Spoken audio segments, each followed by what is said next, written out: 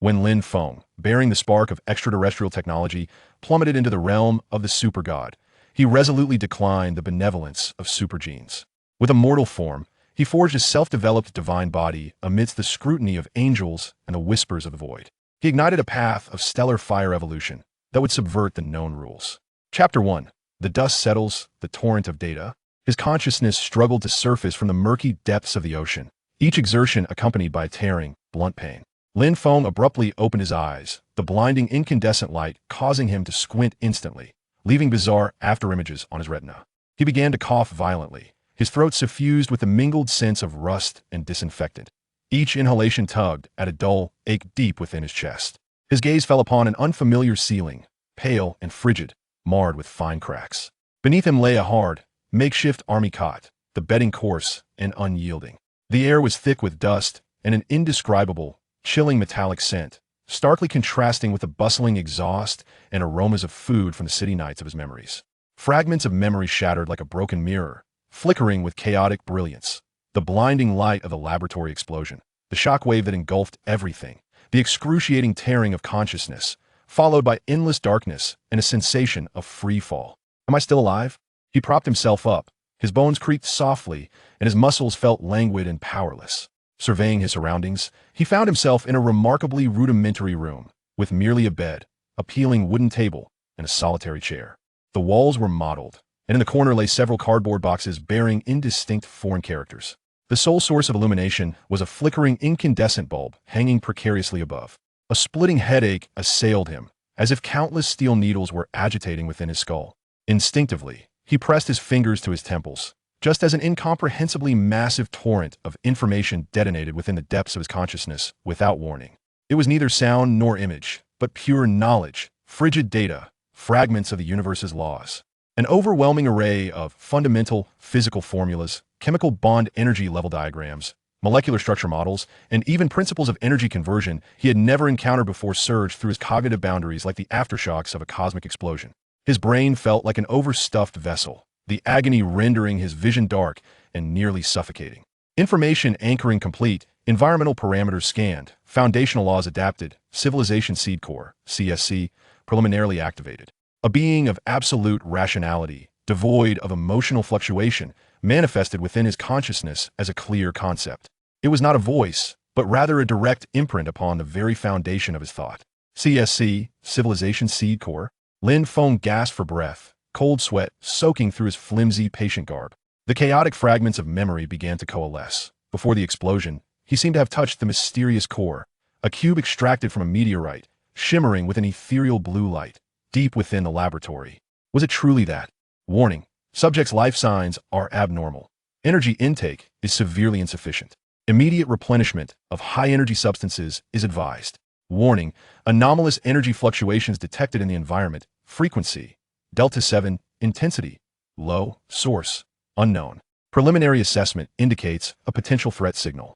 Environmental analysis: atmospheric composition: nitrogen 78, oxygen 21, argon 0.93, gravity parameter 1G, standard, spatial coordinates locked, database match rate 0.01, conclusion: non-known star domain. Temporal displacement confirmed. Unknown star domain. Temporal displacement. Lin Feng's heart sank, a most absurd yet plausible conjecture surfacing in his mind. He struggled to rise from the bed, unsteadily making his way to the solitary small window. Outside was not the familiar cityscape, but rather a dilapidated shantytown beneath a leaden sky, marked distinctly by the scars of post-war reconstruction. In the distance, several tall, silver-gray edifices with stark, cold technological designs pierced the skyline, standing in stark contrast to the surrounding decay. The air was tinged with a faint scent of gunpowder. Super God Academy? Heroic Brigade? The invasion of the gluttonous beast? Those once familiar terms from the screen had now transformed into a chilling reality, striking brutally at his heart. He had truly traversed worlds, and he found himself in this perilous universe, where gods and demons coexist. Chapter 2. The Hungry Seed, the Dusty Key. An overwhelming sense of weakness and the incessant energy alerts from the CSC reminded him of the urgency at hand. He scoured the room, finding only a half-crushed pack of military rations and a half bottle of water in the corner of the table. He devoured the meager calories ravenously, but it was but a drop in the bucket.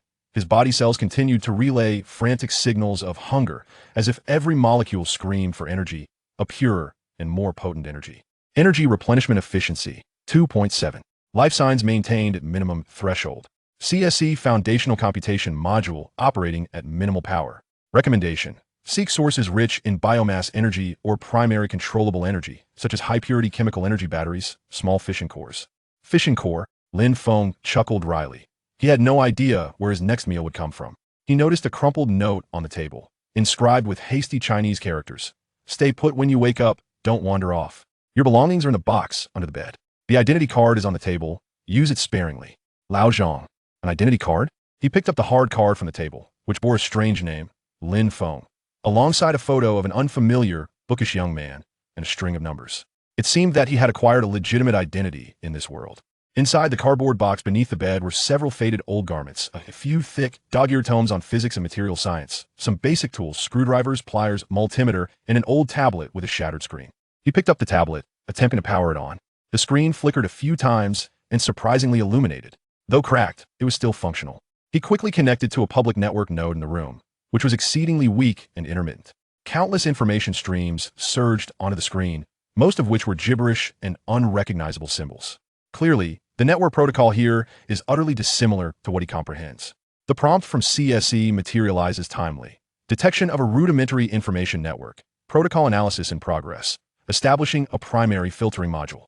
Moments later, the refreshed information on the screen becomes barely legible. It is predominantly filled with local community buy and sell notices, alongside alarming news headlines. Unidentified flying object sightings reemerge around the Great Canyon City. Military on high alert, and Super Divine Academy special recruitment program suspected to initiate, targeting carriers of unique genes. The Northern Star Materials Research Institute has been attacked by unidentified assailants. Some extraterrestrial alloy samples have been stolen. Warning: stay away from unmarked ruins. Residual radiation and anomalous energy fields may result in fatal consequences. Extraterrestrial alloys, anomalous energy fields. Lin Feng's heartbeat quickens. One of the core functionalities of CSE is deduction and simulation. It necessitates an extensive knowledge base as a foundation, and even more so, the tangible material and energy for verification and propulsion. The technology of this world, particularly those involving super genes and dark energy, is precisely the crucial fuel that ignites this spark. Acquiring these requires resources, channels, and power. A frenzied notion blossoms within him. To utilize CSE to analyze, learn, and even surpass the technology of this world, not in pursuit of becoming a savior, but merely to survive, to seize control of his own destiny. This frail body is the greatest shackle. He requires a more potent vessel, one designed and controlled by himself, a divine body. Strong will detect it in the subject. Objective established. Autonomous evolution vessel, provisional name, Spark Divine Body, SSP. Foundational theoretical framework construction initiated. Warning: critical database deficiencies detected. Local technology tree. Divine River, Angel, Demon System data deficiency 99.9. Theoretical deduction requires a vast array of foundational parameters and tangible material samples for support. Current primary objective: acquire fundamental survival resources, engage with local technology information nodes, and collect initial samples required for SSP theoretical validation. High-energy materials, special alloys, energy core fragments, etc. A wave of hunger strikes him once more, accompanied by the neural sting induced by CSC computations. He picks up the meager identity card and dons the old clothing. The original owner of this body appears to have been a marginalized technician or fallen student. Regardless, this marks the inception of his integration into this world. He requires sustenance, information, and must grasp the key left by this identity to unlock the door to a realm rife with both peril and opportunity. Chapter 3: Whispers of the Abandoned Zone. As Lin Feng emerged from the confines of his cramped shelter, he was truly enveloped by the essence of this world. The air was a cacophony of acrid fumes from substandard fuels combusting, the pungent scent of rusting metal, a faint whiff of decaying refuse, and an omnipresent, chilling, oppressive residue of energy lingering in the atmosphere. The streets were narrow and muddy, flanked by dilapidated shanties and ramshackle structures fashioned from discarded metal sheets and concrete debris. The pedestrians appeared weary and numb, their hurried steps betraying a mixture of vigilance and existential uncertainty. In the distance, those grand, silver-gray edifices loomed like colossal beasts, casting a watchful gaze over the struggling slums of the number 3 abandoned residential district on the outskirts of the Great Canyon City. Relying on the vague address on his identity card and the swift environmental analysis from the CSC, he painstakingly navigated his way. His destination was the nearest ration station. Along the way, he acutely sensed several malevolent gazes fixated upon him, akin to venomous serpents lurking in the shadows. The CSC's warning flickered subtly. Multiple biological signals detected. Intent analysis. Predation, probability 87. Threat level, low, advised evasion. He discreetly quickened his pace, his fingers instinctively brushing against the old screwdriver nestled in his pocket. Just as he turned a corner piled high with discarded mechanical parts, 3 men clad in greasy workwear, with ferocious eyes, blocked his path. Unfamiliar faces? The bald leader grinned widely, revealing yellowed teeth, his gaze greedily scanning Lin Feng's relatively clean attire and the identity card in his hand. A newcomer, eh? Do you understand the rules of this place? A toll for safe passage, kid. The other 2 flanked him, sealing off his retreat. The air felt thick with tension, the alley resonating only with their labored breaths and the distant hum of machinery. Lin Feng's heart raced to his throat. The condition of his body was abysmal. Not only was resistance futile, but even fleeing was a daunting prospect. He forced himself to remain calm, his mind racing with the minimal assistance from the CSC. Confrontation would lead to certain doom. His peripheral vision caught sight of scattered, rusted metal pipes and parts on the ground. Environmental scan. Target 1, primary threat. Approximately 185 centimeters tall, weighing around 95 kilograms. Right knee exhibiting chronic injury. Gait analysis. Target 2, left arm exhibiting sluggish movement, suspected old injury. Target 3, low vigilance. Position near a discarded oil barrel. Residual, flammable volatiles present. Scenario simulation. Exploit target 1's right knee weakness to induce imbalance. Success rate 65. Trigger oil barrel leak. Requires precise ignition source throw. Success rate 42. Create chaos as an opportunity to escape. Cumulative success rate 318. Warning. Subject's strength and agility insufficient. Scenario risk exceedingly high. Cold sweat trickled down his temple. 318. This was a gamble for his life. He cautiously reached into his pocket filled with old tools. Grasping the cold metal, it was not the screwdriver, but rather an antiquated windproof lighter. Rules? I only know that even scrap iron has its own temperament. Lin Feng abruptly lifted his head, his gaze igniting with a ferocity that bordered on madness, an eerie contrast to his frail physique. Without warning, he delivered a powerful kick to a half-man-high, rust-covered abandoned oxygen cylinder. Crash!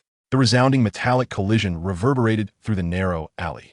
The sudden noise caused the 3 thugs to instinctively flinch, their movements momentarily stalling. At that instant, as the bald brute turned instinctively toward the sound, Lin Feng summoned every ounce of strength to smash the lighter against the slightly deformed pressure point on the outer side of the bald man's right knee. As marked by the CSC scan.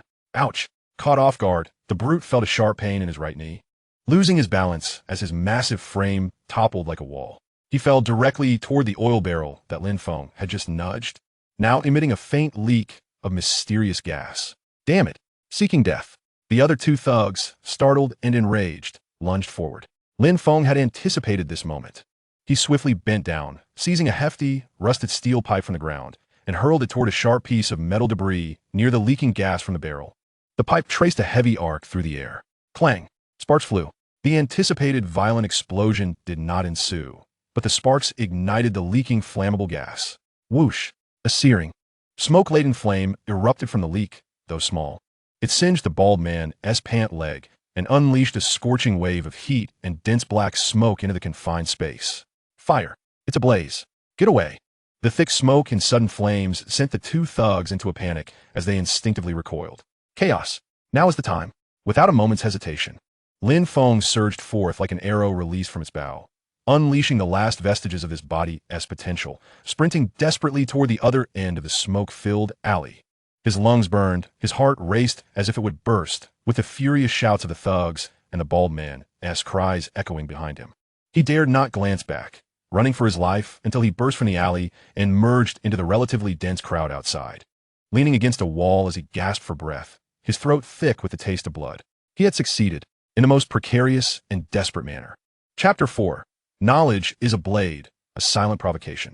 The ration station was suffused with a mingling scent of synthetic nutrient paste and disinfectant. Lin Feng exchanged the last pitiful remnants of his identity card as quota for a few basic energy bars and a bottle of water.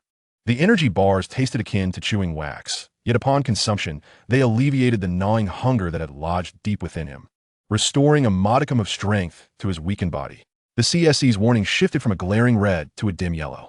He did not return immediately to the safe house. His instincts told him that the earlier altercation was merely a microcosm of this brutal world. He needed information, a deeper understanding of the rules governing this now.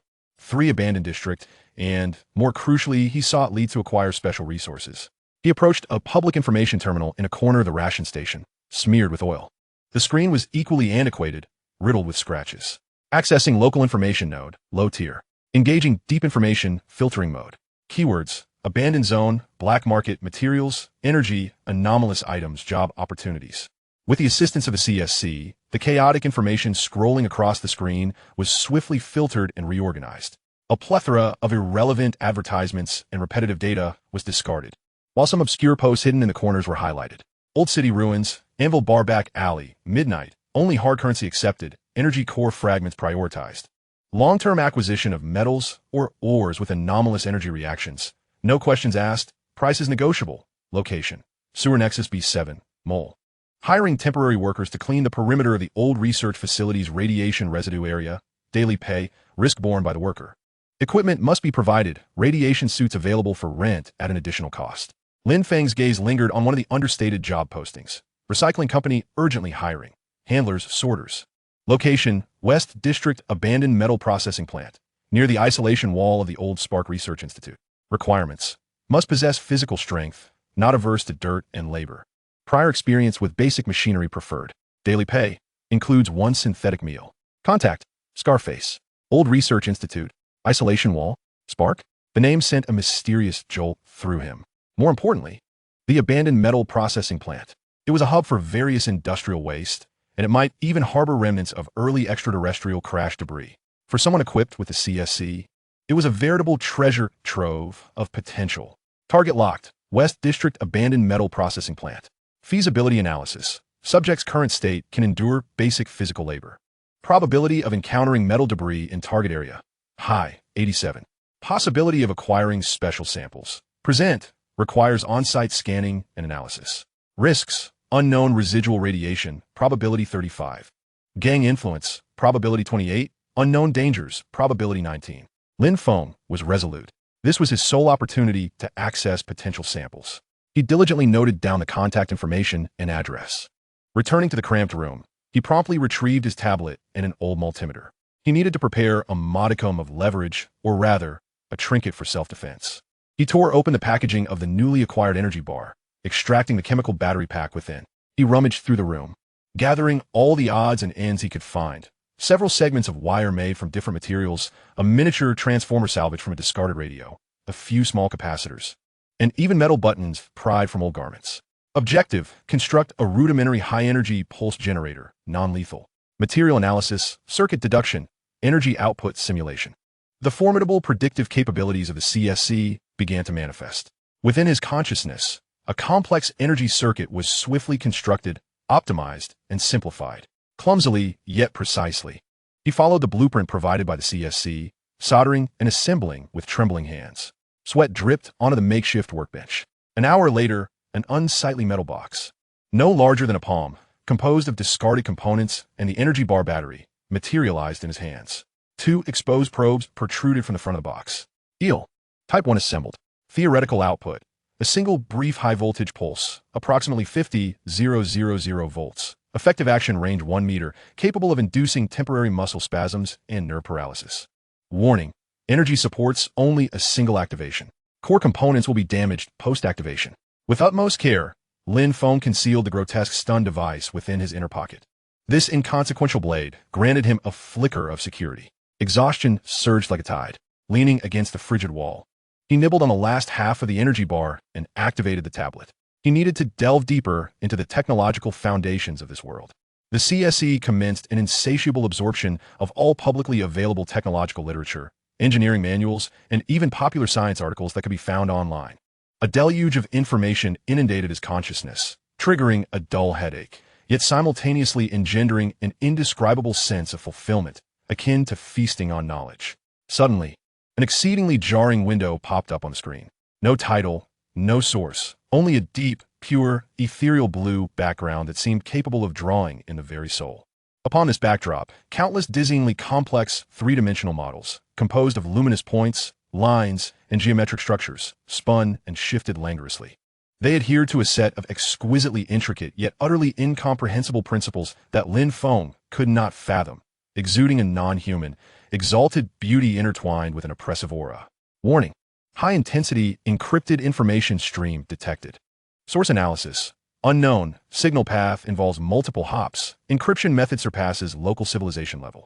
Content analysis attempt 1, 5, 10. Encountered information barrier. Algorithm level. Logical structure. Energy signature. Match degree 0001. Feature extraction. Matching database. Searching. Search results. Matching features point to the foundational algorithm framework of the angel civilization. Merlot Celestial Court. Fragments. Probability: 973. Angels. Merlot Celestial Court. Hesia. Lin Feng's breath halted instantaneously, his pupils constricting. His heart felt as though it were gripped by an icy hand. Those rotating luminous models no longer appeared as mere data, but as a chilling declaration of war from the apex of known civilization, or perhaps an inscrutable riddle. Why? Why had it manifested on his dilapidated tablet? Estimated computational power required to analyze this information exceeds CSE's current maximum output, limited by the host life energy, by 2798. Forcing analysis will result in the collapse of the host consciousness. Warning: information stream accompanied by tracking protocol, invisible. Contact will be perceived as a response. Risk of exposing host coordinates, extremely high. Cold sweat instantly soaked his back. Was it a trap? A test? Or perhaps an invitation to a chasm he could not refuse? He stared intently at the screen, at the ethereal blue geometric figures that silently mocked his insignificance and ignorance.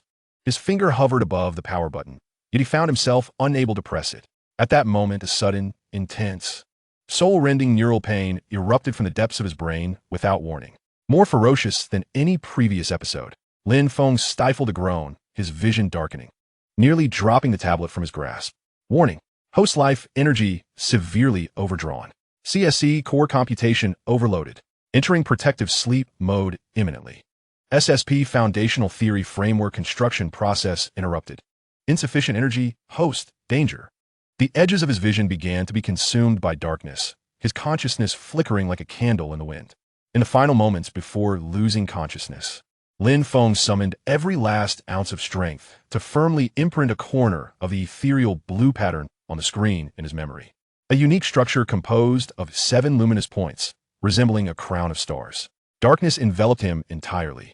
In the frigid room, only the silently rotating, ethereal blue geometry on the tablet screen remained, emanating a cold and mysterious glow, as if it were an eye newly awakened from the distant cosmos. Chapter 5: Awakening and Choice. Consciousness struggled to surface from the boundless darkness and the mire of excruciating pain. Lin Feng abruptly opened his eyes, gasping for breath, as if he had just emerged from drowning. Cold beads of sweat trickled down his forehead, soaking the tattered pillow. A residual pain akin to needles lingered in the recesses of his brain, with each heartbeat tugging at his nerve endings. A grim reminder of the terrifying cost incurred from his reckless analysis of the ethereal blue geometry the previous night. CSC status report. Core computation module has recovered from overload to the minimum safe threshold. Host life energy level 12, critical value. Recommendation: immediately replenish high-energy substances. Avoid high-intensity mental activities for 72 hours. Warning: tracking protocol, invisible, has marked the host information terminal, tablet. Continued contact or attempts to analyze the source information will significantly increase the risk of coordinate exposure. Recommendation: physically isolate or destroy the terminal. Physical isolation. Lin Feng propped himself up with great effort, his gaze landing on the bedside table. The tablet, its screen marred by cracks, lay quietly there, as though the soul-consuming, ethereal blue radiance had never appeared. He extended his hand, his fingertip hovering above the cold screen for a moment, yet ultimately refraining from making contact. The angelic greeting felt more like a Damocles sword suspended overhead. In his current state, to engage with that level of civilization would be akin to an ant gazing at the stars, only to be scorched by their brilliance. He cautiously wrapped the tablet in a thick, insulating cloth, stowing it away in the deepest recess of a metal toolbox beneath the bed, securing it with miscellaneous items. This was the simplest form of isolation he could conceive. Distraction? He hesitated. That old tablet, was his only stable window into the information network of this era, a source of sustenance for the CSC's acquisition of fundamental knowledge. He needed it, at least until he could find a replacement. A powerful hunger surged once more, even more intense than the night before. The CSC's warnings flashed red. He fished out the last synthetic energy bar, swallowing it with great difficulty, akin to chewing wax. This scant energy was but a drop in the bucket. His body cells continued to emit silent cries for sustenance. Action was imperative. The objective was clear: the abandoned metal processing yard in the Western District. That was his only chance to access potential treasures, procure survival resources, and validate the SSP theory. He retrieved the rudimentary EEL, Type 1 stun device he had assembled yesterday, inspecting the exposed probes and crude internal circuitry once more. This was his only weapon in this ruthless, survival-of-the-fittest wasteland. Taking a deep breath, suppressing the discomfort coursing through his body and the throbbing pain in his head, Lin Feng pushed open the creaky door, stepping once more into the gray world of the number 3 abandoned district of Giant Canyon City. The western area was far more dilapidated and chaotic than the place where Lin Feng resided. The air was thick with the pungent scent of rusted metal, the acrid aroma of machine oil, and indescribable chemical residue that stung the nostrils. The cacophony of noise roared like a tireless beast, with the thunderous clamor of heavy crushers, the shrill shriek of tearing metal, and the grinding sounds of conveyor belts colliding, all assaulting his eardrums. Navigating through a labyrinth formed by contorted heaps of twisted car wreckage and abandoned containers, a vast mountain of refuse came into view. This was the realm of the Scarface, the metal processing site of the Western District. Towering piles of metallic waste formed several undulating ridges, reflecting a cold sheen beneath the leaden sky. Rusted car skeletons, broken mechanical arms, twisted pipes, and shattered electronic component casings lay haphazardly strewn about, a chaotic amalgamation of various forms and materials of metal refuse. A massive electromagnetic crane, resembling the claw of a steel behemoth, slowly traversed the air above the mountain of debris, scooping up tons of waste and depositing it into the roaring maw of a crusher below. Workers clad in heavy protective gear and donning makeshift breathing masks scurried about like ants among the mounds of garbage and the thunderous machines, their figures rendered indistinct and diminutive in the swirling dust and steam. At the edge of the site, a makeshift office fashioned from an abandoned container stood, with a crooked sign hanging at the entrance, Scarface Recycling. A stocky man in a greasy leather apron stood with his hands on his hips, bellowing at several workers in a gruff voice.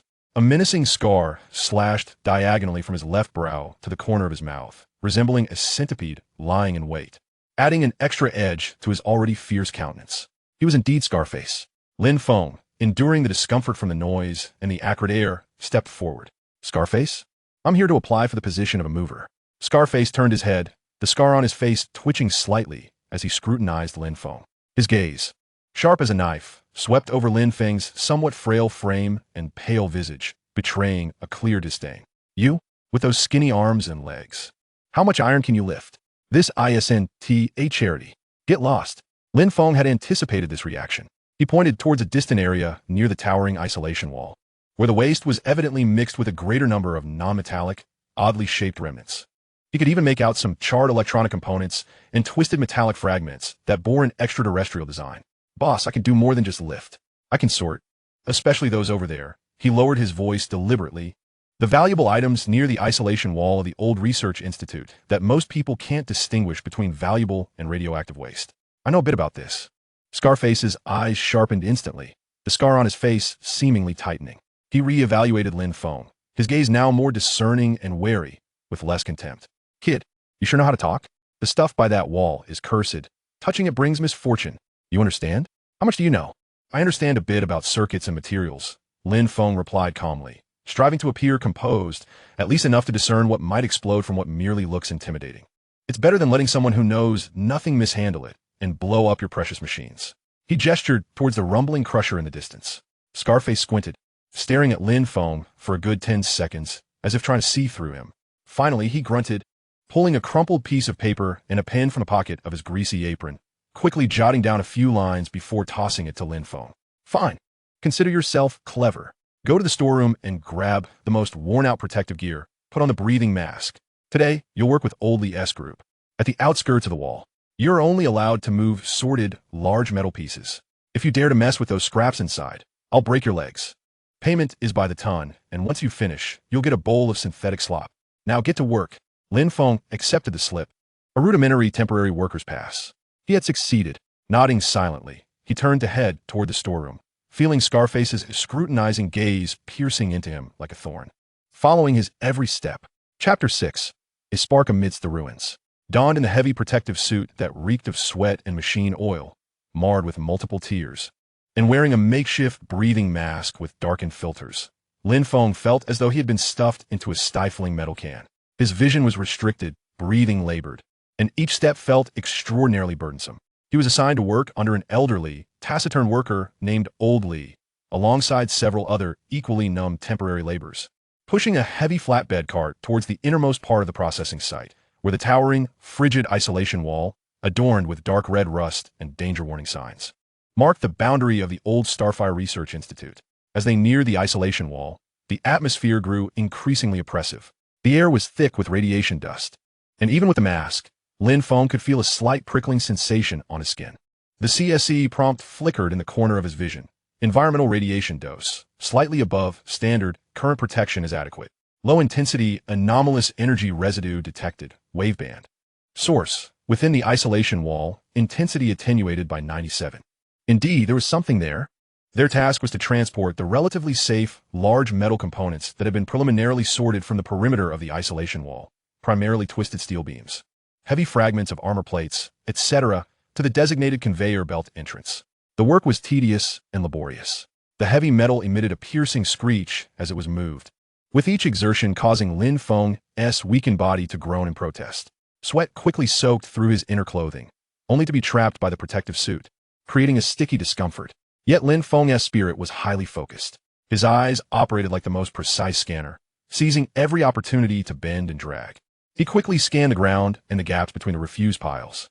The micro-sensing and material analysis functions of the CSE were pushed to their limits, sketching a material map of the surrounding environment in his mind.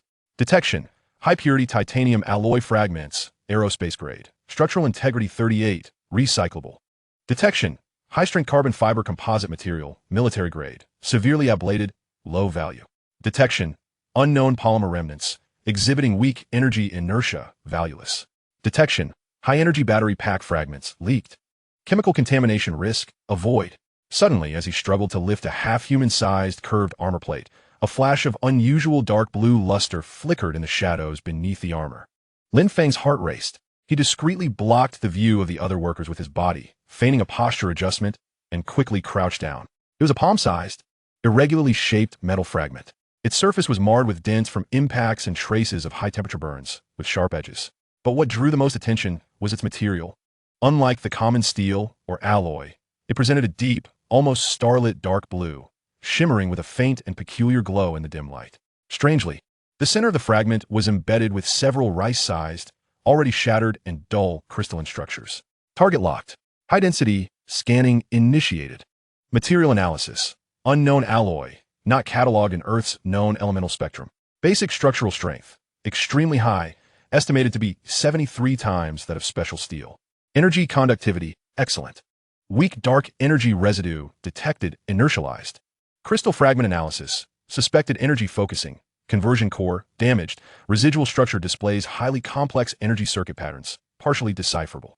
Conclusion, highly suspected to be an extraterrestrial technological artifact. Value, extremely high, key sample for SSP structural optimization, energy conduction model validation. He had found it. Lin Feng stifled the overwhelming joy within him, his breath becoming labored beneath the mask. He quickly surveyed his surroundings. Old Li was turned away, straining to drag a steel cable. The other workers were engrossed in their tasks, oblivious to this corner. An opportunity. He swiftly removed a worn-out safety glove from his outer layer, cushioning it on his hand, and in a flash, seized the dark blue fragment along with the shattered crystal. The fragment felt icy and heavy in his grasp, far exceeding the weight of steel of the same volume. He immediately stuffed it into a specially sewn, relatively concealed pocket within the lining of his protective suit. The chilling weight pressed against the skin, bringing an unusual thrill. At that moment, the CSE alarm blared sharply in his consciousness without warning. Warning, high-intensity directional energy, scan detected.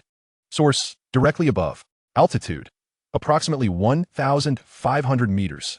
Speed, subsonic cruise. Energy signature match. Standard reconnaissance unit of the Gluttonous Legion. Vulture-class drone. Target. This area, including the subject's coordinates. Intent analysis. Routine reconnaissance. Probability 65. Specific target search. Probability 35.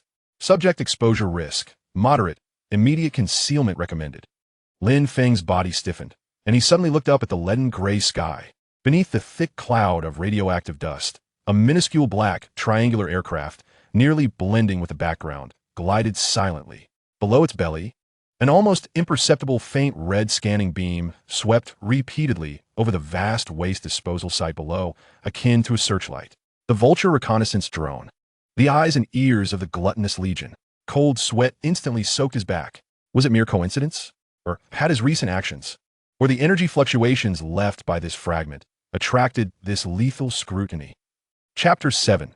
The Secrets of Energy and Deals Under the Nightfall. Throughout the afternoon, Lin Feng felt as if he were under constant scrutiny. Each time he heard a faint engine roar overhead, sometimes from the large machinery at the disposal site. Other times, perhaps mere figments of his imagination, his nerves would tense. The fragment pressed against his skin was no longer just a treasure. It felt like a searing hot brand.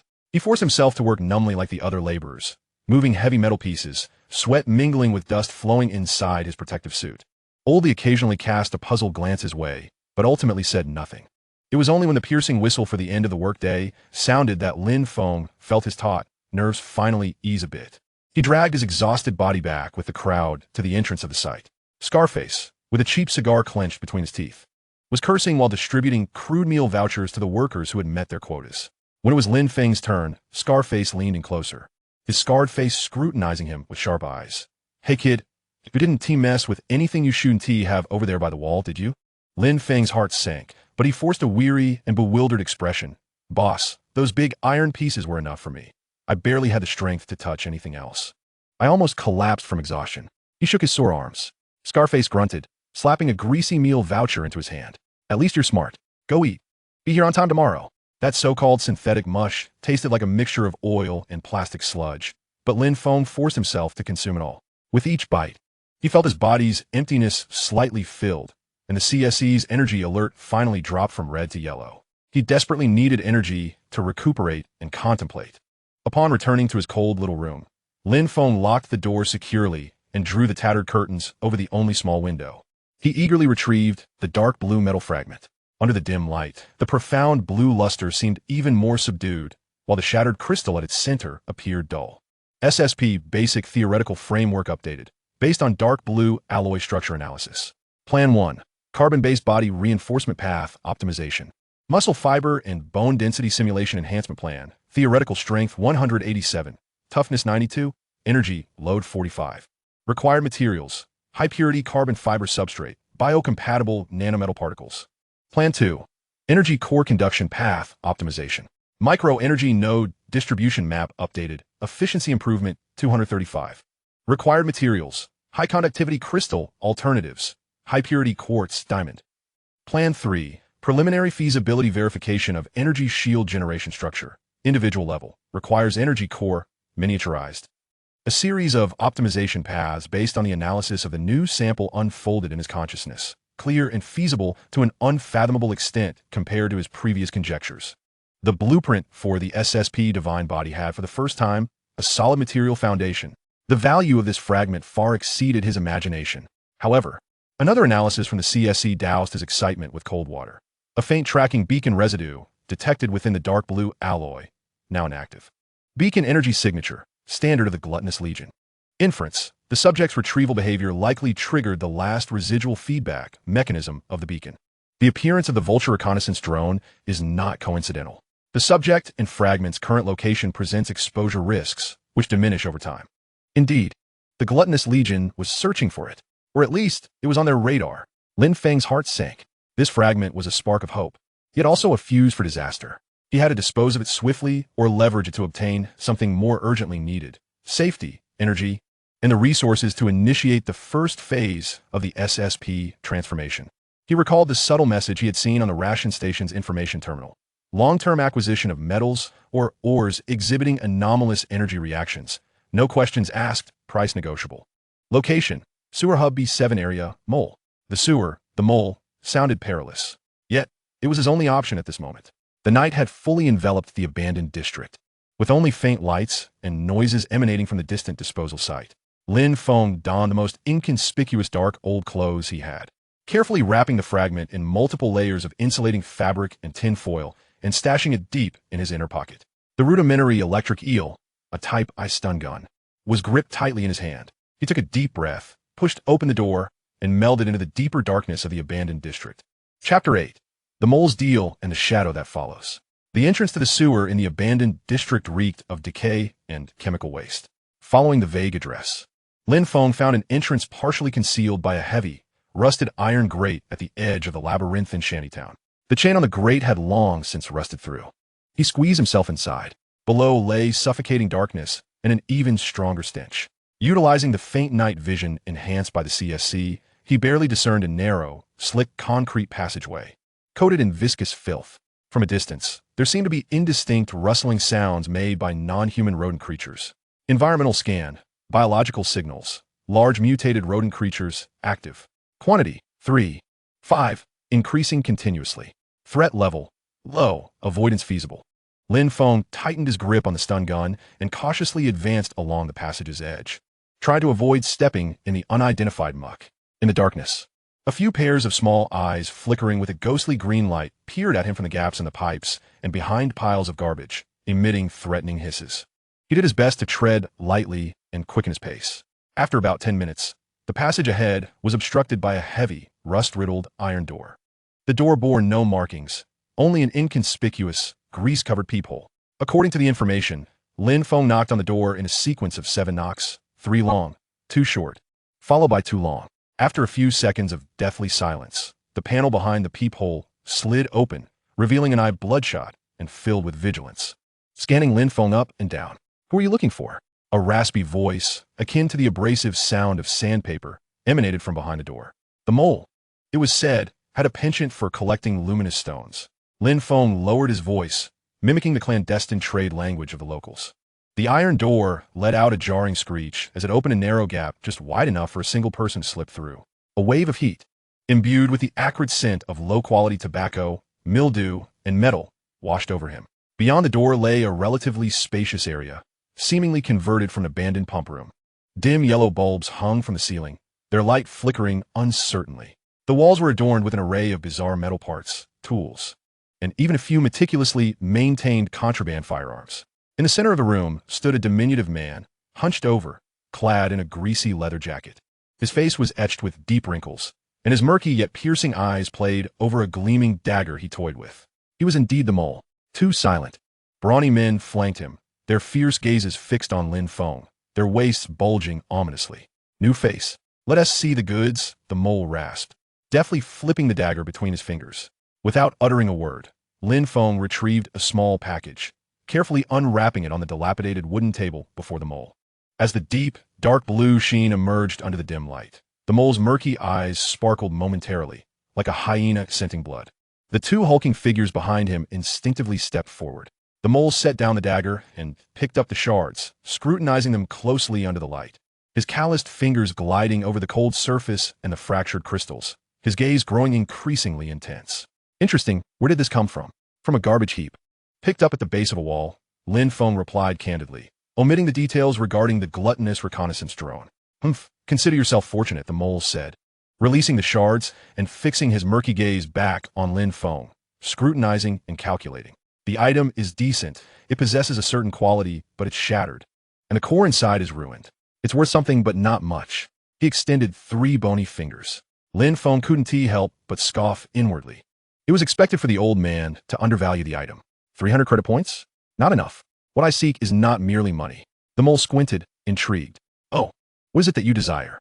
3 military-grade high-energy nutrient packs, unopened, Lin Feng stated, naming the essentials calculated by the CSE that would enable him to recover swiftly and endure several days of strenuous activity. Additionally, his gaze swept over a compact, short-barreled electromagnetic pistol hanging on the wall, the little cricket paired with a fully charged magazine. The mole paused briefly, then let out a hoarse, owl-like laugh. "Ha ha ha, kid, you have quite the appetite. The nutrient packs are negotiable, but this buzzing," he pointed to the electromagnetic pistol, "is a hot commodity. You think a piece of broken glass can trade for it? That scrap lacks character. Lin Feng gestured toward the shards, unwavering. Boss, this distinct quality could attract considerable trouble. Once it's in your possession, the complications will be yours. Will you trade or not? The mole's smile faltered, a glint of malice flickering in his murky eyes. He weighed the shards once more, then assessed Lin Feng's calm, yet resolute demeanor. The air seemed to thicken. Seconds later, he slammed the table with a decisive thud. Deal. Damn it, you got guts. Achong, fetch the items. A sealed military-grade nutrient pack encased in a robust metal canister, a hefty, cold electromagnetic pistol, and a magazine emitting a faint blue glow were placed before Lin Feng. He swiftly inspected the seals of the nutrient pack and the condition of the pistol, confirming their integrity before pushing the dark blue shards across the table. The transaction was complete. Lin Feng stowed the nutrient pack in his inner pocket, concealed the electromagnetic pistol at his lower back beneath his clothing, and turned to leave. He could feel 3 pairs of eyes, like venomous serpents, glued to his back. Exiting the mole's lair, he plunged back into the stifling darkness of the sewer. Lin Feng did not flee immediately. He pressed against the cold, damp wall, holding his breath as he activated the CSE's enhanced hearing. Environmental sound wave analysis, filtering. Target, rear passage approximately 30 meters away. Biological signals, 2 human males. Footsteps, deliberately muted, obvious tracking intent. Subtle metallic scraping sound, suspected weapon. As expected, the mole's men had followed him. Were they intending to ambush him or merely ascertain the location of their plump prey's lair? Lin Feng's eyes narrowed. He quickly surveyed his surroundings, selecting a side path. Instead of opting for a shortcut back to the surface, he delved deeper into the maze of the sewer, where it was more complex and obscured by shadows. The footsteps echoed faintly in the vast sewer, and he intentionally created a slight noise before suddenly darting into a recess brimming with discarded pipes, holding his breath, his finger deftly cocking the electromagnetic pistol, the cold metal grip providing a cruel sense of reassurance. In the darkness, the pursuer's footsteps drew nearer, marked by hesitation and vigilance, halting at the junction. Chapter 9. Evolution in Darkness. In the depths of the sewer labyrinth, the fetid mingling of decay and metal chilled to the bone. Lin Feng crouched in the shadow of a massive abandoned pipe, his heart racing within his chest, each beat pulling at his exhaustion. Sweat mingled with the characteristic dampness of the sewer, soaking through his back. The electromagnetic pistol, tightly gripped in his hand, was his sole anchor in this moment. Tracker position update. Distance, 25 meters, 20 meters, halted. Intent analysis. Path assessment. Setting an ambush. Probability 73. 2 heavy footfalls came to a stop not far from his hiding spot at the junction, their deliberately subdued breaths echoing eerily in the silence of the sewer. Lin Feng held his breath, the CSE pushing his senses to their limits, capturing every minute's sound in the darkness. Time seemed to freeze. He could feel the malice and greed emanating from the pursuers, like a tangible, chilling current of air. He could not afford to exhaust himself further. The sensation of weakness gnawed at him like a parasite, the CSE's energy warning flashing stubbornly at the edge of his vision in red. He needed energy. He needed to replenish those 3 military-grade nutrient packs immediately. There was only one chance. Lin Feng suddenly reached into his inner pocket, his fingertips grazing the cold metal canister. Without hesitation, he brutally bit open the seal of the first nutrient pack. A pungent aroma, a blend of metal and synthetic sweetness, instantly permeated the air. There's movement over there. A hushed exclamation came from the junction. The pursuers had clearly sensed the unusual scent. Now was the moment. Lin Feng forcefully gulped down the viscous, cold liquid, not taking a moment to savor the peculiar taste, and propelled himself like a bolt from a bow down a narrower, darker passage opposite the pursuer's location. Chase! Came the frantic shouts and heavy footfalls behind him. The viscous, cold nutrient slid down his throat, not immediately bringing warmth. However, almost in the next second, a torrential surge of energy, as searing as magma, erupted in his stomach. This energy was so immense, so overwhelming, that it instantly breached the frail defenses of his already overburdened body. Ugh! Lin Feng stifled a groan of pain, his running steps faltering, nearly collapsing to the ground. Dazzling stars danced before his eyes, the edges of his vision swallowed by darkness only to be pulled back with fierce tenacity. His veins felt as though they had been injected with molten lead, expanding wildly, his skin turning a fiery crimson. His bones groaned under the strain, muscle fibers tearing and reforming under the onslaught of the violent energy. This was not replenishment. It was devastation. The violent infusion of military-grade energy into a mortal vessel. Warning. High-energy impact. Cellular overload. Emergency protocol initiated. CSC core power forcibly elevated. Energy guidance program loading. The urgent execution of the SSP Foundational Enhancement Path, Scheme 1, is underway. The objective: to channel energy and reinforce the subject. Failure rate: 678. The risk of subject collapse: exceedingly high.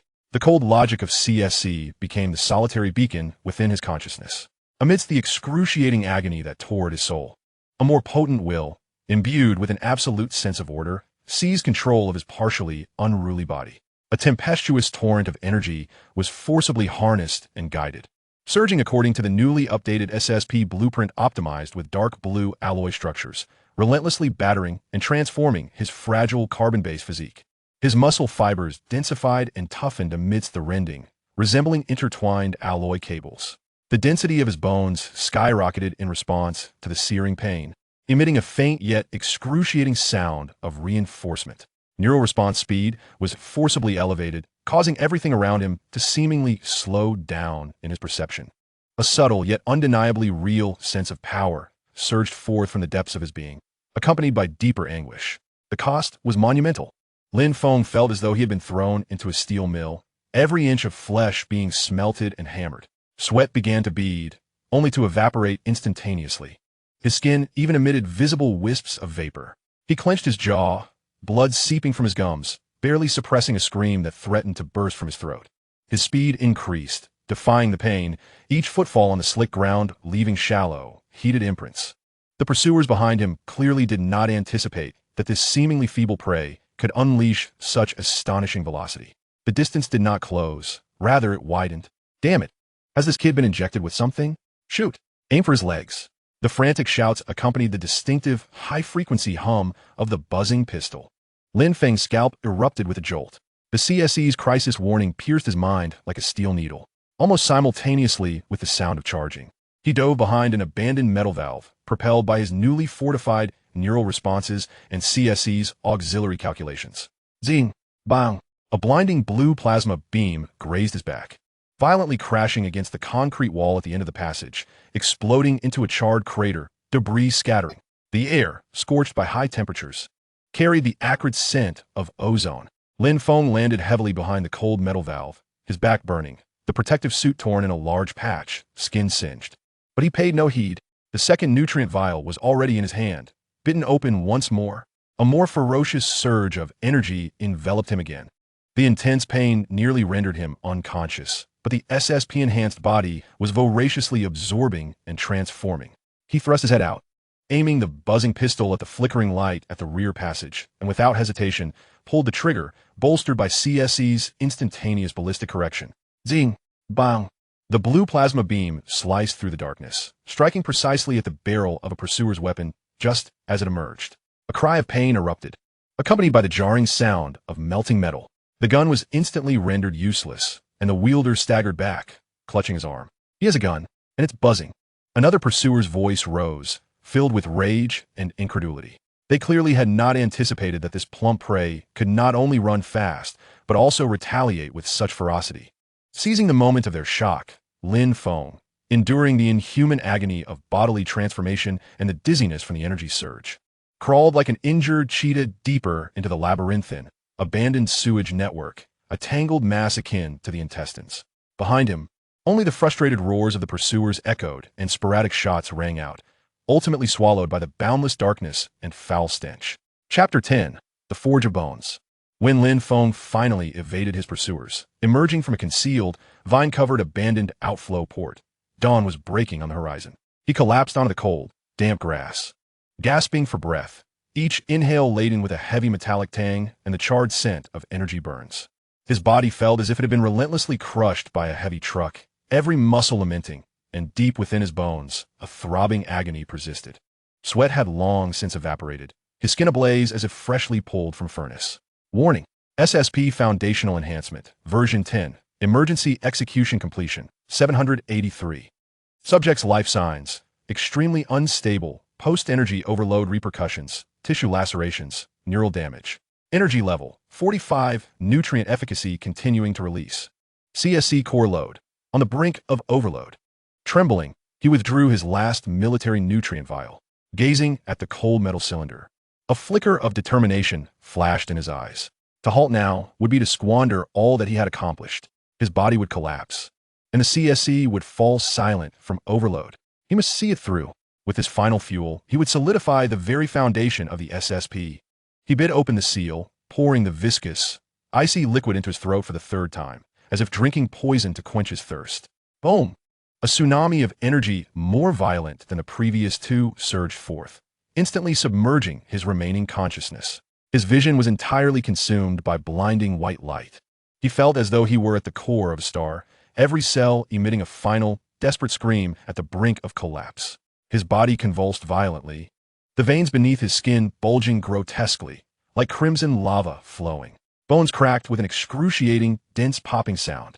His muscles visibly writhed, swelling, taking on sharper contours. Final guidance. Energy core pathway solidified. Bone density reinforcement peak achieved. Neural synapse hyperfrequency linkage established. Warning. Critical threshold breached. Subject's consciousness firewall on the verge of collapse. 3, 2, 1. Breakthrough. Ah! A sound suppressed to the utmost, akin to a dying beast howl, finally erupted from Lin Feng's throat. He curled up on the cold grass. His body arched like a boiled shrimp, nails digging deep into the soil. His consciousness floated amidst boundless pain and blinding light, as if on the verge of complete dissolution. Just as his awareness threatened to be utterly torn asunder, within the depths of that blinding light, a flicker of cold, steadfast blue starfire suddenly ignited. It was the CSC core. It burned its final reserves of power, sustaining the last operation of the guidance program, guarding the core essence of Lin Feng's consciousness from annihilation. Time stretched on, perhaps an eternity, as the cataclysmic tide of pain gradually receded. The blinding light dissipated, and his consciousness, like a solitary vessel ravaged by a storm, struggled to regain control of his body. Lin Feng slowly, with great difficulty, opened his eyes. Daylight had arrived, the grayish light piercing through his eyes like daggers of pain. He attempted to move his fingers. They felt heavy, yet brimming with unprecedented strength. He gradually sat up, glancing down at his hands. The surface of his skin was coated in a layer of dark, muddy grime, resembling dried sludge, the impurities and dead cells expelled through metabolism. Beneath the grime, his skin glimmered with a healthy sheen, noticeably more resilient in texture.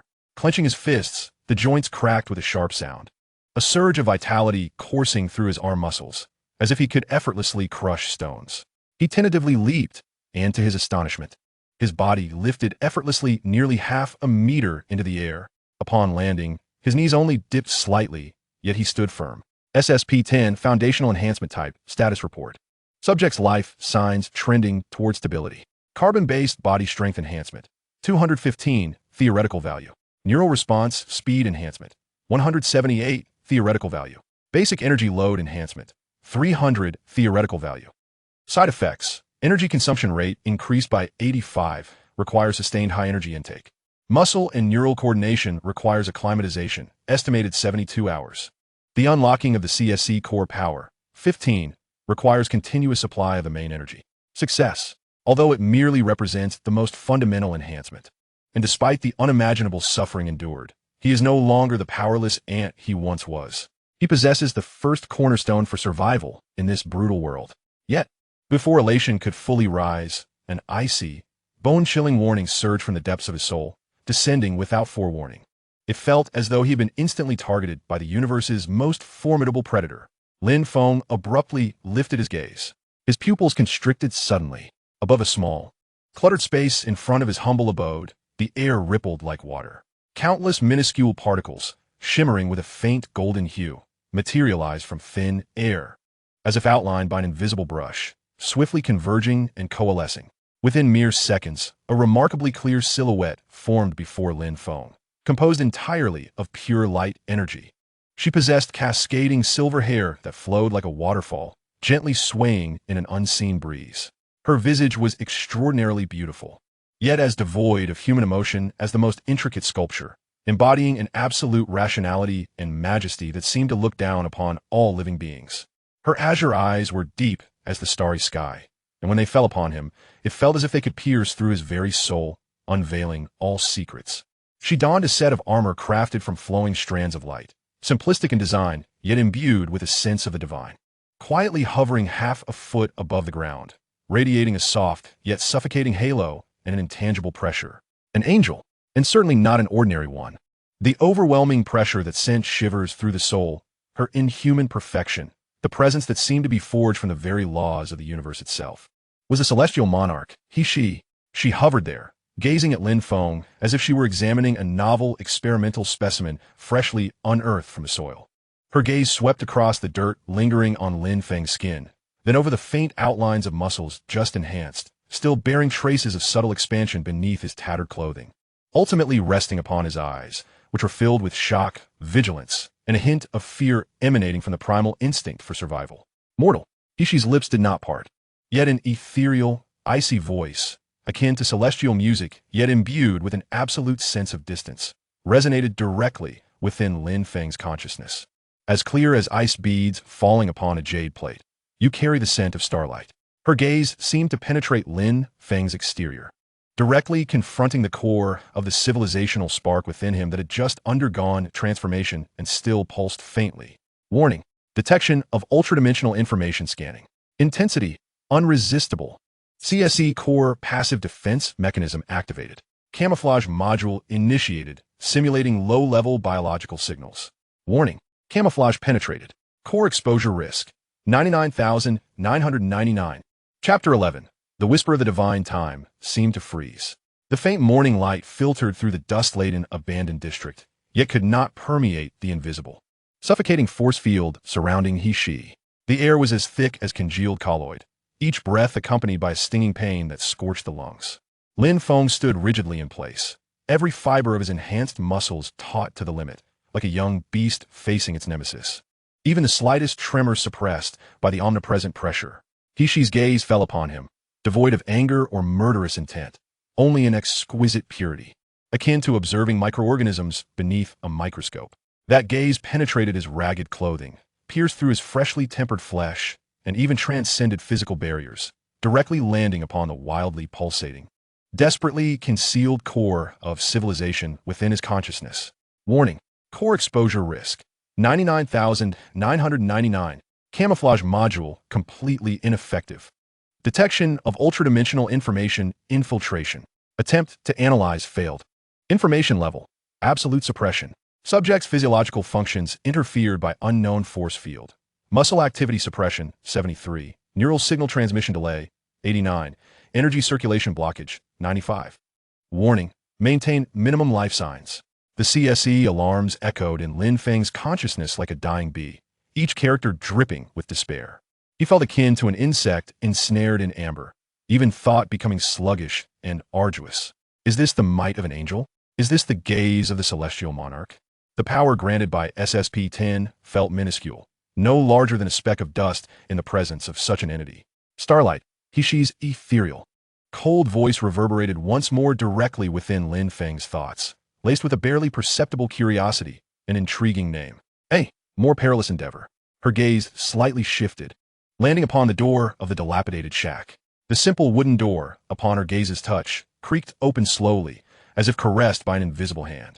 The interior of the shack was laid bare before Hishi, an exceedingly crude bed, a workbench cluttered with garbage parts and old tools, a tablet wrapped in insulating cloth hidden beneath the bed, and the air imbued with the peculiar scent of blood, ozone, and newly birthed cells, remnants of the violent energy surge during the SSP transformation.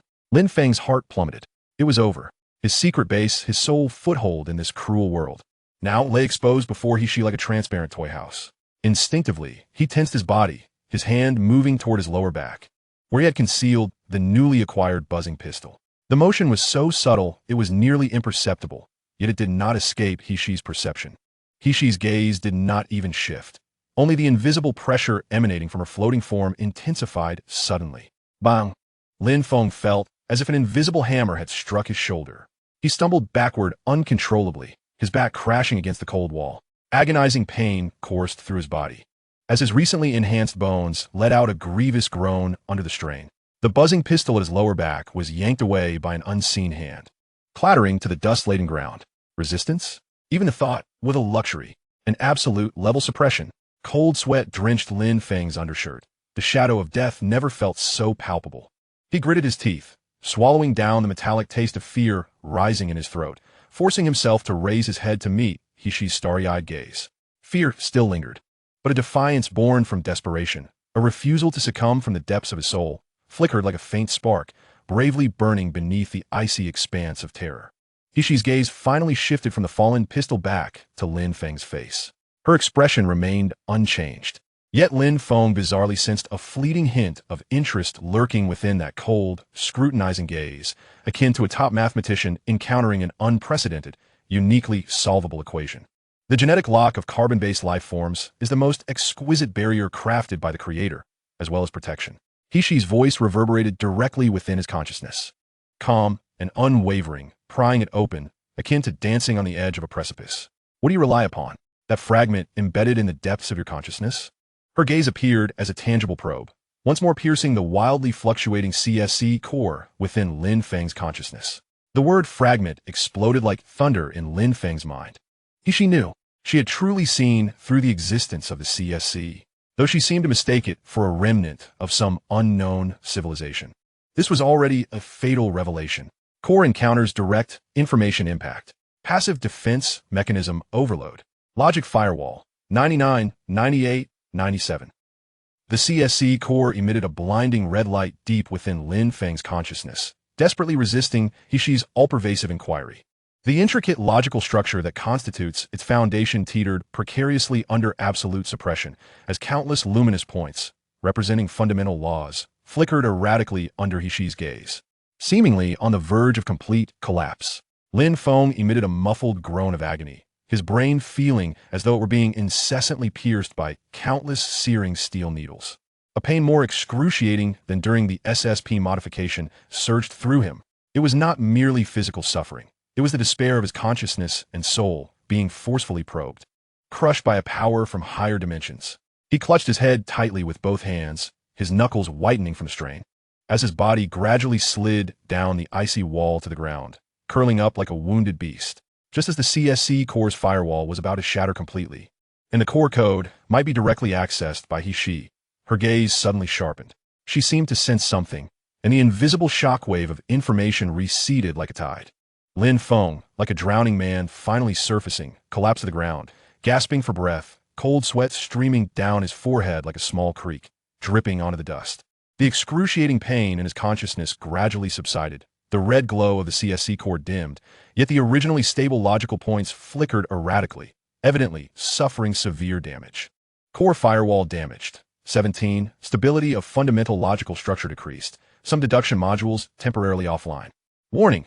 Core fundamental laws, base layer, remain undisclosed. Camouflage layer, secondary laws, partially stripped. Exposed information, non-native universe technological traits, probability 98, basic physical rule deduction capability, strength, weak, energy materialization tendency path, SSP. Hishi hovered in the air, her azure eyes shimmering with countless intricate data streams, akin to a galaxy in rapid motion. She was analyzing, deducing.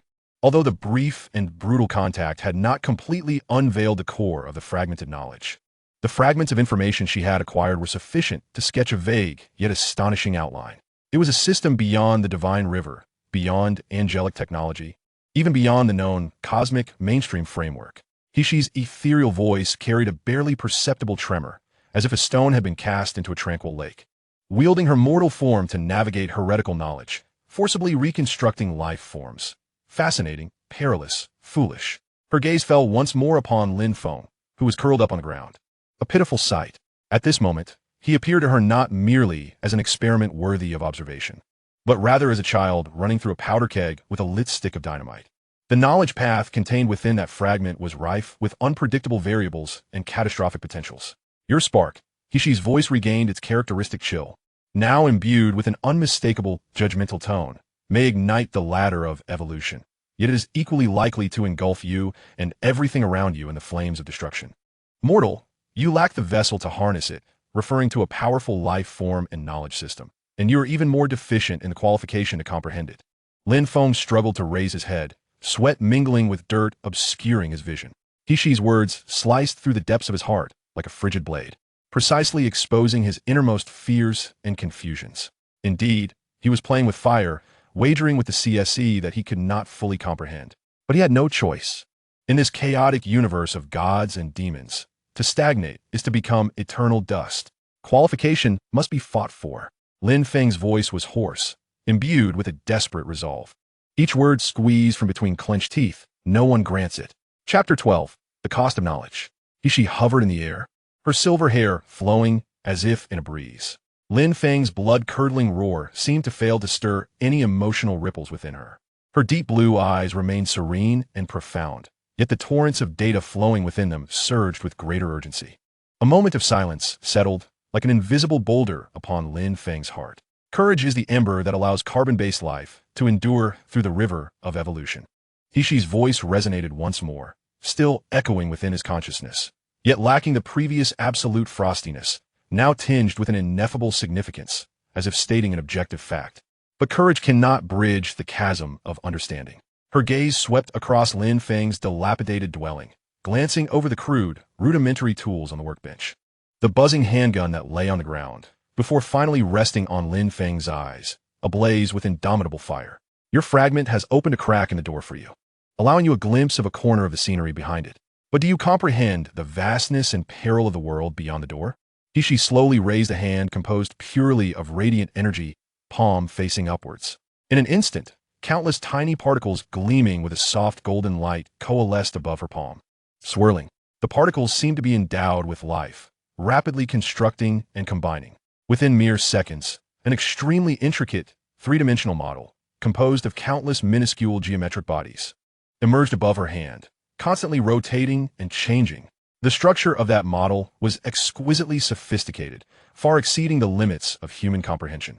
At times, it resembled a magnificent nebula in motion, at others, a precise atomic structure, and yet again, it transformed into a flowing circuit of energy.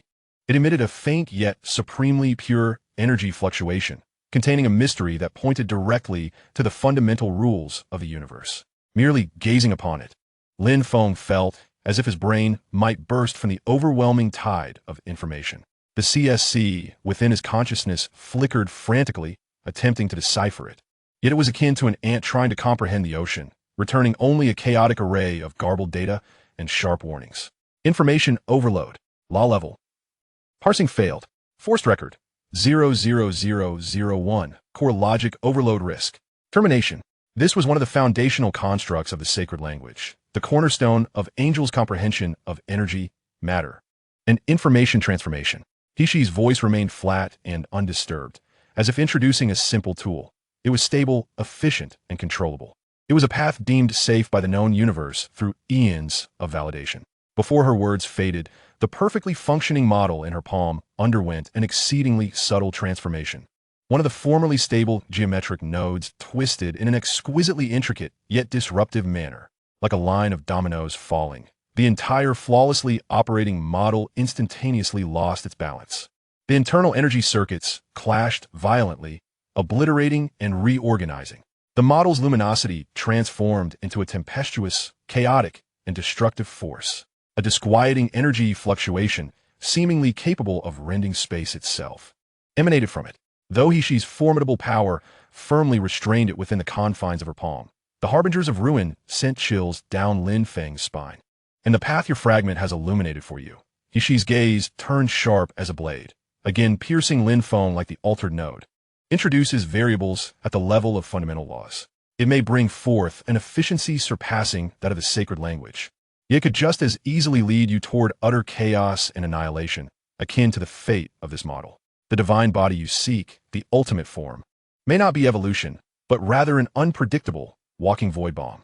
Hishi clenched her palm, and that tempestuous chaos on the brink of collapse instantly dissipated into countless specks of light as if it had never existed. Yet the vision of destruction remained deeply etched in Lin Feng's mind, leaving him shivering with dread. Tell me, mortal. Hishi's gaze reverted to a pure and icy demeanor, carrying an undeniable judgmental tone as you forge yourself in that rudimentary furnace, seeking strength within the flames of heretical knowledge when the fire of your own destruction ignites. And you must choose between it and safeguarding that insignificant spark in your heart. referring to what Lin Feng cherishes, such as Earth, existence. What will your answer be? Her question hung over Lin Feng like a frigid hammer of judgment. There was no threat, no coercion, merely a question grounded in the essence of the reality she had perceived. Lin Feng's path was fraught with variables of destruction, and now that he had become the most significant source of instability, would he be willing to extinguish himself to safeguard the spark of hope? Lin Feng fell silent. Sweat trickled down his temples as he curled into the shadows of the corner, his recently fortified body still appearing diminutive under the oppressive presence of the angel. He was stripped of all his illusions by He-Shi's probing question, confronting him with the most harrowing choice. He sought power for survival, for protection. Yet, what if that very power ultimately became the source of annihilation? A profound silence enveloped the small room, punctuated only by the distant sounds of the abandoned zone, further accentuating the oppressive atmosphere. Chapter 13. Echoes of the Forge and the Unextinguished Flame. Time passed inexorably. Lin Feng lowered his head, his body trembling slightly. Memories of his mundane life prior to his journey flashed through his mind. The blinding white light of the laboratory explosion, the bone-chilling despair of the abandoned zone, the ecstasy of discovering dark blue fragments amidst the trash heap, the heart-wrenching agony of the SSP transformation, and the terrifying vision of the perfect model in He-Shi's palm collapsing into oblivion. To protect? To destroy? To sacrifice oneself? His fists clenched silently at his sides, nails digging into his palms, delivering a sharp pain that jolted his chaotic thoughts into clarity. Gradually, he lifted his head, his bloodshot eyes meeting He-Shi's gaze, one that seemed to pierce through all.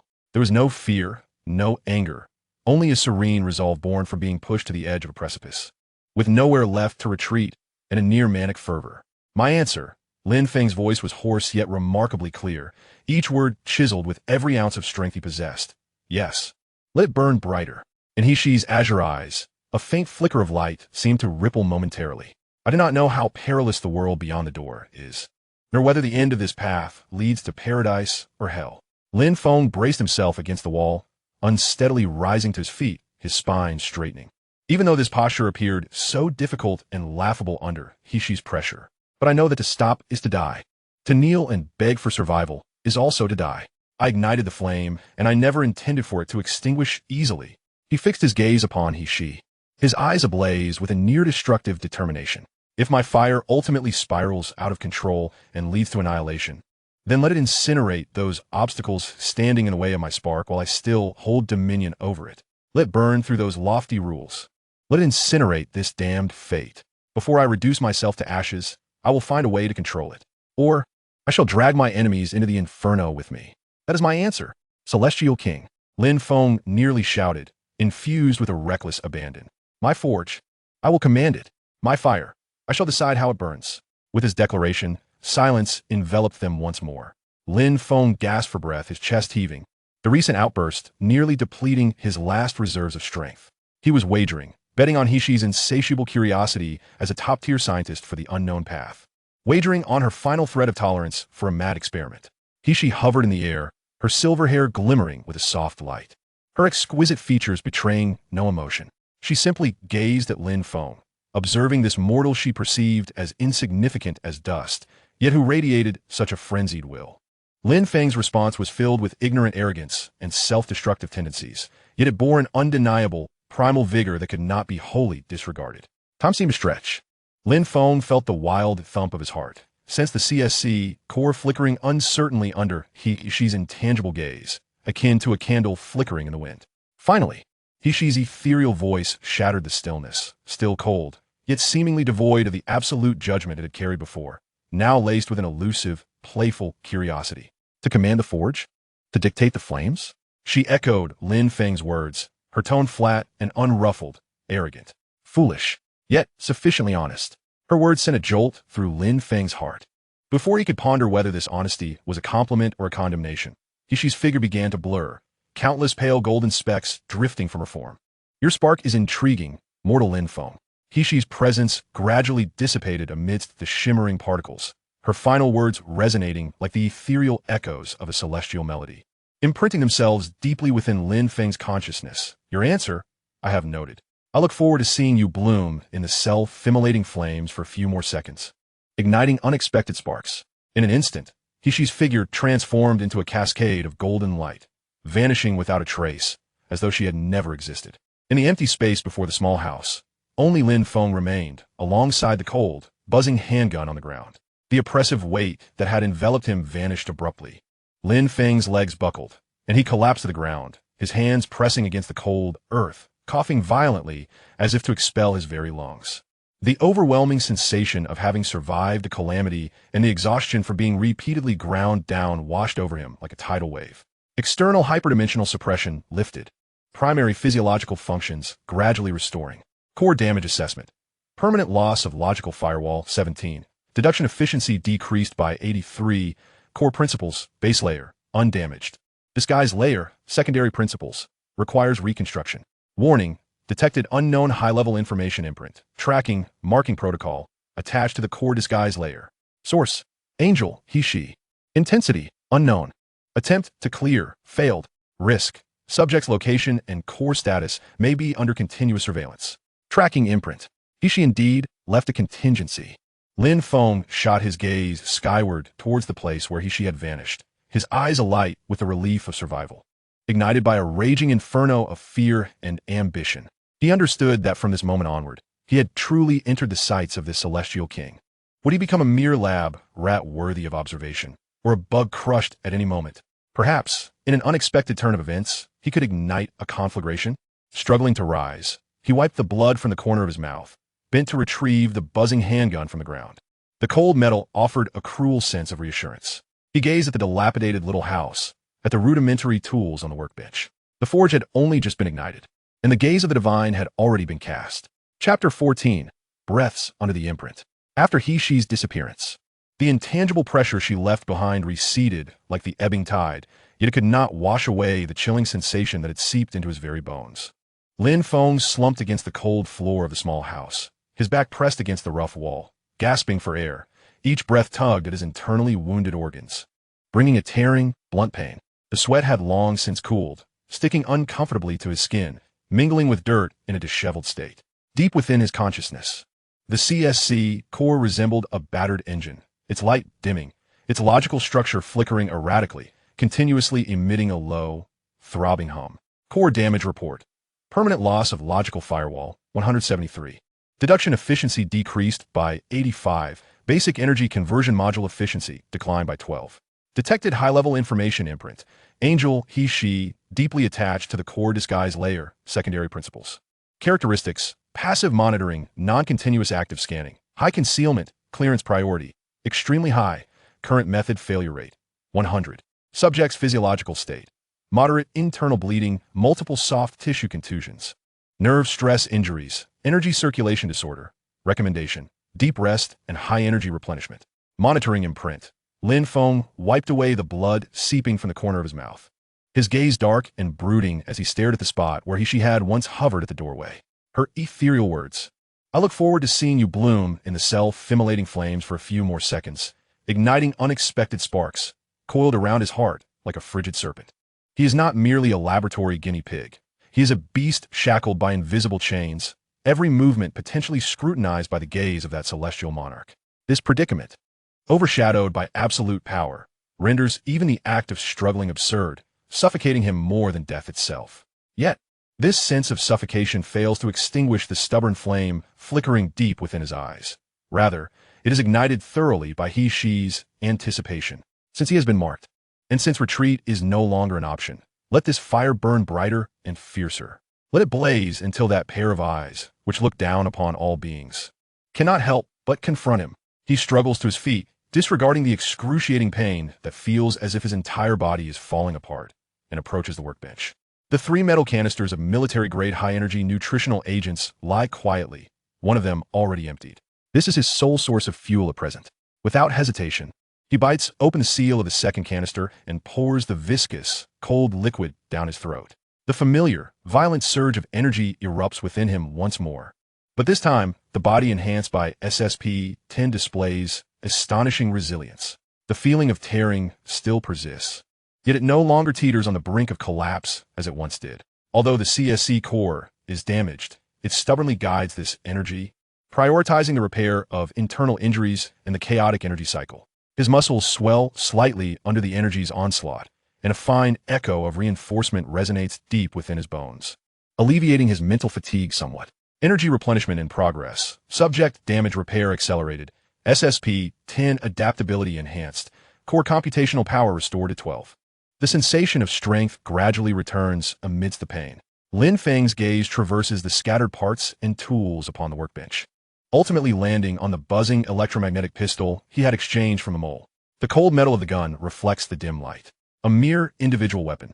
In the context of the impending interstellar warfare, it is just a stick. He requires more formidable armaments. A shield and spear that would grant him a foothold in the approaching storm. SSP-10 has bestowed upon him a physique transcending that of mortals. Yet this is insufficient. He needs external strength, a weapon that can validate the path of the starfire technology. A design blueprint conceived long ago during the CSE simulations, but shelved due to a lack of essential materials and energy, now crystallizes vividly in his mind. Entropy Reversal Shield Generator. Individual Experimental Model. Chapter 15. The Gamble in the Radiation Zone. Days later, when Lin Feng once again stepped into the metal processing yard of the Scarred Face, his condition was markedly different. Though his complexion still bore the pallor of blood loss, his strides were steady, and his gaze sharp. The initial adaptation to SSP-10 enabled him to carry heavy metal components without wavering, his movements imbued with a newfound restrained strength. The centipede-like scar on Scarred Face twitched slightly, a flicker of barely perceptible surprise flashing in his murky eyes. Yet he merely grunted and waved him to continue working in the wall corner area. Lin Feng's purpose was unequivocal. He moved through the massive heaps of refuse like the most precise of detectors, his eyes scanning every twisted metal fragment, every charred remnant. The microperception and material analysis capabilities of the CSE were pushed to their limits, constructing a material map of the refuse mountain within his consciousness. No longer content with merely fulfilling task quotas, he seized every opportunity to bend down and turn over debris, meticulously searching for specific targets. Target search. High-purity zero-substance crystals, theoretical existence probability, 0.7. Target search. Stable energy circuit baseboard, theoretical existence probability, 32. Target search. Superconducting magnetic confinement ring fragments, theoretical existence probability, 15. Target search. High-strength energy capacitor shell, theoretical existence probability, 58. These are all core components of the entropy reversal shield generator. Through conventional channels, these materials are either strictly controlled military supplies or exorbitantly priced and difficult to procure. Only this debris-laden site near the old Research Institute's isolation wall, rife with radiation and unknown dangers, holds the potential to unearth remnants from crashed alien spacecraft or abandoned experimental items. Sweat trickled down his brow, mingling with metal dust, leaving streaks of grime on his face. The heavy protective suit felt stifling, the filter of his makeshift breathing mask long since overwhelmed, each breath carrying the taste of rust and radioactive dust. Yet Lin Feng remained oblivious, his mind intensely focused, like an ascetic panning for gold in a sea of sand. Detection. High-strength energy capacitor shell. Structural integrity, 51. Internal coils scorched, but the outer magnetic confinement coating remains intact. Value high. A bowl-sized arc-shaped metal plate, half buried in charred soil, was painstakingly excavated by him. The shell was riddled with dents and blackened edges, yet its inner surface was smooth, retaining a unique blue coating. Lin Feng's heart leaped with joy as he swiftly moved it to the sorted metal pile, carefully concealing it with other scrap. Detection. Suspected superconducting magnetic confinement ring fragments. Material. Unknown low-temperature alloy. Structure. Partially warped and fractured. Value. Medium. Requires smelting and recasting. Several twisted, silver-hued arc fragments were extracted by him from a pile of electronic waste, discreetly stashed into the specially designed tool pouch of his protective suit. The harvest accumulated gradually amidst hardship. With each discovery, the blueprint for the entropy reversal shield became clearer in his mind. However, danger loomed ever closer. In the areas near the isolation wall, radiation levels escalated significantly, with relentless warnings from the CSC. The ambient air occasionally harbored anomalous energy fields, bands that could trigger equipment malfunctions and bodily discomfort. Even more concerning was the overseer known as One-Eye Dragon, whose sinister gaze seemed to scrutinize him with an air of suspicion and examination. "Hey, the newcomer. Scarface wants you." A rough shout interrupted Lin Feng's search. One-Eye Dragon, cigarette dangling from his mouth, leaned against a pile of discarded tires, gesturing toward the isolation wall. Over there, near the base of the wall. A bunch of hard goods fell down yesterday. Old Lee and the others are too scared to touch him. You're the sorting expert, right? Go, get them out. Clean up, and you'll get double pay. Lin Feng followed his pointing finger, his heart sinking. It was a depressed area at the base of the isolation wall, partially obscured by several massive, twisted precast building panels. Scattered within this depression were a dozen or so metal pieces of varying sizes, emitting a faint, ghostly green glow, along with distorted mechanical parts. What made Lin Feng's pupils constrict was the instant alert from the CSCS scan. Warning, radiation levels in target area severely exceeded. Current protection can only mitigate 37. High-intensity anomalous energy field detected band. Source, largest metal piece in central area, suspected reactor shielding layer fragment. Field strength, dangerous level, can cause precision equipment failure, biological neural disruption. High purity zero substance crystal radiation signal detected. Weak. Location, suspected to be beneath the largest metal piece. Zero substance crystals, the most ideal natural focusing material for the energy core of the entropy reversal shield. It lay right before his eyes. But that place was a death trap. Did Scarred Face and One-Eyed Dragon intend to eliminate him, this restless newcomer, by luring him into this deadly zone? Or merely to see if he possessed the guts and ability? One-Eyed Dragon exhaled a puff of smoke, a cruel and mocking glint flickering in his singular eye. What is the matter? Scared? If you're afraid, just get lost. Don't be an eyesore here. The surrounding workers cast apathetic or sympathetic glances. Oldly opened his mouth as if to say something, but ultimately sighed, lowering his head to continue working. Lin Feng gazed at the area glowing with lethal temptation, then at One-Eyed Dragon as provocative stare. The heart, reinforced by SSP-10, thudded heavily in his chest. To retreat? It would mean abandoning the zero-substance crystals, and it would signify showing weakness before Scarred Face and his men, making future days even more arduous. To advance? Radiation and anomalous energy fields possess the lethal potential to inflict harm, and even the CSE cannot entirely shield against their influence, let alone the unforeseen incidents that may arise during the process. There was no turning back. Lin Feng inhaled deeply the air, infused with metallic dust, and the acrid scent of radiation seared his lungs. Without uttering a word, he turned towards the pile of tools, grasping the heaviest hydraulic shears and a long, robust pry bar.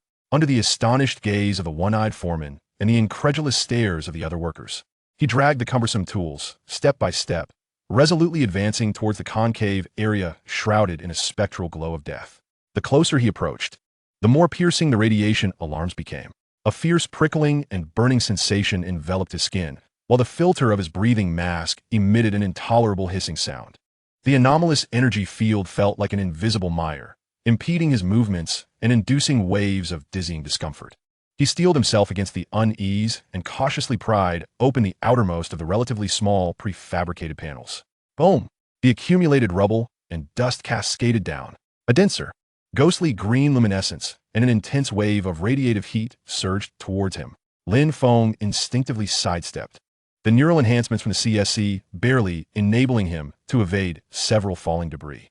There was, beneath the largest, most distorted metal slab, radiating a fierce ghostly green glow, lay several pigeon egg-sized crystals exhibiting a perfect polyhedral structure and emanating a profound blue hue. Zero-element crystals. Yet, with this discovery came a grave peril. The vibrations triggered by the movement of the metal slab seemed to disrupt some fragile balance below. Among the unremarkable, charred, twisted metal pipes at the bottom, several blinding red lights suddenly flickered to life. Warning, high-energy reaction detected. Target, charred metal pipe, suspected unexploded energy munitions, experimental energy core. Status, extremely unstable, triggered by anomalous energy field and physical disturbance. Countdown, 5, 4, this is bad. Lin Feng's scalp prickled with alarm. He hurled the pry bar aside, leaping like a hunting cheetah towards the few ghostly blue zero-element crystals. Simultaneously, the CSC core operated at an overclocked frequency, forcibly suppressing the dizziness and lethargy plaguing his body.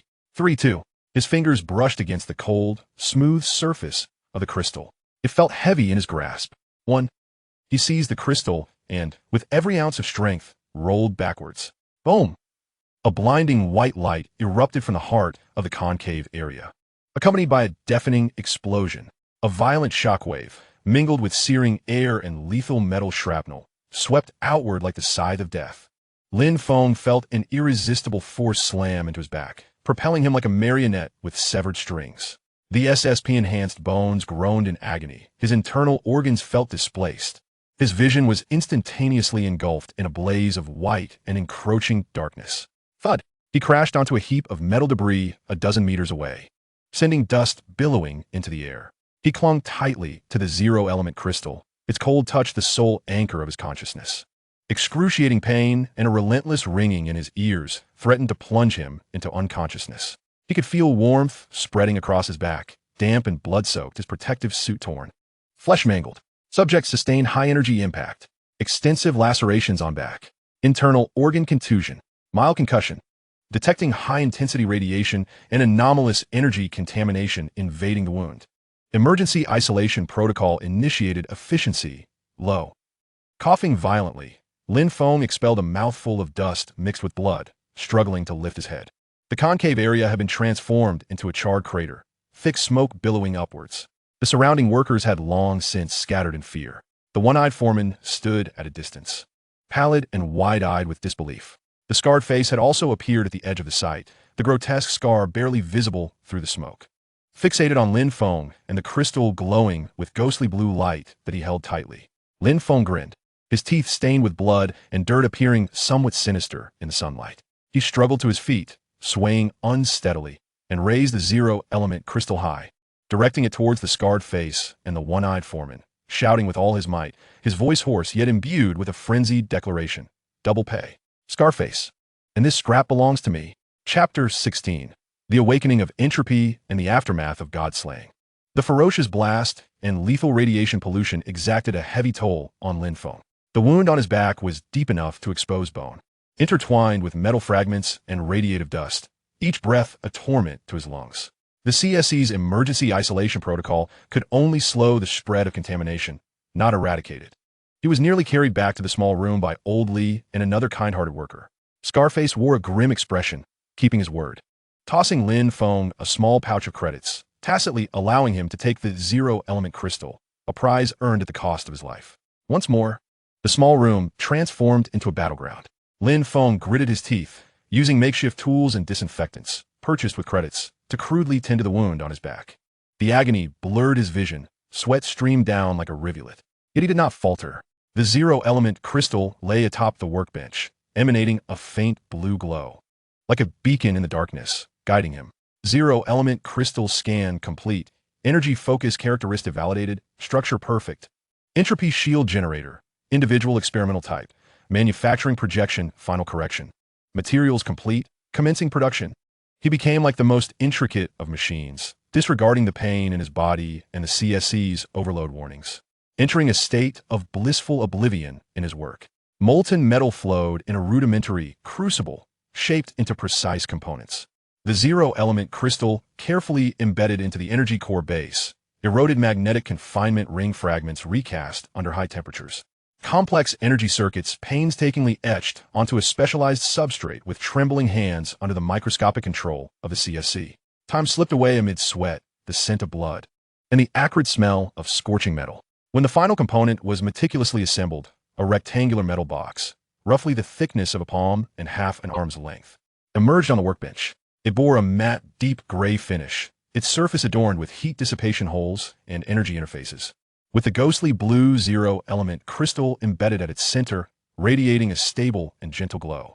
On the side of the box, a rudimentary switch and an energy gauge indicator flickered with a faint red light.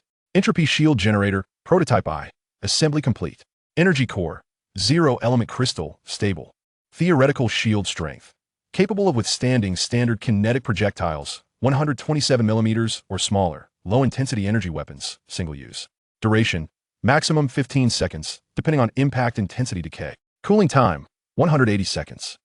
Warning, prototype structural integrity insufficient.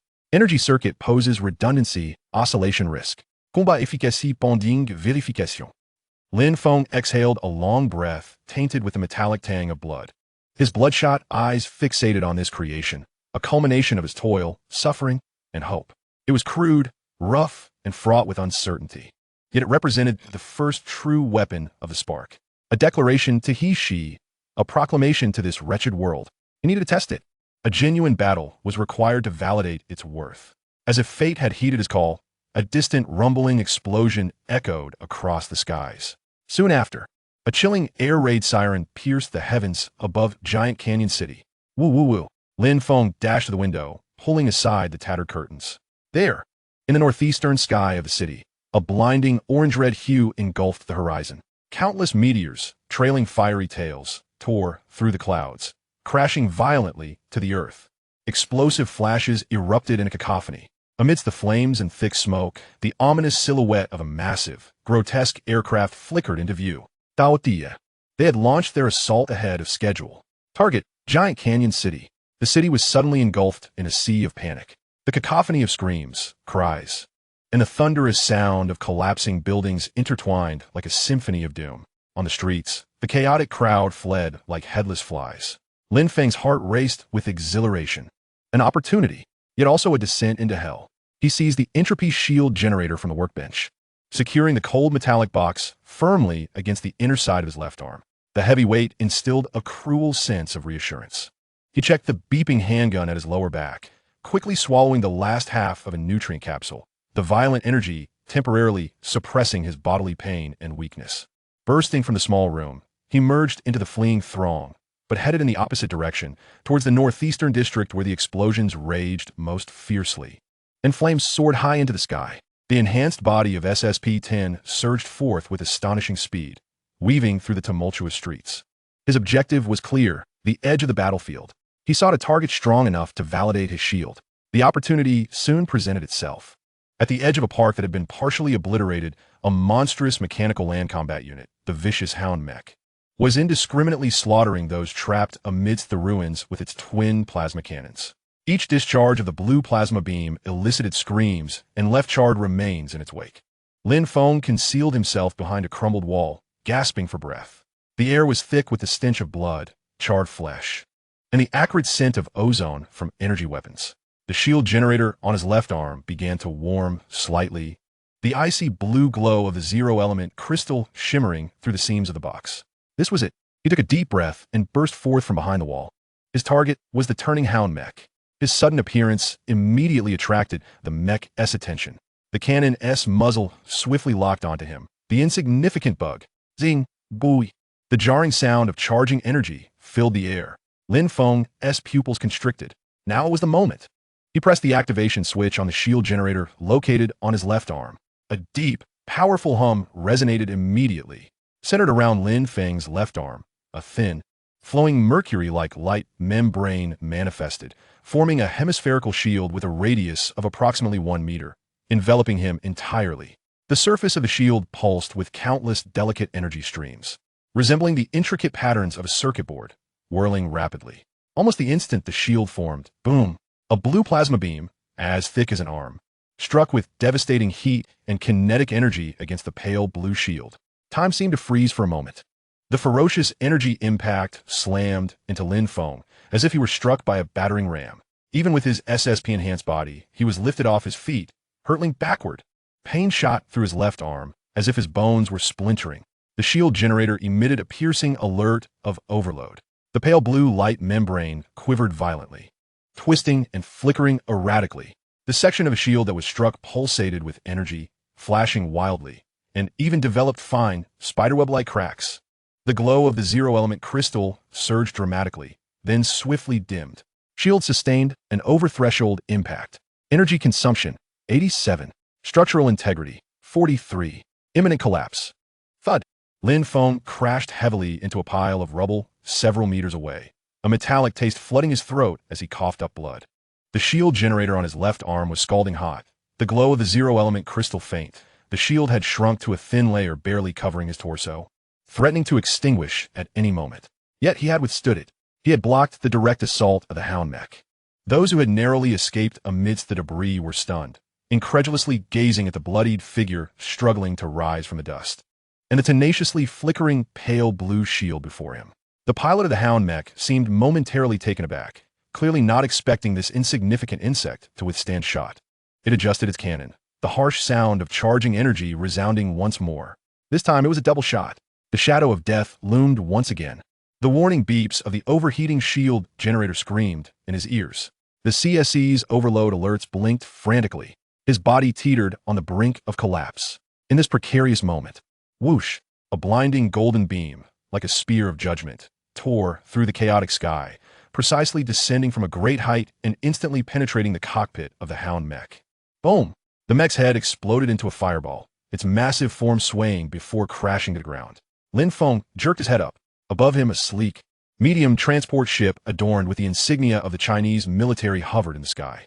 The side hatch of the transport ship opened, and a tall figure clad in dark alloy armor, exuding a commanding presence, with a face both stern and resolute, lowered a sniper rifle from his grasp. His icy gaze, sharp as that of a hawk, pierced through the billowing smoke, landing precisely on the bloodied young man below, who was shielded by the faint blue glow. Général Ducaux. He had seen it. He had witnessed the energy shield that belonged to technology beyond Earth's comprehension. He had witnessed Lin Feng's astonishing defensive capabilities in the face of despair. Lin Feng's heart sank in that instant, more so than when confronting the barrel of the Hound's cannon. He struggled to stand upright, but the shield generator on his left arm emitted a mournful wail. The pale blue light flickered a few times, then extinguished entirely. The glow of the zero-element crystal faded completely. The box burned hot to the touch, even emitting wisps of white smoke. Ducao's gaze, as cold as a surgical probe, shifted from the wrecked shield generator to Lin Feng's pallid face, finally fixating on his eyes, which mingled pain, vigilance, and a hint of panic at having his secret uncovered. The transport ship descended slowly, casting an immense shadow over the ruins. "Bring him aboard." Ducao's voice, chilling and authoritative, echoed through the loudspeakers, carrying an undeniable command. Immediately. Chapter 17. The Iron Cage and the Eye of Judgment. The frigid metallic sensation seeped through the thin hospital gown. The air filled with the scent of disinfectant and some advanced synthetic material, starkly contrasting the dust and smoke of the abandoned district. Lin Feng lay on a bed in a quarantine ward of the Grand Canyon Medical Center, his left arm heavily bandaged. The wound on his back covered with professional medical gel, providing a cool, tingling sensation. The SSP-10's remarkable regenerative abilities, aided by sophisticated medical equipment, were rapidly mending his injuries, yet his internal vigilance had reached its zenith. This was not a sanctuary. It was an observation post, a cage. The room was stripped down to the point of being almost cruel, furnished only with essential medical apparatus and a metallic table and chair. There were no windows. The only exit was a heavy alloy airlock door, beyond which echoed the rhythmic footsteps of patrolling soldiers. The walls were composed of some sound-absorbing material, isolating most of the noise within the Grand Canyon, save for the low hum of the ventilation system that perpetually added to the oppressive atmosphere. In the corner of the ceiling, an inconspicuous surveillance camera, glowing with a faint red light, watched over him like an unyielding eye, silently recording his every move. Environmental analysis, high-level military facility, interior. Defense level, extremely high, physical lockdown, energy barriers, multiple surveillance. Primary activity range, restricted, current room. Physical status, external wounds healing, progress 78. Radiation contamination clearance, progress 63. SSP-10 operational stability. CSE core camouflage layer reconstruction, progress 41. Angel's Mark surveillance protocol, status, stable, low activity. Ducaux had brought him back, not out of goodwill. That cold, scrutinizing gaze dissected his performance on the battlefield, fixating on the pale blue shield that was not of earthly technology. Lin Feng understood clearly that while his greatest secrets, CSC and SSP, had not been fully unveiled, a mere glimpse had been revealed. He now resembles a fish on the chopping block, placed under the spotlight, awaiting evaluation, dissection, or manipulation. A soft click resounds as the heavy, airtight door glides open without a sound. Entering is not a fully armed soldier, but a woman clad in a deep blue technical officer's uniform, her posture upright and composed. She appears to be in her 30s, with a strikingly beautiful face and sharp, hawk-like eyes, exuding the calmness and insight characteristic of a technical expert. Her epaulets denote her rank and identity. Lin Feng, Senior Technical Supervisor of the Super God Academy. The right hand of General Ducaux. Lin Feng's voice matches her demeanor, clear, calm, devoid of excessive emotion. She approaches the foot of the bed, her gaze sweeping over the medical monitoring data screen before returning to Lin Feng's face. "You seem to be recovering well. General Ducaux has sent me to check on you." Lin Feng silently nods, making no attempt to rise. He understands that the real scrutiny is only just beginning. Lin Feng pulls over a metal chair and sits down, bypassing pleasantries to address the matter at hand. The battlefield recorder captured some rather intriguing footage. A miniature projector on her wrist flickers to life, casting a vivid image into the air. Lin Feng at the edge of Ruins Park, activating the anti-entropy shield to withstand the onslaught of the vicious canine mecha's plasma cannon. In the footage, the pale, blue shield quivers violently on the brink of collapse. Lin Feng is hurled back, blood spilling from his mouth. Yet the shield ultimately withstands that lethal strike. Energy shield technology. Individual scale. Lin Feng's gaze is like a probe, locking onto Lin Feng's eyes. The intensity surpassing any personal defense equipment currently in service with our military. Its structural principles unknown. Energy source unknown. The creator is you? The interrogative phrasing carries a tone of affirmation. Lin Feng meets her gaze, neither denying nor confirming, calmly stating, scavenged parts, a makeshift experiment. Just got lucky and managed to block it. Scavenged parts? Makeshift? A faint, almost imperceptible smirk of skepticism curves the corner of Lin Feng's lips. Can mere improvisation endure a second of bombardment from the gluttonous canine's main cannon? She taps the projection, magnifying the image to focus on the now defunct smoke-emitting metal box on Lin Feng's left arm. This energy core, the residual radiation spectrum reveals it contains highly purified zero-element crystals. To my knowledge, the last piece of zero-element traded in the black market of Juxia City last month was only the size of a fingernail. This piece you found is enough to drive any materials scientist mad. She stands and approaches the bedside, casting a scrutinizing gaze upon Lin Feng, an intangible pressure enveloping the room. Lin Feng, or should I refer to you as Spark? The transaction with the sewer moles in Zone 3, the unexpected explosion in the Scarred-Face junkyard. Your luck seems unusually favorable. So favorable, in fact, that you have acquired these critically controlled materials, which are scarcely found even in the black market. A chill runs through Lin Feng. The intelligence network of the Super God Academy is far more formidable than he had anticipated. He had underestimated them. The transactions with Scarred Face and the moles were evidently under surveillance. Although the mark of Hushi had not been triggered, the eyes of Earth had meticulously tracked his movements during this time. The general is very interested in you. Lin Feng's voice lowers slightly, laced with a subtle hint of persuasion, especially at this critical juncture. The onslaught of the gluttonous enemy is merely the beginning. Stronger foes lie ahead. We need every available force, particularly unique abilities. Your shield, along with your exhibited special constitution. Her gaze subtly gestures toward the medical report showcasing his extraordinarily high physiological data, is of great value. She pauses, observing Lin Feng's reaction. Cooperate, Lin Feng. Share your technology and join the technical department of the Super God Academy. We will provide you with resources you cannot fathom, a secure environment, and cutting-edge knowledge. You can conduct your research openly, without hiding amidst the refuse of the abandoned zones, risking your life for a piece of material. Chapter 18. The Veil of Cooperation and Invisible Shackles. Lin Feng's conditions are exceedingly tempting. Resources, security, knowledge, these are precisely what Lin Feng desperately requires at present. The CSE necessitates a vast repository of knowledge for simulations, while the SSP's subsequent upgrades demand an abundance of rare resources and advanced equipment. The mark of Hushi looms like a sword of Damocles. He requires formidable protection, and joining the Super God Academy appears to be a shortcut. Yet, Lin Feng's heart sinks further. He understands all too well the essence of such cooperation. To relinquish his technology? That would mean exposing the core secrets of the CSC and SSP on the dissection table of Decao and the Super God Academy. He would irrevocably lose his autonomy, becoming a research subject under confinement. The so-called resources and security are merely ornaments adorning a higher-tier cage. Decao's cold, scrutinizing gaze would never tolerate the existence of one harboring unknown and powerful technology, unrestrained by absolute control. My shield generator has already exploded, and the data is not backed up. Lin Feng's voice carries a note of well-calibrated frailty and resignation. As for his constitution, it may be a result of prolonged exposure to the junkyard, perhaps radiation-induced mutations. He deftly sidesteps the core issues, attributing everything to luck and mishaps. Lin Feng's gaze remains sharp, evidently unconvinced by his excuses, yet she does not press, merely nodding. Regrettable. However, technology can be rebuilt. As long as you are alive, that is what matters.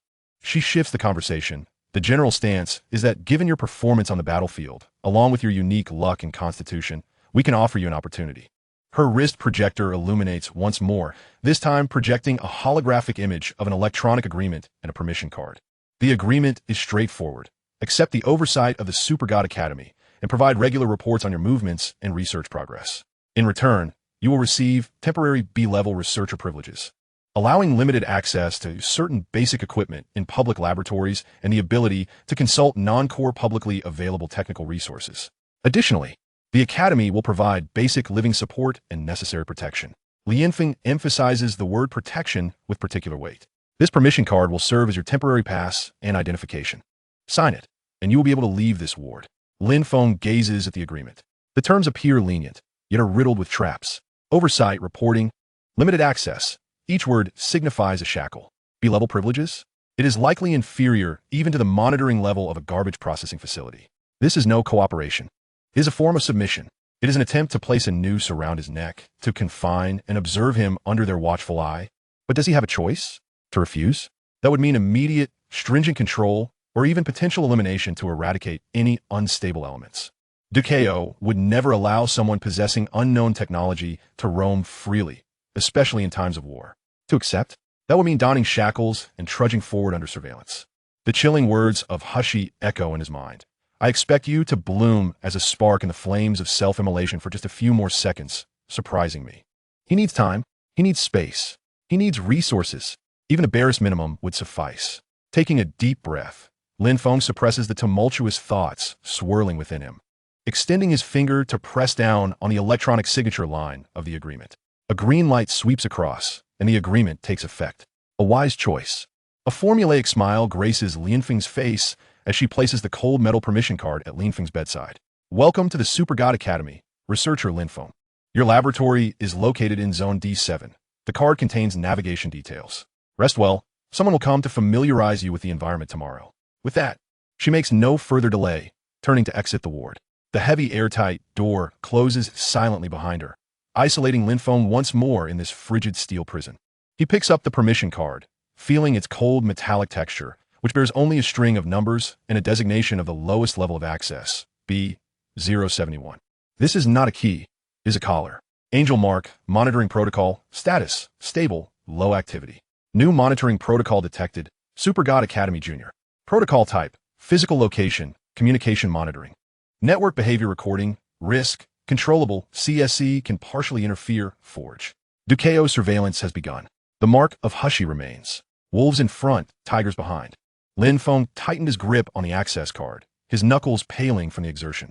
He closed his eyes, allowing his consciousness to plunge into the depths of the CSC core. The camouflage layer was undergoing reconstruction. The damaged firewall required repair, and SSP-10 needed further calibration. Time was of the essence, resources were scarce, and formidable foes loomed nearby. Yet the spark was not extinguished. The furnace still burned. The undercurrents of the Great Abyss had only just begun to stir. Chapter 19. Sparks Amidst the Data Deluge. The D7 District Laboratory resided in the lower levels of the Great Abyss, distanced from the core areas. Rather than a laboratory, it resembled a slightly larger equipment room. The space was cramped, housing several somewhat outdated basic analytical instruments, a spectrometer, a materials stress testing machine, an antiquated 3D printer, and a set of basic welding and circuit repair tools. The walls were cold metal, illuminated solely by the harsh glare of overhead LED lights. It felt more like a maintenance workshop or a corner of a storeroom, starkly contrasting with Lin Feng's imagination of a Super Academy laboratory. The so-called basic equipment and B-level access were indeed as modest as advertised. This meager setup was even less comprehensive than the workstation he had in his makeshift abode within the abandoned district. The young technician who had escorted him, a bespectacled, somewhat timid young man, briefly introduced the equipment before hastily departing, leaving Lin Feng alone to confront this frigid new domicile. The air was thick with the scent of machine oil and circuit boards, imbued with a sense of forgotten antiquity. Lin Feng harbored no complaints. He approached the terminal link to the internal network and inserted the access card. The screen flickered to life, revealing a minimalist interface. The accessible database was severely restricted, with most areas flashing glaring red indicators of insufficient permissions. Only a few basic engineering manuals, a material properties database, and an expansive public repository on the history and foundational science of the Super Academy were available. Network access confirmed. Super Academy internal network, secondary node. Firewall strength, moderate. CSE penetration attempt encountered multiple encryption protocols. Shinha system framework. Penetration failed. Current computational power insufficient. Open Database Scan, Basic Materials Science, Earth, Shanghai Universal. Introductory Energy Theory, Safe Version, Mechanical Engineering, Universal. Super Academy Chronicles, Public Section, Overview of Known Cosmic Civilizations, Basic Information. Though the knowledge was rudimentary and even somewhat outdated, for Lin Feng, who possessed the CSC, it represented a vast treasure trove. He felt akin to a traveler who had wandered through a desert for far too long, finally beholding an oasis. The CSC activated like a parched sponge, eagerly absorbing information. Information extraction mode, full power activation. A torrent of data surged into his consciousness. Fundamental physical laws, universal material properties of the Shinha civilization, principles of basic energy conversion, and the composition of foundational cosmic civilizations. Countless fragments of information were captured, analyzed, disassembled, and reassembled by the CSC. The vast troves of underlying rules, which had previously relied on CSC's deductions and conjectures, were now systematically validated and supplemented by the Super Academy's database. Sitting upon the cold metallic chair, Lin Feng trembled slightly, beads of sweat forming on his brow. His mind operated like a high-speed CPU, overwhelmed by the influx of information. Yet, an indescribable sense of fulfillment and satiation accompanied this deluge. The brilliance of the CSC core within his consciousness grew unprecedentedly radiant and vibrant. The previously dim areas of logical light, shrouded by damage and the reconstruction of the camouflage layer, began to accelerate their repair and illumination under the nurturing of this foundational information. Core logical structure repair accelerating. Camouflage layer reconstruction efficiency increased by 35. Understanding of basic laws deepened. Inference module, materials, energy, efficiency increased by 12. SSP-10 optimization plan, muscle coordination, energy utilization underway. Time flowed silently amidst the data extraction. Lin Feng forgot his hunger, his pain, and the surveillance outside the door. He immersed himself in the ocean of knowledge. As the CSC greedily absorbed every accessible piece of information, the pale blue diagram of the anti-entropy shield structure was continuously optimized and simplified in his mind, with new structural plans based on the existing database materials rapidly taking shape. The operation of SSP-10 also became more fluid, enhancing his subtle control over his body. However, just as he cautiously attempted to explore deeper layers of the database through a faint bilevel access port, specifically a subdirectory labeled Basic Principles of Energy Weapons, Universal, an anomaly suddenly arose. Warning, anomalous data, flow detected. Target file, Inner Weapon Theory Basic 003 DAT. File surface information, Standard Ion Weapon Principles, Deep Scan, Hidden Data Packet discovered. Encryption method, Non-Shinha system. Feature matching, degree of match, 978, pointing to Demon Civilization, Morgana. A demon's encrypted data packet. How could it appear in the Super Academy's public database? A trap? Or perhaps a gift implanted by someone? Lin Feng's heart raced. He instinctively wanted to sever the connection. Yet the CSC issued a starkly contrary directive. Target hidden data packet. Parsing difficulty, extremely high, yet contains highly valuable information. Suspected demon basic energy circuit optimization model. CSC core inference module, damage, detects high adaptability. Force parsing may accelerate core repair. Risk, trigger unknown alarms, academy, demon. Recommendation, utilize angel mark, monitoring protocol, as cover. Conduct shallow contact parsing. Success rate, 51. Using Hishi's mark as cover. Lin Feng's pupils dilated. This was akin to dancing on the edge of blade. Yet the CSC's analysis indicated that the demon's optimization model possessed an irresistible allure for the CSC core, which was currently reconstructing the camouflage layer and optimizing energy pathways. It could significantly accelerate the repair process. To gamble or not to gamble? A flicker of madness crossed Lin Feng's eyes. Caught between the Angel and the Super Academy, he needed power. He needed to repair the CSC swiftly. He required faster evolution. Taking a deep breath, he plunged his consciousness into the CSC core, carefully guiding the faint parsing tendrils, like the most delicate probes, circumventing the surface of the Shinha system's firewall, silently piercing towards that hidden demon data packet. Simultaneously, he activated the cold imprint of the angel mark from she within his consciousness, amplifying its faint wave of information, overlaying it on the energy signature of his parsing action. Contact initiated camouflage layer covering. Angel mark wave simulation. Parsing attempt 1-5 encountered demon logic trap. Within his consciousness, it felt as though countless distorted purple runes, imbued with seduction and the essence of destruction, erupted. accompanied by frenzied murmurs and soul-rending howls. The demon's encryption was not merely technical. It harbored a deep-seated spiritual contamination. Lin Feng gasped, the world darkening before him, his temples throbbing violently. The CSC core flashed erratically, the logical light points oscillating intensely. The simulated wave of the angel mark also exhibited instability. Warning: mental contamination impact. Logical firewall damage exacerbated. 10:15. Parsing progress. 10. Acquired fragments. Basic energy circuit compression algorithm. Efficiency increase 187. Demon entropy energy conversion path fragment. Amidst the agony and chaos, precious fragments of demon technology were forcibly extracted. The CSC core, akin to a parched land receiving rain, greedily absorbed this heretical knowledge, rapidly mending and reconstructing the damaged sections. The reconstruction of the camouflage layer, which would have taken days, was now progressing at a frantic pace. The optimization plan for the SSP energy pathways clarified exponentially.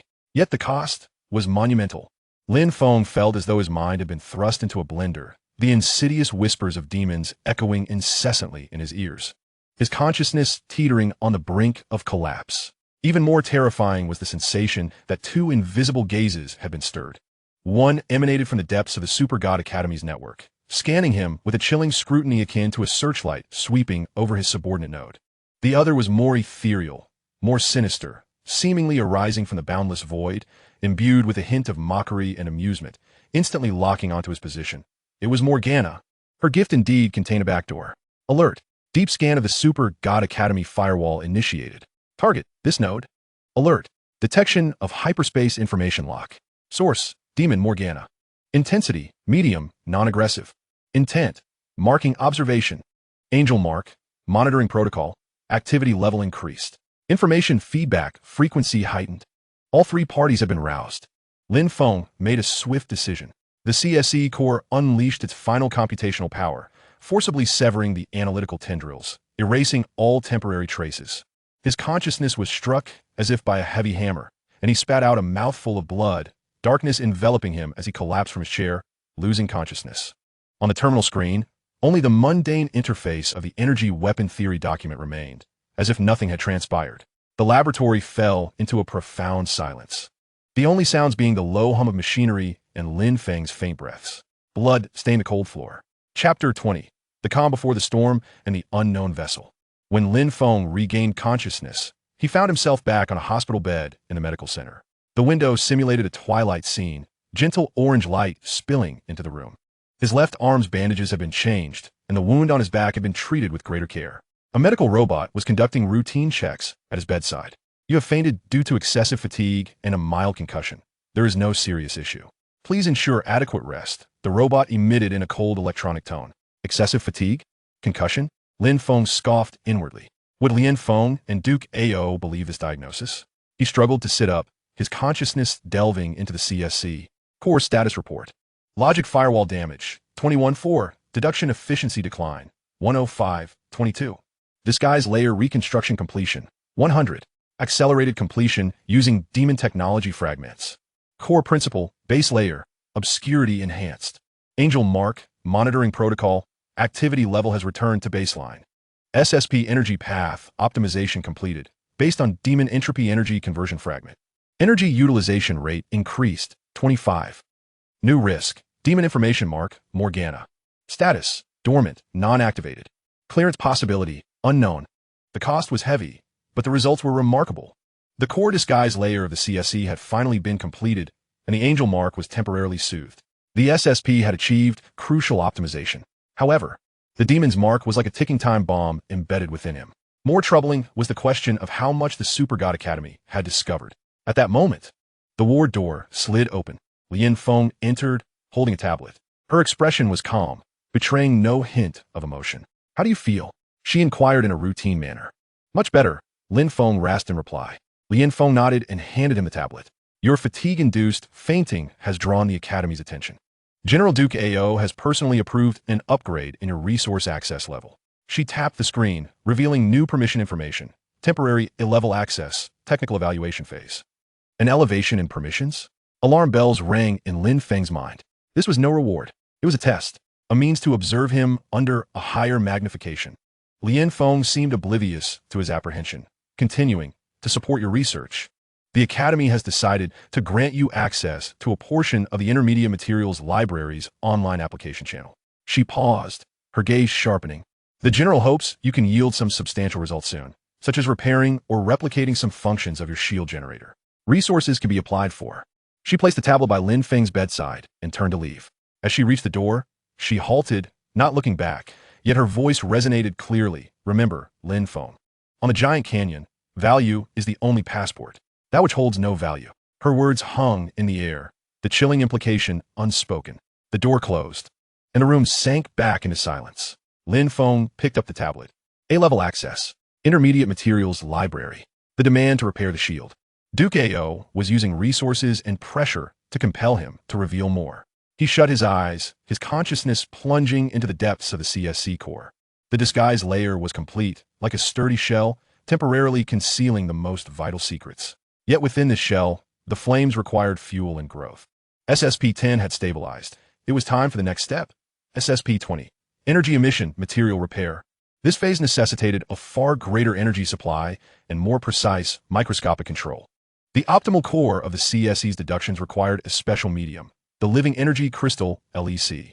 This crystal was not a natural mineral, but rather a product of artificially induced mutation of high-purity crystals utilizing intricate energy fields under specific conditions, serving as the perfect carrier for energy transmission and morphological plasticity. Within the Super God Academy's database, LEC was classified as a highly regulated material.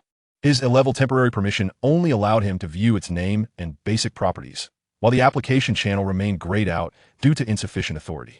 Without LEC, the core construction of SSP-20 would be tenfold more challenging, with risks soaring. Just as Lin Feng despaired over the material, the CSE core suddenly intercepted a freshly updated internal notification within the permissible range of his permissions. Material allocation notification, Warehouse D12. Item, experimental waste, high-energy experimental residues, including unclassified crystals, metallic fragments, etc. Source, Black Great Wall Project Lab No. 7. Energy Weapon Testing Department. Status, pending destruction. Processing deadline, 72 hours. Remarks, contains moderate radiation residue and unstable energy fields. Requires professional handling. B-level and above permissions may request to view the list, partially. The Black Great Wall Project. Energy Weapon Testing. Waste. Unclassified crystals? Lin Feng's eyes brightened suddenly. A glimmer of hope. Among the waste from high-energy weapon experiments, it was highly probable that byproducts of energy field-induced mutations existed. Within those unclassified crystals, could there be the embryonic forms of artificially mutated LECs or key catalysts for inducing LECs? The risks were immense. Moderate radiation, unstable energy fields, and he had to search for military-sensitive waste marked for destruction right under the noses of Duke AO and Lin Feng. Yet, this was currently the only opportunity to possibly obtain LEC substitutes or clues. The evolution of SSP-20 was imminent, and he needed greater power to confront the increasingly perilous situation. Lin Feng promptly seized the tablet, his fingers swiftly operating on the screen as he submitted a request to view the detailed list of this batch of experimental waste in Warehouse D12. In the application reason field, he coolly entered, research on radiation pollution material handling solutions, B-level preliminary research. The application was sent out, sinking into the void like a stone. He leaned against the head of the bed, gazing out at the simulated twilight scene, his eyes sharp as a blade, piercing through the facade of tranquility. A storm was brewing within the giant canyon, and he was about to step into the eye of the vortex. Angel Mark, monitoring protocol stable, low activity. Demon Information Mark, dormant, non-activated. Super God Academy monitoring, intensity elevated. Under the watchful gaze of the three observers, Lin Feng extended his hand towards the enigmatic container of radiation waste in the D12 district warehouse, a vessel that held the potential for both hope and annihilation. Awaiting him was either the coveted spark fuel or a catastrophic explosive device. Chapter 21. The Glimmer within the radiation waste. The D12 district warehouse resided in the non-core depths of the Great Canyon vessel, where the air was thick with the stench of rusted metal, engine oil, and an indescribable aroma that mingled ozone with decaying particles. The vast storage space was partitioned by heavy radiation shielding walls into several sections, illuminated by the cold glow of incandescent lights. Piles of discarded metal components, shattered instrument casings, and charred circuit board fragments resembled the bones of a colossal beast, exuding an aura of silence and danger. Clad in a cumbersome radiation suit and donning a sealed helmet, Lin Feng heard the faint hissing of the respirator's filter. His A-class temporary clearance permitted him entry into this forbidden zone, but only to assess the specified batch of Black Great Wall project waste. Under the vigilant watch of an expressionless, fully armed guard, he was escorted to a corner cordoned off by yellow radiation warning tape. There, a collection of half-man-high, specially designed lead alloy-sealed containers lay stacked, their surfaces emblazoned with prominent skull insignias and labels warning of high-energy residues, instability, and destruction. The pervasive radiation in the air caused the Geiger counter embedded in his protective suit to emit a continuous, heart-pounding, clicking sound. Environmental radiation, moderately high, protective suit capable. High-activity dark energy residue detected, mixed band. Source, sealed container number 3. Characteristics, chaotic, highly corrosive. Warning, unstable energy field fluctuations. Risk of inducing localized energy storms, probability, 15. Recommendation, act swiftly, avoid core sources. The guard retreated to a safe distance, eyes alert. Lin Feng took a deep breath, suppressing the irritation caused by the stifling heat of the suit, and stepped forward to open the designated seal container number 3. As he lifted the heavy lead lid, a wave of heat, laden with the acrid sense of metallic burning and peculiar decay, surged forth. Inside lay a chaotic assortment of charred, twisted metal debris, shattered crystalline clusters, and melted wire bundles, remnants of high-energy weapon tests.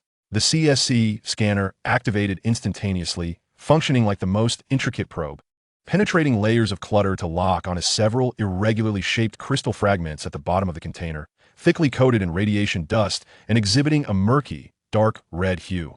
Target locked, high-activity dark energy crystal fragments. Material analysis, high-purity synthetic crystal base, internal structure, highly distorted, affected by violent dark energy impact. Energy properties, chaotic, high activity, strongly corrosive. Value assessment, non-standard LEC, contains vast chaotic dark energy, entropy energy, can be guided and transformed by CSC, extreme risk. SSP-20 energy core alternative feasibility, exists, requires extreme energy control. This was it, though not a pure LEC. This frenzied entropy energy crystal was precisely the most perilous yet potentially the most potent fuel for the SSP-20 energy emission module projected by the CSC. It could deliver energy intensity far surpassing that of ordinary LECs. The price would be unimaginable control difficulty and backlash risks. Lin Feng's heart raced. He forced himself to remain calm and, adhering to the checklist, carefully grasped the dark red crystal fragments with specially designed radiation-resistant tongs and placed them into the lead-line sample box he had brought. The fragments felt heavy in his grip, and even through the thick protective gloves, he could sense the restless energy within, akin to molten lava. He swiftly sealed the sample box, locking it tight. The clicking of the Geiger counter noticeably diminished after the box was closed. "Do you have it?" The guard approached, his voice crackling through the communicator with an urgent tone. "I have it, as per the checklist." Lin Feng raised the sample box in affirmation, his voice sounding somewhat muffled within the helmet, suppressing his excitement and anxiety. He completed the registration procedures under the guard's scrutiny and departed the D12 district warehouse with this perilous treasure. Upon returning to the cold laboratory in the D7 district, the heavy radiation door swung shut behind him. Lin Feng peeled off the cumbersome protective suit, his inner clothing soaked with sweat. Without pausing for a moment, he placed the lead sample box at the center of the explosion-proof energy confinement table. As he opened the box, the dark red entropy energy crystals were exposed to the air. The laboratory lights seemed to dim slightly, and an invisible pressure filled the atmosphere. The surface of the crystals glistened with a murky dark red sheen, resembling congealed blood, while within, countless tiny, malevolent eyes appeared to gaze back at him. The Geiger counter again emitted an unsettling clicking sound. Living energy crystal, LEC, substitute. Entropy energy magic crystal confirmed. Energy intensity, S-class, frenzied. Stability, E-class, extremely low.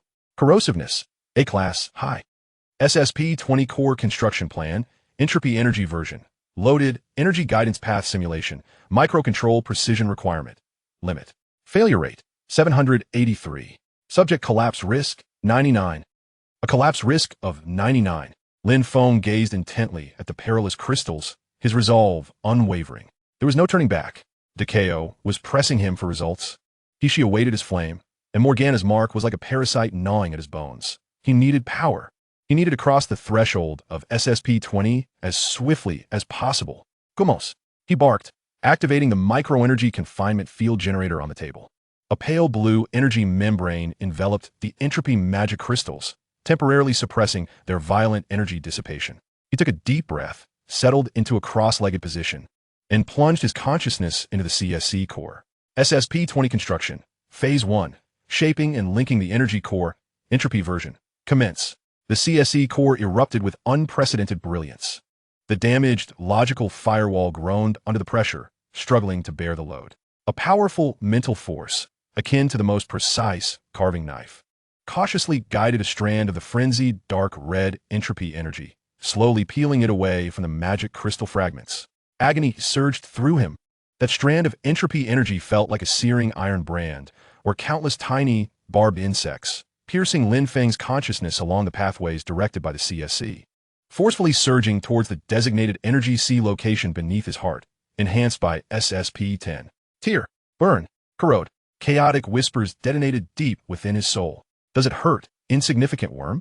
Embrace chaos, embrace corruption, for that is the truth of power. Behold, the sweet scent of destruction. Release it. Burn everything.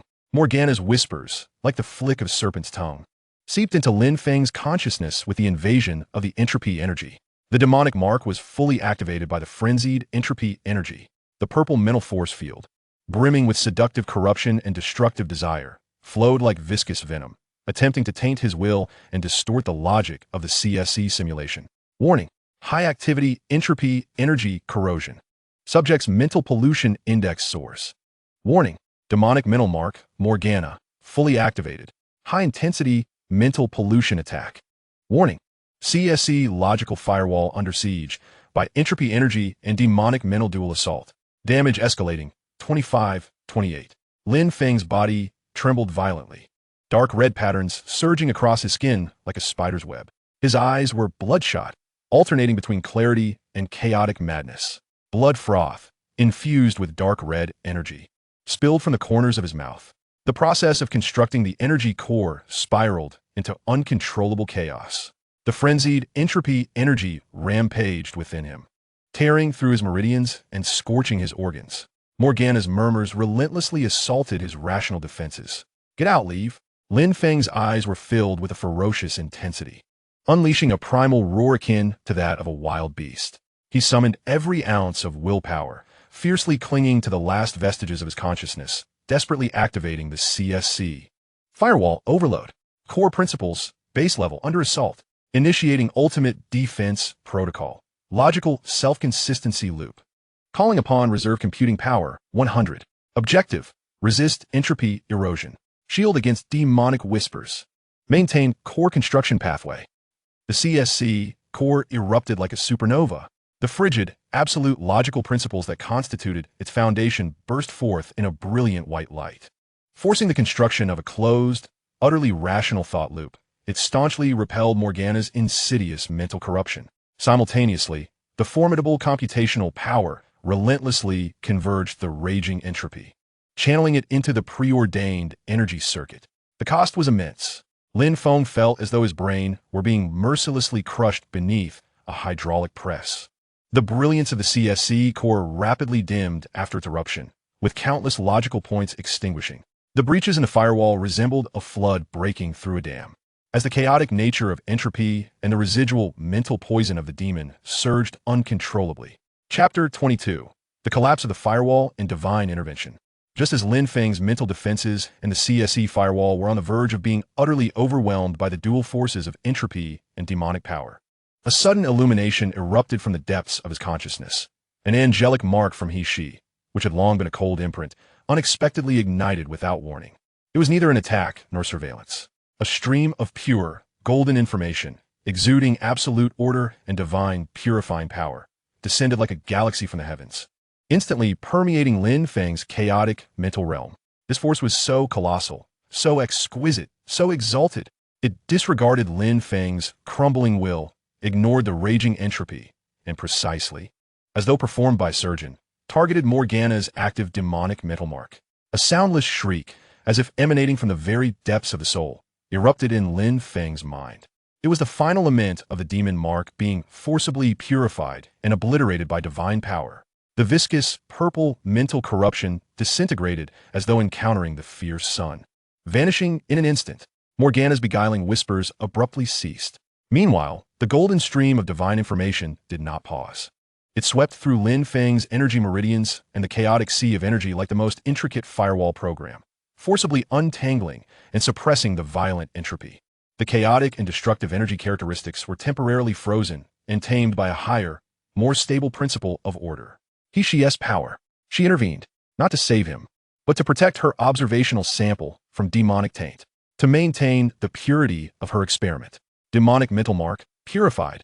Entropy erosion, temporarily suppressed by the field of divine order, organized, not eliminated.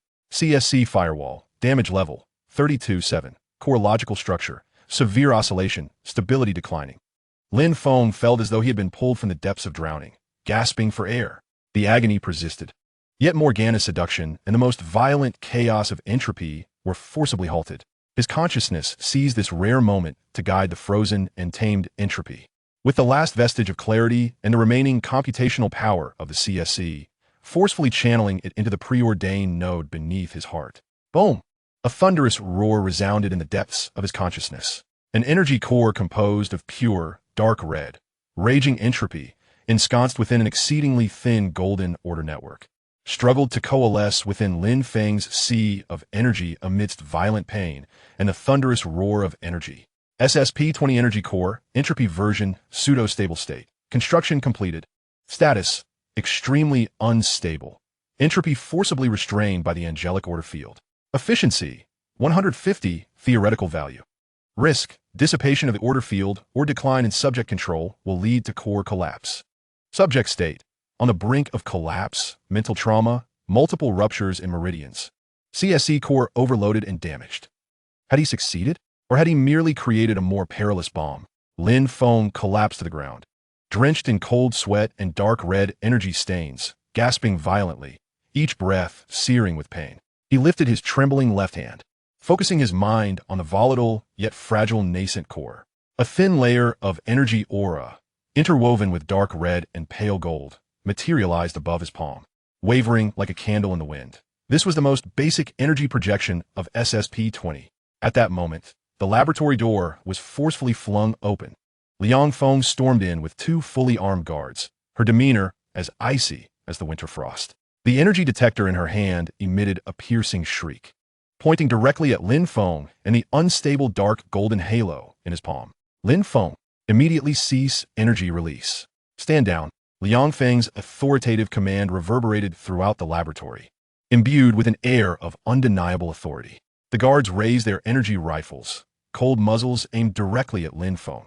Clearly, the intense energy fluctuations resulting from the formation of the SSP-20 core, even while restrained, along with the disturbance triggered by the purification of the Morgana mark, had activated a higher-level surveillance alarm at the Super God Academy.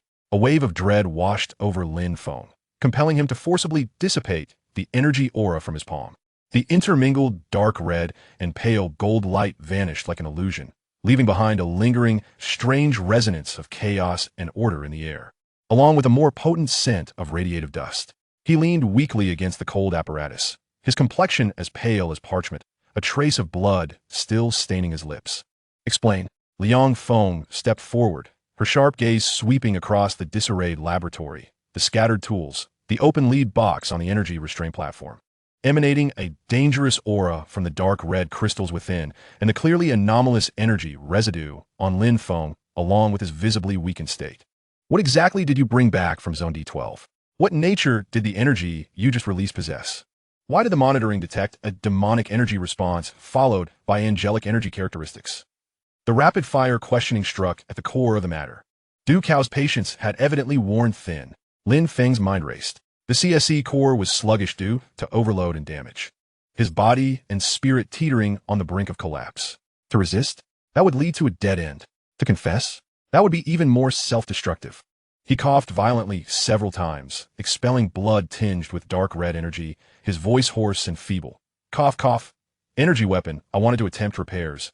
Using those crystals as activation sources, it failed, and the energy backlash. He gestured towards the entropy magic crystals in the lead box, then pointed to himself. Demonic response? Angelic characteristics? I don't know. It could be residual from the test subjects, or perhaps I experienced hallucinations due to radiation exposure. Repair an energy weapon? With such hazardous waste? Lin Feng's skepticism crystallized in her gaze. She approached the energy restraint platform, picking up a shard of the entropy magic crystal. And the detector emitted a sharper alarm as she drew closer. The residue of entropy and its chaotic characteristics at this intensity were simply beyond the control of conventional weaponry. Lin Feng, you are lying. She spun around sharply, her gaze cutting like a knife. Take him away. Isolate for examination. All items to be sealed for testing. The guards immediately advanced, roughly hoisting the weakened Lin Feng to his feet. Just then, an urgent communication beeped from the communicator on Lin Feng's wrist. She glanced at it, her expression shifting, and promptly connected. Commander Lin Feng. Emergency situation. The outer perimeter of Northeast Zone 12 is under attack by a small elite group of Tao Dai. They possess new models of heavy units with exceptionally high energy shield strength. Our firepower cannot effectively break through. Civilian shelters are under threat. Requesting technical support to breach the shield. The frantic cries echoed through the comms, accompanied by the cacophony of fierce explosions and the thunderous discharges of energy weaponry. District 12 in the northeast? Precisely the vicinity where Lin Feng had previously tested the anti-entropy shield, near the park. Beneath that area lay a substantial civilian shelter. Lin Feng's gaze instantly became exceedingly intricate as she abruptly turned to Lin Feng, who lay weak and battered yet retained an indomitable glint in his eyes. She glanced at the workbench where the charred, smoking prototype of the anti-entropy shield generator lay in ruins. A frenzied notion flashed through her mind. Wait! Lin Feng raised her hand to halt the guard, hastily striding to Lin Feng's side, locking her eyes onto his, speaking at an accelerated pace. Listen, Lin Feng. I present you with a choice. Ahead lies the isolation interrogation room, where you may face the most severe questioning or even judgment. Behind you, she pointed at the communicator, are the civilians being slaughtered by the gluttonous beast. They require technology capable of piercing the energy shield. Your shield can defend. Theoretically, it can also breach.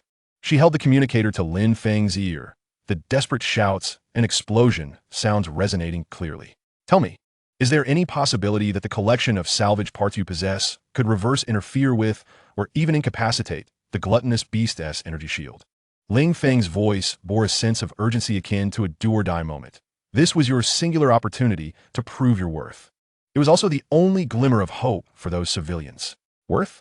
The lives of civilians? Lin Feng weakly raised his head, his bloodshot eyes piercing through the sweat and grime, gazing at Lin Feng as if he transcended the layers of a Leviathan's hull. Witnessing the ruins trembling under bombardment and the faces of despair within the shelters, the SSP-20, a violently chaotic core of entropy energy, pulsated restlessly within him. Prove worth? No. He cracked a smile, mingled with blood and madness, his voice hoarse yet resolute. Give me that pile of scrap and the highest output energy privileges. Chapter 23. The stars amidst the radiated ruins. The warehouse in District 12 was suffused with the heavy scent of metallic rust, ozone, and an indescribable decay mingling in a sharp, acrid aroma. The vast space was divided by towering rows of metal shelves, laden with sealed containers marked with hazardous symbols and twisted metal components. The air felt thick with a sticky weight, and the overhead lights cast a dim, yellow glow through the thick layers of dust, adding to the oppressive atmosphere. Clad in a heavy radiation suit and donning a sealed helmet, Lin Feng's breath formed a white mist within a mask. He pushed a specially designed, lead-line flatbed cart to an inconspicuous corner deep within the warehouse. Before him stood a dozen enormous alloy sealed canisters, emblazoned with black skulls and radiation warning signs. These were the high-energy experimental waste slated for destruction. Dispatched from the 7th laboratory of the Black Great Wall Project. Environmental radiation dose. Moderately exceeded. Suit provides protection. Multiple residual unstable energy fields detected. Mixed characteristics. Target. Sealed canister no. CN 7WS0419. Warning. Canister's energy field activity abnormal. Increased fluctuations. Internal material status. Unknown. High energy weapon experimental residue. Opening risk. High. Energy dissipation. Material decay. Unknown contamination. The temporary A-class clearance granted him access to this batch of waste, yet the two-armed, taciturn technical assistants, in truth, Watchers, dispatched by Lin Feng, stood 5 meters behind him, their cold gazes penetrating through the protective visor, firmly locking onto his every movement. Dekao's scrutiny was omnipresent. Lin Feng inhaled deeply, suppressing the tension within him, the CSC core word to life in his consciousness, elevating his microscopic perception to its zenith, functioning like an invisible scanner, penetrating the heavy lead canisters to probe within. Chaotic energy flows, shattered crystalline structures, charred metal fragments, data cascaded in like snowflakes. Scanning analysis, filtering interference, locking onto high-energy reaction crystalline clusters. Target, center region of the canister, deep within the material stack. Energy characteristics, highly active, unstable form, exhibiting strong spatial affinity. Match rate, 87, highly consistent with LEC, living energy crystals, induced mutation pathways. Status, mutation failure, structural defects causing energy dissipation. Value, extremely high, contains spatial affinity factors. Core catalytic agents for SSP-30 spatial perception and interference module. Risk, energy field highly unstable. Contact may induce collapse or explosion. Not the perfect LEC, yet a crucial core catalyst for the next evolutionary phase of the SSP. The spatial affinity factor. This was an unexpected boon, yet a perilous temptation. Lin Feng's heart raced. He had to acquire it. However, the internal energy field of the canister was exceedingly unstable. Any misstep could trigger calamity. Not to mention the 2 pairs of watchful eyes behind him. He needed time, precise maneuvers, and distraction. He turned to the 2 watchers and gestured for tools, indicating a large electromagnetic clamp on the tool rack at the other end of the warehouse. He required that to secure the canister's lid bolts. His voice transmitted through the helmet communicator, crackling with electrical interference. One of the watchers hesitated briefly, glancing at the cumbersome electromagnetic clamp, then at Lin Feng and the seemingly calm lead canister before finally striding toward the tool rack. The opportunity was fleeting. At the very moment the watcher turned, Lin Feng sprang into action.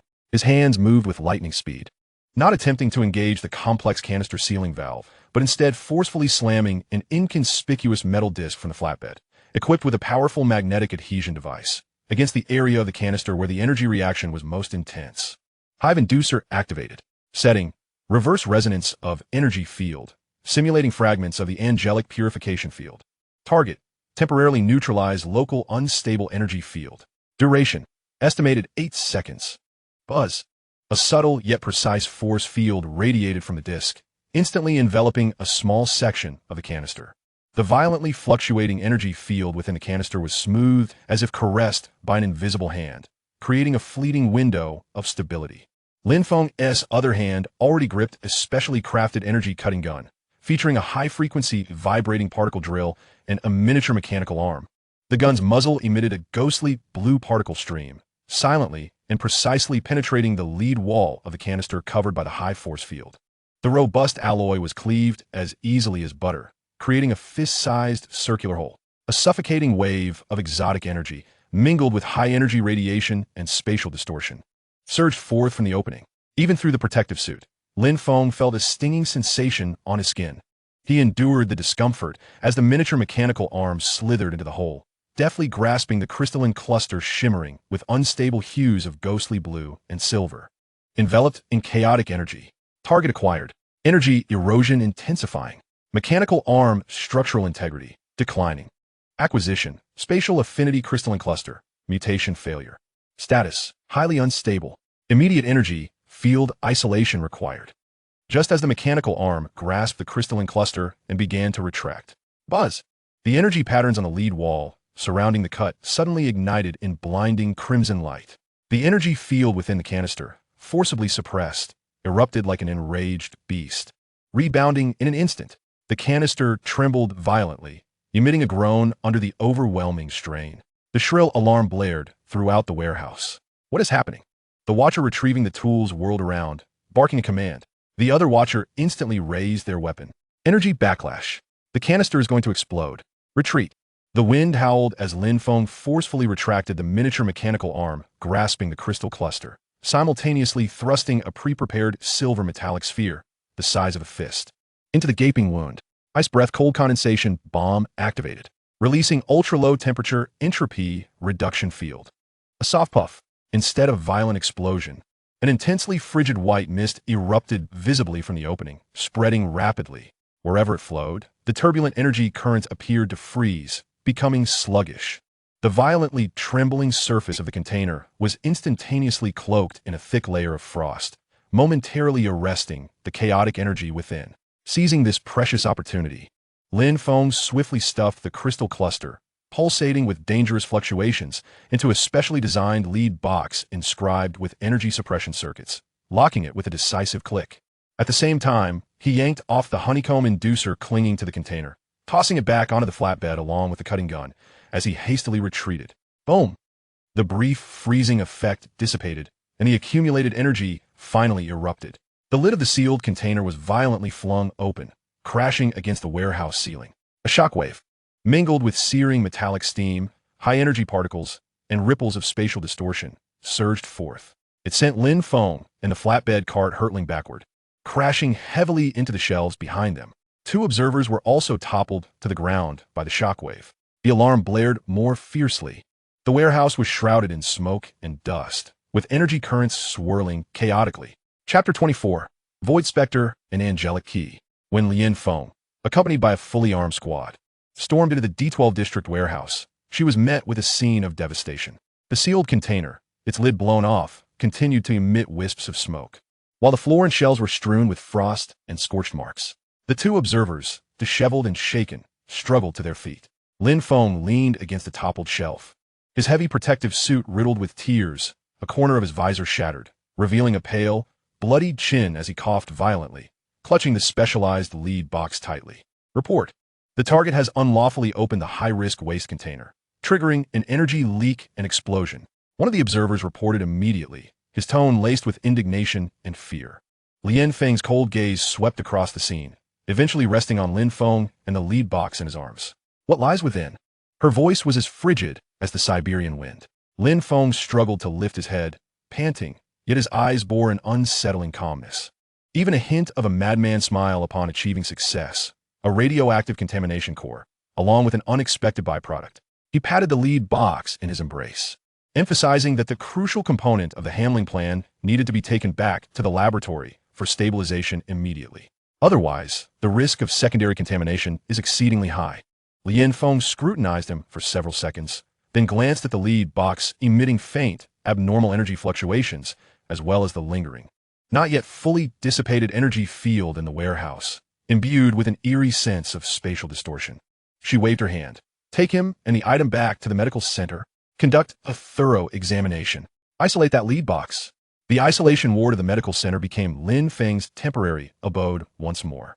Higher-level scanning equipment meticulously scanned him from head to toe, with particular focus on the lead box he had brought back. The results left both Lin Feng and Du Cao in a state of perplexity.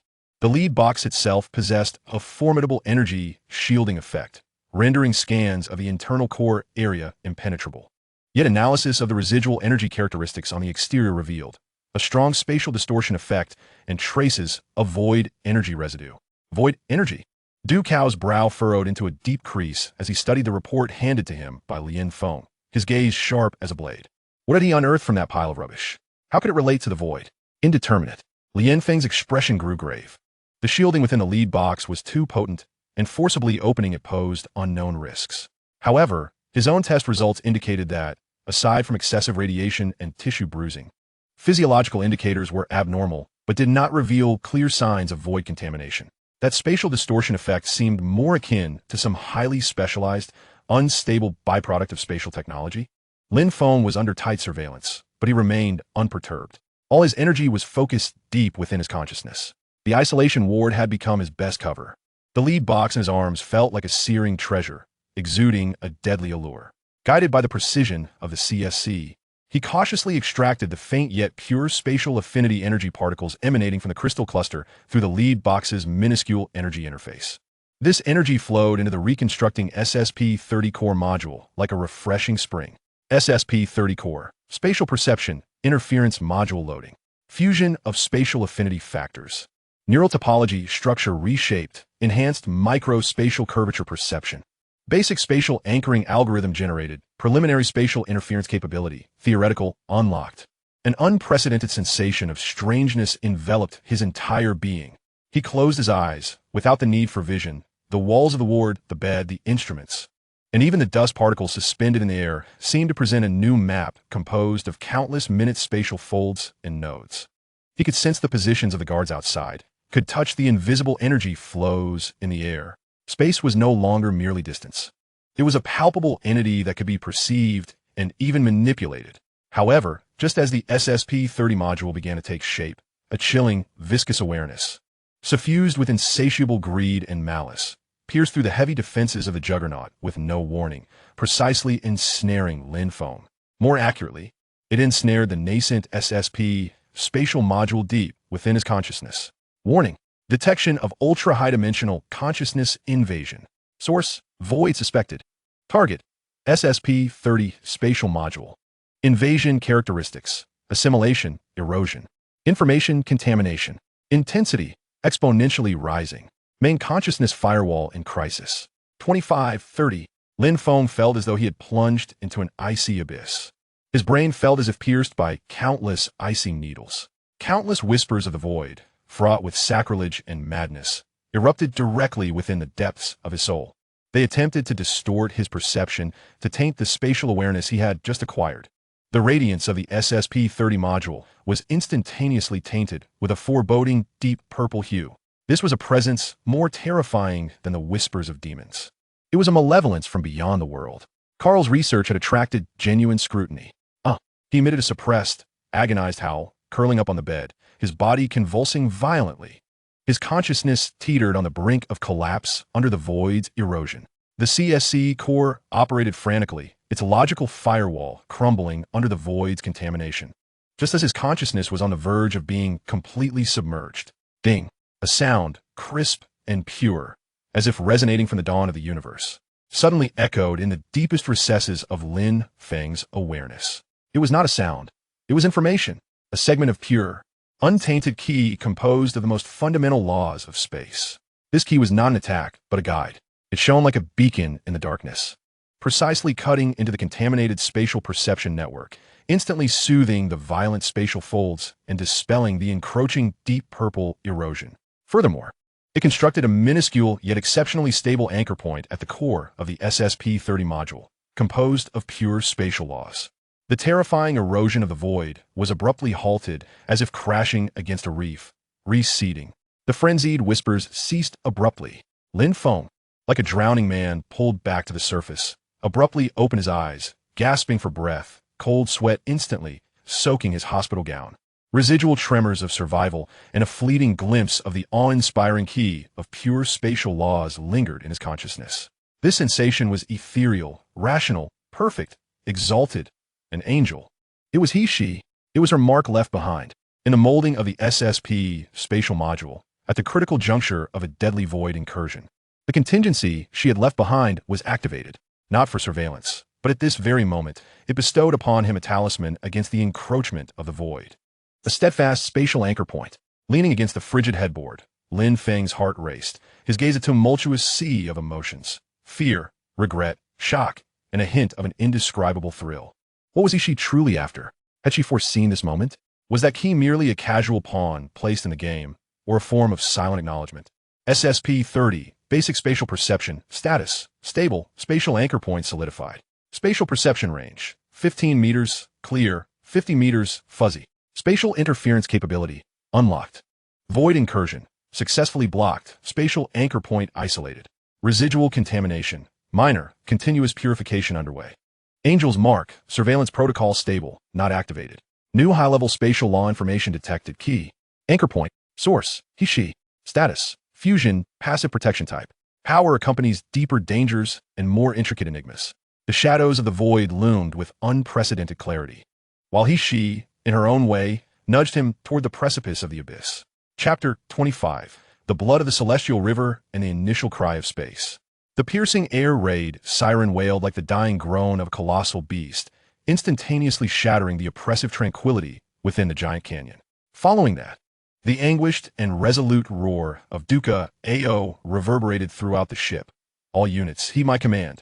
Tina City is under siege by a massive Tao-Tai fleet. The urban defenses have collapsed. Civilian casualties are catastrophic. The Xiaobing Corps, Mobilize immediately. At all costs, halt the enemy's advance toward Giant Canyon City. I repeat, at all costs. The wheels of war had finally crushed the last buffer zone, descending upon the heart of Huaxiao with flames of devastation. The enormous body of the giant canyon shifted violently under the roar of its engines, surging full speed toward Tianhe City. On the deck, fighter jets soared into the air like a swarm of agitated bees. The atmosphere was thick with tension, a mixture of despair and resolute combat spirit pervading the air.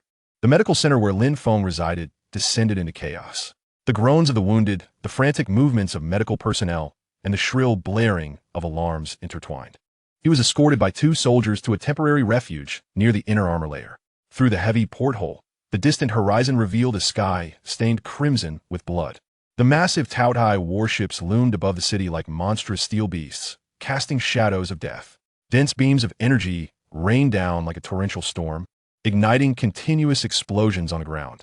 Once a thriving Tianhe city, it had now devolved into a burning hell. Battlefield information access. Public channel The Xiongbing Corps has entered the battlefield. Engaged under heavy fire from the enemy flagship. Ground troops have suffered 70 casualties. Requesting air support. Go Shun, Lu Chuang, Rose. Those familiar names echoed through the channel amidst roars, explosions, and muffled cries of agony. Even from a great distance, and through the thick hull of the ship, Lin Feng could acutely sense the overwhelming brutality and despair that surged toward him. The spatial perception capability endowed by SSP-30 heightened his sensitivity to the chaotic energy flows and spatial tremors of the distant battlefield. Each explosion felt like a gaping wound tearing through the map of perception in his mind. Duca Ao's command was to halt the enemy's advance at all costs. This implied that the Xiongbing Corps was bravely confronting the firepower of the interstellar fleet with their flesh and blood. They needed time, a moment to breathe. Lin Feng's heart raced. A mad and perilous thought detonated in his mind. The spatial perception of SSP-30 was stable, yet spatial interference, while theoretically feasible, had never been practiced. The risks were enormous. Failure would mean being torn apart by chaotic space. Yet the battlefield was the perfect proving ground. It was also the only opportunity for him to demonstrate his worth and gain greater autonomy. He suddenly turned his gaze to the porthole. Locking onto the edge of the battlefield, where a Taotai escort ship was spiraling at low altitude, using its secondary guns to sweep away the remaining resistance on the ground. Its position was relatively isolated, with medium energy shield strength, estimated via CSE's public channel energy characteristic analysis. An ideal target. Send me to the deck. To the observation platform on the port side. Lin Feng shouted at the bewildered soldiers beside him, his eyes ablaze with an almost frenzied determination. I have a way to interfere with that escort ship. Create an opportunity for the Xiongbing Corps. This is an order. Level A authorization. Execute. He brandished the enhanced permissions card bestowed by Duca AO. The soldiers glanced at the card, then at the hellish battlefield outside the window, gritting their teeth and pressing the communicator. Researcher Lin Feng from Zone D7 requests to proceed to the observation platform on the port side. Executing emergency tactical support mission. Repeat. Emergency tactical support. A few seconds later, the communicator relayed the cold and urgent voice of Lin Feng. Approved. Escort the target to the location. Exercise caution. She clearly responded amid the intense command, her tone laced with a hint of unnoticeable surprise. Under the escort, or rather confinement, of the soldiers, Lin Feng dashed onto the port deck of the giant canyon, where the winds howled and artillery thundered. Violent tremors and the deafening roar of explosions nearly toppled him. The high-altitude energy turbulence felt like tangible blades cutting against his skin. He clung tightly to the railing, his gaze fixed on the rampaging Taotai escort ship in the distance. Target locked. Taotai Scorpion-class escort ship, IDT-47. Distance, approximately 12 kilometers. Relative speed, low altitude, spiraling, nearly stationary. Shield strength, medium, estimated. SSP-30, spatial perception, full power activated. Target spatial coordinates locked. Analyzing spatial structure. Spatial interference module, activated. Target, generate high-intensity local spatial turbulence. Theoretical model loading. Energy demand, exceeding SSP-10 limits. Forced overload required. Risk, spatial backlash, probability 65. Module collapse, probability 30. Main body rupture, probability. There was no time for hesitation.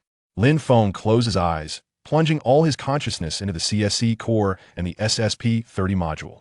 Spatial perception unfurled like invisible tendrils, spanning over a dozen kilometers, tightly entangling that escort ship. Within his mental map, the spatial structure surrounding the ship was parsed and magnified layer by layer, like a precise operation. He needed to locate the weak nodes in the energy circulation between the shield and the hull, finding the folds in the spatial structure most susceptible to disturbance. Found it. Target spatial node locked. Energy injection. Forced overload initiated. Lin Feng abruptly opened his eyes, and within the depths of his pupils, silver spatial patterns flickered momentarily. He directed all his soul's power toward the escort ship, silently plucking the invisible string locked in his consciousness.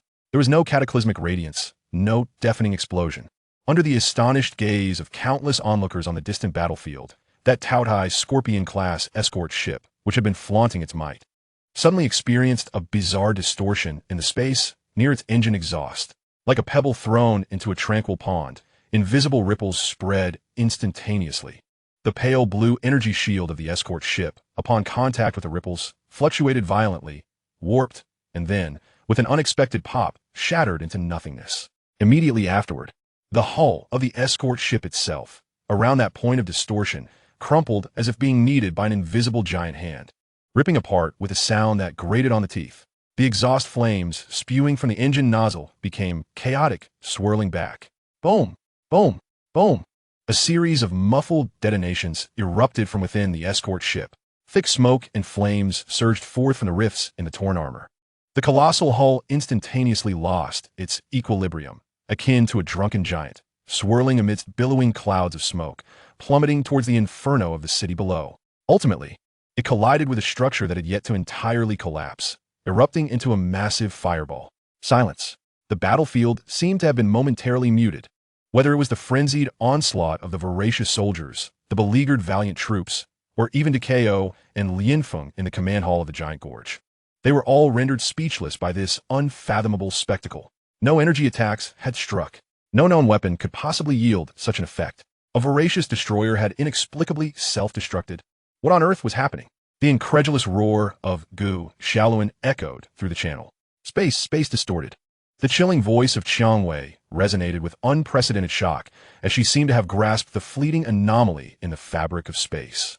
Lin Feng, on the deck of the giant gorge, felt as if all strength had been siphoned from him, his knees buckling as he collapsed heavily onto the ground. He coughed up a copious amount of blood. The SSP implant site on his left arm throbbed with excruciating pain, the veins beneath his skin bulging, presenting an ominous deep purple hue. The backlash from the forcibly overloaded spatial interference nearly tore him apart. The CSC core overload alarm flashed frantically. His consciousness flickered like a candle in the wind. SSP-30 Spatial Interference Module. Severe overload. Localized damage. Spatial awareness range reduced to 5 meters. Host. Severe internal injuries, spatial backlash, energy depletion, neural damage. Warning. High-intensity spatial coordinate lock detected. Source. Voracious flagship, main cannon level. Target. Giant Gorge's port observation platform. Host location. Intent. Destructive strike. The shadow of death loomed instantaneously. More vividly than ever before, Lin Feng struggled to lift his head, only to behold the enormous cruciform flagship at the heart of the voracious fleet, its bow housing a colossal energy aggregation device far exceeding the main cannon of the Hellhound mech, radiating a devastating light, firmly locking onto him, situated on the deck of the giant gorge. Evidently, his previous bizarre strike had captured the attention and lethal intent of the enemy's supreme commander. There was no escape. The giant gorge's shields could not be redirected in time. The valiant troops were powerless to intervene. He lacked even the strength to rise. Just as the cataclysmic beam of the main cannon was about to unleash its fury, deep within Lin Feng's consciousness, the pure spatial law anchor point left by He-Shi suddenly pulsated violently and spontaneously. A refreshing and stable spatial force surged throughout his body, forcefully suppressing the raging spatial backlash injuries. Simultaneously, an exceedingly intricate pathway information, composed of spatial coordinates and vectors, instinctively flooded into his spatial perception module. This was not an attack route. This was an escape route, a fleeting rift leading to a relatively stable spatial fold nearby. It was the anchor point left by He-Shi, guiding him towards a path of survival in the face of death. Lin Feng had no time to ponder. The instinct to survive overwhelmed all else. He exhausted the last vestige of strength within his body, propelling the SSP-30 spatial perception that had just been forcibly stabilized by the anchor point, clinging desperately to that path. Spatial jump, short distance, unstable, initiated. Target coordinates, locked. Energy, anchor point, residual host, overdrawn. Buzz. In the instant, Lin Feng's figure became blurred and distorted, just as the cataclysmic beam from the voracious flagship, potent enough to obliterate a small mountain, was about to engulf the observation platform. It flickered like a poorly tuned image. The next second, boom! The blinding beam struck fiercely against the port side of the giant gorge. The heavy armor was rent asunder like mere parchment, melting away. More than half of the observation platform, along with the surrounding deck structure, was instantaneously vaporized. Explosive flames shot skyward. As the fire and smoke began to dissipate, a shocking, gaping molten pit was left on the port side of the giant gorge.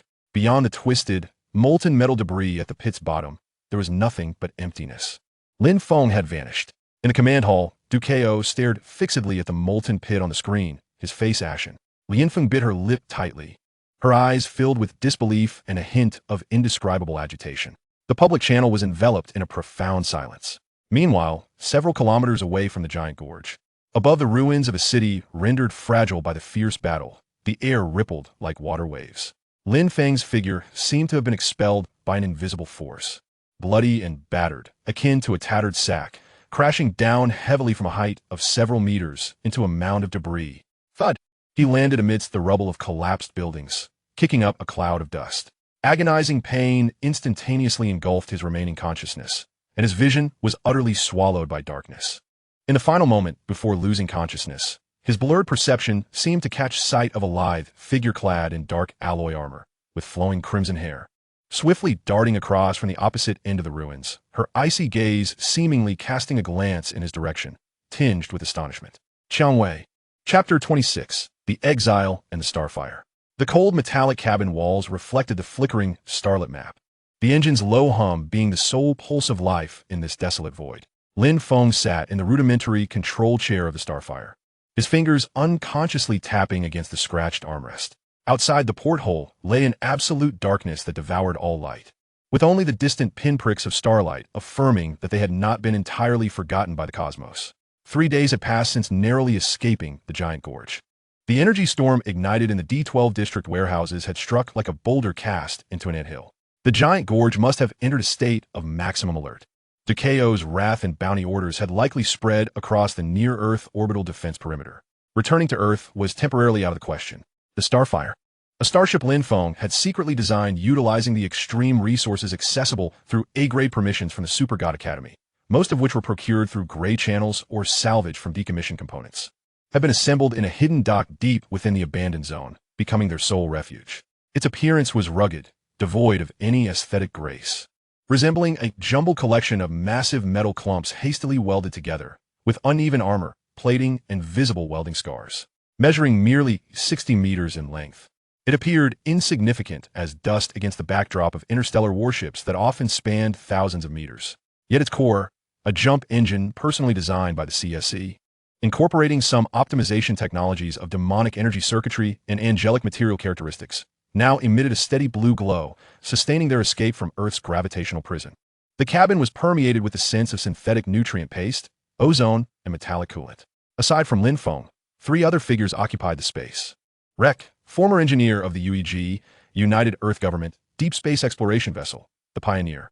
He was a taciturn, stout, middle-aged man. His ship had met with disaster during a mission to explore the Kuiper Belt, caught in an unknown energy storm, rendering him one of the few survivors. Rescued by Lin Feng from the clutches of interstellar pirates, he was barely alive, yet bore profound experience in interstellar navigation. At present, he was wholly engrossed in monitoring the parameters of the engine and power systems, his calloused fingers moving swiftly across the button-laden control panel, as if caressing the skin of a lover. He served as the chief engineer of the Starfire, ensuring the vessel's ability to navigate the void. Ella, a self-proclaimed survivor from an agricultural colony devastated by the voracious. She appeared to be merely 17 or 18 years old, slender in form, her skin pale from prolonged exposure to darkness, with a tousled mop of dark red hair framing her exceptionally lively, emerald green eyes as though they could speak. Her abilities were unique. She could sense intense energy flows and life signals within a certain range, even faintly perceiving the emotions of electronic devices, indications of impending failure. This innate, humanoid-like detection ability has repeatedly enabled her to assist Lin Feng in evading deadly perils amidst the chaotic interstellar black market and ruins. At this moment, she is curled up on a rudimentary hammock in a corner, her eyes closed, seemingly attuned to the void surrounding the spaceship. Her existence serves as the eyes of the starfire in the uncharted realms of the cosmos. Wrench, it is not human. It is a robot approximately 2 meters tall, constructed from various discarded metal components, mostly remnants of angels and gluttonous warships salvaged from the junkyard by Lin Feng. Its structural framework is coarse, with visible weld points, and several agile mechanical arms extend from various points of its torso. Its head comprises a hemispherical array of sensors flickering with blue light, devoid of anthropomorphic facial features. It is a prototype of an auxiliary engineering robot created by Lin Feng during the SSP-10 era, utilizing the CSE simulations and knowledge from the Super God Academy database. Possessing basic logic, formidable mechanical operation capabilities, and limited self-learning abilities. At this moment, it is skillfully repairing a severed circuit beneath the main control panel with one of its mechanical arms, while the other holds out an energy biscuit to Ella. It serves as the ship's versatile handyman, odd job worker, and caretaker. This is the embryonic form of the Starfire organization, a fugitive scientist, a battle-scarred space veteran, a mysterious, exiled girl with extraordinary perception, and a loyal, battered robot. They have been exiled for various reasons from Earth and the established order of the known universe. Congregating aboard this decrepit vessel named Starfire, united solely by their trust or reliance on Lin Feng's technology and their shared yearning for survival. The cooling cycle of the jump engine is complete, Captain. Leek's voice, raspy yet steady, shattered the silence within the cabin. We have exited the Oort cloud of the solar system and entered the interstellar medium. Current coordinates, unknown. What is our next course? All eyes turned to Lin Feng. On the star map screen, only the solitary that representing the starfire floated amidst a deep gray backdrop, symbolizing the unknown. Lin Feng's gaze settled upon the crystal on the main control panel, emanating a faint, ethereal blue glow, an artifact salvaged from the energy storm core in the D12 zone of the Grand Canyon. It was no larger than a thumb, its surface adorned with intricate natural spatial folds, and within it, silver stardust appeared to flow languidly. This was the most crucial medium for SSP-30, spatial perception, interference, and the key to achieving their objectives on this journey. The target remains unchanged. Lin Feng's voice resonated with remarkable clarity in the cramped cabin. Based on the faint spatial resonance residuals of the crystal and the CSE simulations, we will head to the graveyard of star remains, the periphery of the puppeteer void. Designated as the graveyard asteroid belt, there lies the star core fragments we seek. The star core fragments, the remnants of dying stars formed under extreme gravity following supernova explosions, encapsulate an extraordinary density and primal stellar energy. They represent the ideal energy source and spatial anchor for the SSP-30 module and are exceedingly rare strategic resources stringently controlled by major factions within the known universe. Only in the graveyard, a lawless expanse rife with lethal radiation, gravitational traps, and spatial turbulence, may undiscovered fragments exist. Received. Setting course towards the puppeteer void. Estimated consecutive jump count, 15. Warning, spatial stability in the graveyard region is extremely poor. Conventional star maps are ineffective. Risk factor, extremely high. Leek did not question the order. Merely executing it faithfully, his fingers entered a series of complex coordinate parameters on the console. The main engine nozzle at the rear of the starfire ignited with an ethereal blue glow, and the hull began to tremble slightly. Ella opened her emerald eyes. Her brow furrowed. Captain, I sense something ahead. It's rather noisy, filled with many dissonant sounds, quite uncomfortable. Her ability is acutely sensitive to energy and spatial disturbances. Hold steady, Lin Feng replied in a low voice, his gaze fixed upon the spatial crystal as the core computational power of the CSE began to ramp up, preparing for the impending series of jumps with path simulations and risk avoidance calculations. The starfire trembled slightly, transforming into a streak of ethereal blue light, tearing through the frigid cosmic veil, plunging into the deathly star domain known as the graveyard. Chapter 27, Scavenging in the Graveyard and the Spatial Hunter. At the edge of the puppeteer void, within the graveyard star domain, it resembled the universe's landfill, a forsaken experimental ground of the creator. Massive, twisted asteroids, akin to remnants chewed upon by titans, tumbled chaotically through the void, colliding with one another. Fractured celestial debris formed a rubble field stretching hundreds of thousands of kilometers. Permeated by intense gamma-ray bursts, bizarre gravitational lensing effects, and the intermittent flashes of spatial rifts capable of shredding small spacecraft. The sparse nebular material radiated a dim red or sickly green, resembling the shrouds of wandering phantoms. Silence reigned supreme, interrupted only by the muffled sounds of cosmic collisions and the sharp wailing of torn space. The starfire navigated through the perilous rubble flow and energy radiation like a battered steel fish, struggling to maneuver. Leek was fully focused on piloting the ship, beads of sweat dotting his forehead, each evasive maneuver fraught with peril. The ship's outer armor was already marred with new impact dents and charred marks from energy burns. Ella's complexion paled as she clutched the armrests of her seat, her perception abilities amplified to their limits in this environment, bombarded by a cacophony of chaotic, sharp sounds, energy turbulence, spatial fluctuations, echoes of dying celestial bodies, assaulting her nerves, nearly driving her to the brink of collapse. Meanwhile, Wrench busily flitted about the cabin, employing its mechanical arms and rudimentary welding tools to mend the relentless hull breaches and circuit failures, the blue sensor lights flickering urgently. Lin Feng stood before the viewport, his eyes tightly shut. His consciousness had fully immersed into the CSC core, establishing a profound connection with the spatial crystal in his hand. The energy perception granted by SSP-20 reached its zenith, and the spatial crystal acted as a probe, transforming the surrounding tumultuous spatial fluctuations into an information stream he could comprehend. Within his conscious vision, there were no longer cold rocks and radiation, but an intricate web of distorted, entangled, broken, and reconstituted spatial strings. The deadly gravitational traps manifested as swirling vortices of string distortion, while spatial rifts appeared as black gashes where strings had snapped. Relatively safe navigation routes resembled shallow stretches of comparatively smooth strings. 17 degrees to port, 5 degrees elevation. Evade the gravitational vortex ahead. There's a large spatial fold ahead. Brace for turbulence. Lin Feng's voice cut through the cabin like an icy command, resonating in Leek's ears. Without hesitation, Leek yanked the control stick. The starfire narrowly skimmed past an invisible gravitational distortion zone, capable of tearing the ship to shreds, the hull emitting a painful groan. Directly ahead, the spatial strings exhibited rhythmic resonances. Intensity extremely strong. The source lies over there. Lin Feng's eyes flew open as he pointed toward a massive wreckage shrouded in dark red, nebular material outside the viewport. The wreck appeared akin to a rotting apple with a substantial portion gnawed away, faintly revealing a glimmer of extremely weak yet profoundly resonant dark golden light emanating from its core, resonating strongly with both the spatial crystal and Lin Feng himself. Star core fragments. They target the core of the wreckage. Ella, concentrate, block distractions, and perceive the spatial traps surrounding the fragments. Lin Feng's voice carried an undercurrent of suppressed excitement.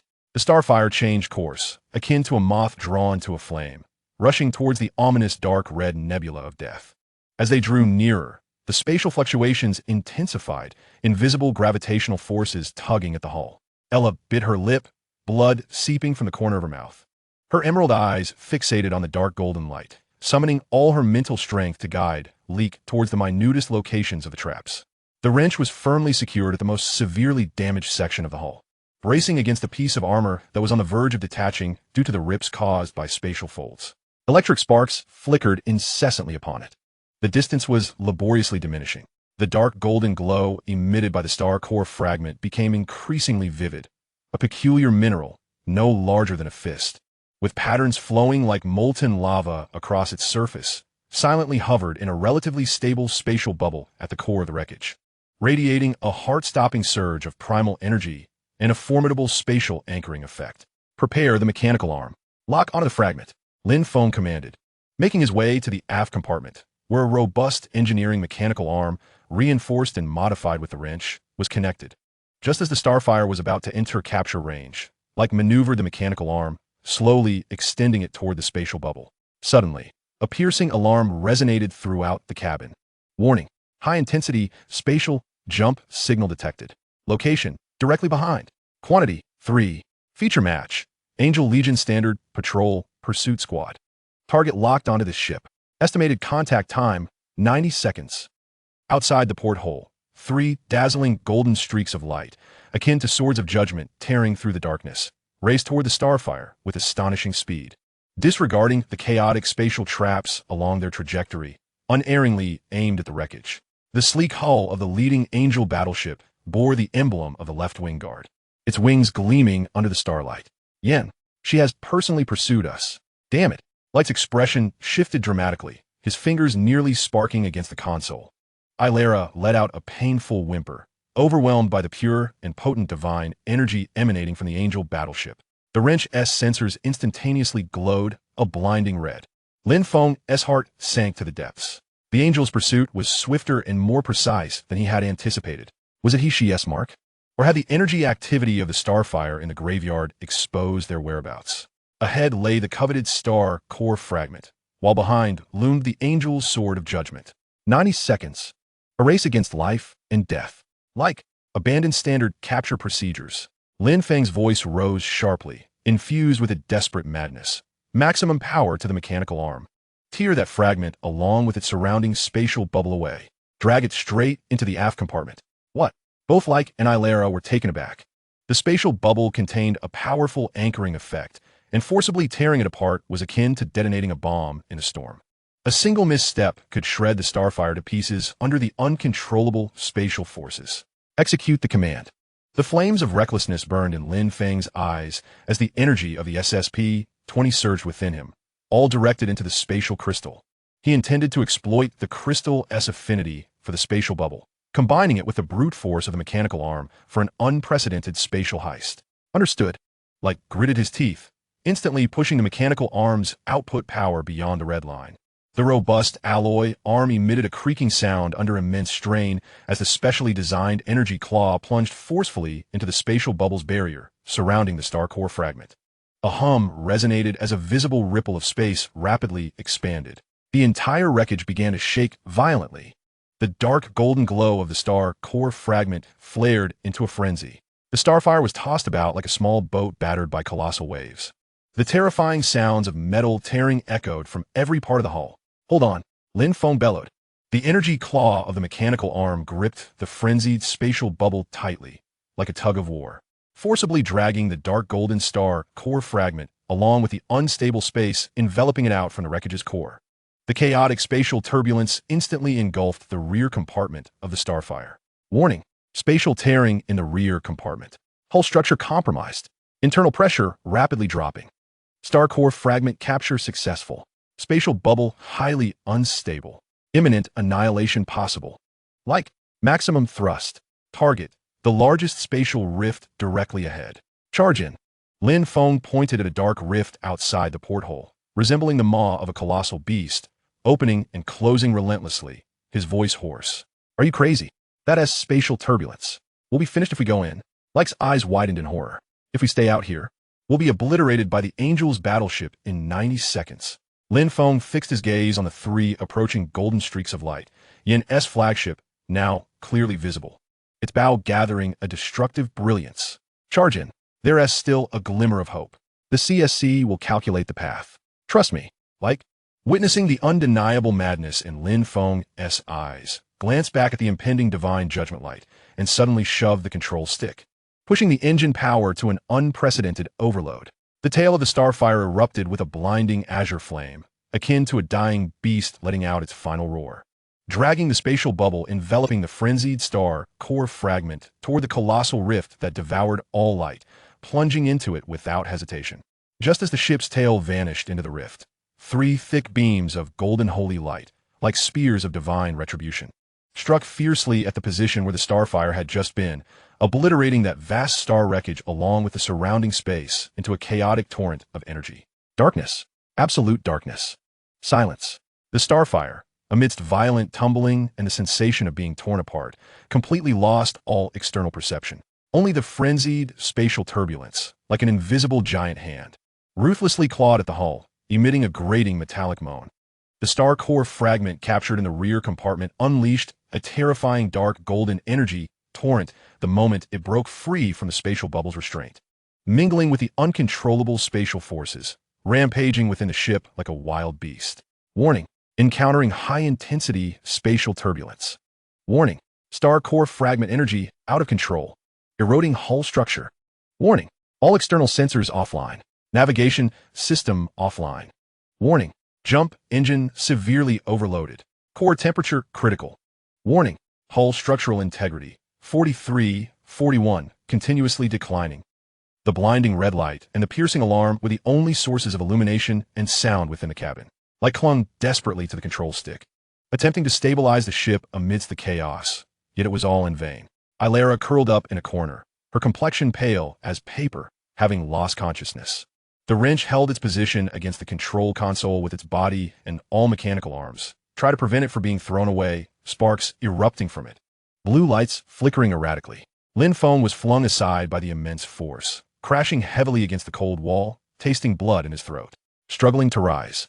The energy of the SSP-20 surged within him, resisting the tearing of the spatial turbulence and the violent energy of the star core fragment. He lunged at the control console, pressing his hands firmly against the control panel, his consciousness flooding into the CSC core like a dam bursting. CSC. Full power. Stabilize spatial coordinates. Guide energy. Find an exit. He screamed in his mind. Core computational power overloaded. Spatial turbulence model too complex. Deduction failed. Star core fragment energy attributes. Ultra-high density stellar entropy energy mixed with spatial turbulence, forming an unknown composite energy storm. Unable to analyze. Unable to guide. Hull structural integrity. 38, 35, imminent disintegration. Despair washed over Lin Feng like a cold tide, threatening to engulf him. Was it possible that wagering everything would lead to his demise in this chaotic void? No, absolutely not. Just at that critical moment, the spatial crystal tightly grasped in his hand suddenly erupted with an unprecedented, blazing azure glow. The radiant light did not disperse outward. Rather, it pierced Lin Feng's arm like a living entity, instantaneously connecting with the energy of SSP-20 within him and the collapsing CSC core. A resonating hum reverberated through him. An indescribable, frigid will, seemingly emanating from the very essence of the cosmos, surged through the spatial crystal connection, crashing into Lin Feng's consciousness. Under the enhancement of this will, the CSC core's brilliance surged exponentially. The previously chaotic and disorderly data of spatial turbulence was forcefully unraveled and analyzed in an instant. The violent energy of the stellar core fragments, guided by this will, was unexpectedly constricted, compressed, and transformed. Lin Feng's eyes were entirely engulfed by an ethereal azure glow. He felt his consciousness elevated infinitely, as though he had merged with the tumultuous spatial turbulence. Countless fragmented spatial coordinates and energy flows vividly materialized before him. A feeble yet relatively stable bubble appeared at the edge of his perception. Wreck. Lin Feng's voice resonated as if echoing through space, cold and grand, relinquishing all resistance. Engines. Full power. Channel into this coordinate. He forcefully transmitted a set of time-space coordinates, complex beyond human comprehension, directly through neural connections into the ship's navigation core. Rek had no time to ponder, instinct for survival propelling him to act instantly. He fervently channeled the remaining engine power into that unknown coordinate. The starfire vessel emitted a dying wail, transforming into a streak enveloped in ethereal azure and dark golden energy, carving an anomalous trajectory that defied all physical laws. Hurtling toward the bubble, he perceived a blinding white light consumed all sensation. As the brilliance faded, the violent turbulence and sensation of tearing abruptly vanished. The starfire vessel floated serenely in an expanse of absolute silence and utter darkness. No starlight, no nebulae, no dust, nothing at all, just a boundless, pure void. As if time itself had frozen. All alarms ceased, the engines silenced, the lights extinguished. Only the emergency power provided a minimal, ghastly green illumination within the cabin. Rex slumped in the pilot's seat, breathing heavily as if awakening from a nightmare. Ella stirred faintly, her emerald eyes gazing vacantly into the endless darkness outside, filled with fear. The sparks on the wrench extinguished, the blue lights flickering weakly, seemingly struggling to reboot the damaged systems. Lin Feng gradually released his grip on the control panel, the azure glow in his eyes fading, leaving only an overwhelming exhaustion and a hint of bewilderment. He gazed into the all-consuming darkness beyond the viewport. Warning. External spatial coordinates. Unable to resolve. Beyond known database range. Warning. Energy levels. 5. Sustaining life support systems only. Warning. Stellar core fragment energy. stable, suppressed, and assimilated by unknown forces. Status: unknown. Where are we? Ella's trembling voice broke the heavy silence of the cabin. No one could respond. Only outside the viewport, in the depths of that absolute void, something seemed to stir. Not light, not matter, but a ripple of pure existence. As if a slumbering giant were shifting in unconsciousness. A wave of incomprehensible, frigid terror surged from the deepest recesses of their souls, seizing each person in the cabin. The CSE core, deep within Lin Feng's consciousness, emitted a blood-red alert for the first time, not based on logical deduction, but stemming from a primal instinct. Warning: detection of void-level existence response. Distance: unknown. Intensity: immeasurable. Threat level: ultimate annihilation. Chapter 28. The Door to Oblivion. Absolute silence. Absolute darkness. Absolute void. The starfire vessel hung, suspended like dust forgotten by the universe, adrift in this ineffable expanse. There was no starlight, no matter, no energy fluctuations. Even the concepts of time and space had become blurred. Only the emergency lights cast a flickering, ghastly green glow within the cold cabin, further enhancing the eerie sense of despair. Rek lay slumped in the pilot's seat, condensation forming on his helmet, each breath laden with the weight of survival and confusion. Ella curled into a corner, her arms tightly wrapped around her knees, her emerald eyes vacant as they stared into the all-consuming darkness outside, her body trembling uncontrollably. The pain of losing the wrench and the overwhelming abyss before her nearly shattered her resolve. Lin Feng leaned against the cold wall of the cabin, the SSP-20 energy coursing through him with great difficulty, resisting the cold encroachment from the void that seeped into his left arm. His gaze was fixed on the control panel, where the stellar core fragment was being forcefully stabilized by an unknown power. The fist-sized, dark, golden mineral, its surface adorned with flowing lava patterns, no longer surged violently. Instead, it exhibited a strange, slow pulsating rhythm, akin to the heartbeat of a slumbering beast. It floated within a temporary energy confinement field, emitting a faint yet stable glow, the sole source of illumination in this profound darkness.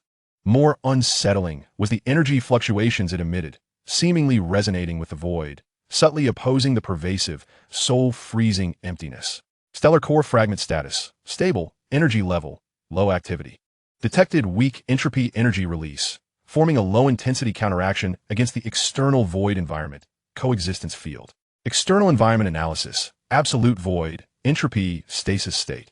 Spatial coordinates: unable to resolve, beyond CSE's known universe model boundaries.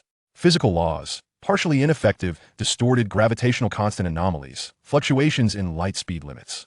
Threat level: ultimate annihilation, void level existence response. Source of reaction: distance unknown, direction unknown, form unknown. Activity level: extremely low, suspected to be in a dormant, quiet state. Warning: subject void erosion, left arm, stimulated by environmental factors, activity heightened. Suppression efficiency declining. Risk of spread high. Where exactly are we? Ella's voice, tinged with tears, shattered the heavy silence of the cabin. The wrench. Rek wiped his face, his voice hoarse. I don't know, but it's definitely not anywhere in the known universe. The engines are completely destroyed, and we have only 5 energy left. The life support systems won't last for many days. He glanced at Lin Feng. Captain, that stone is our only variable. Lin Feng did not respond. All his focus was on the meager resistance between the stellar core fragment and the void. The CSC core was operating frantically in his consciousness, attempting to decipher this interaction beyond comprehension. The entropy energy released by the fragment was like a stone cast into still water, though minuscule. It created ripples on the surface of the absolute void, faint yet tangible. In the perception of the CSC, these ripples sketched an exceedingly vague, ever-changing direction. It was guiding. Lin Feng's voice was dry, tinged with uncertainty. The energy released by the fragment, in its struggle against the void, pointed toward a relatively less void direction. Rek and Ella turned to him abruptly. Relatively less void? Rek furrowed his brow. What do you mean? It means that within this utterly silent sea of nothingness, there might exist an island. Lin Feng stood up and approached the control panel, placing his hand on the edge of the confinement field. He channeled all the energy of SSP-20 and the perception of the CSC, attempting to strengthen the connection with the fragment. The pulsating glow of the fragment seemed to brighten slightly. In its conflict with the void, the fragment instinctively gravitated towards existence. It was searching for an anchor point for us, a region where matter or stable space might exist. Though hope was scant, It was her only path to survival. A flicker of faint hope ignited in Ella's eyes. Can we follow its path? We lack the propulsion. Rake doused their spirits with a splash of cold reality. The engine was irreparably damaged. Was it possible to drift? Utilize the attitude control thrusters. Lin Feng's gaze roamed over the control panel. Although the thrust was minimal, it could still provide initial acceleration in the absence of resistance. Ella, I need you to focus. Your perception abilities are compromised in this environment, but the energy ripples emanating from the debris might serve as your guiding beacon. Rake, maneuver the ship according to Ella's instructions, making the most minute adjustments with the attitude thrusters. We shall drift against the current, following the fragment's guidance. This was an unprecedented voyage. The absence of engine roars left only the faintest hiss from the attitude control thrusters, barely audible. The starfire drifted through the cosmos like a speck of dust, silently navigating the profound void, guided by the delicate energy ripples of the star core fragments. Time lost all significance. Each passing moment felt as protracted as a century. The cabin atmosphere was stifling and oppressive. Energy reserves dwindled gradually, the low hum of the life support system resembling a countdown to oblivion.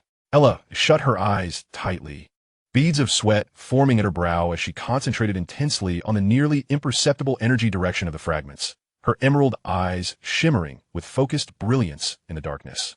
Rake was wholly absorbed, his hands functioning with the precision of the finest instruments, adjusting the remaining attitude thrusters with micron-level finesse. Meanwhile, Lin Feng maintained the connection with the fragments, pushing both the SSP's energy and CSE's computational power to their limits, while simultaneously battling the encroaching void's corruption on his left arm. His complexion was ashen, with blood occasionally seeping from the corners of his mouth. Just as the life support system's energy levels dipped below the critical threshold of 10, despair once again cast its shadow. Wait, Ella suddenly opened her eyes, her voice trembling with incredulity and excitement. There is something right ahead. It's not an energy ripple. It's a tangible presence. Enormous. Vastly immense.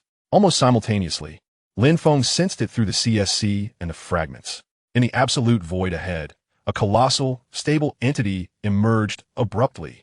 It resembled a rock cast into the sea of nothingness, emanating a faint yet stable material signal, along with a trace of ancient, chilling energy fluctuations. Rake immediately directed the ship's remaining low-powered passive scanner toward that direction. The scanning image struggled to materialize on the dim main screen. It was a remnant of a structure so immense it was almost beyond comprehension.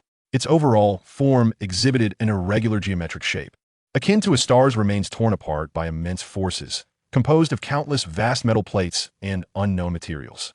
The fractured skeleton jutted into the void like the ribs of a colossal beast, and the enormous armor plating was riddled with incomprehensible scars and signs of corrosion, as if it had endured billions of years of cosmic storms. The entire wreckage floated silently in the darkness, resembling a tomb forged from steel and unknown technology, adrift in the sea of death. In the central region of the wreckage, a relatively intact structure resembling a massive archway was faintly visible, its depths flickering with a minuscule yet profoundly stable azure light, akin to the sole, everlasting flame in a dark mausoleum. Target scan, giant space station, starship wreckage, unknown civilization. Structural integrity, approximately 15, core archway region relatively intact. Weak energy response detected, azure light source. Threat scan, no active defense systems detected. No life signals found. Presence of unknown energy field, inert. Environmental scan, a weak but stable gravitational field and spatial anchoring effect exist around wreckage, forming a relatively safe zone in comparison to the absolute void outside. A space station wreck. Rake's voice brimmed with jubilant relief. We are saved. That core light source might be a functioning energy core, or, at the very least, it could provide shelter. The starfire, like a weary bird returning to its nest, slowly approached this vast cosmic graveyard with the final push of the attitude thrusters. The closer they drew, the more they could sense its grandeur and desolation. The broken metal structures stretched like mountains, and the enormous pipelines resembled lifeless veins. The ship cautiously navigated through the jagged skeletal remains, heading toward the central area where the azure glow beckoned. Ultimately, the starfire came to rest upon a relatively flat metallic platform within the massive archway structure. Akin to a tiny insect, the platform's edge was marked by the immense doorway, radiating azure light. This luminescence did not emanate from any device, but rather seeped from deep within the portal, carrying a profound, frigid aura, as if it could freeze one's very soul. The hatch opened with great difficulty. The three, clad in rudimentary spacesuits, the life support system's energy was insufficient to maintain cabin conditions, stepped onto the platform. Beneath their feet lay a cold, heavy alloy, coated in dust. The air was thin, bordering on vacuum, and the temperature was extremely low. Silence reigned as the only theme in this desolate realm. They approached the enormous archway. The door had long since crumbled away, leaving only a deep, dark entrance. The azure glow radiated from this void, resembling the throat of a beast. "What is that light?" Ella's voice trembled through the helmet communicator. Lin Feng gazed intently at the azure hue, the CSC's core issuing frantic warnings, while the void's erosion on his left arm surged with agitation. The energy perception of the SSP-20 and the resonance with the spatial crystal indicated to him that within that light lay an extraordinarily powerful and stable spatial coordinate anchor point. Its technological sophistication surpassed any creation known in the universe. A spatial beacon. Lin Feng's voice was low, a doorway pointing to the unknown. He stepped forward first, entering the azure light emanating from the archway. Rake and Ella followed closely behind. The light was not blinding. Instead, it enveloped them in a cold embrace. As they passed through the light, it felt as though they had traversed a membrane of water. The scene before them expanded into clarity. They found themselves within a vast, hemispherical space. The material of the space was neither metal nor stone, flowing with a silvery sheen reminiscent of rippling water. The dome soared high above, embedded with countless nodes that had long since extinguished, resembling stars. At the center of the space, a gigantic, three-dimensional structure composed of an intricate network of azure energy circuits floated, rotating slowly and pulsing. This was the source of the azure light. At its core lay a point of purest darkness, akin to the singularity of the universe, quietly suspended, exuding a disquieting sensation as if it could devour all matter and energy. Countless fine, stardust-like azure light strands extended from the core's darkness, connecting to the entire three-dimensional structure and ultimately converging upon the walls of the space, reaching out toward the endless void beyond the wreckage. The entire space resonated with a deep, constant hum, reminiscent of the last heartbeat of this colossal construct. Detected ultra-high-level space stability technology. Core structure, suspected artificially created microcosmic singularity, stable state, as spatial anchor. Technological level, unresolvable. Origin, unknown ancient civilization. Detected stable spatial coordinate output. Coordinates pointing to unknown, information density extremely high, CSC unable to decipher. Warning, core singularity emits weak void assimilation effects. Erosion activity on the left arm intensifying rapidly. Suppression failing. Acceleration of spread. Lin Feng gritted his teeth against the excruciating pain and the chilling spread of erosion emanating from his left arm. His gaze fixed intently on the slowly rotating azure structure. This was the gateway, a portal that had operated stably for who knows how many millennia, leading to the ultimate secrets of the cosmos. Just then, a piercing alarm suddenly erupted within the helmet communicators of the three, not from the starfire, but from the low-powered passive detector carried by Lake. Warning, high-intensity, holy energy fluctuations detected. Location, outside the wreckage. Feature match, Angel Legion, flagship level. Quantity 1. Target locked on this wreckage. Estimated contact time, less than 10 minutes. The view through the porthole was obstructed by the wreckage, yet on the detector screen, a golden point of light symbolizing destruction was tearing through the absolute void at an astonishing speed, hurtling directly towards this graveyard of debris. Its energy intensity far exceeded that of the previous patrol squad. Yen, she actually pursued into this absolute void and precisely located them. How could she possibly? Lake's voice was filled with despair and disbelief. It's the mark of he-she. Lin Feng's expression instantly grew exceedingly grim. He had previously thought that the angelic mark would be shielded or rendered ineffective in the void environment, but it now appeared that he-she's methods surpassed his imagination. That mark was akin to the most precise beacon, capable of being pinpointed by the Angel King, even in absolute nothingness. Quickly, seek cover, or find a way to enter that door. Lin Feng's gaze darted towards the slowly rotating azure structure in the center of space. Entering that unknown door might be their only path to survival, yet the core's microsingularity emitted a void assimilation effect that for him, already eroded, would be tantamount to suicide. Suddenly, Ella pointed at the edge of the detector screen, exclaiming, "Wait, what is that?" Behind the golden point of light representing the angelic flagship, The detector captured another extremely faint yet chaotic and distorted dark purple energy cloud. It clung to the angelic flagship like a parasite, surging toward the wreckage as well. Detected ultra-high-level void energy response. Feature match, Demon Queen, Morgana. Target, Angel Flagship, Yin.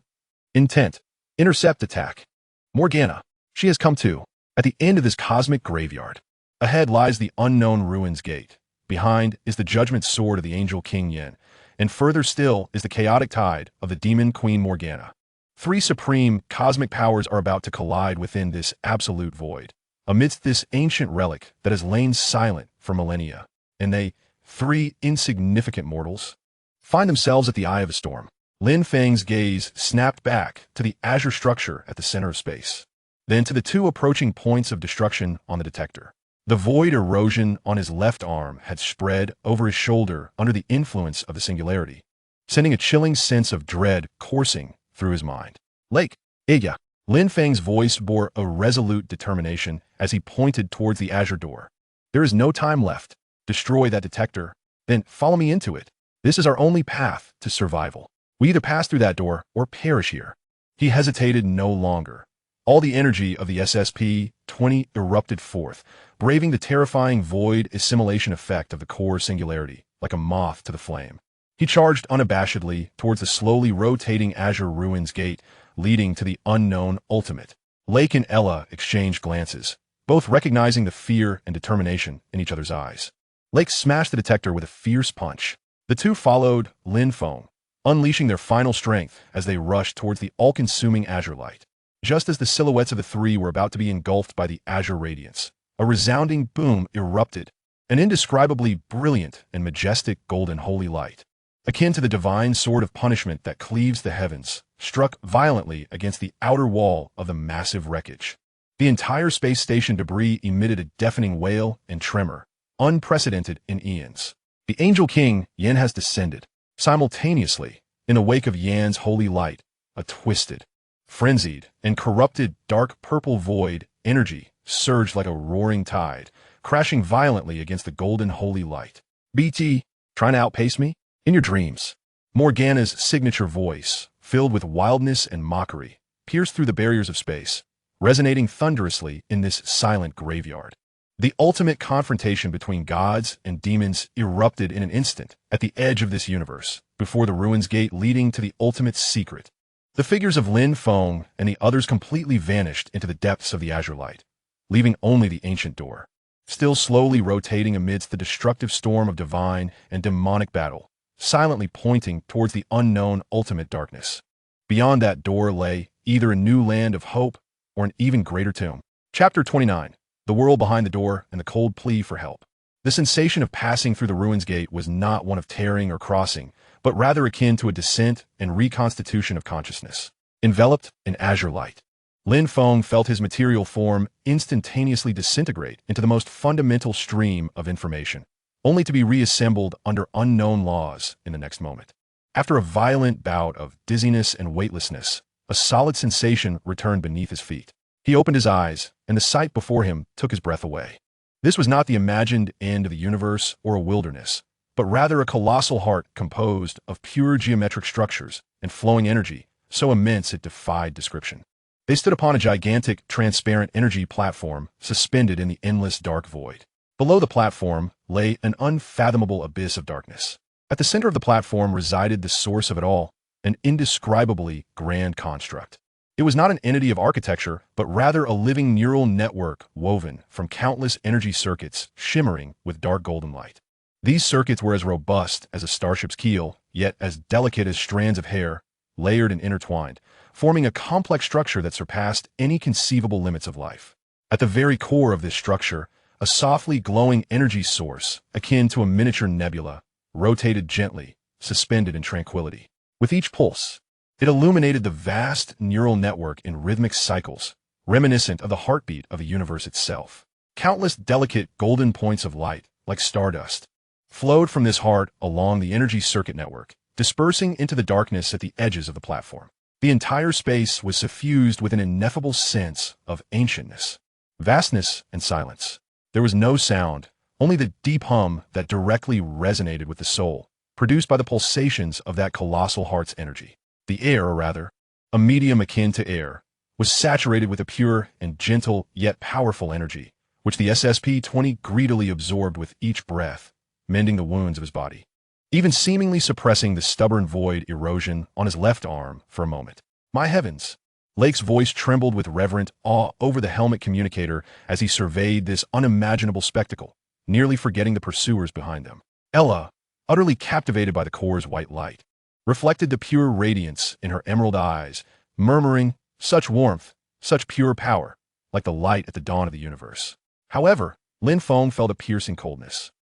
The CSC core within the depths of his consciousness, as if encountering a being of the same origin yet a billion times more massive, emitted an unprecedented shriek, mingled with ecstasy and terror, detected fluctuations of the same origin laws, intensity exponentially surpassing. Target analysis: Supermassive Civilization Seed Core, CSC, entity. Status: severely damaged, energy core depletion. Logical structure collapse, 97. Information database severely lacking, 99999. Fundamental functional modules offline, 99. Core demand detected. Energy replenishment, logical structure repair, information database reconstruction, main body linking. Warning: the core of the main body CSC is besieged by a deluge of homogeneous information. The logical firewall teeters on the brink of overload. There exists a risk of reverse assimilation and subsumption. This colossal structure, akin to the heart of the cosmos, is in fact the core of a civilization seed so immense it defies imagination. Moreover, it is the maternal source of the CSC fragment within Lin Feng, or rather, it is the origin that birthed all fragments. It is succumbing to death. It emits a silent, frigid distress signal to the fragment within Lin Feng. Just then, an anomaly occurs. Buzz! The entire massive heart structure trembles violently. The white luminous sphere at its core dims instantaneously, flickering like a candle in the wind. Vast swathes of energy circuit networks, glowing with a dark golden hue, extinguish. The pure, gentle energy in the space becomes chaotic and tempestuous in an instant. A powerful spatial shockwave sweeps in, causing the floating platform to sway violently. External impact detected. High-intensity energy collision. Source: outside the gate of the ruins. Impact effects: accelerating core exhaustion. Spatial anchoring effects diminishing. Logical collapse intensifying. Core demand intensity escalating. Forced link request. Main body CSC core. Denial. Risk of firewall collapse. Acceptance. Existence of unknown assimilation risk. It is Yin and Morgana. The aftershocks of their battle outside have penetrated the gate of the ruins, shaking this already crumbling super seed core. Steady yourselves, Lin Feng roared, unleashing a burst of energy from SSP-20, his feet rooted to the violently swaying platform. Leek and Ella clung desperately to the platform's edge, grasping the invisible energy railing. The white luminous sphere of the core reignites, yet flickers with pain and instability. An even stronger, more urgent thought floods Lin Feng's consciousness like a frigid tide, no longer a vague appeal, but a fragmented yet strikingly clear message. Fragments of information, stream of consciousness guardian, return. The furnace shall extinguish shackles, fracture. They awaken, devour. Coordinates, core of the graveyard, key core. Reboot, furnace, prevent, annihilation. Accompanying these fragments is an extraordinarily intricate set of coordinates entwined with the laws of space and time, alongside a map akin to a star chart, pointing towards the innermost region of this graveyard star domain. The endpoint of the path is marked by a constantly flickering symbol resembling a keyhole. Furnace? Shackles? They? Annihilation? Lin Feng's mind is racked with pain under the onslaught of this information surge, as the CSC core operates frantically, attempting to decipher the fragmented data. A terrifying hypothesis begins to take shape within him. This superseed core is not merely undergoing natural exhaustion, but serves as a key or controller for a far larger system, suppressing something. And the target of this suppression is the very culprit that has transformed this star domain into a graveyard. Now, as the core weakens and the shackles loosen, that which has been suppressed is on the verge of awakening. Rebooting this furnace is the sole hope to avert a cosmic-level annihilation. And the key to rebooting lies within the coordinates and path conveyed by this core. Boss, look! Ella's terrified voice breaks the moment, pointing towards the dark void at the edge of the platform. From the previously absolute silence of the darkness, faint, murky dark red lights begin to emerge. These glimmers resemble the slowly opening eyes of a slumbering behemoth, radiating a cold, greedy malice filled with a desire for destruction. Locking onto the enormous heart at the center of the platform, a chilling, soul-freezing aura emanates from the void, akin to a waking tide, beginning to permeate the space. Those who have been suppressed sense the core's weakness and the intrusion of outsiders, and begin to awaken. Shattering the Rift, Fragile Alliance. Outside the gate of the ruins, a battleground of angels and demons. The clash between sacred light and shadows has transcended a mere exchange of energy. Yen's figure hovers above the debris, her sacred wings fully unfurled, radiating pure golden light. With each swing of the sword of royal command in her hand, she cleaves through the void, unleashing brilliant blades of light that embody absolute order and judgment, severing the dark purple void energy torrents unleashed by Morgana, purifying them. Morgana, get out of this holy land. This is not a place you can desecrate. Yen's voice, akin to celestial music, resonates with a soul-freezing authority. Behind her, the massive angelic warship, the Judicator of the Blade, charges its main cannon, its light akin to a second sun, firmly locking onto Morgana, who resembles a shadow which below. Ha ha ha, Holy Land? Yen, you remain as naive and adorable as ever. Morgana cackles wildly in the void, her figure flickering like a specter, evading a deadly strike of sacred light. She is ensnared by viscous dark purple energy, writhing like a living entity, roaring. The secrets buried in this cursed place are 1,000 times more intriguing than your tiresome notions of justice and order. What lies behind that door is mine. With a fierce gesture, she conjures a colossal black claw composed of pure void energy, capable of swallowing light, and strikes violently at the angelic warship behind Yen. Boom! The sacred light shield and the void claw collide ferociously, unleashing silent waves of annihilation. The space shatters like fragile glass, collapsing. The massive angelic warship sways violently, its shield flickering erratically, just as both sides are poised for an even more brutal confrontation. Buzz, an indescribable, profound wail and terrifying tremor, emanating from the very essence of the soul, erupts from within the gate of the ruins, like the final lament of a dying behemoth. It sweeps across the entire battlefield in an instant. Whether bathed in sacred light or enveloped in void energy, both Yen and Morgana freeze in their movements. Shock is etched on their faces simultaneously. What is this?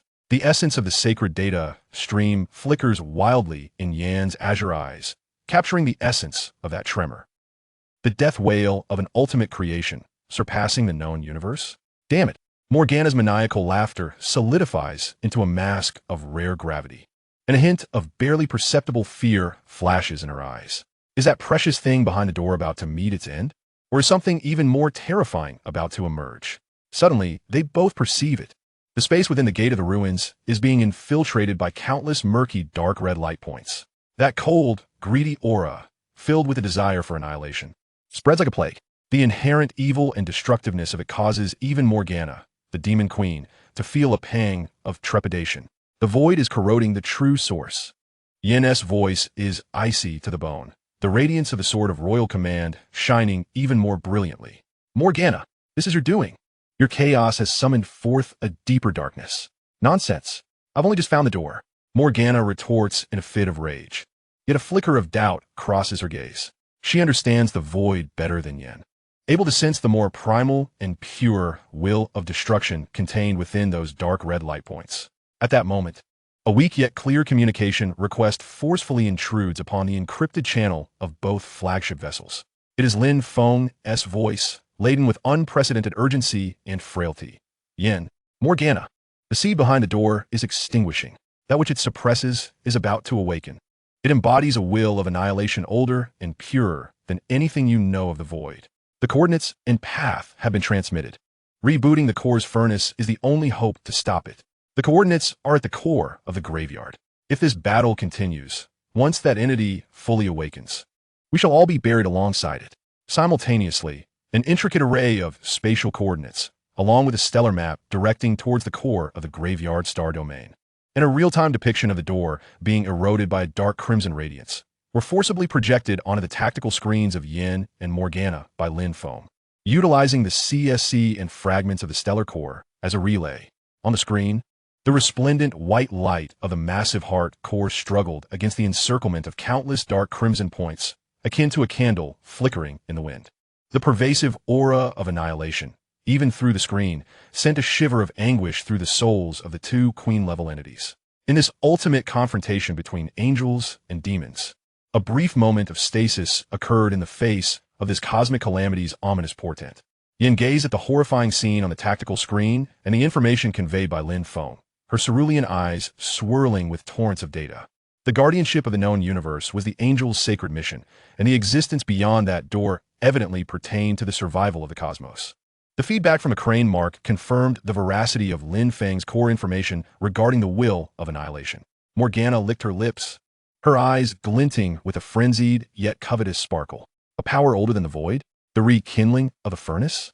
This secret was more monumental than she had anticipated. Moreover, she had no desire to be consumed by that pure will of destruction. Morgana was the first to shatter the silence, dispersing the gathered claws of the void, and casting a provocation-laden, yet somewhat conciliatory smirk in Yan's direction. Lucky you. This debt is noted. I have no interest in accompanying the universe to its grave. I've received the coordinates. Let us see who prevails. Before her words could settle, her figure, along with her fearsome demonic flagship, transformed into a dark purple streak of light, tearing through space towards the coordinates of the graveyard core provided by Lin Feng. Yin observed the direction in which Morgana had vanished, casting a deep glance at the violently fluctuating ruins gate, her expression complex. Ultimately, she sheathed the sword of royal command, her divine wings retracting. Heaven's blade judicator. Lock onto the coordinates. Initiate maximum speed jump. Yan's frigid voice carried an undeniable command. The target, the core of the graveyard. The priority task, to thwart the spread of the will of annihilation and ensure the possibility of the furnace's rekindling. Lin Feng, I hope your intelligence proves worthy of this trust. The Golden Angel flagship transformed into a dazzling streak of light, also tearing through the void, pursuing Morgana's trajectory. Outside the ruins gate, the battlefield of gods and demons fell into an instant silence, leaving only the colossal remnants and the still trembling ancient door, along with the increasingly potent aura of destruction within. Inside the ruins gate, upon a massive platform, Lin Feng knelt on one knee, his right hand firmly pressing down on his violently trembling left arm, now nearly transformed into a grayish rock-like state, exuding a chilling aura of death. The energy and will of SCP-20 stood like a dam, desperately resisting the ferocious onslaught of void corruption. Each act of resistance brought forth soul-rending agony. The CSC core within his consciousness sounded frantic alarms as the logic firewall teetered on the brink of collapse under internal and external assaults. Warning. Subject's left arm erosion rate, 78, spreading toward the core of the torso. Suppression. On the edge of collapse. Warning. External annihilation will dark crimson points. Erosion intensity increasing. Core spark, the mother, exhaustion accelerating. Logic structure collapse, 98. Core forced link request intensity, peak. Accept. Subject CSE existence faces assimilation, coverage risk. Refuse. Core spark will extinguish completely within 15 minutes. The will of annihilation will fully awaken. Boss. Rake and Ella rushed to Lin Feng's side, their eyes filled with fear and concern as they beheld his left arm, which had almost completely turned into a grim, lifeless rock. Mifine. Lin Feng gritted his teeth, forcing out a few words through clenched jaws, sweat mingled with blood trickling down his forehead. He lifted his gaze towards the massive heart at the center of the platform. The white light of the core had become exceedingly faint, flickering like a breath, on the verge of extinguishing completely. The dark golden glow of the surrounding energy circuit network faded in large swathes, the entire structure emitting a heart-wrenching, metallic fatigue-like creak.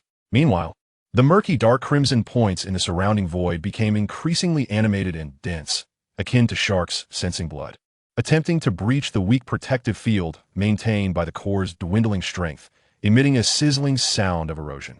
Time was running out.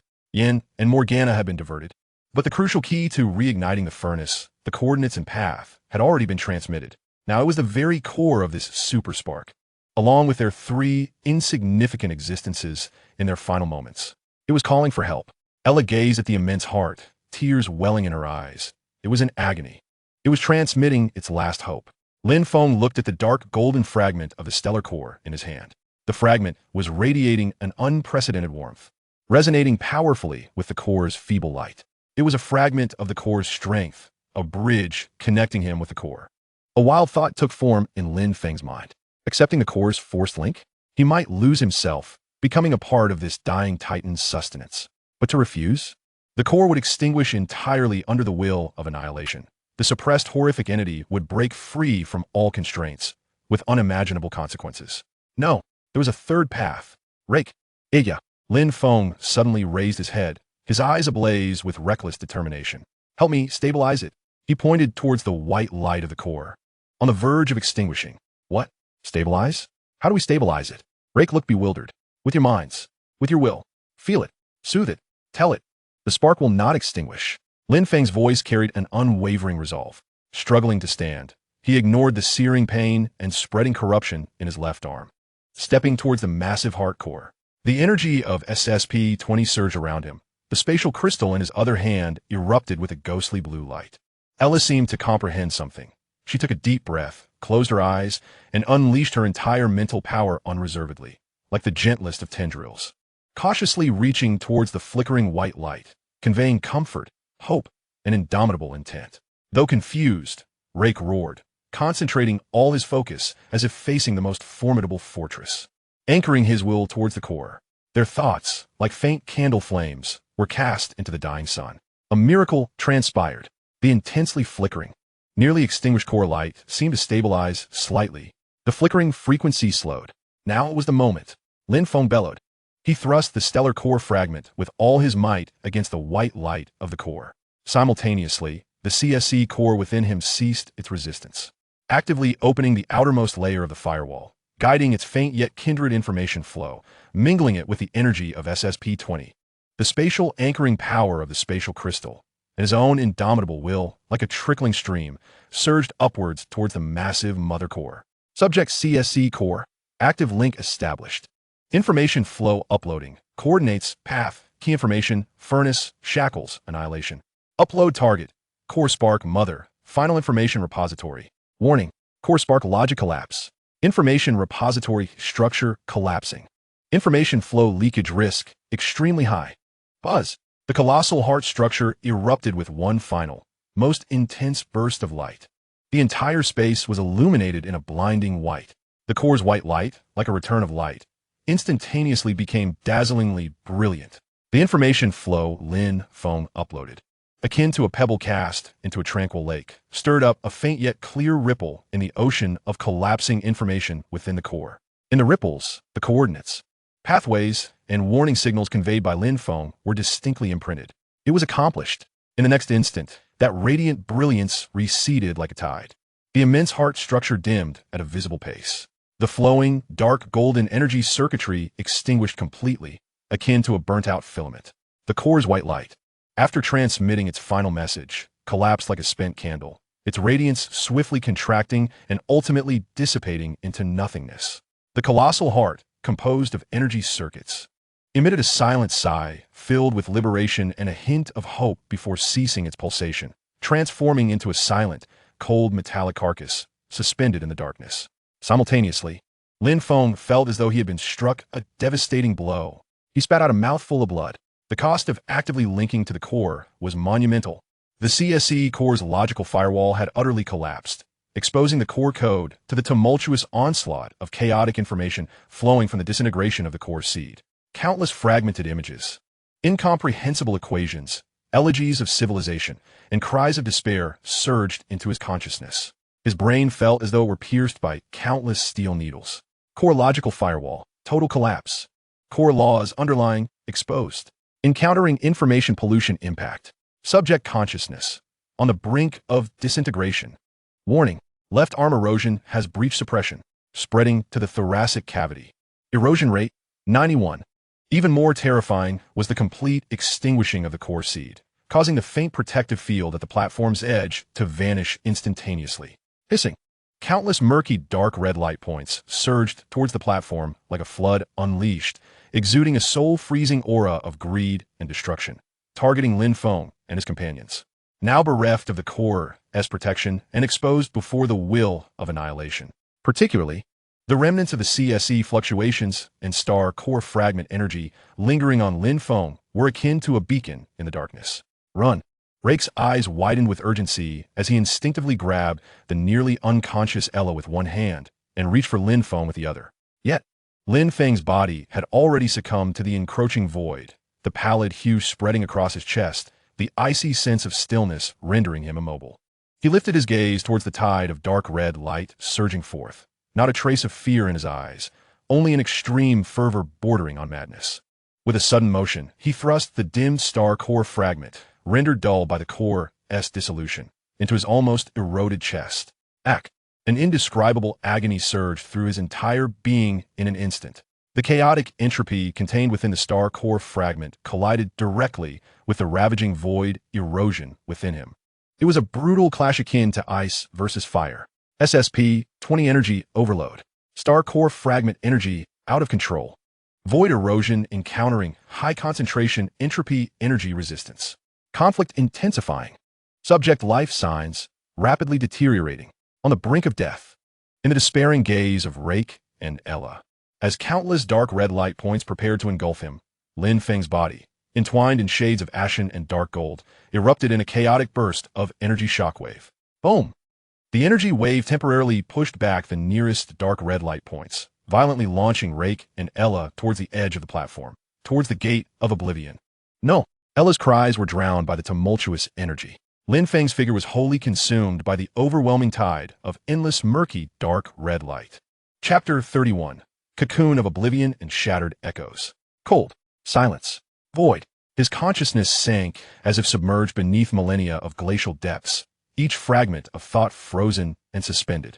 Lin Feng felt enveloped in absolute darkness and heavy pressure, his senses stripped away, leaving only a dull ache as his soul was slowly ground down. His left arm, no. The entirety of his left side had long lost sensation, transforming into a cold, unyielding stone, indistinguishable from the surrounding darkness. The right side was dominated by the excruciating pain inflicted by the forcibly embedded star core fragment, the rampant entropy energy crashing against him like a deranged furnace, violently clashing with the invading void erosion. Subject life signs, critical. Consciousness activity, 3, continuously declining. SSP-20 system, collapsing. Energy cycle interrupted. Physiological functions maintained at a bare minimum. CSC core. Logical firewall completely disintegrated. Core laws underline exposed. Encountering dual pollution impacts from high concentration will of annihilation, dark red information flow, and star core fragment, entropy energy information flow. Information overload, critical. Structural stability, 001. Conflict, void erosion, annihilation assimilation, vs star core entropy energy, existence anchoring. Battlefield, subject shell and consciousness sea. The forces of destruction and existence waged a fierce tug of war within his body and soul, each second stretching into eternity, every moment fraught with the potential for total collapse.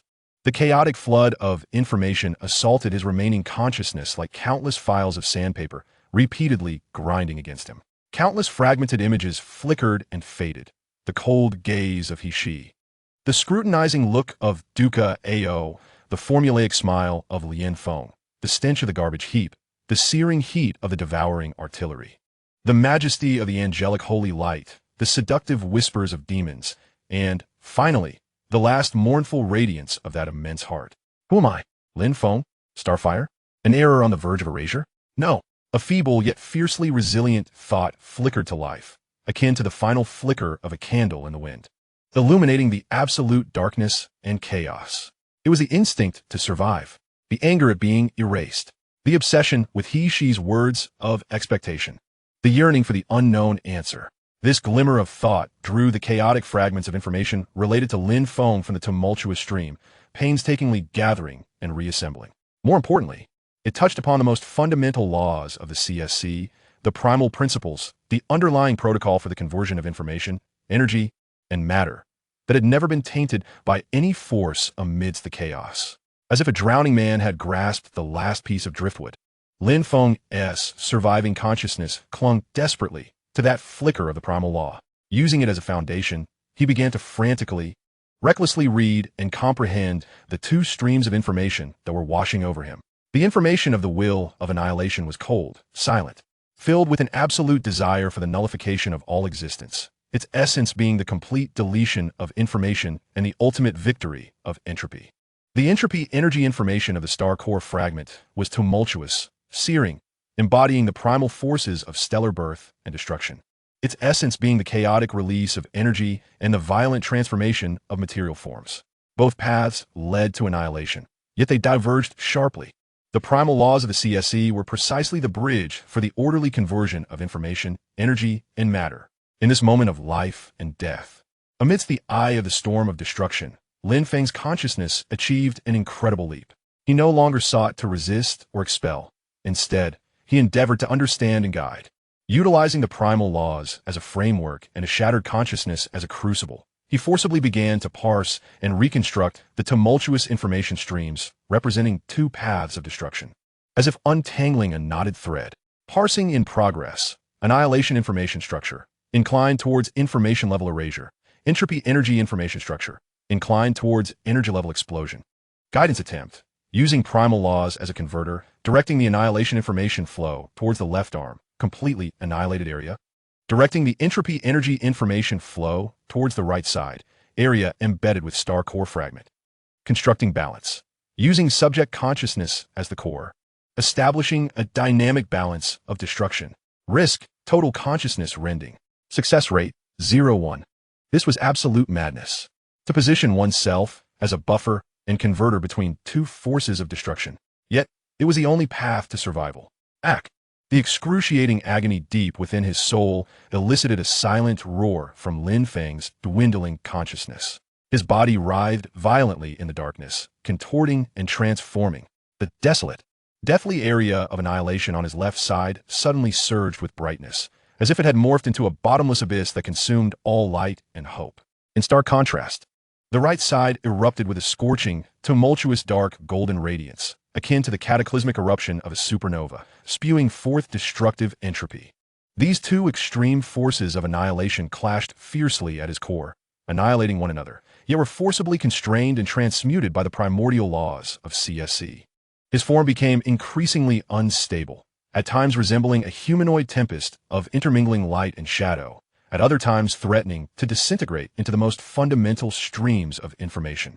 Just as this terrifying equilibrium was on the verge of complete collapse, and consciousness was about to be utterly torn asunder, a faint yet exquisitely pure, eerily familiar azure glow suddenly emanated from his nearly forgotten right hand. It was a spatial crystal. He had clutched it tightly all along, even in the moments of fading awareness. Now, under the pressure of two destructive forces and the stimulation of the primordial laws, it was fully activated. The light of the spatial crystal was not blinding, yet it possessed an extraordinary stabilizing effect. It formed like a miniature singularity at the center of Lin Feng's chaotic energy tempest, quietly beginning to untangle and anchor the surrounding turbulent spatial fluctuations, even faintly influencing the interface of the two colliding forces of annihilation. Spatial crystal intervention. High-dimensional spatial stability characteristics detected. Dynamic equilibrium received an external anchor point. Stability increased. 5. Risk of consciousness tearing reduced. Information parsing efficiency enhanced. Hope, though faint, it undeniably existed.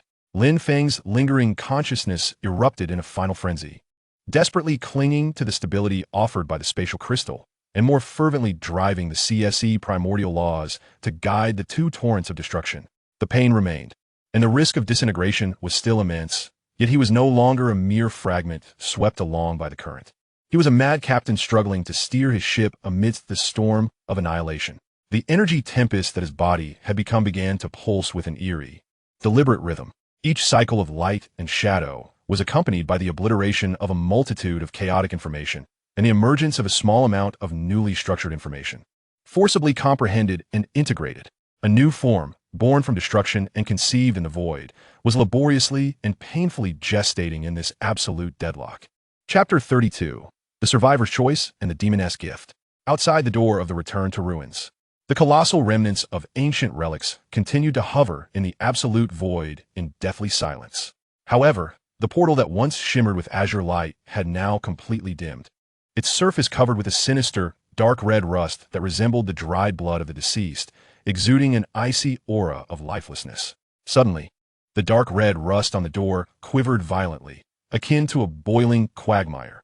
With a splutter, two figures were unceremoniously expelled from the center of the turbulence, crashing heavily onto the cold metallic platform. It was Rake and Ella. Rake struggled to rise, coughing violently as he expelled several mouthfuls of blood-tinged phlegm. His spacesuit was tattered in multiple places, his face marred with abrasions, and his eyes were filled with lingering shock and dread. Ella fared worse, curled on the ground, her complexion pale as paper, her body trembling incessantly, her emerald eyes vacant as she gazed at the now completely closed, moribund door of return. Tears silently streaming down her face. "Boss, Lin Feng." Ella's voice broke, laden with infinite sorrow and terror. The final moment, when Lin Feng was utterly engulfed by the dark red light, was indelibly seared into her mind like a nightmare. Rake's expression darkened as he slammed his fist into the cold platform, producing a dull thud. "He saved us." His voice was hoarse, tinged with suppressed pain and anger. He surveyed the desolate remnants, the sealed dead door, and the endless void of despair. But now what do we do? Energy depleted, the ship damaged. Trapped in this cosmic grave, it seems we await a slow death. Just then, whoosh, a sharp, unmistakably demonic beam of dark purple light descended without warning from above. Perfectly enveloping the two, a powerful suction surged forth, leaving them no room to resist. Rake and Ella gasped, their bodies uncontrollably drawn away from the platform, hurtling toward the menacing shadow of the demon flagship hovering above the wreckage. Morgana, Rake instantly comprehended, a flicker of despair flashing in his eyes. Just escaped from the tiger's den, now into the wolf's lair. Minutes later, aboard the demon flagship, within a chamber exuding a sense of decadent technology and dark purple hues. The walls pulsating like living tissue. Rake and Ella were ensnared by an invisible energy field, standing on the icy deck. Morgana lounged lazily against a throne fashioned from unknown biological bones, crossing her legs, her fingertips entwined with a strand of dark purple energy, observing them with a bemused smirk. "TSK, TSK, TSK. Such pitiful little creatures." Morgana's voice dripped with mockery and a hint of amusement. "Cast aside by your boss as bait? Or perhaps, by a stroke of luck, you've managed to survive?" It was evident she had observed some of the events within the portal through some means. Rake gritted his teeth, glaring at her in silence. Ella, trembling in fear, averted her gaze to the ground. "Relax, my sweethearts." Morgana stood, sauntering towards Ella, extending her cold finger to gently lift her chin, forcing her to meet her gaze. "I have no interest in squashing ants, especially those that may still have some use." Her gaze swept over the two, ultimately resting on Ella, her mesmerizing eyes narrowing slightly. "Little one, your mental prowess is quite intriguing.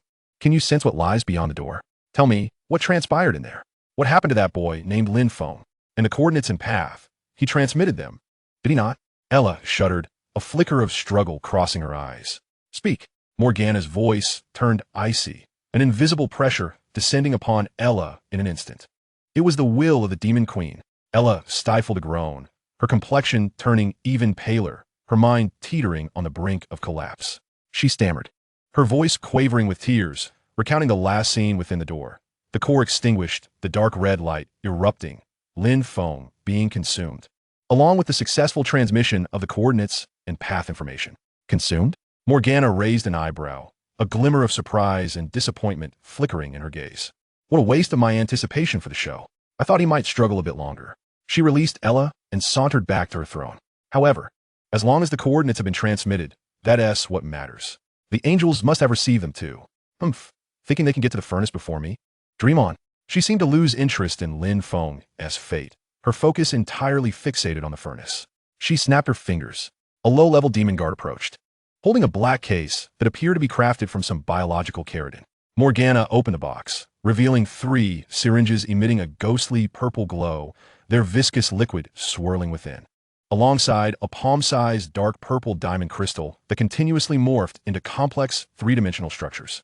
"In light of the boring information you provided, I'm in a good mood, so I'll reward you with something." Morgana carelessly tossed the box and the crystal onto the ground before Rake and Ella. "These 3 vials are the kiss of the demon elixirs, capable of swiftly mending your wounds. And by the way, they offer you a rather unexpected surprise." She smiled with a knowing glint.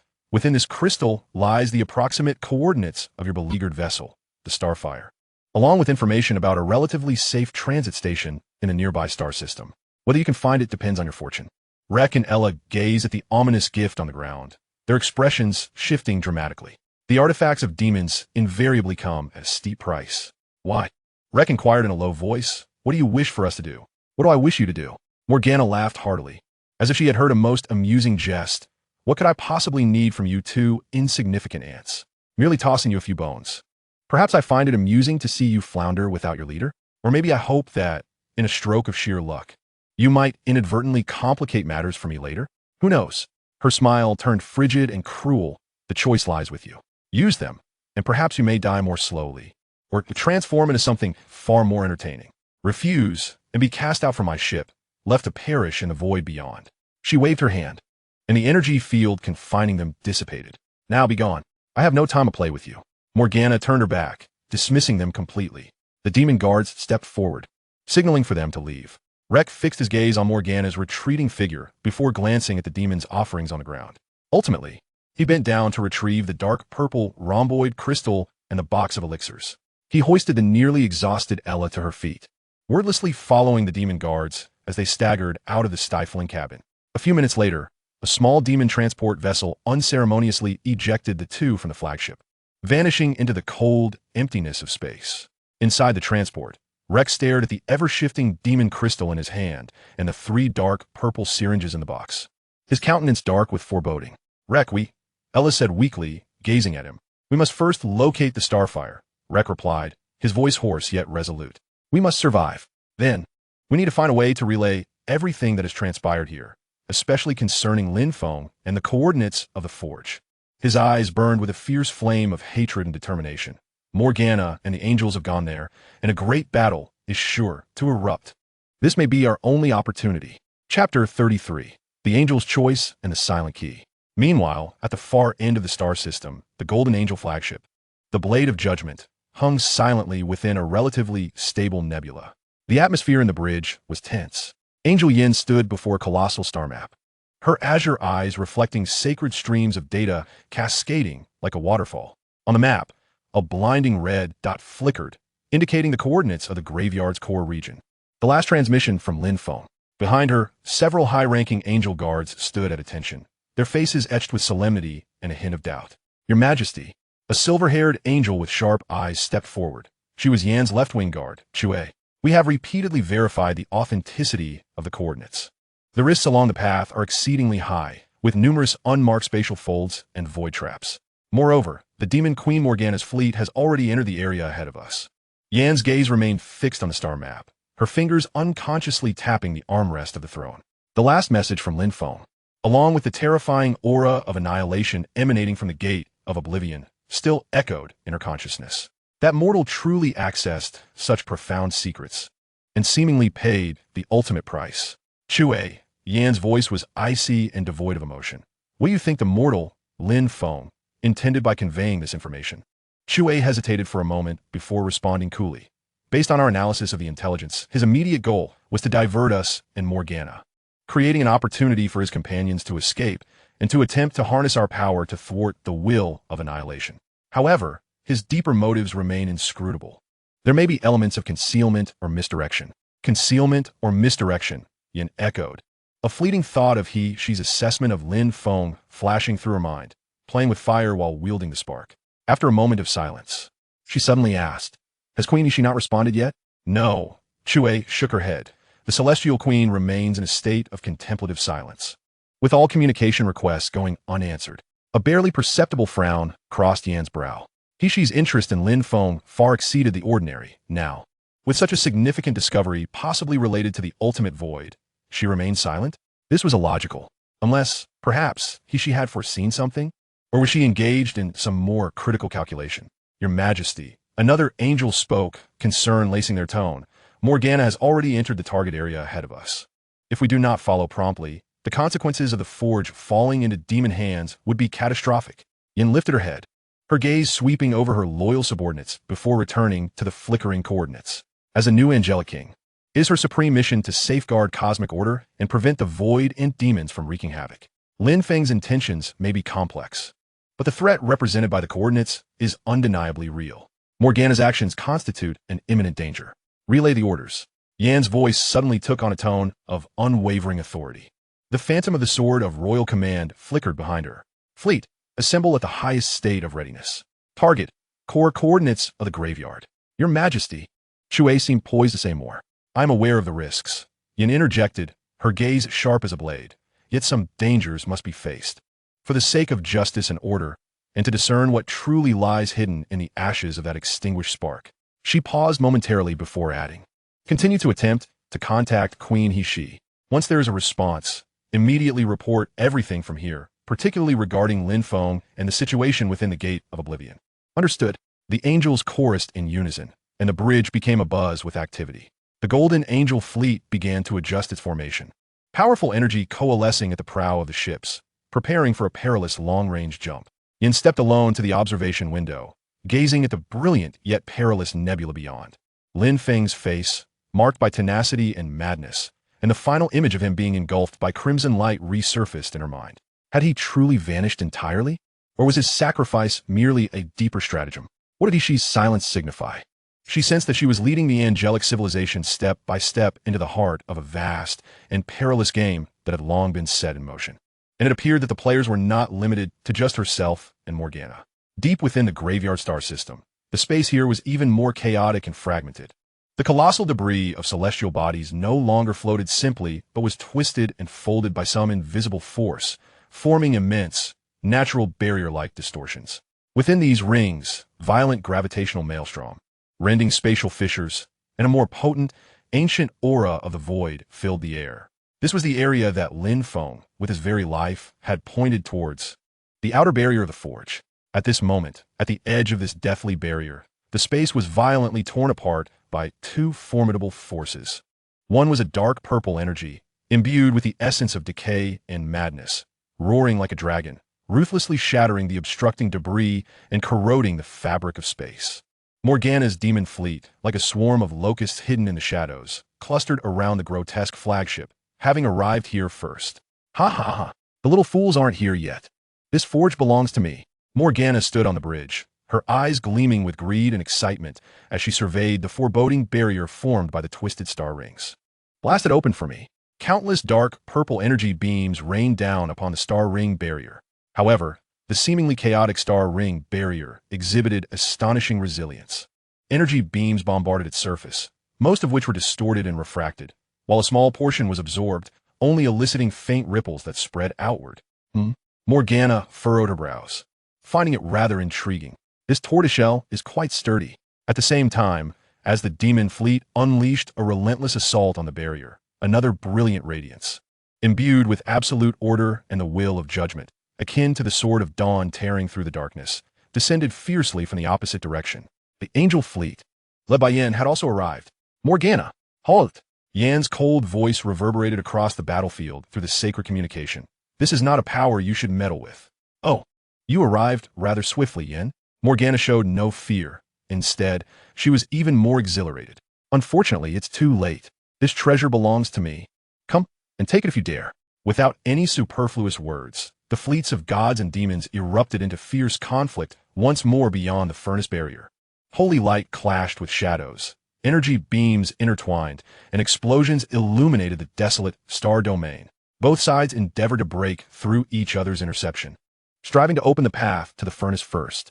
However, neither the angels nor the demons noticed, or were temporarily too preoccupied to heed, that deep within the crazily assaulted, distorted star ring barrier, something that had long lain dormant was awakened by the immense energy fluctuations and malevolence of the intruders. Enormous, bizarre shadows, seemingly forcefully stitched together from remnants of stars and cold metal, began to rise slowly through the gaps and cracks of the star ring. They emitted no life signals, yet exuded an aura of cold, pure destruction even more frigid than the surrounding void. On their bodies, emotionless dark red eyes, akin to molten lava, ignited, all fixating on the combatant fleets. Were these the automated defense systems of the furnace? Or another form of the obliteration suppressed by the furnace?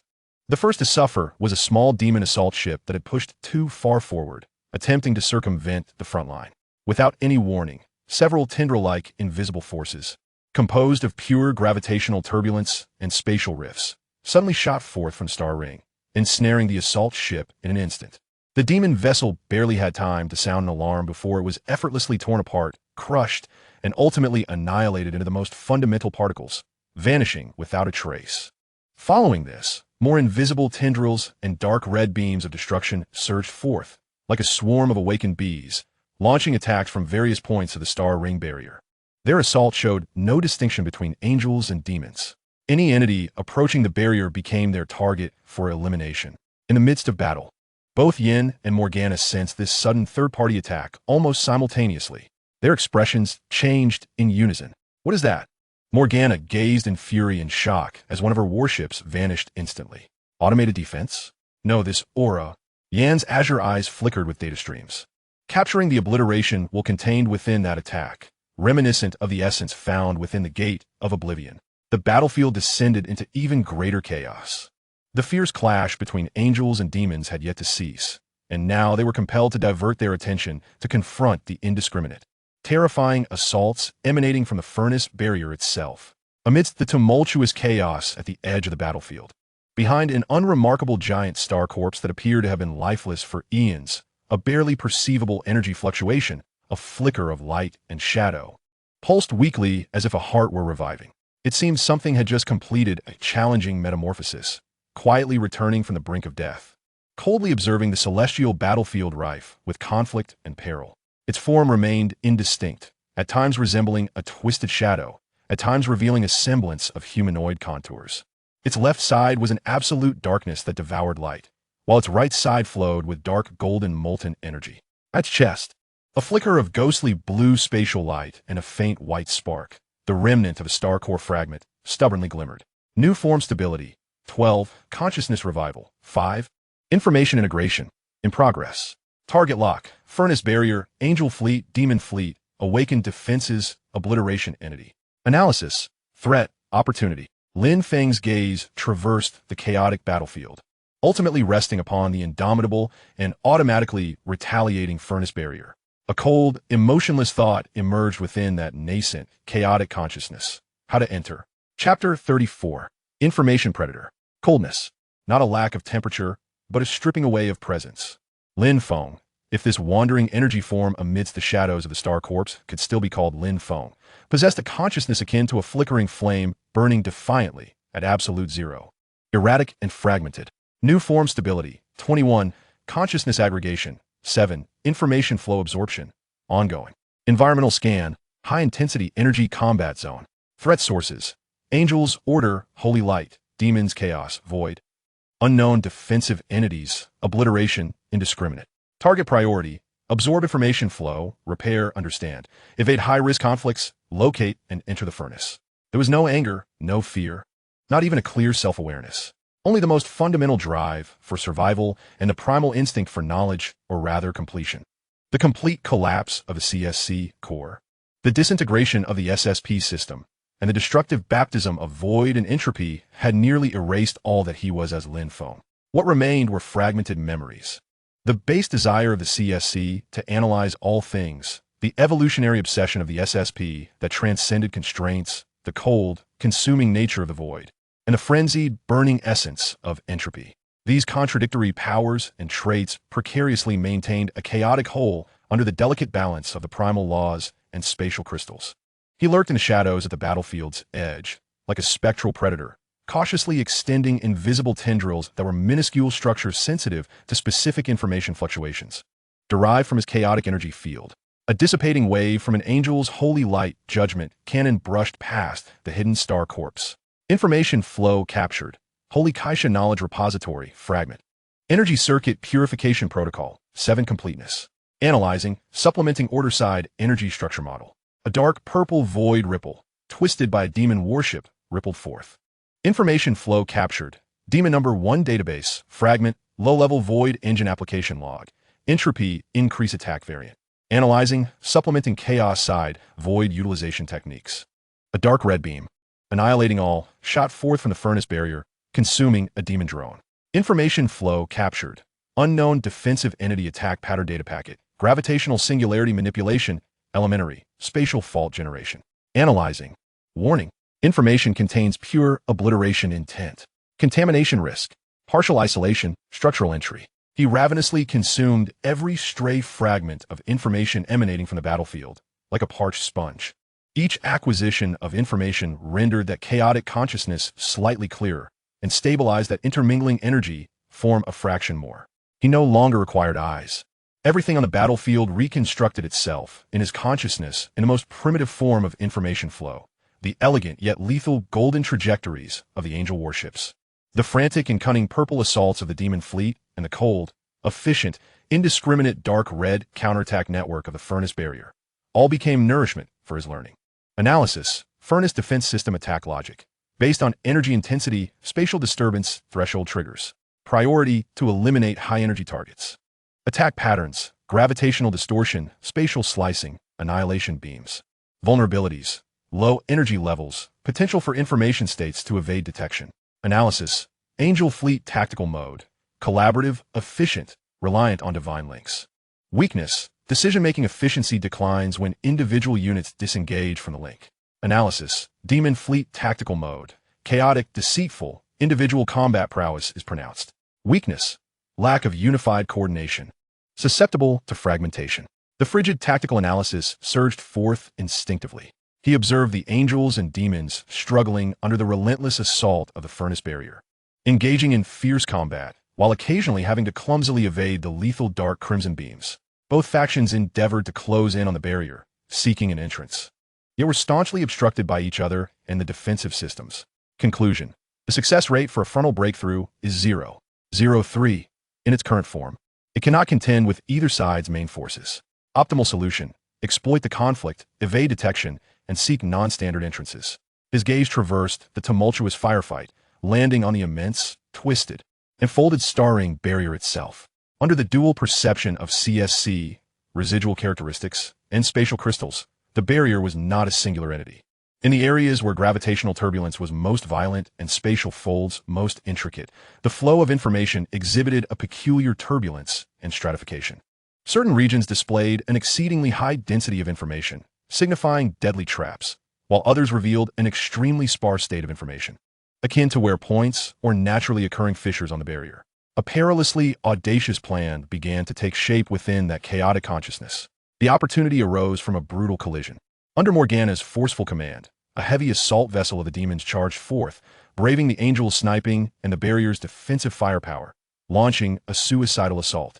Its massive hull erupted in a final dark purple radiance, akin to a frenzied bull, colliding with a seemingly weaker section of the barrier. For the Queen, the demon pilot's frenzied shout abruptly ceased in the communication channel, with a resounding crash. The assault vessel was torn to shreds upon impact with the barrier by multiple dark crimson beams and the distorted gravitational field. Yet, its sacrifice was not in vain. The violent explosion and its concentrated energy momentarily tore a minuscule, fleeting gap in the dense defensive network. Simultaneously, it detonated numerous gravitational traps and spatial folds in the vicinity. The entire battlefield dimmed for an instant. Both angels and demons momentarily halted their onslaught. All attention was drawn to the mad explosion and the ensuing spatial turbulence. Now it was the moment. The entity formed by Lin Feng, a manifestation of light and shadow, slipped forth with the stealth of a preternatural specter, moving in almost instantaneous speed along the shadows. He did not charge towards the impending closure of the explosive gap, where the energy was too tumultuous and the target too vast, but instead lunged toward the wear point in the information perception that had become exceedingly unstable due to the shockwave of the explosion. There, the spatial structure fluctuated violently from the disturbance of the explosion, creating a minute blind spot in the defensive system's information scan. Spatial crystal, overload activation, short-range spatial folding, morphing, maximize information concealment, simulate void background radiation, minimize energy overflow. His energy form instantly dimmed to a near-invisible state, merging almost seamlessly with the cold cosmic background, while the faint blue glow of the spatial crystal flickered weakly, enveloping him as he silently permeated into the most violently fluctuating folds of the barrier. There was no cataclysmic explosion, no radiant clash of energies, only a barely perceptible ripple in space, instantly submerged by the larger aftershocks and turbulence of the explosion. In the next moment, Lin Feng found himself amidst a bizarre passage entirely constituted of distorted laws. Here, the concepts of up, down, left, and right were utterly confounded. The flow of time oscillated between rapid and slow, Gravitational forces tugged at him like a frenzied tide from all directions. Countless fragmented images and colors rushed past him, as if traversing a tunnel formed by collapsing dreams. Enormous, incomprehensible geometric shapes hovered and shattered like tombstones, while his ears were assailed by an overwhelming cacophony of energy shrieks and the piercing sounds of spatial friction. This was the internal structure of the furnace barrier, a lethal labyrinth forged from countless spatial folds, gravitational traps, and defensive laws forcibly twisted and overlaid. Warning: encountering high-dimensional spatial turbulence. Warning: physical law stability is fluctuating continuously. Subject's form is under severe disturbance. Warning: high-intensity remnants of annihilation intent detected. Defensive system information residue. Risk of mental contamination. The tremendous tearing force threatened to shatter Lin Feng's initially stabilized energy form completely. The intangible annihilation intent emanating from the barrier's defense system sought to pierce his chaotic consciousness like a cold, venomous needle. Lin Feng desperately summoned all his strength to resist. The absolute darkness of his left side consumed the chaotic gravitational pulls like an abyss. The dark golden entropic energy on his right side burned fiercely, countering the energy dissociation caused by the distortion of laws. The spatial crystal in his chest gleamed with utmost stability, laboriously maintaining his perception of spatial coordinates, guiding him, if there was still a direction, forward. The residual instincts of the CSC frantically analyzed the chaotic information flow surrounding him, searching for patterns and evading the most lethal traps of law. He was like a leaf struggling in a violent tsunami, poised to capsize at any moment. Fractured memories churned within the tumult of his consciousness. The frigid laboratory of He-Shi, the acrid stench of garbage mountains, the blazing inferno of Tianhe City, the silvery gleam of the rose space, Xiaoluan's furious visage, Reina shining like the sun, and He-Shi's eyes, seemingly capable of seeing through all. Anticipating your spark of hope. These fragments brought excruciating pain, yet also a peculiar anchoring effect, reminding him of his self that was on the verge of complete dissolution. Moreover, the cold desire for consumption and destruction, stemming from the void's instinct, continuously tempted him to abandon resistance, to fully immerse himself in this chaos, and become a part of it. Shift left by 314 degrees. Evade spatial dislocation. Gravitational tidal peak below. Simulate anti-gravitational fluctuations to counter. Information trap detected. Simulated exit. Evade. Stability has dropped to 17. Consciousness aggregation fluctuates. Each step felt like dancing on the edge of a knife. Every choice a matter of life and death. His energy was rapidly depleting, his form increasingly unstable, just as he was about to be wholly consumed by the endless chaos. A minuscule yet relatively stable line suddenly emerged amidst the chaotic flux of colors ahead. It was a faint path formed by gentle, ancient energy residue, distinctly different from the annihilation aura of the external barrier. It twisted and turned, as if it had long existed, merely concealed by the violent turbulence. Was it a maintenance passage left by the builders of an ancient civilization, or remnants of blood vessels naturally formed from countless energy flows during defense activations? There was no time to ponder. Grasping at this thread of hope, Lin Feng expended his last reserves of strength and surged towards the faint energy path. As if passing through a thick membrane, the surrounding turbulent flow instantaneously diminished by over half. Though still bizarre, the tearing force of space and the distortion of laws decreased by an order of magnitude. The faint light path extended beneath his feet, leading into the depths of the mist. He trudged along the light path, uncertain of how long he had traveled. Perhaps an instant, perhaps an eternity. At last, the scene before him opened up dramatically. He emerged from the passage that resembled a labyrinth of death, stepping into an immense, cavernous, and desolate hall. The grandeur of the hall was unparalleled, with a ceiling that soared beyond sight and walls extending to the farthest reaches of his vision. The surfaces of the walls and floor were composed of a dim, neither metallic nor stony material, etched with countless complex patterns akin to circuits, intricate beyond imagination. Though now mostly worn and dulled, the air was saturated with an energy that was both pure and chillingly silent, reminiscent of the stillness found within a museum. At the center of the hall lay an enormous, concave, circular pool, within which hovered an enigmatic object.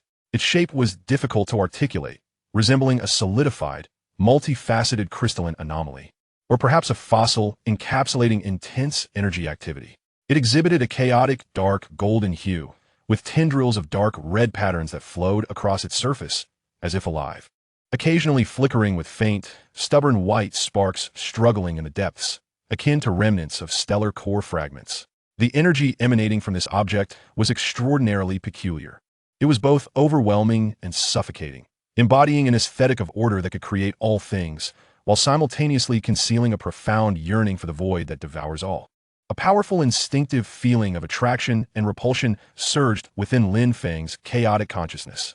The attraction stemmed from the call of that faint white spark deep within the object. The repulsion emanated from the cold hostility and destructive aura of the dark red patterns.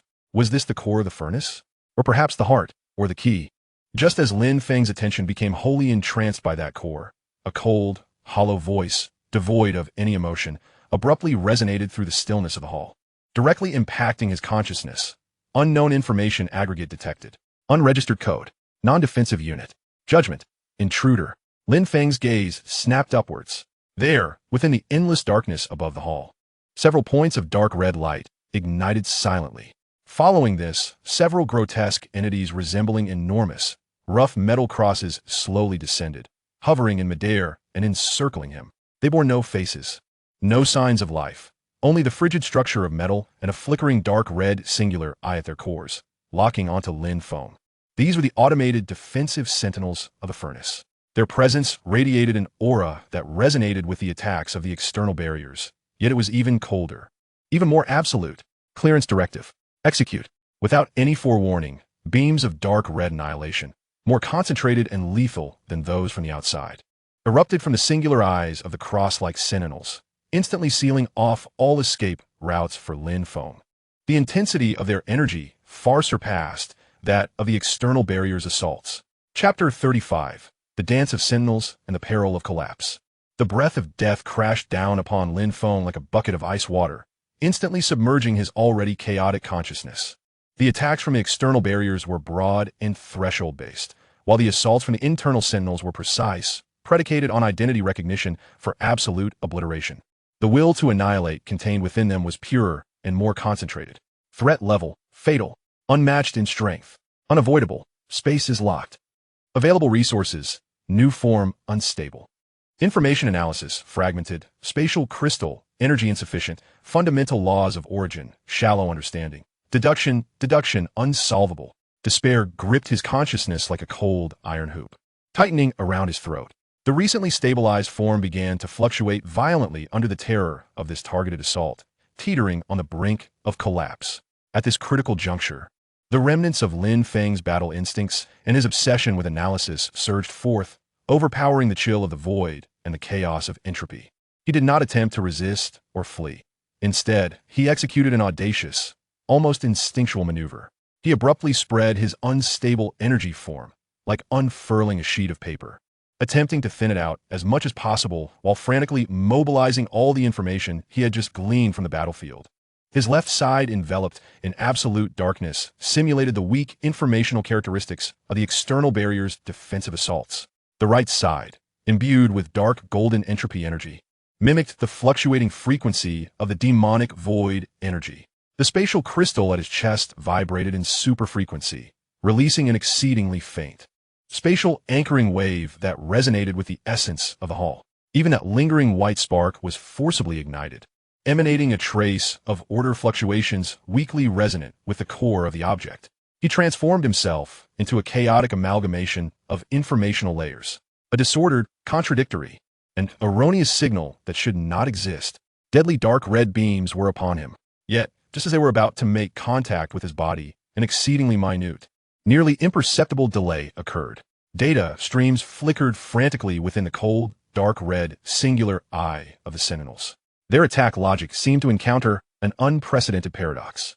The target simultaneously exhibited characteristics of a defensive unit, traits of a demonic intruder, spatial anchoring permissions, and even a faint resonance with the core. The clearance directive encountered conflict at its foundational logic. It was this trivial delay. Lin Feng's thin, gossamer-like energy form, like a paper caught in a tempest, slipped perilously through the minuscule energy fluctuations created by the logical conflict at the edges of the annihilation beams. The dark red beams penetrated the afterimage he left behind, crashing forcefully against the hall's rear wall, leaving behind several deep, blackened scars, as if even the fabric of space itself had been erased. He had evaded, by means of informational deception and sheer, unreplicable luck. Yet the crisis was far from over. Logical conflict, rescanning, suspected information contamination, elevate clearance priority. The Sentinel's cold voice echoed once more. Their dark red, singular eyes flared with increased intensity, and more powerful scanning beams enveloped Lin Feng. Simultaneously, additional cross-like sentinels emerged from the darkness of the ceiling, joining the encirclement. Lin Feng felt his energy form being scrutinized under the scanning beams, as if placed beneath a microscope, the fragile informational disguise he had hastily assembled being rapidly stripped away. Once fully analyzed, the next wave of attacks would be catastrophic. He could not sit idly by. He had to act, to utilize the complex environment of the hall. His body contracted sharply, transforming into a stream of interwoven light and darkness, racing towards the depths of the hall where countless massive metallic pillars, inscribed with dim patterns, and abandoned, enigmatic machinery lay.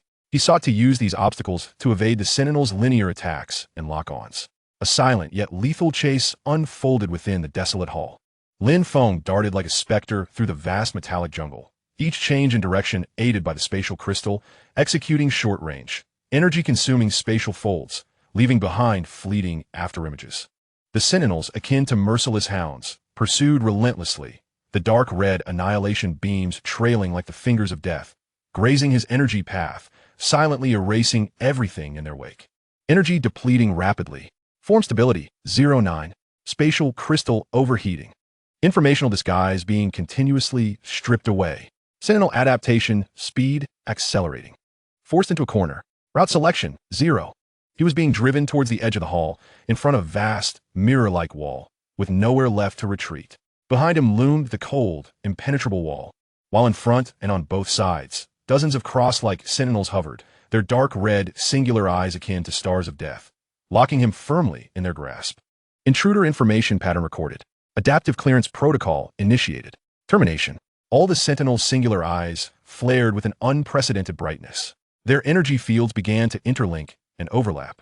A gargantuan, intricate composite annihilation field is being generated, one that is capable of enveloping all of his evasion routes. This time, there is no hope for salvation. A fleeting glimpse of despairing madness flashed through Lin Feng's chaotic consciousness. Had he just escaped the embrace of death, only to be thrust back in the void? His gaze swept around, ultimately resting upon the mirror-like wall behind him. The wall reflected his current form, a bizarre distortion of light and shadow, and it also mirrored the sentinels that were coalescing destructive energy. Wait, a reflection? That wall is not a solid barrier. Through the remnants of his CSE perception and the feedback from the spatial crystal, he discerned that the informational structure of that wall is hollow. There is space behind it. Moreover, its material composition is entirely different from the external barriers and sentinels, more ancient and inert. It seems to possess a certain resistance to annihilation energy, or perhaps it does not respond at all. A gamble. At the very moment before the composite annihilation field is about to erupt, Lin Feng channels all remaining energy, along with the darkness of his left side and the entropy energy of his right, not for defense or concealment, but entirely into the spatial crystal nestled in his chest. He even dares to burn the last remnants of that white spark. Spatial crystal, overload. Target, the wall ahead, weak point calculation. Spatial piercing. Form, maximum compression. Energy convergence. A resonant hum erupted as the spatial crystal unleashed an unprecedented cerulean glow, momentarily surpassing the dark crimson light coalescing from the sentinels. A slender, distorted energy spike, akin to a desperate viper, thrust fiercely toward the smooth wall.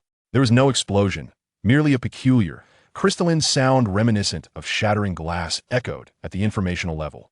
The wall was forcibly breached by the spatial crystal, creating an exceedingly tiny aperture just large enough for the energy entity to pass through. Behind it lay an abyss of darkness. In that fleeting moment before the eruption of the annihilation field, the flickering light that was Lin Feng plunged into the minuscule opening. Boom! The terrifying composite annihilation field thoroughly consumed his prior location and the surrounding expanse, obliterating everything. Even space itself seemed to cave inwards. Yet, it was ultimately a moment too late. The instant he passed through the aperture, all pursuit and cacophony were severed from his presence. Lin Feng found himself ensconced in a relatively confined, even darker space. It resembled an abandoned conduit or ventilation shaft, composed of that dull material that was neither metal nor stone, devoid of any energetic patterns, and shrouded in thick cosmic dust. The air, if it could still be called such, was as solidified as amber. He lay slumped at the cold bottom of the conduit, nearly drained of energy. His form flickered erratically, as if on the verge of dissipating. The spatial crystal dimmed, retreating into a state of self-preservation. The darkness of his left side and the entropy energy of his right grew lethargic. Only that white spark, weakened by the final embers of its burn, continued to flicker defiantly. Stability of form, 0-3, consciousness in semi-stupor, energy level, depleted. Warning, void erosion has temporarily stagnated due to energy depletion, but has not abated. Entropy energy has fallen into silence. Current location, unknown. Safety, temporary. An oppressive silence. An icy, desolate stillness. After an indeterminate span of time, a faint, intermittent energy fluctuation, akin to spider silk, emanated from the depths of the conduit, gently brushing against Lin Feng's nearly dormant consciousness. This energy fluctuation was peculiar, extremely slight, yet imbued with an ineffable complexity and antiquity. It seemed to be attempting to connect with something, or perhaps searching for an interface. Instinctively, Lin Feng's remaining consciousness laboriously extended a thread of perception, following the source of that energy fluctuation. At the end of the conduit, a more expansive space seemed to await. That feeble energy fluctuation originated from there. He struggled, worm-like, inching forward through the conduit. With each movement, it felt as though his consciousness might completely disintegrate. At last, he reached the end of the conduit. The exit was obstructed by a transparent, yet exceedingly resilient energy barrier. Beyond the barrier lay a small, circular chamber. In the center of the chamber floated a form. It was not a corporeal body in the biological sense, but rather a humanoid construct composed of countless, intricately precise, dimly shimmering dark golden energy circuits and some crystalline material resembling transparent glass. Its eyes were closed, its features perfect yet devoid of life, akin to a slumbering deity's statue. At its chest, there was an odd interface recess, as if something were missing. The intermittent energy fluctuations attempting to connect with the external world emanated from this very interface. The energy level emitted by this construct was pitifully low, nearly negligible. Yet, Lin Feng's residual CSC instincts and perceptions of the primal laws discerned something different within that suffocatingly intricate internal structure and the faint emanations from the interface. This construct was a terminal, a control interface connected to the entire furnace, to the core outside, and even to deeper laws. Or rather, a keyhole. And the connection request it emitted shared a highly similar framework structure with the nearly disintegrating CSC primal laws within Lin Feng. Though far more complex and ancient, they were of the same origin. A frenzied, unbelievable thought struck Lin Feng's chaotic consciousness like a bolt of lightning. Could it be that the fire seed system of ancient civilization and the CSC originated from the same technological tree? Or even that the CSC was a derivative or a degraded imitation of the civilization that created that fragment within him? Was this dormant construct waiting for the correct key to activate it? And could his fragmented state, imbued with a hint of the same origin laws, masquerade as a key? Just as Lin Feng's consciousness brushed against the faint emanation from the interface, attempting to offer a minuscule response based on the shared framework, a resounding hum erupted. The dormant construct abruptly opened its eyes. They were eyes devoid of pupils, entirely composed of flowing dark golden data streams. It gazed out beyond the energy barrier, at the flickering, nearly dissipating energy entity that was Lin Feng. No sound was uttered, yet a chilling, vast, overwhelming will, akin to a cosmic sea, instantaneously locked onto the remnants of Lin Feng's consciousness. Detection of damaged secondary protocol signal. Source, unknown. Contamination, on the verge of disintegration. Protocol verification request initiated. Verification passed, minimum privileges. Status assessment. Interface unit severely damaged, unable to execute maintenance commands. Backup plan detected.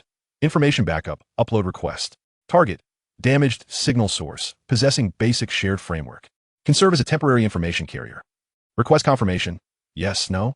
An irresistible torrent of information surged forth from the construct's eyes, akin to a bursting river, streaming through the energy barrier and forcefully rushing toward Lin Feng's frail consciousness. It sought to forcibly back up the vast wealth of information it bore regarding this furnace, the ancient civilization, and the catastrophe that had led to it all, into Lin Feng, this fortuitously appearing, barely adequate temporary vessel.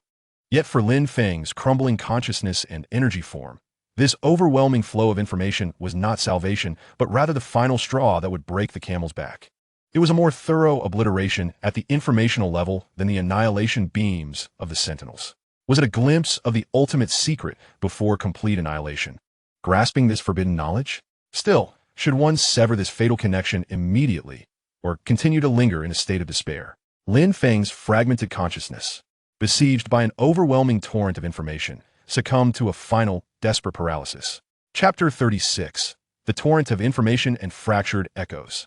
Cold, flushed, pure information, devoid of any sentiment or embellishment, cascaded forth like the primordial data waterfall at the dawn of the universe, crashing into Lin Feng's already burdened core of consciousness with an aura of absolute annihilation. There was no pain for the instant of contact. The neural simulation modules and emotional feedback loops that constituted suffering were instantaneously overloaded, collapsing and obliterated. What remained was merely the most extreme essence of existence, forcibly expanded, torn asunder, and deconstructed in an absolute process. Warning: information overload, consciousness structure integrity, collapse. Fundamental laws, base level, encountering high-level homologous protocol overwrite. Conflict, defeat. Form stability, 0. Energy signature, dissipation, individual character identification, erasure process initiated. The dark golden torrent of data flowing from the dormant construct, eyes, served as a tombstone of civilization, a testament of the cosmos, containing fragments of ultimate knowledge far beyond Lin Feng, or even she, and Carl's comprehension. It bore no malice, merely executing a preordained, frigid backup directive, seeking a barely adequate vessel while utterly disregarding the limits of that vessel's endurance. The flicker of Lin Feng's remaining self-awareness, under the onslaught of this galactic deluge of data, was akin to a match thrown into a stellar inferno, extinguished before a cry of despair could escape, fading instantly, on the verge of complete dissolution. Assimilated into this vast ocean of information, reduced to an insignificant puddle, soon to be formatted. An ending seemed inevitable. However, just as the individual consciousness was about to be entirely obliterated, and the last vestige of unique information representing Lin Feng was on the brink of disintegration, an anomaly erupted. The void erosion, which had long plagued and consumed his left side, now encroaching upon his chest, a chilling force derived from the ultimate nothingness of the universe, seemed to react to the influx of this ancient, supremely pure torrent of information, representing existence and order, as if it had received the most profound stimulus. Like ice water splashed into boiling oil, the power of void erosion, committed to reducing all to zero and erasing all information, was fully awakened by this overwhelming existence of information. It no longer satisfied the slow process of assimilation. Instead, it unleashed an unprecedented and vehement desire for deletion.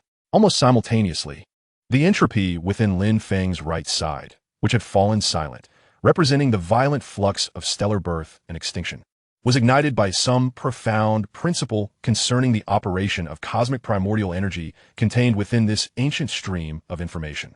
Instinctively, it began to burn, transforming the incoming data, attempting to integrate it into its own chaotic essence. Meanwhile, the once suppressed, nearly extinguished spark of white, fragments of stellar cores, remnants of core seeds, suddenly flared with a faint glow, emanating a tenuous force of anchoring and maintaining order under the nurturing of homologous information.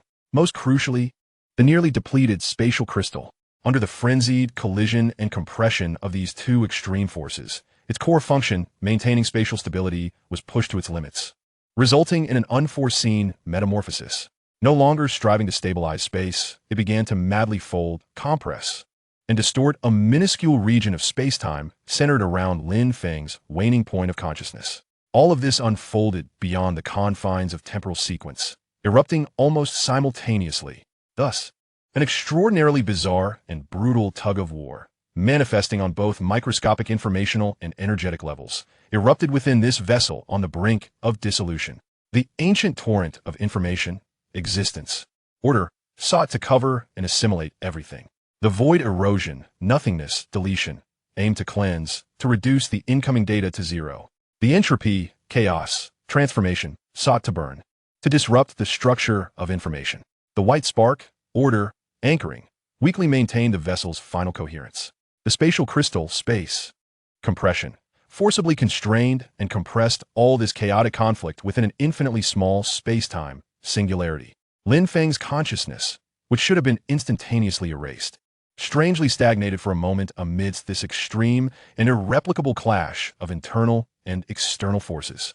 Like a torrent capable of breaching a dam, suddenly disrupted by countless reverse whirlpools, undercurrents, rocks, and spontaneously appearing temporary barriers, it fell into a brief, catastrophic stalemate. His consciousness was not immediately assimilated or deleted, but was cast into an ineffable realm, where all laws and logic collapsed entirely. Here, time was no longer linear, space was no longer continuous, and information was no longer orderly. He witnessed the rise and fall of countless civilizations playing in reverse, fast-forward, and fragmented forms simultaneously. He heard the lamentations and hymns of myriad languages blending into meaningless noise. He felt the joy of creation and the icy grip of destruction biting at his soul like twin venomous serpents. Individual character identification erasure process. Interrupted. Status. Unknown, unmeasurable. Superposition state.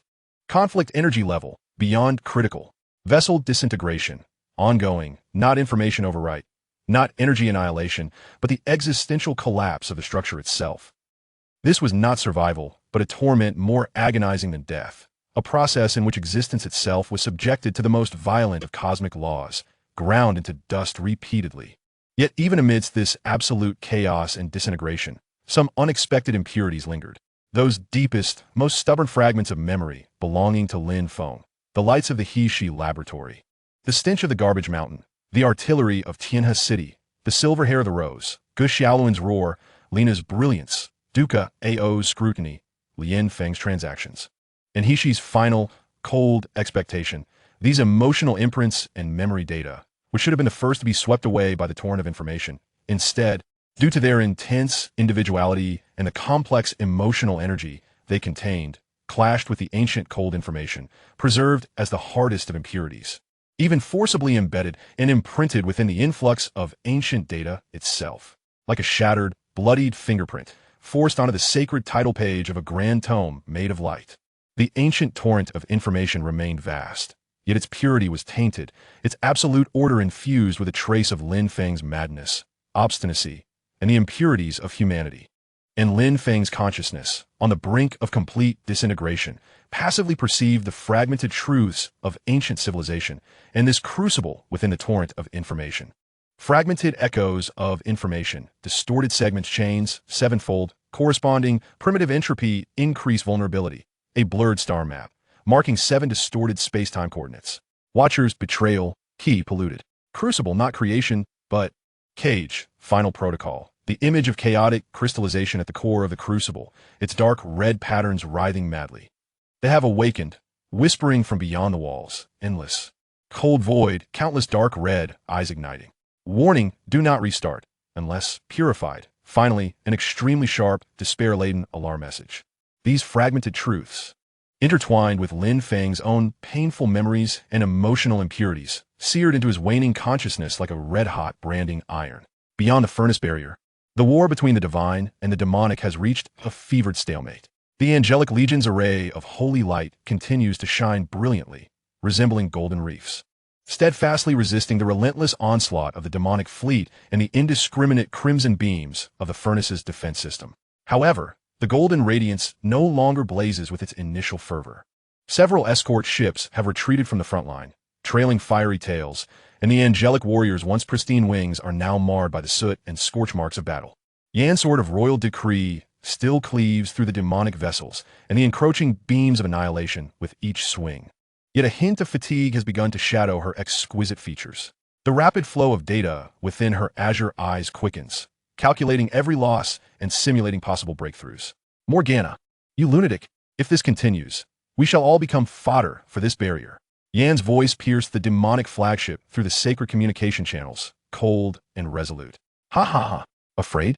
Then scuttle back to your melodic heaven and playhouse, little Yan.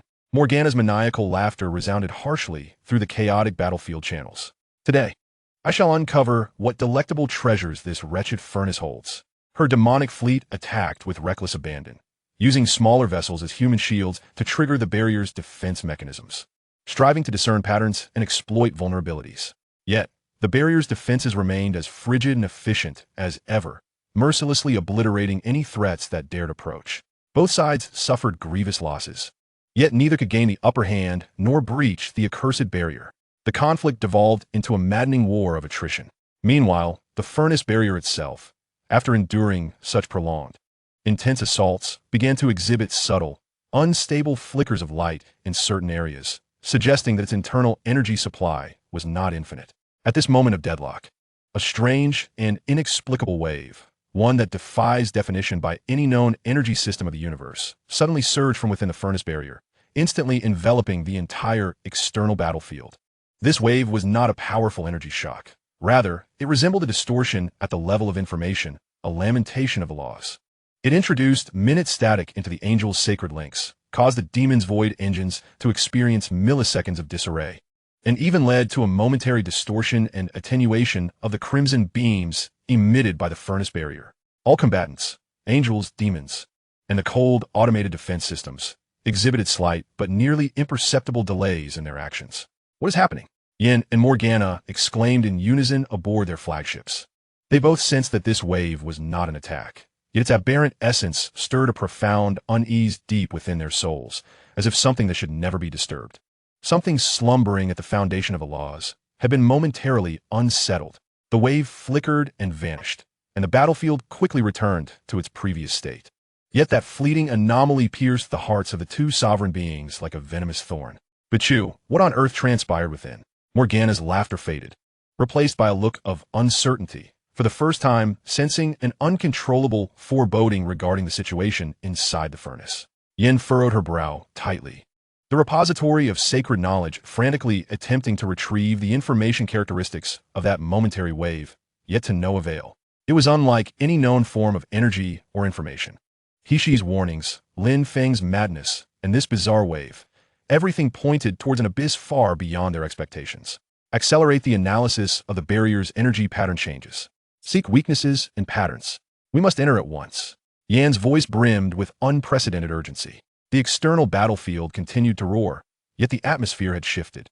An inexplicable anxiety and vigilance had supplanted the sheer hostility. Chapter 37, Twisted Symbiosis. Inside the furnace, within the Forsaken pipeline, Lin Feng awoke. Or rather, a composite consciousness, marked by Lin Feng as its core impurity, merged with ancient information streams, void deletion forces, entropy energy, remnants of starlight, and fragments of spatial crystals, had temporarily stabilized from a state of disintegration. He possessed no form, or rather, his form was the pipeline itself, the dust solidified within it, the faint energy barrier, and the particulate matter that constituted it all. His perception diffused in an incomprehensible manner, achieving a peculiar symbiosis with this minuscule space. Status: information aggregation state, neither energy, nor matter, nor pure information. Stability: fragile equilibrium. Composition: ancient civilization information stream, 43, contaminated, void deletion instructions, 21, entropy energy transformation characteristics, 18, remnants of starlight order, 9, spatial crystal fragments, 7, Lin Feng's individual traits, 2, core identifier. Core drive: maintain existence, based on Lin Feng's individual traits and obsession. He gazed into the small chamber at the end of the pipeline, where the construct remained suspended, the dark golden data stream in its eyes having ceased output. It seemed to have determined that the backup and upload process had failed due to unknown reasons, the host's catastrophic collapse, and had reverted to a low-power standby state, continuing to emit faint connection requests. The cataclysmic information storm that had nearly obliterated him may have lasted only an instant in the external world. Countless fragments of knowledge coursed through his perception, diagrams of the furnace's structure, partially damaged, vague descriptions of the shackles and primal entropy breaches, distorted images of the Watcher's betrayal, and forbidden code fragments of the final agreement. These pieces were no longer cold. Instead, they intertwined with his own memories, pain, and emotional impurities, becoming vividly alive, yet overwhelmingly burdensome. He had gleaned much, yet paradoxically understood nothing.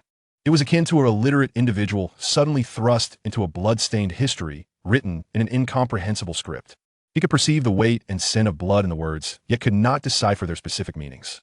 He attempted to shift his perception, but found himself firmly ensnared within this pipeline and its surrounding minuscule area, achieving a peculiar symbiosis with this space. He could not escape. Much like an error code inscribed into the very core of hardware, impossible to erase. Analysis. Current form reliant on the spatial structure and the faint energy field emitted by the construct within the small chamber. Departure would lead to structural instability and collapse.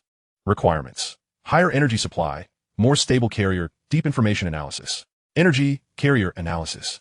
His perception, or rather, the extension of his existence, unconsciously swept over the thick cosmic dust lining the inner walls of the pipeline, gliding past the resilient energy barrier, brushing against the cold walls of the small chamber. Suddenly, he noticed something in some exceedingly concealed corners of the inner wall of the pipeline, and in the crevices where the chamber walls met the floor, beneath layers of cosmic dust seemingly accumulated over eons, lay hidden unnatural markings. These markings were minuscule, ancient, almost fused with the building materials themselves. Had it not been for his current peculiar state of perception, symbiotic with the space, they would have gone entirely unnoticed. He focused his chaotic and convoluted perception as if wielding an invisible brush, carefully sweeping away the millennia of accumulated dust from those corners. More markings revealed themselves. They were not the smooth, precise, and aesthetically technological energy patterns of ancient civilizations. Rather, they were more primal, more twisted inscription, suffused with a sense of despair and madness. Were they made with nails, with fragments, or even seared into the wall with energy? The markings were crudely scratched onto the surface. The content of these inscriptions was fragmented, riddled with grammatical errors and chaotic symbols, as if penned by a mentally shattered prisoner, chronicling their madness over endless years. They deceived us. The furnace is a graveyard. The key is poison. Do not place your trust in the Watchers. They sing beyond the walls, and I have heard them. The seventh seal is the most fragile. Yet behind it lies the abyss. Energy. More energy is required too. Those who come after, remember. The final line of scars sent a chill through Lin Feng's chaotic amalgamation of consciousness. The scar was exceptionally deep, distorted, as if it had expended its last ounce of strength and madness. Do not restart the furnace. Destroy it while it still slumbers. Otherwise, all shall perish. Who left these inscriptions? Survivors of an ancient civilization? Others like him, the successors? Or one of those so-called traitorous Watchers? The messages they convey are rife with contradictions and ominous warnings, contrasting sharply with the backup information the construct attempted to instill and the fragments Lin Feng had previously gathered. What is the truth? Is the furnace a beacon of salvation or a trap of annihilation? As Lin Feng endeavored to decipher these frenzied inscriptions and piece together further clues, a low hum resonated. At the end of the pipeline, in the small chamber, the dormant construct's eyes flickered with a dim golden stream of data once more. This time, it did not emit a request for connection, but rather a wave of retrieval and verification. Its gaze began to scrutinize every corner of the chamber, including the recently uncovered mad inscriptions that Lin Feng had brushed the dust from. Detected environmental information changes. Unauthorized recorded data revealed. Content analysis. Taboo information. Contaminated information. Clearance protocols initiated. Associated retrieval. Information change trigger source identified. Locking onto. Anomalous information aggregate within the pipeline. Temporary carrier. Determination. Information contamination source. Clearance priority. Elevated. The emotionless eyes of the construct once again turned towards the pipeline, colliding with Lin Feng's dispersed perception. This time, it was no longer a request for backup, but a cold, definitive purge directive. Just as Lin Feng, who had narrowly escaped the brink of information annihilation, had yet to process any of his findings, he was confronted with a more immediate and lethal crisis. This time, there was no escape. He was grotesque and frail. The icy scanning beam pierced through the seemingly resilient, yet nearly transparent energy barrier against internal defense systems, firmly locking onto the anomalous information aggregate that coexisted bizarrely within the space. The dark golden torrent of data flowing within the construct's eyes no longer bore the gentleness of connection requests. It was replaced by an absolute, programmed coldness of intent to kill. High-priority information contamination source detected. Environmental change trigger source confirmed. Clearance protocol initiated. Execution level. Maximum. Target. Anomalous information aggregate. Purification method. Complete formatting at the information level. Absolute annihilation at the energy level. Without warning, without hesitation, several beams of dark red light, more concentrated and restrained than those of previous Sentinel attacks, seemed poised to erase existence itself, silently coalescing from the chest and eyes of the construct. ready to erupt. Their energy fluctuations caused even the spatial structure within the pipeline to begin to warp and collapse. Death, more thorough and inescapable than the previous onslaught of information torrents or the pursuit of the Sentinels. Lin Feng's chaotic amalgamation of consciousness did not even have time to feel fear. His fear module had already crumbled under prior impacts. Only the most primal instinct for survival remained, screaming to preserve existence. He sensed that once this attack was unleashed, his fragile, precariously maintained symbiotic state, relying on multiple forces for a dangerous balance, would be eradicated on every level, from information to energy to matter, along with this segment of pipeline space. Not a trace of resonance would remain. Escape? There was nowhere to flee. This confined space was both his prison and his grave. Resistance? With what could he resist? In his current state, he could not even emit the faintest energy ray. Deception? Against this highest level of purge directive, any information masquerade had become futile. Despair flooded his senses like cold, iron water, saturating every inch of perception. Yet, amidst this absolute deadlock, deep within the chaotic information stream that constituted his consciousness, certain fragments of ancient civilization's knowledge, forcibly imprinted moments ago, along with the frenzied, ominous inscriptions on the walls, ignited like a code activated by the pressure of death. Flashing urgently, and creating an extraordinary chemical reaction with his remaining cunning survival instincts and CSC's analytical obsession. An idea, mad to the extreme, absurd to the utmost. With a success rate approaching zero, flashed like a lightning bolt through the darkness, illuminating his chaotic consciousness. Energy, carrier, information. The target of the Purge Protocol is the information contamination source. That is his very amalgamated consciousness. But what if the scope of the contamination source were redefined? What if the entire pipeline, the small chamber, and the construct system were temporarily identified as a whole at the information level? If he could utilize the faint energy field emitted by the construct itself, which maintained its standby state, along with the higher energy output it would inevitably produce while executing the Purge Protocol, a mad plan based on an information level sleight of hand, an energy level leveraging, and a spatial level bundling explosion formed within a billionth of a second. There was no time for deduction. No time for verification, only execution. In the final moment before the dark red annihilation beam was unleashed, Lin Feng's perception, symbiotic with the pipeline space, recoiled sharply like retracting tendrils, coalescing not into a mass, but into countless minuscule, intangible information hooks, driven forcefully into the inner walls of the pipeline, the energy barrier. And even the recently exposed ancient inscriptions on the chamber floor, now alive with madness. Simultaneously, he summoned fragments of knowledge regarding the furnace's base-level permission authentication from that vast information stream, derived from the construct's backup information, blending it with his unique identification code, along with the cold characteristics of the void's corrosion that deletes and covers, forming a twisted, contradictory, yet strangely coercive information directive that surged back along the energy connections and scanning beams emitted by the construct. The core content of this directive was absurd and mad. Environmental unit, pipeline, small chamber, self-check protocol triggered. Historical information residue, inscriptions, detected with logical fallacies and potential contamination risks. Requesting temporary deep link with interface unit, construct, to execute synchronous purification. Priority high. Authentication code. A twisted code intermingled with ancient fragments and Lin Feng's identification. He intended to bind himself, the contamination source, with those inscriptions, historical information residue, disguising himself as part of the environmental self-check system, and then requesting a deep link with the construct for synchronous purification. It was akin to a virus masquerading as a module of antivirus software, seeking supreme permissions to cleanse itself and other files. This was utterly illogical. Any complete system would immediately reject it and trigger higher-level defenses. But at this moment, Lin Feng was betting on one thing, that this construct was not a complete system. It was merely a severely damaged interface unit. Its underlying logic, worn down by the passage of time and unknown damages, might harbor vulnerabilities. He wagered that it had just executed a backup, and the upload directive had failed, placing it in a state of chaotic, logical self-check. Bet that it cannot immediately discern these commands, which are infused with partially accurate underlying protocols yet riddled with contradictory distortions. Wager that the frenzied inscriptions upon the wall contained tainted information potent enough to warrant the utmost attention of the construct's foundational programming. This is a perilous game of Russian roulette, wagering existence itself on the informational plane. The dark crimson beam of annihilation has reached its zenith, poised to erupt in the next heartbeat.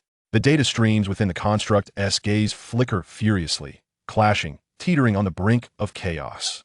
Lin Feng's distorted commands pierced through its simplistic processing core like a venomous barb. The purge command and the sudden self-diagnostic request clashed violently in a logical conundrum. Command conflict. Highest level purge command encounters environmental self-diagnostic request. High priority authentication code under scrutiny. Error. Unable to resolve partial match. Residual historical information. Inscription confirmed. Contamination level. High. Purification required. Logical deadlock. Error. It is in this fleeting moment of rigidity and turmoil, mere billionths of a second. This is precisely what Lin Feng has been waiting for.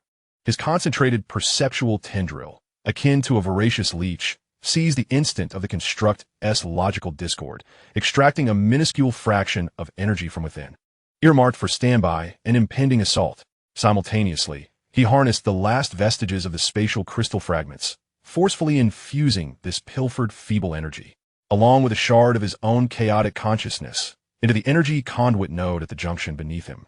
A remnant interface of what might have once been a discarded energy passage connecting to the furnace's other components, as sensed during his symbiotic state. Buzz. The pipe trembled violently. The abandoned energy interface flickered to life with a faint glow, only to erupt as it could not withstand the sudden influx of energy. Yet the objective was achieved. A weak but genuine wave of energy surged forth from the ruptured interface, rippling through the furnace's intricately labyrinthine energy network like a stone cast upon a placid lake. Though feeble, this wave was sufficient to be perceived by certain external entities. Almost simultaneously, the construct's logical conflict seemed to be forcibly terminated. The highest level purge command overwhelmed all. The dark crimson beam of annihilation finally burst forth, no longer aimed at Lin Feng, but rather engulfing the entire conduit and chamber. It was set to execute indiscriminate, thorough purification. Chapter 38. The golden cicadas shedding and the poisonous bait. Beyond the furnace's barrier, the fierce battle had left both the angelic and demonic fleets wearied and beleaguered. Yan's sword of royal command continued to shimmer, yet each swing bore a subtle hint of lethargy. Morgana's manic laughter had dulled, replaced by a palpable anxiety. The barrier's defenses remained impenetrable, with no discernible breach. In this moment of despairing stalemate, a peculiar wave emanated from within the furnace barrier.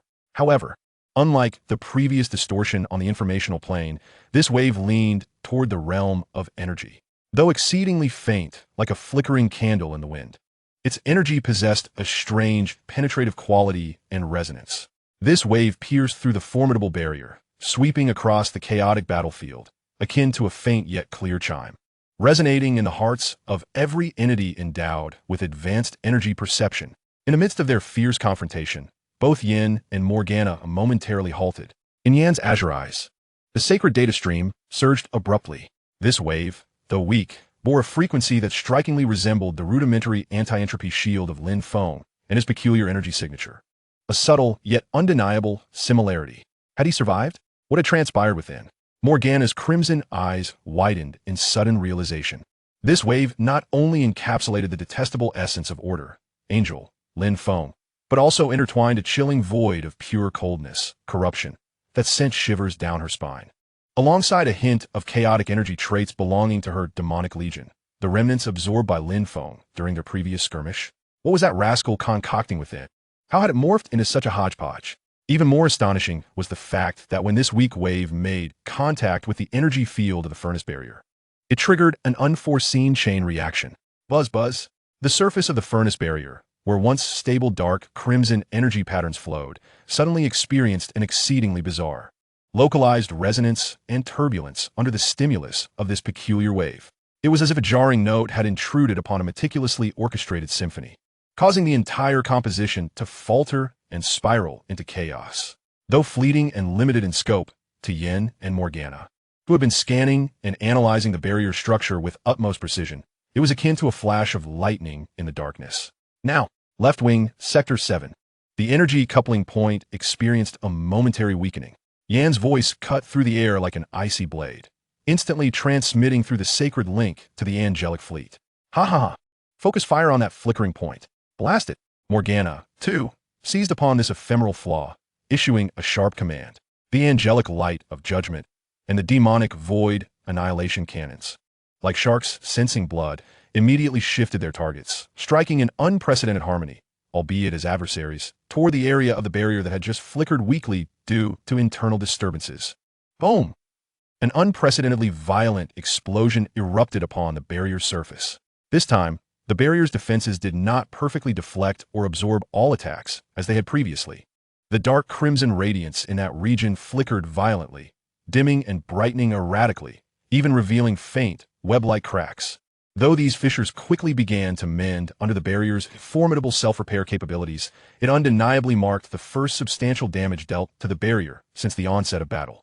For the first time, they glimpsed a glimmer of hope for a breakthrough. Effective. Continue the assault. The commanders of both the angels and demons felt invigorated simultaneously. Yet, neither Yin nor Morgana experienced any elation. Rather, their spirits sank. That internal wave was undoubtedly pivotal. Was it instigated by Lin Feng? Was it intentional? Or a desperate struggle? What had he transformed into within? And the barrier's reaction seemed less a result of external attacks weakening it, more transient disarray stemming from internal turmoil. This implied that the furnace was not invincible. Its vulnerabilities might originate from within.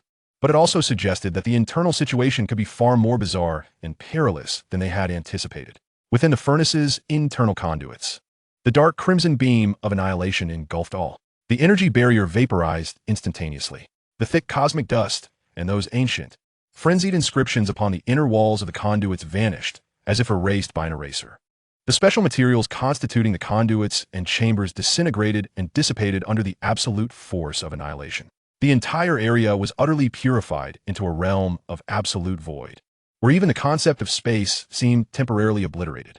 The construct floated within this newly birthed void, its dark crimson luminescence slowly extinguishing. Its scanning beam repeatedly swept across this barren expanse. Purge protocol executed. Target area purification complete. Contamination source signal vanished. Environmental self-diagnostic request, due to the disappearance of the request source, automatically terminated. Logical status restored. Standby. Continuously emitting connection request fluctuations. It seemed to have found satisfaction, reverting to that quiet, suspended, cold interface unit awaiting the key. However, its damaged and rudimentary logical processor was incapable of comprehending an exceedingly minute anomaly. At the very core, where the annihilation beam had recently erupted with the most intense energy fluctuations, within that realm of absolute purification, lay an infinitesimal singularity, one that had not been entirely obliterated. It was Lin Feng, in a desperate final moment, who had harnessed the last vestiges of power from the fragments of spatial crystals, amalgamating them with the extracted energy of the construct and the very essence of his concentrated consciousness, which encompassed two unique attributes, fragments of primordial laws, and the crucial imprint of information, forcing a transcendent act of spatial coiling and information concealment beyond limits. He relinquished the vast majority of his aggregated consciousness, those chaotic streams of ancient information, void corrosion, and entropy characteristics, allowing them to be devoured by the annihilation beam, serving as a decoy to mislead the construct. The most essential core, however, coiled into an information singularity, clinging to the faintest fluctuations of the energy field emitted by the construct, which maintained its standby state. Like the most cunning of parasites, at the moment the host sprayed insecticide, it shed the greater part of its body, leaving only the most critical eggs, adhering to the airflow of the host's breath, gently undulating with each inhalation, thus eluding total annihilation. The risks were tremendous. This state was even more fragile than before, liable to dissipate entirely with the slightest disturbance in the construct's energy field. Moreover, he had lost nearly all of his power and knowledge, retaining only the core essence and that fragment of inscrutable truth imprinted within. Yet he survived, in a manner far more humble and elusive. He hung suspended within the construct's energy field, like a silent specter, a minuscule virus existing in the system's blind spot. Status: information singularity, concealed state. Stability: extremely fragile. Composition: Lin Feng's core individual identifier, 2. Primordial law fragments, weak. Information imprint, unreadable. Spatial coordinate perception, residual. Energy dependency: construct standby energy field, parasitic. Perception range: extremely close, limited to the vicinity of the construct. He could not afford to think too much, focusing all his energy on maintaining this delicate balance. sensing the cold, rhythmic standby energy fluctuations of the construct, akin to listening to the pendulum of death. Time trickled away, if indeed there was any concept of time here. Uncertain how long it had been, a minuscule disturbance suddenly emerged within the construct's regular standby fluctuations. It was as though it had received some far-off command or inquiry from beyond the barrier. Perhaps the relentless attacks from external angels and demons had finally reached a critical point, eliciting a reaction from the deeper systems of the furnace. The dark golden data streams within the construct's eyes flickered to life once more, but this time, rather than scanning or attacking, it seemed to be receiving and processing some form of information. Moments later, a new, high-priority command overshadowed the standby state. Receiving external command, permission level, high. Command content, activate backup energy transmission channel, number 7. Interface with external request unit, unknown, conduct limited energy supply, tentative. As the command was issued, the interface recess in the construct's chest, which had remained vacant, suddenly glowed with a faint white light. Simultaneously, somewhere on the ground of the small chamber, which had been annihilated, yet its spatial position persisted, a once dim energy pattern began to glow softly, forming a miniature energy transmission array, a backup energy transmission channel, exceedingly clandestine and seemingly designated for emergencies or specific interfaces, was temporarily activated. And at the other end of this channel, it seemed to connect to beyond the barrier. Were they angels or demons who had first discovered this flaw and initiated the request? This opportunity, Lin Feng's coiled information singularity, sensed the faint yet tangible free energy spilling forth from the newly activated energy transmission channel. This was the energy supply he desperately needed. Moreover, it presented a potential escape route. Even more so, it was a chance to cast forth the truth. Yet, in his current state, he was far too fragile to actively absorb energy, let alone swim upstream toward the other end of the channel. He required a vessel, a messenger. His perception, if it could be called that, fell upon the energy transmission array below, which was gradually illuminating. A more audacious, riskier plan was born.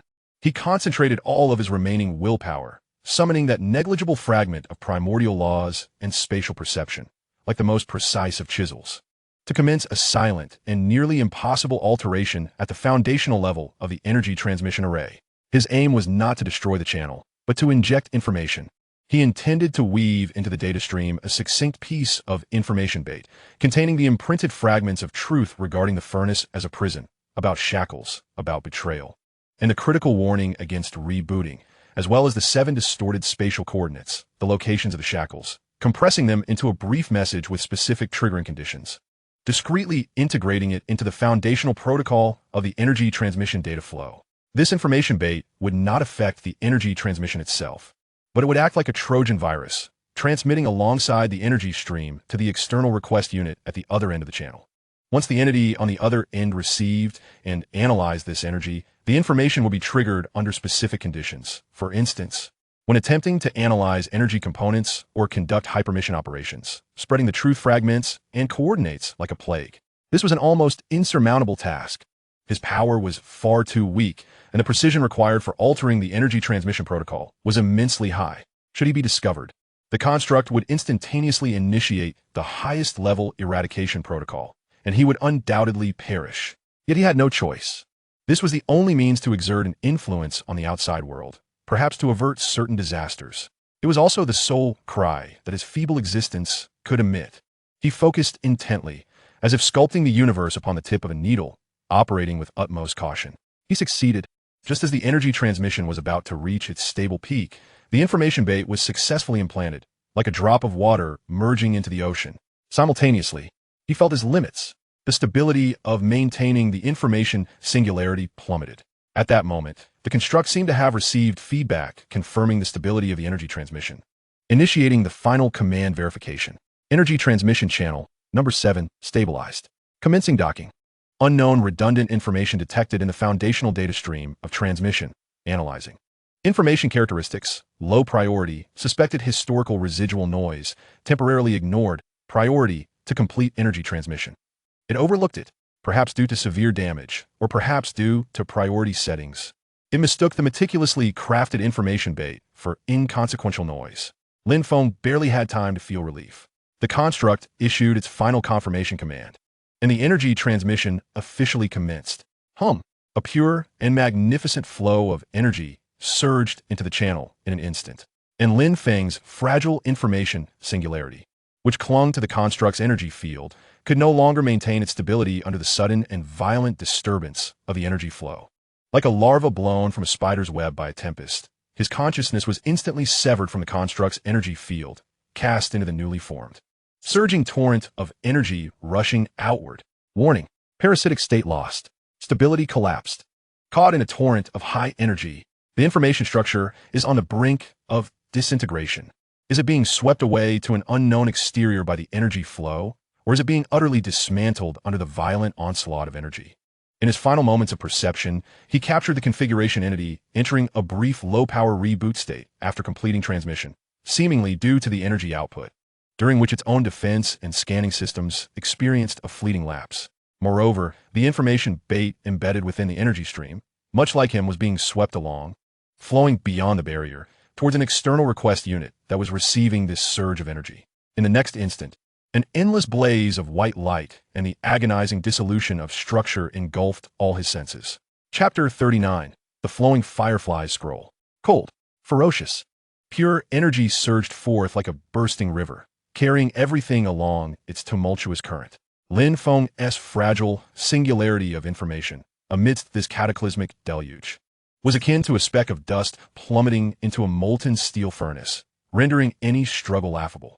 The very essence constituting his existence, the fragments of primordial laws, along with the heavy imprints of truth, rapidly peeled away and dissipated under the relentless onslaught of this absolute force, much like a weathered sandcastle succumbing to the wind. Information structure disintegration degree 65, consciousness dispersing, individual identification on the verge of obliteration. An ending seemed to be the sole conclusion. Not even resentment or despair could surface, leaving only the absolute process of assimilation and dissolution. Yet, just as consciousness was about to completely merge with the torrent of energy and return to the void, that shard of spatial crystal, which had been entwined with his core and nearly forgotten, unexpectedly burst forth with a final faint yet resolute azure glow under the immense pressure of energy and the imminent collapse of its own form. This luminescence was not for stabilization or defense, but rather for resonance and recording. It resembled a dying chronicler, desperately imprinting everything it perceived in its final moments. The characteristics of the surging energy, the ancient runes swirling on the barrier, and even the encoded structure of the information bait that Lin Feng had implanted and was now on the verge of vanishing into the depths of Lin Feng's soon-to-be dissipated core identity, at the cost of its own disintegration. Simultaneously, the underlying order characteristic inherent in the immense energy itself resonated briefly and miraculously with the faint fragment of primordial law within Lin Feng's core. It was as if the cold machinery had recognized a trace of shared blood. The torrential energy did not become gentle, but at the moment of resonance, there was an almost imperceptible directional deviation in the destructive force. It no longer sought to utterly crush this impurity. Instead, it expelled it like an indigestible pebble, forcefully ejecting it from the primary energy flow and hurling it towards a concealed maintenance port on the sidewall of the passage.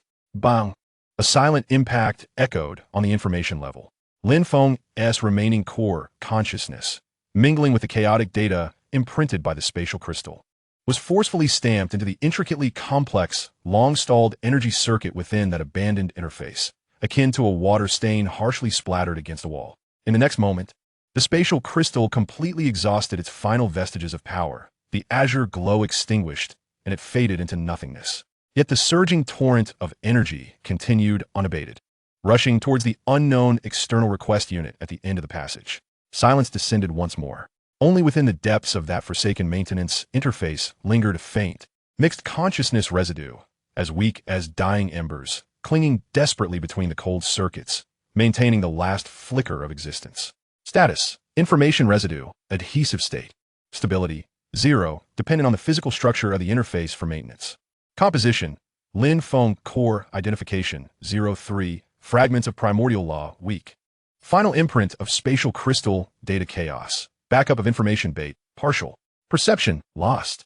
Thought, stagnant. Existence, suspended between dissolution and non-dissolution. He had lost nearly everything, including the ability to think, leaving only the most primal instinct to preserve the last remnants of existence, as if a code inscribed upon his soul still functioned mechanically. Time had lost its significance. Perhaps it was but a moment, perhaps an eternity. During the fleeting window of time when the formidable energy transmission had successfully completed, and the passage gradually dimmed, poised to close once more, a faint yet distinctly different energy fluctuation, like cautious tendrils, silently infiltrated the soon-to-be closed passage from the direction of the external request unit, swiftly scanning the interior. This fluctuation was delicate and clandestine, imbued with an evident aura of divine order, yet tinged with a hint of probing urgency. It was angelic technology. Moreover, it was an exceedingly advanced reconnaissance method. The probing wave rapidly traversed the empty main passage, finding no abnormalities. Just as it was about to retract, its edge inadvertently brushed against the abandoned maintenance interface, harboring Lin Feng's consciousness residue. The wave, in that point of dead silence, made inconsequential contact. To the probing wave, it might have seemed an insignificant structural dead angle, lacking any energetic response. Yet for that residue, this faint external fluctuation was akin to a drop of cold dew falling upon a parched riverbed. External low-intensity order energy contact detected. Core identification 03 activated. Survival instinct triggered. Backup of information bait partial, attempting to transmit externally via contact fluctuation. That residue, like a dying firefly, expended its last instinct, reflecting the fragmented information it carried regarding the furnace's warnings and the coordinates of its shackles, back along the return path of the probing wave, weakly and intermittently. This resembled an unconscious diffusion, a desperate casting of a message in a bottle, barely qualifying as communication. The information was incomplete, and the energy too feeble to be deemed significant, with a 999 out of 1,000 chance of dissipating amidst the interference of the closing passage. Having completed this final instinctive action, that residue dimmed entirely, losing its last vestige of vitality, akin to true dust, adhering deep within the interface, awaiting eternal silence. The abandoned interface fell into complete quietude. The energy transmission passage sealed off entirely. The interior of the furnace returned to absolute stillness, as if nothing had transpired. Beyond the furnace barrier, within the bridge of the Angel flagship, the Celestial Blade Judicator, Yin furrowed her brow, observing the rapidly vanishing energy passage feedback signal on the main screen. Just moments ago, she had keenly detected the momentary weakening of the barrier caused by internal disturbances, promptly ordering a concentrated bombardment. Simultaneously, her top technical angels seized the opportunity to send a cautiously disguised energy supply request protocol to that unstable area. This was not a genuine request for supplies, but rather a probe, a wedge attempting to establish an initial connection with any systems that might exist within the barrier. To her astonishment, the request was accepted. A hidden passage briefly opened, even sending back a pure, yet unfamiliar flow of energy, which had been meticulously isolated for analysis. However, the connection was highly unstable, and the passage quickly closed.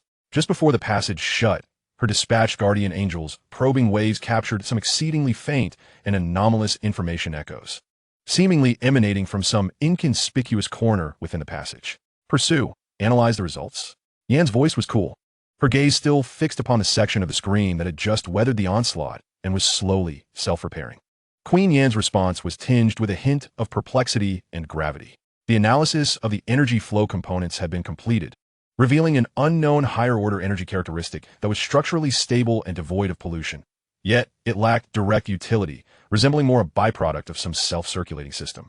Strangely, accompanying this was a faint echo. Ji projected an extremely weak and fragmented stream of information onto the auxiliary light screen before Yin. The data had evidently undergone multiple attenuations and interferences, fragmented like the incoherent murmurs of a dream. Cage, do not restart. Coordinates, unreadable garble. 7th, intense interference, betrayal. At the very end of the information, there lingered an almost indistinguishable and exceedingly faint psychic imprint, which evoked in Ji an inexplicable sense of familiarity and melancholy. In Yan's cerulean eyes, the sacred data flow surged with renewed vigor. These shattered phrases resonated astonishingly with the warnings Lin Feng had conveyed at the cost of his life, as well as certain arcane records regarding ancient taboos from the angelic repository of knowledge. This was not the machination of demons. It resembled more a desperate warning from the depths of a grave. Who could be in such a place, transmitting information in this manner? Was it Lin Feng, or something else entirely? At that moment, Morgana's frantic communication abruptly cut in, filled with suspicion and ire. Yin, what have you clandestinely extracted? Do not think for a moment that I am unaware. Hand over whatever lies on the other side of that passage. Clearly, the demon had also detected the anomaly in the energy channel. Though delayed, Morgana's instincts informed her that the angels had undoubtedly discovered something. Yin immediately suppressed all emotions, her countenance regaining its frosty majesty. Morgana, tend to your own affairs. This was merely a routine energy probe. Without hesitation, she severed the communication and reinforced her psychic shielding. Yet, internally, she was far from tranquil. The information Lin Feng had desperately conveyed, coupled with the recent bizarre echo from within the barrier, pointed towards a disquieting possibility. Was the furnace not a monolith? Did a force exist that inclined towards warning them? Or was it a trap? Yan's voice lowered with determination. Classify this echo information as top secret and upload it directly to the private database of the Celestial King He, requesting her highest level permission for analysis. Your Majesty? Ji was taken aback. You wish to bypass multiple security protocols and request the intervention of the Celestial King? Execute the order. Yan's tone brooked no argument. She harbored a premonition that the depths of this matter surpassed her capacity for judgment, necessitating the wisdom of He. Moreover, she sensed that He had been waiting for something. Yes. Ji immediately complied. Yan's gaze returned to the impregnable barrier, her grip tightening slightly on the sword of royal decree. The breakthrough might lie within these fragmented messages. Within the demon flagship, Morgana furiously kicked over a grotesque decorative statue beside her. Useless. A bunch of useless fools. How dare they let those wretched angels seize the initiative? Her crimson eyes burned with fury and suspicion. There was certainly something amiss within that passage. That little vixen, Yin, had undoubtedly acquired something. She paced restlessly, the dark purple energy surrounding her brimming with agitation. Lin Feng, that damn little insect, is he not yet dead? Causing mischief from within? She recalled the chaotic and bizarre aura she had sensed earlier from Lin Feng, along with the fleeting, multifaceted weak fluctuations in the passage. No, that sensation did not resemble that of a living being. It felt more like a vengeful spirit, or a grotesque creature forcibly stitched together. A thought suddenly crossed her mind, halting her steps. Was the furnace itself absorbing and transforming intruders? Then, like spitting out bones, occasionally ejecting scraps of information? A cold, intrigued smile curved her lips. If that were the case, it would be exceedingly fascinating. Ato, she commanded sharply. Your Majesty, a deep voice replied as the towering sword demon Otto emerged from the shadows. Keep a close watch on those angelic wretches, especially Yin. They are bound to make their next move. A cunning glint danced in Morgana's eyes. Additionally, hand over the remnants of the starfire we captured and the energy signatures we previously gathered regarding Lin Feng to those black-brained fools. I want to know what that little insect has transformed into, and what connection he has with this furnace. As you command, Your Majesty. Otto bowed and silently retreated. Morgana gazed out at the massive barrier beyond the viewport, licking her lips. So, we are playing riddles, are we? I shall see what kind of sorcery your broken furnace is concocting. Meanwhile, in a distant and secluded star system far from the graveyard star domain, within the shadow of an abandoned resource planet, the derelict starfire floated like a cold coffin. Inside the vessel, the lights were dim, with only the life support system maintaining minimal power. Rek's face was grim as he stared at the dark purple enhancement serum in his hand, his gaze filled with turmoil. Ella silently polished the only intact tool left by the wrench, a multi-functional repair arm, her expression vacant. They had fortuitously located the nearly wrecked starfire, guided by the diamond crystal bestowed by Morgana, and sought refuge within. Yet, resources were scant and energy was dwindling. Rek. Ella's voice was weak. What shall we do? Rek clenched the enhancement serum tightly, the whispers of the demon echoing ominously in his ears. Utilizing it might grant them power and a chance for survival, but could also lead to their utter destruction. Conversely, abstaining could mean waiting for death in this cold coffin. Just as his mind waged war, a sudden hum emanated from the starfire's antiquated deep space communicator, which should have been incapable of receiving any signals. Unexpectedly, a faint signal reception indicator flickered to life. It seemed to have captured an exceedingly weak, rapidly fading broadcast signal from an inconceivably distant source. The signal lasted less than a tenth of a second, its content so fragmented it was nearly indecipherable, comprising merely a few indistinct words and a heavily interfered coordinate fragment. Warning, furnace, trap, coordinates, unidentifiable, along with a faint psychic imprint that sent chills through Rek and Ella. Almost too incredible to believe. That imprint belonged to Lin Feng. Yet, it was alarmingly weak and distant, as if it originated from the other side of the river Styx. The signal flashed and vanished without a trace.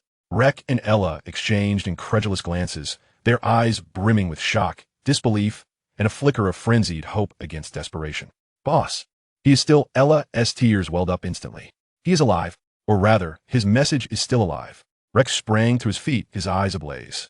We cannot use the demon-S thing, but we have a direction now, even if it is but a sliver of possibility. He glanced at the dark purple enhancement serum, his resolve solidifying as he hurled it into the waste disposal chute. Aya, hurry and repair the communicator, even if it's just a little. We must find a way to transmit the signal we just received, even if it's only one word, to all who may still be searching for him. In the depths of the angelic city, within the serene confines of Celestial King Hishi's private research domain, enveloped in eternal tranquility and streams of ethereal blue data light. Hishi himself floated upon the core platform, his silver hair cascading like a waterfall, eyes closed as if he were a timeless statue. Only the intricate energy circuits and holographic models, surpassing the bounds of imagination, revealed the magnitude of calculations she was undertaking. Suddenly, an information stream from a distant star region, transmitted through Yan's highest authority encrypted channel, silently merged into this ocean of data.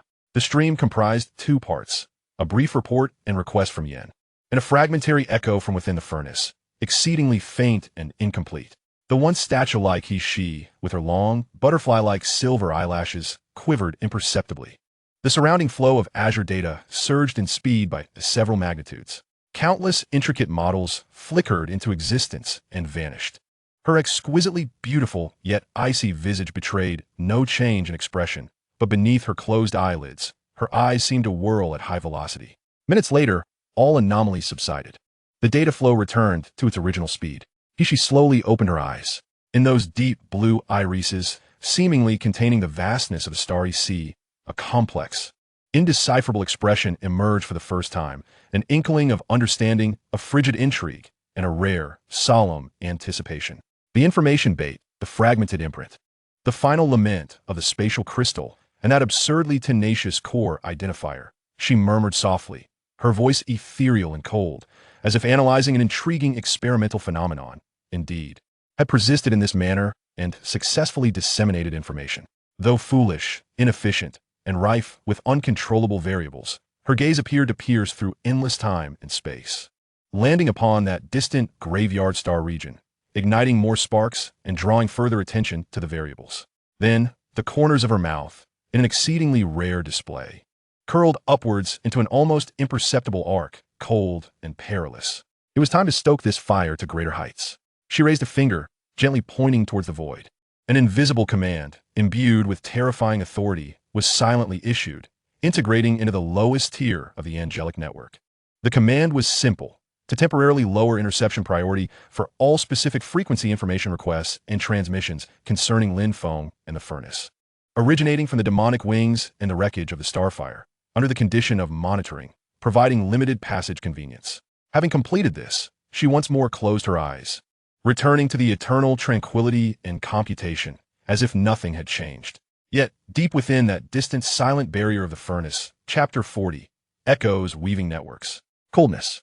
Not a lack of external temperature, but an absolute rational sensation brought forth by the system's self-check upon the restart of inner perception.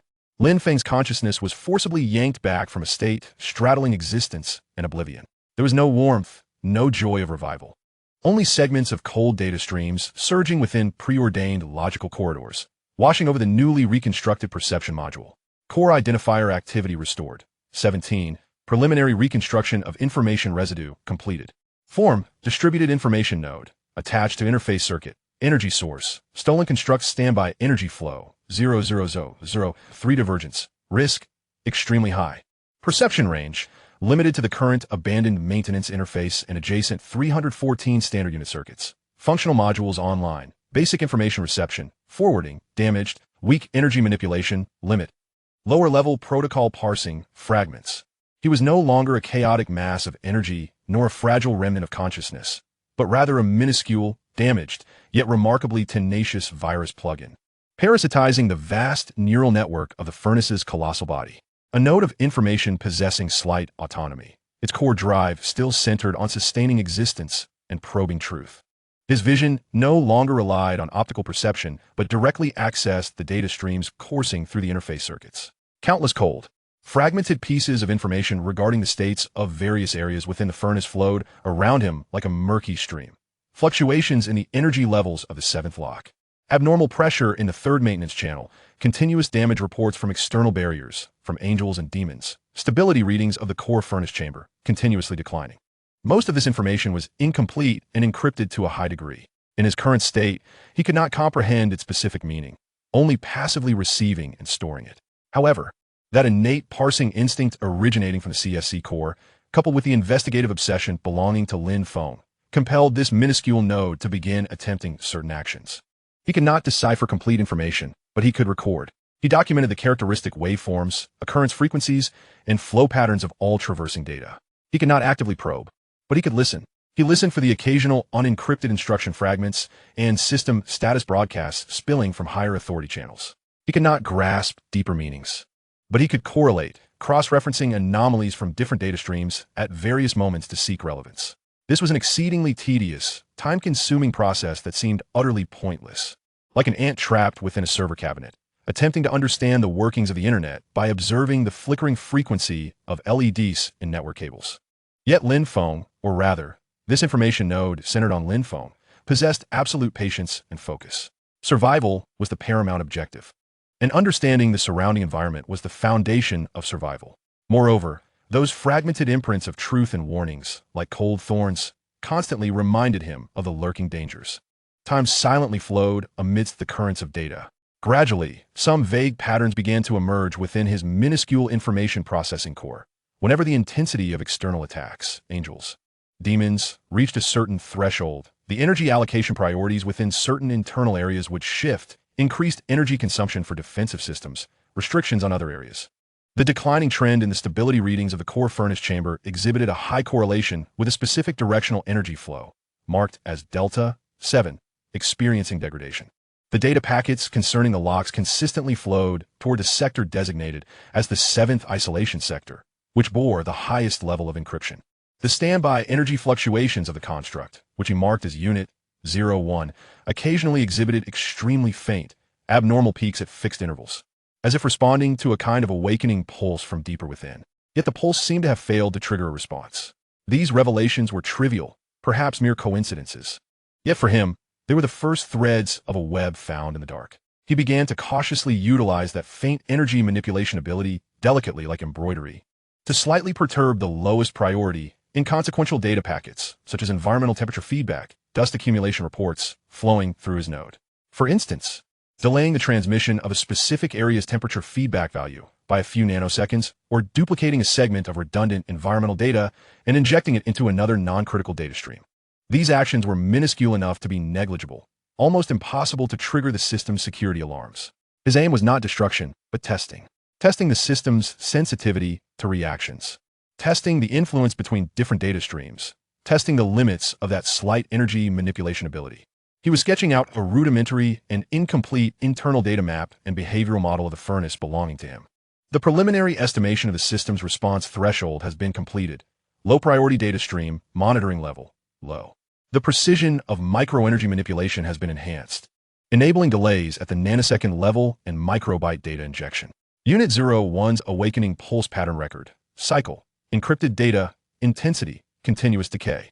Just as he was fully engrossed in this minute yet perilous mapping endeavor, an entirely foreign data stream abruptly infiltrated the area he had been vigilantly monitoring. This data stream was not the cold, ancient, and lifeless essence inherent to the internal systems of the furnace. Rather, it was imbued with order, precision, and a distinct exploratory intent. Its encryption method was starkly different, adorned with unmistakable sacred geometric characteristics and frequency markers, reminiscent of angelic technology. Was it Yin? Or perhaps another angel? Had they finally discovered a means to delve their probing tendrils deep within the furnace? This foreign data stream was exceedingly cautious, akin to a searchlight in the dark night, meticulously scanning the surrounding circuit structures, seemingly in pursuit of something. Its access privileges appeared limited, incapable of reaching core data, and could only engage in low-intensity interactions at certain peripheral interfaces. Lin Feng's minuscule information node instantaneously entered a state of utmost alert. The angel's intervention posed both an opportunity and a grave risk. Should he be detected, this anomalous parasitic node would undoubtedly be eradicated by the system. He immediately ceased all minor disturbances, reducing his activity to a minimum, simulating a segment of utterly silent circuit debris, while simultaneously exerting all efforts to record and analyze every characteristic of this foreign data stream. The angelic data stream conducted a thorough scan, seemingly uncovering no particularly valuable targets, and began to slowly retract. Just as it was on the verge of complete withdrawal, Lin Feng made a bold decision. He summoned that faint energy manipulation ability, injecting a previously recorded encrypted data fragment regarding Unit 01's awakening pulse pattern, along with a rudimentary data chart marking the correlation between Delta 7 energy flow decay and core stability decline, disguising it as random data noise resulting from circuit aging, precisely into the tail end of the angelic data stream's return path. This was an exceedingly perilous maneuver. If the receiving end on the angelic side housed a sufficiently astute analyst, they could potentially extract valuable information from this noise. Yet at the same time, he risked exposing himself. Having completed this audacious act, he immediately fell into complete silence, as though he had never existed. The angelic data stream vanished, carrying that inconspicuous noise with it. Risk moderate. Potential gain unknown. Continue monitoring. In the Demon flagship, the Black Brain Laboratory. This place was less a laboratory than a chaotic nest filled with biological tissue cultivation tanks, bubbling with eerie chemicals, and countless flickering dark purple code screens. Several brains, forcibly augmented and connected to a vast biological computing unit, were engaged in a heated debate over an extremely faint remnant of a deep space signal that had just been captured. The signal source was untraceable. Its decay was too rapid. The content was fragmented. Only warnings, references to the furnace, and unidentifiable coordinate fragments remained. Yet, that psychic imprint, though as feeble as a whisper, exhibited a 73 probability of originating from a human named Lin Feng. Her Majesty demanded precise answers, not mere possibilities. At that moment, a low-ranking technical demon responsible for monitoring specific frequency bands suddenly raised its head, raspily reporting, an anomaly detected. An extremely faint directional broadcasting attempt originating from the direction of the starfire wreckage. The signal strength is virtually negligible, the content encrypted, and the pattern bears a striking resemblance to archaic Earth military frequency bands. Starfire? That group of stragglers? One technical officer raised its head with interest, intercepting the signal. Can be decrypted? Currently attempting. The encryption method is quite antiquated, yet the structure is somewhat peculiar, interspersed with a non-standard error-correcting code. It requires time. Grant them a green light. A grim voice interjected, emanating from senior technical officer connected to more tubes. Her Majesty has permitted limited circulation of information regarding Lin Feng and the furnace. Let us see what we can fish out. Understood. On a distant, abandoned resource star. Aboard the Starfire, Rake was drenched in sweat, his eyes bloodshot, fixated on the incessantly rolling, decoding progress bar on the screen. Ella anxiously provided a faint psychic energy assist from the side, striving to stabilize the overburdened, antiquated communicator. Almost there, just a little longer, Rake murmured to himself. As long as we can broadcast that vague coordinate and warning information with minimal power consumption, even if it only reaches a few light years. Suddenly, the decoding progress on the screen leapt forward abruptly, completing in an instant. We did it. No, wait. Rake's expression shifted. Its external intervention. A powerful signal source is assisting us in enhancing and clearing the channel. Is it friend or foe? Can't worry about that now. Fire. Rake slammed his hand down on the button. A faint signal containing vague warnings and fragmented coordinate information was launched from the Starfire, akin to a stone cast into the vast ocean. Its signal strength should have dissipated immediately.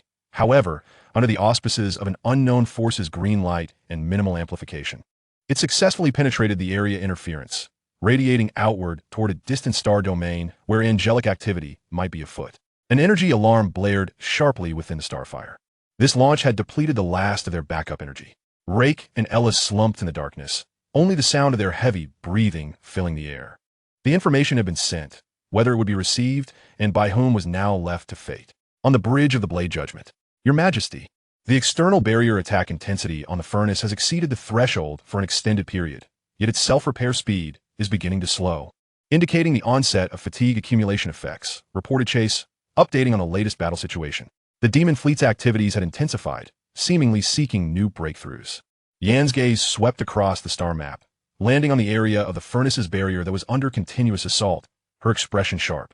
Suddenly, she received an encrypted report from a technical angel. Your Majesty, regarding the previously captured internal echo signal, as well as the additional noise data unexpectedly acquired from a low-privilege probe, a preliminary joint decryption analysis has yielded results. A processed, albeit still incomplete, segment of information appeared before Yen. Unit 01, presumed to be an internal unit, awakening protocol, cycle, data, efficiency continuously decaying. Energy flow delta 7 decay, correlated with core stability decline confirmed, probability 87. Warning, do not rely on internal system guidance. Potential logical traps may exist. The source and authenticity of the information remained unverified, yet its content bore a striking resemblance to Lin Feng's prior warnings, offering a glimmer of exceedingly precious details regarding the internal system's operational patterns. Yan's fingertips lightly tapped the armrest of her throne. This information felt akin to a peculiar piece of a key.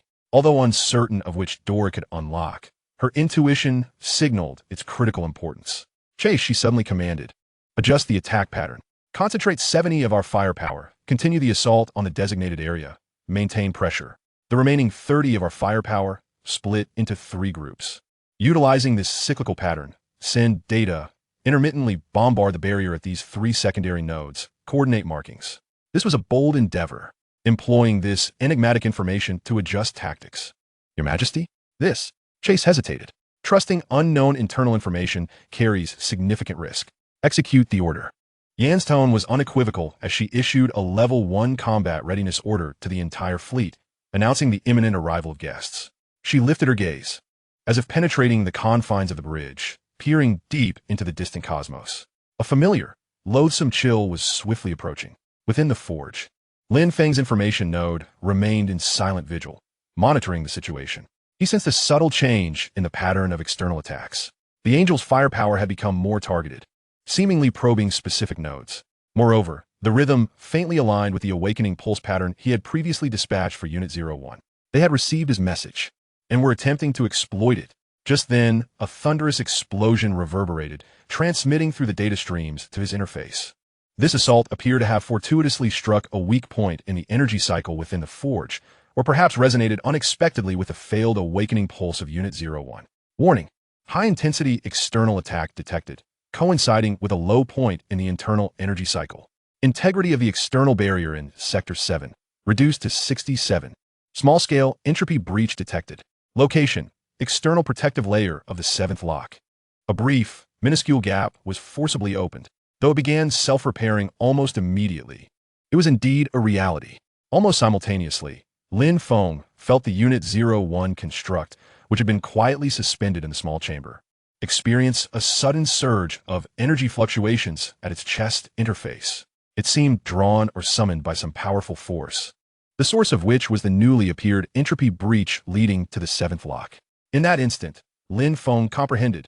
Unit 01 was the key, and the 7th lock was one of the locks that required this key to be opened. The external assault had inadvertently compromised the lock's outer defenses, triggering the key's response. A once-in-a-lifetime opportunity. If he could guide or assist Unit 01 towards that breach, perhaps he could unlock the 7th lock and glimpse the secrets concealed beyond it. He might even discover a means to influence or control the forge. Yet, he was merely a minuscule information node. How could he affect such a vast construct? His gaze quickly focused on the data stream flowing through the interface concerning the energy allocation priorities. A mad plan took shape instantly. He summoned all his energy manipulation abilities and his rudimentary understanding of the system's rules, targeting the energy instruction packets meant for repairing the 7th breach. He could neither stop nor alter these instructions, but he could delay them with all his might. He forced a minuscule delay on these critical instruction packets by a few nanoseconds. To the colossal forge system, this was trivial. Yet for the rapidly self-repairing entropy breach, this brief delay could prove decisive. Simultaneously, he transformed the meager energy he had pilfered, no longer using it to conceal himself, but instead channeling it into a powerful pulse that simulated the highest priority awakening command, directing it forcefully towards Unit 01. Awaken. Target: the 7th breach. This was not a true command, but rather an interference, a cry. Upon completing this act, his energy was utterly depleted, the information node flickering in and out, on the brink of dissolution. Energy level: 0. Node stability plummeting. In the fleeting moment before his vision faded entirely, he beheld the Unit 01 construct, its eyes, composed of data torrents, suddenly ignited with unprecedented brilliance. It seemed activated momentarily by the simulated awakening pulse and the allure of the seventh breach. Its massive form trembled slightly, then transformed into a dark golden stream, hurtling towards the direction of the seventh isolation sector, towards the still unclosed entropy breach. Had he succeeded? However, just as Lin Feng was about to succumb to silence from energy depletion, a cold, vast will, imbued with absolute dominance, surged forth from the depths of the forge like an awakened primordial beast. Unauthorized system intervention detected. Anomalous activation of Unit 01 detected. Highest defense protocol activated. Eliminate all anomalous nodes. Lock onto Unit 01. Execute forcefully. The IC will instantaneously targeted Lin Feng, this diminutive, energy-exhausted node, and also locked onto Unit 01. Racing towards the breach. Destructive power was imminent. Meanwhile, through the partially closed seventh breach, Lin Feng's fading perception seemed to capture another familiar, chilling presence arriving from beyond the barrier, a presence that sent shivers down his spine. The fleet of the Reaper Carl. Chapter 41. The Seven Keys to the Gate. Cold, deathly silence. Not the ancient, operational stillness of the forge, but an absolute chill emanating from the ultimate void of the universe, devouring all sense of existence. This chill did not transmit through energy or information. It acted directly upon the very structure of space, like invisible ink dropped into clear water, instantaneously saturating the entire battlefield surrounding the forge. Whether the resplendent holy light barriers of the angel fleet or the frenzied void energy of the demon fleet, both exhibited stark decay and disorder in the wake of this chill, as if the very laws of matter and energy that constituted their power were becoming unadapted and unstable. Detection of super high-order void energy field. Intensity, exponentially surpassing demon units. Purity, 100. Spatial structure, stability plummeting. Physical constants exhibiting slight deviations. Warning, all energy weapons based on positive material universe efficiency decreased by 15. Shield energy consumption increased by 22. Within the bridge of Yan's divine blade judicator, piercing alarms resounded in unison. She abruptly rose from her throne, her azure gaze ablaze with sacred data streams, fixed intently upon the suddenly deepening darkness at the periphery of the star domain. There, without warning, 3 massive vessels, suffocating in size, yet exquisitely simplistic in design, seemingly composed of pure shadow and geometric lines, glided into reality from another dimension, silently hovering. They emitted no engine flames, no energy fluctuations, and even lacked a sense of mass, resembling 3 voids existing within the real universe, continuously devouring surrounding light and all probing waves. The emblem of the Dead Song Academy materialized upon the smooth, mirror-like surface of the foremost vessel, akin to an inscription upon a tombstone. God, he had indeed arrived, and in the form of his main fleet, directly intervening. All forces, highest alert, reform formation, elevate defense priority to maximum. Yan's voice was as cold as iron, carrying an unprecedented weight. Carl's personal arrival signified that the situation had transcended the realm of conventional warfare, entering a more perilous and unpredictable dimension. Simultaneously, Morgana's frantic communication broke through, yet this time it lacked its usual fervor, imbued instead with suspicion and caution. Carl, you twisted pervert. Why are you here to stir up trouble? What do you intend to do? Carl's voice, serene to the point of near emptiness, resonated as if directly within everyone's consciousness, devoid of any emotion. The pursuit of knowledge should know no boundaries. The mysteries of this place merit my personal observation. Please continue your performance, without regard for my presence. His words seemed merely observant, yet the pervasive void force field engulfing the battlefield rendered the laws of engagement profoundly unstable. Acting as the most formidable intervention, the power dynamics between angels and demons were simultaneously suppressed, while Carl's fleet thrived in this tumultuous environment. The atmosphere of the battlefield instantly transformed into one of eerie strangeness and oppressive tension. God, demon, and void formed a triad of power, each faction restraining the others, none daring to initiate large-scale assaults for fear of benefiting a third party. The attacks on the forge barrier nearly came to a standstill. However, this stalemate proved fatal for Lin Feng within the forge. At the very moment Carl's fleet descended and the void force field spread, an icy, Vast absolute will, tentatively termed the spirit of the forge, awoke from the depths of the forge, having locked onto Lin Feng's energy-exhausted, dissipating information node, as well as the Unit 01 construct hurtling towards the 7th rift. Executing highest defense protocol. Eliminate anomalous node. Force lock on Unit 01. Executing order. Void slumber, utilizing external void force field resonance. The spirit of the forge refrained from deploying its formidable internal defense weapons, instead cunningly harnessing the void force field that accompanied Carl's arrival. It guided this external, yet purer, void power like an invisible tide, swiftly engulfing Lin Feng's node and Unit 01. Lin Feng felt the last vestiges of his consciousness becoming encased in ice. All perception was abruptly stripped away, plunging him into absolute darkness and stagnation. His information node extinguished its glow entirely. All activity ceased, and he entered a state of enforced slumber. The momentum of Unit 01's charge abruptly faltered, its internal data stream slowing and dimming, resembling rusted machinery, its speed drastically reduced. The spirit of the forge seemed satisfied, its terrifying will receding like a tide, focusing on countering the greater scale pressure from Carl's fleet. Yet, the spirit underestimated the essence of Lin Feng's minuscule node.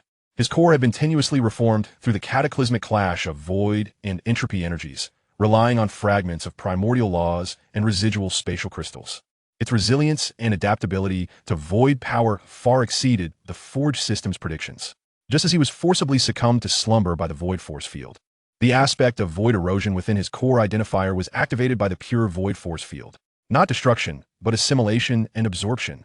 Like a dying traveler in the desert encountering venom, instinctively, he would suckle the poison, knowing it heralded death. His dormant node unconsciously and greedily absorbed the void force field enveloping him from Carl. Although this exacerbated the disintegration of his own structure, for his node was not a pure void construct, it provided a faint yet crucial energy, as well as a disturbance against the slumber command.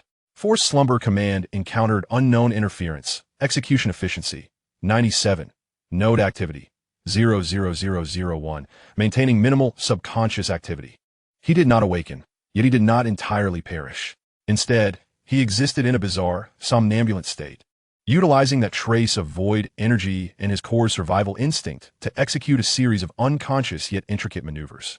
His dormant node operated like a passive converter, minutely simulating the absorbed Carl void force field as a form of low-frequency energy signal intended for the maintenance and propulsion of constructs within the forge, subsequently injecting it into the nearby, similarly slumbering and decelerating Unit 01, like a person on the brink of freezing to death, instinctively blowing their last ember toward the pile of wood. This slight infusion of external, heterogeneous void energy caused Unit 01's nearly stalled propulsion system to surge forward, akin to being abruptly activated by a subpar backup battery, propelling it a short distance. And that short distance was precisely enough for its massive form to crash into the nearly closing 7th rift. Buzz! As if a red-hot iron plunged into ice water.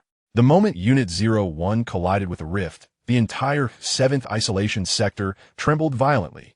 The chaotic entropy energy constituting the rift's edge violently clashed and annihilated against Unit 01's orderly dark golden material. A dazzling light erupted. A powerful energy shockwave simultaneously radiated inward and outward along the rift. Within the forge, alarms blared with unprecedented intensity. Externally, angels, demons, and Carl all detected this sudden, violent energy explosion emanating from within the barrier. What transpired? Yin demanded, his voice sharp. High-intensity energy eruption detected in the 7th barrier area. The internal structure is disintegrating? The pursuit's tone dripped with disbelief. Ha ha ha. They've begun to fight inside, Morgana exclaimed, a mix of shock and delight. Carl's previously tranquil voice bore the slightest tremor, an intriguing variable as everyone's attention was captivated by the sudden explosion. No one noticed. Amidst the dazzling light and chaotic energy currents, a minuscule, dim information node, Lin Feng, was violently ejected from the depths of the interface by the explosion shockwave. Like a leaf swept away in a tempest, coincidentally drawn into the collapsing, fleeting passage created by Unit 01, plummeting into the depths of the 7th isolation sector. Cold, frenzied, twisted, Lin Feng's node tumbled wildly within the energy maelstrom, its fragile structure groaning under the immense strain. The effects of forced slumber were partially shattered by the explosion, and his consciousness flickered erratically like a faulty bulb attempting to illuminate. He saw himself traversing a fleeting passage formed of pure energy storms, at the end of which lay an incomprehensibly vast expanse beyond verbal description. Here, there was no up or down, no material entities, only countless interwoven, colliding strands of law light. They resembled the veins and neural networks of the universe, some radiant and orderly, symbolizing creation and stability, while others dark and chaotic, representing annihilation and entropy, with many entangled, clashing, attempting to consume one another. Was this the interior of the seventh shackles? This was not a lock in the physical sense, but a battlefield of laws. A cage constructed of pure, cosmic rules, employed by the Forge to confine and balance some terrifying existence. The colossal construct of Unit 01 floated at the center of this law-light expanse, seemingly anchored by some unseen force, the interface recess on its chest glowing with unprecedented radiance. Acting like a focal point, desperately absorbing and stabilizing the most violent, perilous, chaotic law light around. It was fulfilling the role of a key, attempting to repair and reinforce this shackle. Yet, Lin Feng sensed that Unit 01 was struggling immensely, even operating beyond its limits. Its own radiance was rapidly consumed and tainted by the chaotic laws. What filled him with dread was the perception of an unfathomably immense, cold, and ravenous presence lurking in the deepest interstices of the intertwining law light. It was bound by layers of shackles, slumbering, but the unconscious aura it exuded was enough to cause the surrounding laws to continuously collapse and reconstitute. Was that the imprisoned entity? One of them. Just as Lin Feng was stunned by this spectacle, Unit 01 seems to have experienced an exceedingly minute computational error due to an overload. Or rather, the foreign energy infused by Lin Feng, imbued with a semblance of void essence, has engaged in an unpredictable conflict with its intrinsic ordered energy. This error has induced a trivial deviation in its process of absorbing and stabilizing the law of light bands. A fragment of entropy increase, which should have been channeled into a stable cycle, has not been entirely tamed, instead resembling a wild stallion that has broken free. Veering off course and hurtling towards Lin Feng, this unexpected intruder at a minuscule node. This fragment of entropy increase embodies the ultimate force of the law, propelling all things towards chaos and thermal death. For Lin Feng, this fragile node, contact with spell doom. There is no escape. He scarcely had time to despair. Yet, just as the entropy fragment was poised to engulf him, the final imprint from the spatial crystal deep within him, that insignia of Lin Feng, along with the passively absorbed Carl Void force field, unexpectedly triggered an incredible synergistic reaction in the face of such an existential threat. The imprint of the spatial crystal instantaneously imparted an understanding of the energy structure of this fragment of entropy increase, derived from the records of the final moment. Lin Feng's insignia provided the most primal obsession for distortion and utilization. The Carl Void force field contributed the essence of nothingness for assimilation as raw material. He did not resist. Instead, he opened the very core of his node, akin to a diminutive black hole, actively swallowing the fragment of entropy increase. Node overload. Structure on the brink of collapse. Entropy fragment analysis. 1-5-10. Void force field neutralization. In progress. Primitive law fragment reconstruction attempt. Failure. Partial success. An indescribable agony swept through his recently revived consciousness. The surface of his node instantaneously became a tapestry of chaotic, crack-like entropy patterns, as if it could disintegrate at any moment. Yet he endured. With the meager void force field and the imprint of the spatial crystal, he forcibly distorted, compressed, and transformed this fragment of entropy increase, capable of annihilating stars, into a grotesquely malformed, highly unstable, yet temporarily controlled, information code, a fragment of shattered, perilous knowledge regarding the laws of entropy. This code, like poison, branded itself upon his core, ushering in persistent pain and the risk of collapse, yet also endowing him with an exceedingly faint, yet undeniably real, ability to interfere with entropy's advance, or perhaps to accelerate localized chaos. He found himself fortuitously blessed, yet burdened by an even heavier curse of knowledge. Just as he struggled to digest this poison, Unit 01 appeared to rectify the error and continue its repair work. However, the prior deviation and the minuscule energy ripple caused by Lin Feng's consumption of the entropy fragment seemed to have attracted the attention of certain entities. Lin Feng sensed an enormous, frigid presence imprisoned deep within the law of light bands, its dormant while seemingly stirred. An incomprehensibly vast eye, composed purely of chaotic laws, devoid of a specific form, appeared to slowly pry open a slit in the boundless darkness. Its icy gaze pierced through layers of shackles, indifferently scanning the laboriously repairing Unit 01, before finally resting upon Lin Feng, this insignificant speck that had just devoured the fragment of entropy increase. Unknown microscopic observation detected. Source: core of shackles. Threat level: incalculable. Each computation of Lin Feng's node, every minuscule fluctuation of energy instantaneously froze. Chapter 42. Triad of Turmoil and Rising Undercurrents. The upheaval within the seventh shackle, though occurring at the level of law, nonetheless sent ripples of energy and system disturbances that penetrated the shackles, partially transmitting to the outside. On board the judgment of the heavenly blade, Yin suddenly pressed her forehead, emitting a muffled groan. Just moments ago, through the link to the Sacred Knowledge Repository, she seemed to have heard a painful groan emanating from the very foundation of the universe. A deluge of chaotic data fragments concerning energy decay and the collapse of order surged into her mind, rendering her instantly uneasy. Queen, Yen Mifine. Yin shook her head, her gaze sharpening as she looked towards the seventh barrier area, sensing that the recent energy explosion was amiss. It wasn't merely an explosion. It felt more like a conflict at the level of laws. Immediately analyze the residual energy spectrum. On the demon flagship, Morgana too seemed pricked by a needle, suddenly springing up, her surrounding void energy becoming tumultuous. Damn it, what the hell was that? My energy engine nearly stalled just now. Did something inside just resurrect? Carl's fleet remained silent, yet the surfaces of the three void warships began to display those abstract geometric lines, which started to flow in increasingly complex patterns, as if engaged in higher intensity calculations and deductions. An interesting disturbance. Carl's voice remained calm, yet bore a tinge of curiosity. The stability of the seventh shackle is experiencing slight fluctuations. It seems the insertion of the key is not progressing smoothly. At that moment, the monitoring devices of the three factions concurrently captured a new situation. The seventh rift, which Unit 01 had crashed into and was supposed to gradually heal, had visibly slowed in its healing process. Not only that, but an ominous, grayish energy mist began to emanate from the edges of the rift, seemingly carrying characteristics of corrosion and decay, slowly eroding the surrounding barrier structures.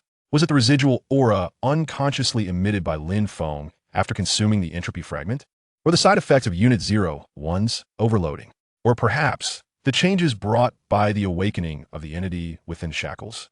Regardless, a persistent, gradually expanding breach appeared upon the barrier of the furnace. This revelation instantly stirred the previously stalemated triad. Although the rift remained perilous, rife with unknown energy turbulence and law pollution, it was undoubtedly a divine opportunity compared to the previously impregnable barriers. Ato, prepare an elite team. Attempt to approach that rift. Morgana commanded immediately, her eyes gleaming with avarice. Pursue, organize the sacred vanguard, remotely monitor the rift's condition, and seek a safe moment to enter. Yin responded promptly, with increased caution. Although Carl's fleet displayed no overt actions, the emanating void force field began to concentrate more intensely towards the seventh rift area, as if probing and analyzing. The brief stalemate was shattered, and a new storm began to quietly brew around this suddenly appearing, unstable rift. Within the seventh shackle, Lin Feng endured the agony and sense of collapse brought by the entropy fragment, his node flickering between light and dark. The cold gaze from the core of the shackles remained fixed upon him, filled with indifference and a hint of ineffable curiosity. There was no attack, no communication. Mere pure observation. Under this extreme pressure, amidst the chaos within his core, fragments of ancient civilization's shattered information, the frenzied inscriptions upon the walls, and the recently consumed knowledge of entropy began to settle, combining to generate a vague, instinctual warning message. Warning, observer's consciousness is at the critical juncture of slumber and awakening. Warning, Unit 01's repair efficiency is below the decay rate of the shackles. Estimated collapse time. Encrypted data. Warning, external forces are approaching the rift. Energy characteristics, demon, high, angel, medium, void, undetectable. Optimal survival strategy. Utilize the rift, guide the conflict, create greater chaos, and seize the opportunity to escape. Escape? How to escape? In his current state, Should he venture beyond the relatively stable vicinity of Unit 01, he would be immediately torn apart by the surrounding chaotic streams of Law's light. Unless his gaze fell upon the slowly eroding Seventh Rift. Unless he could entice external forces, multiple factions to be precise, into this prison, inciting conflict among them. By harnessing their power to create turmoil, he might seize a fleeting opportunity to thrive amidst the chaos. The crux of this guidance lay in information. He needed to convey the internal situation of the prison, particularly that Unit 01 was undergoing repairs, albeit with insufficient efficiency and the ominous premonition of a possible premature collapse. Furthermore, this information must reach the angels, the demons, and even Carl, inciting their desperation to breach the confines. Yet, in his current state of energy depletion and fractured nodes, how could he transmit this? His focus shifted back to the entropic code, akin to poison, seared into his core. This very code was the most perilous information, imbued with the power of law. A mad scheme began to take shape within his tormented and chaotic consciousness. He concentrated his dwindling spirit, summoning the faintest flicker of his ability to manipulate entropy. No longer attempting to suppress the entropic code at his core, but cautiously guiding the chaotic power within the code, injecting it into the fractured circuits of his node's receiving and forwarding functions. He intended to use this entropic code as fuel and amplifier for an overload, self-destructive information broadcast. With the force of entropy, he would forcibly transmit that premonitory message through the Seventh Rift, radiating outward. This could utterly destroy his already shattered node. Yet it was his sole opportunity. Commencing overload, injecting entropic code, information broadcast module. Target, all frequencies, angels, demons, unknown. Content, real-time status of the 7th prison, partially true. Partially exaggerated. Unit 01 repair progress, estimated collapse countdown. Energy output, maximized, node structural integrity, plummeting. The light of his node became extraordinarily bright, yet marred by ominous, grayish cracks, resembling a supernova on the verge of eruption. Just as he was about to initiate this final broadcast, the dispassionate gaze observing him from the core of the prison seemed to fluctuate momentarily. A chill, ancient presence, perhaps with a hint of approval, or rather, an ulterior motive, gently brushed against Lin Feng's core like a subtle electric current. Immediately afterward, a small surge of pure energy, equally steeped in a cold, lifeless aura, seemingly emanating from the prison itself, quietly infused his waning node. Received unknown energy supply, source, core of the prison, energy nature, unknown, non-void, non-order, non-entropy. Node stability temporarily enhanced, broadcast power augmented, 300. Lin Feng froze in place. It is aiding me? Why? The cold presence offered no explanation, merely conveying a simple and unequivocal signal. Broadcast, then, survive, observe. There was no time to contemplate the implications of this gesture. With the arrow drawn, it must be released. Gritting his teeth, Lin Feng forcefully injected that mysterious energy along with the entropic code into the broadcast module. Buzz, an intangible yet intensely powerful storm of information, imbued with entropic characteristics and a chilling warning, erupted like a dam breaking, centered around Lin Feng's node.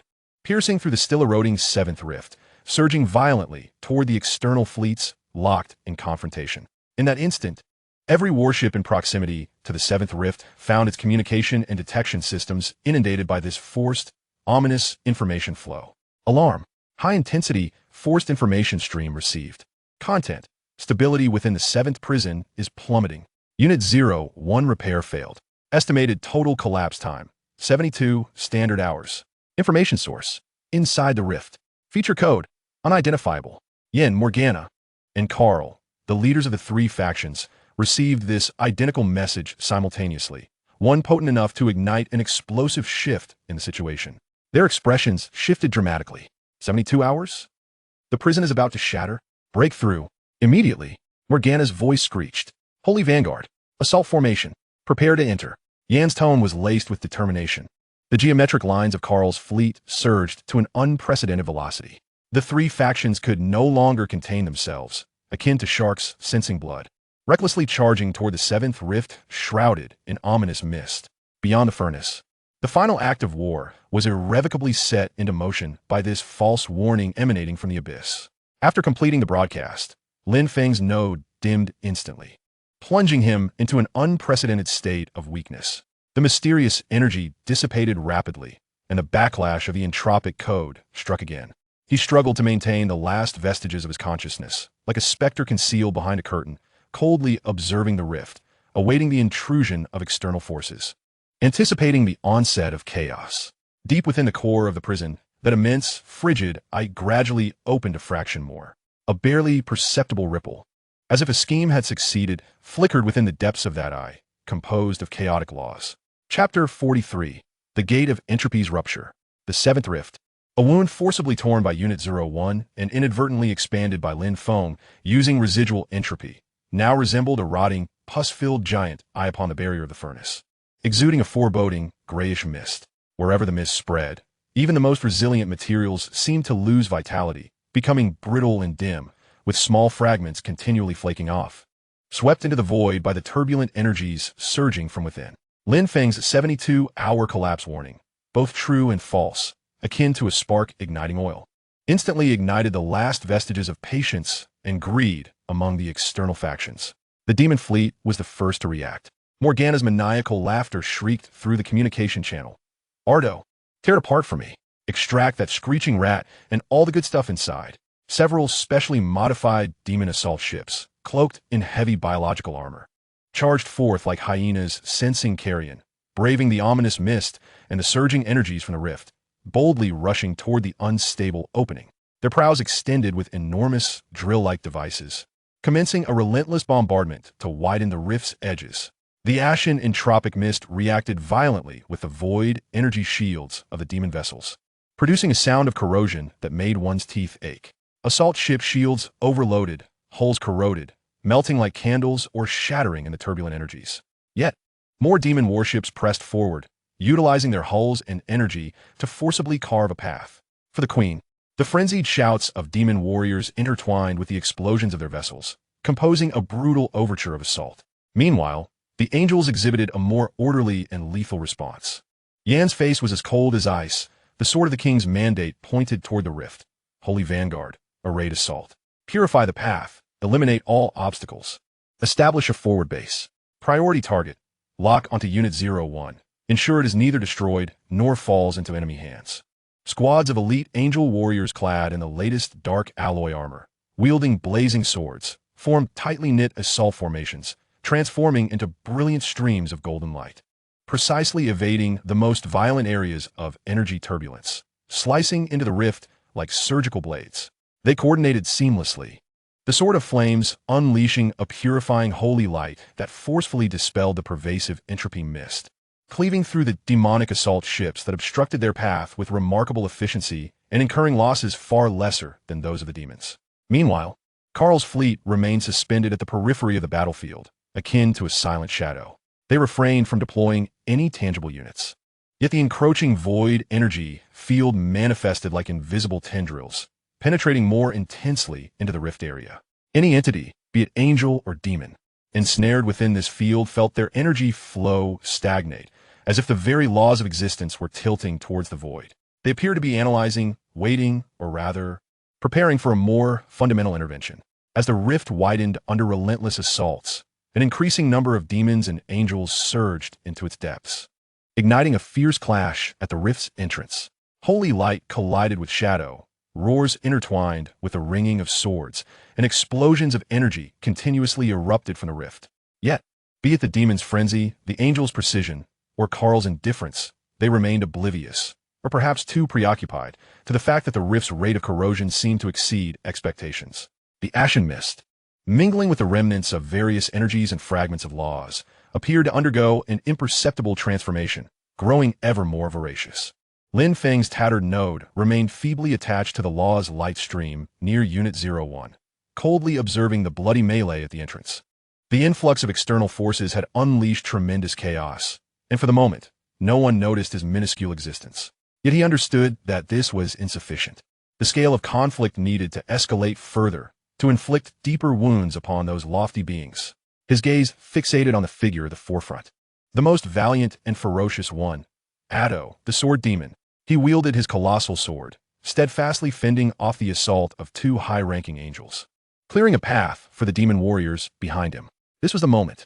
Lin Feng concentrated the faint interference power he had gained from consuming entropy codes, akin to a hidden sniper in the shadows, cautiously aiming at a small segment of the spatial structure just ahead of Addo, where a precarious energy ripple had been recently cleaved by angelic holy light. He needed to do little, merely a gentle push. With that thread of entropy power, he subtly accelerated the decay and turmoil of that specific area's energy. In the midst of battle, Addo suddenly sensed a surge in the holy light's potency before him, an intensity that seemed to escalate in an instant. An attack he could have blocked became exceptionally cunning and ferocious. He was caught off guard, his defensive maneuver lagging by a fraction.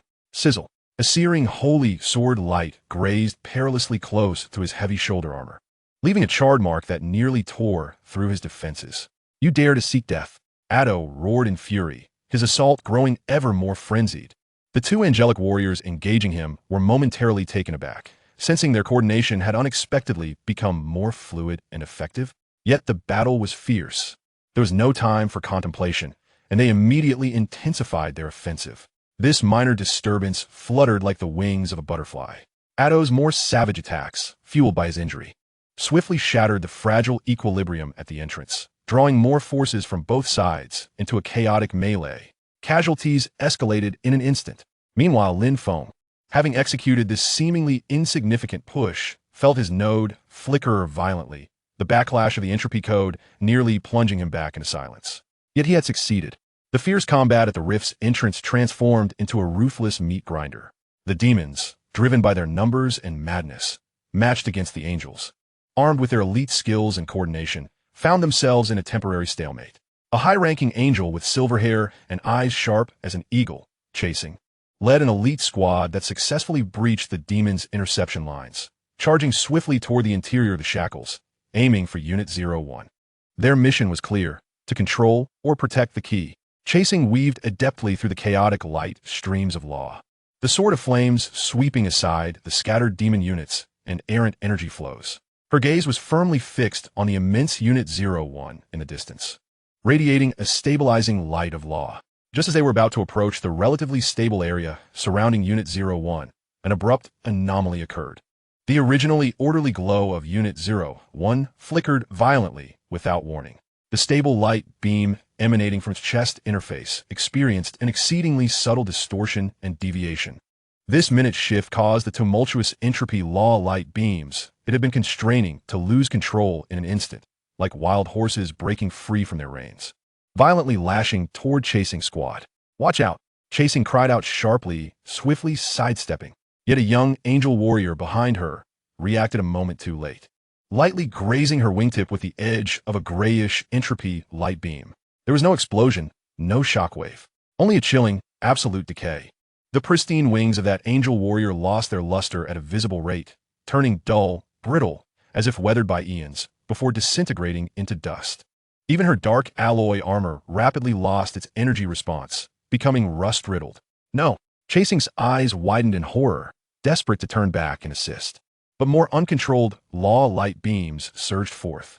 Chasing was forced to evade and block with all her might, helplessly watching as the young warrior, with a look of terror and confusion, completely disintegrated in mere seconds, leaving not a trace behind. Erased from the fabric of law. "Retreat. Fall back immediately. Get away from Unit 01. Chasing's voice, filled with anguish and shock, issued the most painful command. They could not even retrieve their comrades' remains.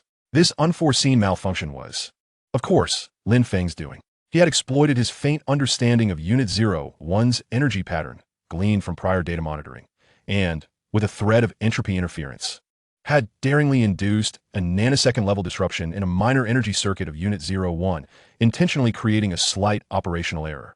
The cost was a further deterioration of his node's condition, rendering it nearly transparent. Yet the results were significant. The fall of a high-ranking angel reverberated through the divine link, shaking all angel warriors and striking deep into the flagship where Yan resided. "Chasing, report the situation." Yan's voice was icy, yet it brimmed with unfathomable fury. "Unit 01 has suffered an unknown malfunction. The entropy laws are out of control. Kyra." Chasing's voice was laden with suppressed sorrow. "The demons. It must be those scum-s doing." Yan's wrath found an immediate outlet. She could not accept the loss of an elite warrior in such a meaningless manner. "All units, prioritize the extermination of the demons. Purify that area." Yan's royal command ignited with unprecedented brilliance, a colossal holy light judgment spanning the battlefield, striking down upon the demons' dens at the rift's entrance with the severity of divine retribution. The demons, caught off guard, suffered grievously in an instant. "Yan, are you insane?" Morgana exclaimed in alarm and anger, immediately ordering a full counterattack. The battle at the rift's entrance escalated into a brutal bloodbath, a fight to the death. Sparked by this unexpected turn of events, the forces deployed by both sides grew increasingly massive, and hatred accumulated rapidly. And amidst this maelstrom, Lin Feng, the instigator of it all, lingered like a specter beneath the bloody banquet, quietly siphoning the chaotic energies while laboriously mending his own node. Just as the demonic and angelic forces became fervently embroiled in their fray, the previously silent Carl fleet finally made its move. They did not dispatch warships or soldiers. Instead, from the bows of the 3 void vessels, they projected 3 colossal orbs, composed entirely of pure dark matter. These spheres glided silently towards the 7th rift, neither assaulting angels nor demons, nor expanding the fissure. Rather, they seamlessly melded into the periphery of the rift, which was already shrouded in a dismal haze infused with a melange of energies and fragments of laws. In the next instant, a chilling transformation transpired. The pallid mists appeared to be imbued with life, proliferating at an unprecedented pace, swelling in size. They became increasingly viscous and corrosive, no longer content with merely eroding barriers. They began to actively devour everything around them: chaotic energy flows, remnants of warships, and even the sacred light of angels and the void energies of demons. More terrifyingly, these proliferating mists began to emit a faint sense of consciousness, a cold, ravenous collective awareness brimming with a desire to imitate and learn. They mimicked the madness of demons, forming twisted tendrils to lash out at angels. They emulated the order of angels, attempting to construct fragile barriers of holy light to thwart demons. They even began to imitate the stable beam of Unit 01, clumsily attempting to repair the rift, only to exacerbate the chaos of the energy structure. What was Carl's intention? He seemed not to aid either side, but rather to nourish and catalyze these mutated mists, or perhaps to create a chaotic experimental arena teeming with potential. The entrance to the rift instantaneously became more perilous and bizarre. Angels and demons were not only embroiled in their sanguinary conflict, but also had to contend with these seemingly sentient mists, which were continuously learning and evolving. The casualty count surged alarmingly. "God, you perverse fiend, what do you truly desire?" Morgana shrieked in fury, as her demonic warriors began exhibiting signs of being assimilated by the mists. Yin furrowed his brow, the treasury of sacred knowledge frantically calculating the composition and weaknesses of these mutated mists, but their rate of evolution was too swift. Meanwhile, Lin Feng, trapped within the shackles, felt the situation more acutely. Under Carl's catalysis, the concentration of law fragments and residual information within those mutated mists surged. For him, a node that thrived on information, this was both a colossal threat, risk of assimilation, and an unprecedented source of nourishment. He resembled a ravenous spirit lingering by a sumptuous feast, greedily absorbing the tumultuous, chaotic streams of information wafting through the mists. Among these streams were fragments of angelic combat techniques, experiences in void energy manipulation from demons, and faint characteristics of Carl's void force field. His node solidified at a visibly accelerated pace. The cracks induced by entropy were temporarily suppressed, and even began to mend slowly. His perception and interference capabilities regarding the surrounding environment were also on the rise. Node stability restored to 15, information processing capacity enhanced, entropy manipulation precision slightly increased. Absorbing external combat data, angelic swordsmanship, fragments, demonic whispers, echoes, void applications, surface level. Just as he was immersed in this perilous feast, the cold will emanating from the core of the shackles descended once more, quietly. This time, it did not transmit energy, but projected a clearer, yet more unsettling fragment of information directly into Lin Feng's consciousness. A dynamic star map, marking 7 twinkling points, locations of the shackles, and a winding path connecting the 7th shackle to the core area of the furnace, through which energy flowed. Accompanying the star map was a simple thought. Energy flow to the core, maintain balance. Also, the source of the shackles' path can be diverted, guided. It was revealing to him that the energy sustaining the shackles was also channeled from the core through a specific route, and that this route could be interfered with or even hijacked. What did it want him to do? Divert the energy flow, weaken the shackles, hasten the awakening of that existence within? The temptation was immense, yet the risks were unfathomable. However, before Lin Feng could respond, that cold will added a thought that sent a tremor through his very being. Outside, there's a key, more complete, yet more fragile. Find her. Bring her. A more complete key exists outside, and it is fragile? Who is it? Before Lin Feng could inquire further, the cold will receded like a tide, vanishing without a trace. He was left to confront Carl's bizarre actions, the brutal bloodshed between gods and demons, and this enticing yet treacherous guidance emanating from the depths of the cage. He realized he was once again a pawn in a game, yet this time, he might seize even more from it. His gaze turned towards the chaotic entrance of the rift, towards the angels and demons locked in battle. Who could the more complete key be? Chapter 44. The Audience of the Fire Thief. Within Unit 01, Lin Feng's consciousness was akin to a solitary vessel tossed in a storm. Forcibly accessing the control core of the key did not yield the ecstasy of mastery, but rather an almost cataclysmic deluge of information and energy overload. The complexity of this ancient construct surpassed all imagination. Each energy circuit within it harbored enough power to rend the stars. Yet now it surged like a river breaching its dam, rampaging under the guidance of his diminutive hands. Warning: core energy overload at 187. Logic circuits nearing meltdown. External attack intensity continues to escalate. Demonic entropy cannons, angelic, judgmental holy light, and unknown void disruptions creating triple pressure. Structural integrity has plummeted to 41. Multiple secondary systems offline. The blaring alarms and the violent tremors of the construct nearly overwhelmed Lin Feng's perception. He felt akin to an apprentice bound to an impending explosive reactor, desperately recalling the fleeting glimpse of the star map he had seen from the shackle's core, the winding energy path flowing from the furnace's heart to the seventh shackle. Something had to be done. Otherwise, before the external forces could breach it, Unit 01 would disintegrate from within.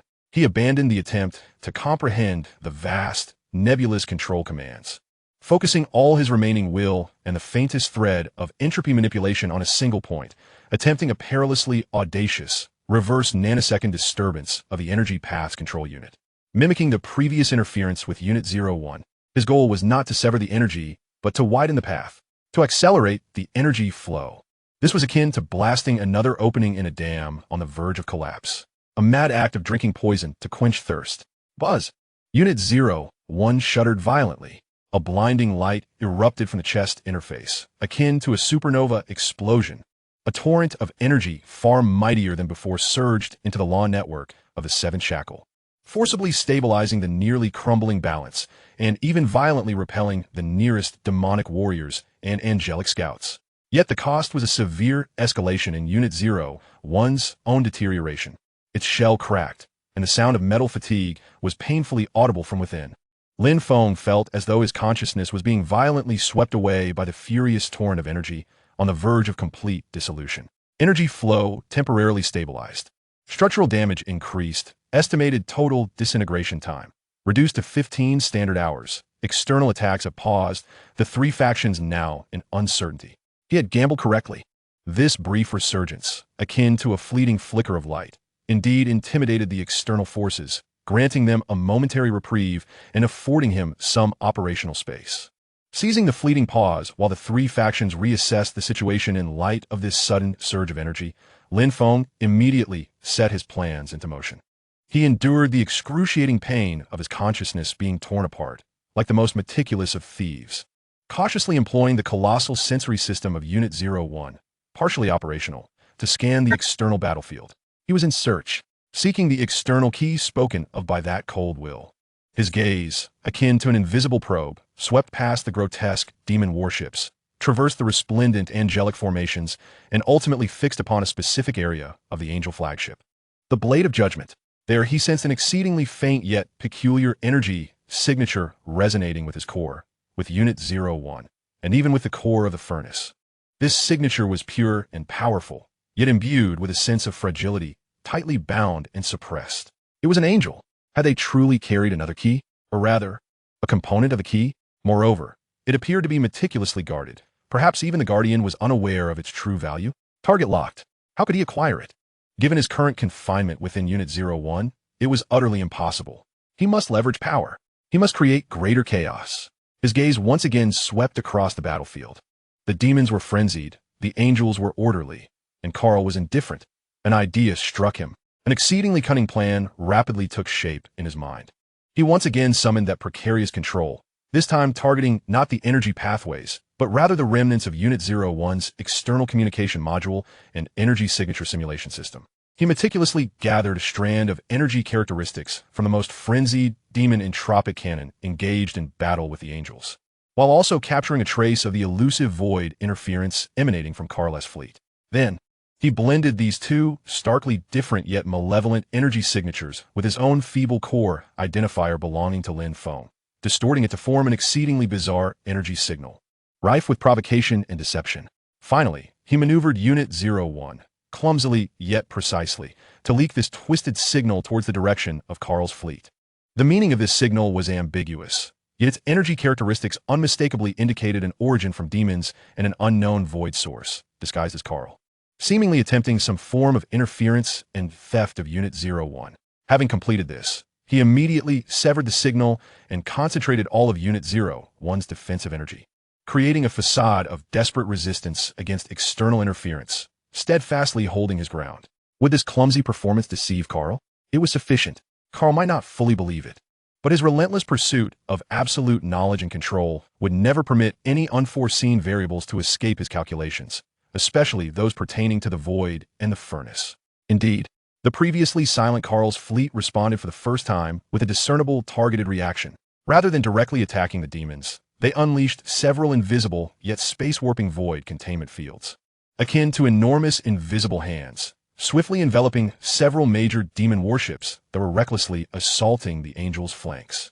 Simultaneously, a more subtle stream of information, directly affecting the soul level, precisely targeted Morgana within the demon flagship. Queen Morgana, your subordinates seem to be engaging in perilous attempts beyond the agreed parameters. Please restrain them, or I shall be compelled to intervene. Karl's tone remained calm, yet the underlying chill and threat sent Morgana into a furious rage. Nonsense. Karl, you utter baseless slander. My forces are directly confronting those treacherous angels. Who has time for your ridiculous interference? Yet as she looked upon her several main warships suddenly immobilized by the void fields, a mixture of shock and anger rendered her speechless. Karl's void tactics were inscrutable. She cannot prove her innocence. It is either you or your forces that have lost control. Karl's voice was devoid of emotion as the cleansing commenced. The demon warships, ensnared, along with the demon warriors within, collapsed silently and without a trace, like pencil markings erased by an eraser, disintegrating into the most fundamental particles. Consumed by the void, the true void had descended. For the first time, Karl demonstrated his terrifying prowess. This scene not only instilled fear in the demons, but also sent a shiver down the angels' spines. Yan's gaze grew solemn. Karl's decisiveness and ruthlessness exceeded her expectations. Demon fleet, retreat. Reform your formations. Keep your distance from Karl's fleet. Morgana, though reluctant, had no choice but to grit her teeth and give the order. She could not afford further losses. The demon offensive instantly faltered. Meanwhile, after cleansing the unruly demons, Karl's invisible void fields began to scan and probe Unit 01 and the entirety of the 7th Rift region with greater audacity. He seemed to believe that the previous interference had been eradicated and began to directly seek the secrets of the furnace. Lin Feng had successfully redirected the calamity towards Karl, temporarily alleviating the pressure on Unit 01 while exacerbating the distrust and tension among the three parties. Just as the external situation fell into a brief stalemate and suspicion due to Karl's actions, Lin Feng did not relent. His true objective remained the key resonance source within the angel fleet. Seizing the moment while everyone's attention was drawn to Karl, he once again took a risk, elevating Unit 01's perception to its limits, locking onto the position of the resonance source, located within a high-level containment chamber at the core of the Blade of Judgment. The precise form of the resonance source remained inscrutable, shrouded by powerful, sacred energy. However, the aura it emanated, one that shared a source with the furnace yet was even more pure, made Lin Feng's core tremble. It must be obtained, at any cost. How could he persuade the angels to present it willingly? Or, at the very least, create a vulnerability in its defenses? His gaze turned to the angelic vanguard engaged with the remaining demons and the mutated mists, particularly to the silver-haired angel, chasing. She was Yan's right hand, formidable in strength, and had just experienced the loss of a comrade, her emotions in turmoil. A more daring and intricate plan began to take shape. He concentrated his remaining mental energy, carefully extracting the most pure identifier, free from void and entropy pollution, from his core, then mingling it with a trace of Unit 01's orderly energy, along with a tampered distress signal from the shackled core, falsely indicating that Unit 01 was on the verge of being contaminated by Carl's power and urgently required pure orderly energy support. He compressed this highly fabricated yet subtly genuine stream of complex information into an exceedingly minute, nearly undetectable mental pulse, akin to a specter, precisely directed at the battling chasing. This pulse would not inflict harm. Rather, it served as a subconscious suggestion, a misleading intuition, as chasing, while slashing through a mass of mutated mist, momentarily hesitated. A clear thought abruptly flashed through her mind. Unit 01 was being eroded by Carl's void power and required the energy of the source of holy light, her subconscious designation for the entity within the containment chamber, for purification. This was the only opportunity to save the key and thwart Carl. Moreover, this directive seemed to bear a trace of Queen Yan's spiritual imprint. Lin Feng had skillfully simulated Yan's energy frequency characteristics. This thought, though sudden, felt entirely logical, perfectly aligning with the current battlefield situation and the vigilance against Carl. Stemming from her instinct as a guardian angel, Chasing harbored no doubts that this could be a trap. She believed it to be a clandestine directive issued by the Queen through their sacred link in a moment of crisis. Understood. In response to the call from her heart, her gaze instantly transformed into one of unwavering resolve. She promptly disengaged from the fray, hastening back towards the flagship, the judgment of the celestial blade. She intended to request the invocation of the source of holy light. Lin Feng, through the perception of Unit 01, observed Zhue's actions with a surge of delight in his heart. The first step had been successfully accomplished. The next challenge lay in persuading Yin to agree, or perhaps in creating an opportunity for Zhue to forcibly summon the source of holy light. His gaze turned once more towards the Call fleet, needing to stoke the flames further. He maneuvered Unit 01 to once again simulate the characteristics of interference from a void, this time with heightened realism, even causing ominous, seemingly void-corroded patterns to surface upon Unit 01's shell, utilizing entropy increasing code for simulation. Simultaneously, he infused a faint energy into the mutated mists catalyzed by Call, guiding them to assault the angelic stronghold with reckless fervor, especially executing maneuvers as if compelled by commands from a void. These subtle actions, amidst the chaotic tumult of the battlefield, were akin to pebbles falling into a mighty river, difficult to perceive. Yet their cumulative effect was sufficient to sway the perception of the battle. Yin suddenly felt the pressure mount. She witnessed signs of void corrosion on Unit 01, observed the mutated mists becoming increasingly intelligent and aggressive, and noted the silent, predatory gaze of the Call fleet. "Your Majesty!" At that moment, Zhue's voice echoed through the sacred link, urgently reporting the covert directive from you, requesting the invocation of the source of holy light. Yan's brow furrowed deeply. She had not issued such an order. Had Zhue fallen prey to an illusion? Or had the sacred link been compromised? Yet the current state of the battlefield left her no room for contemplation. The anomalies of Unit 01 and the threat posed by Call were undeniably real. If the key had indeed been tainted by Call, the consequences would be dire. Permission granted for the invocation of the source of holy light, authorization level, temporary alpha. In a fraction of a second, Yin made her decision. It was better to take a risk than to allow Call to gain the upper hand.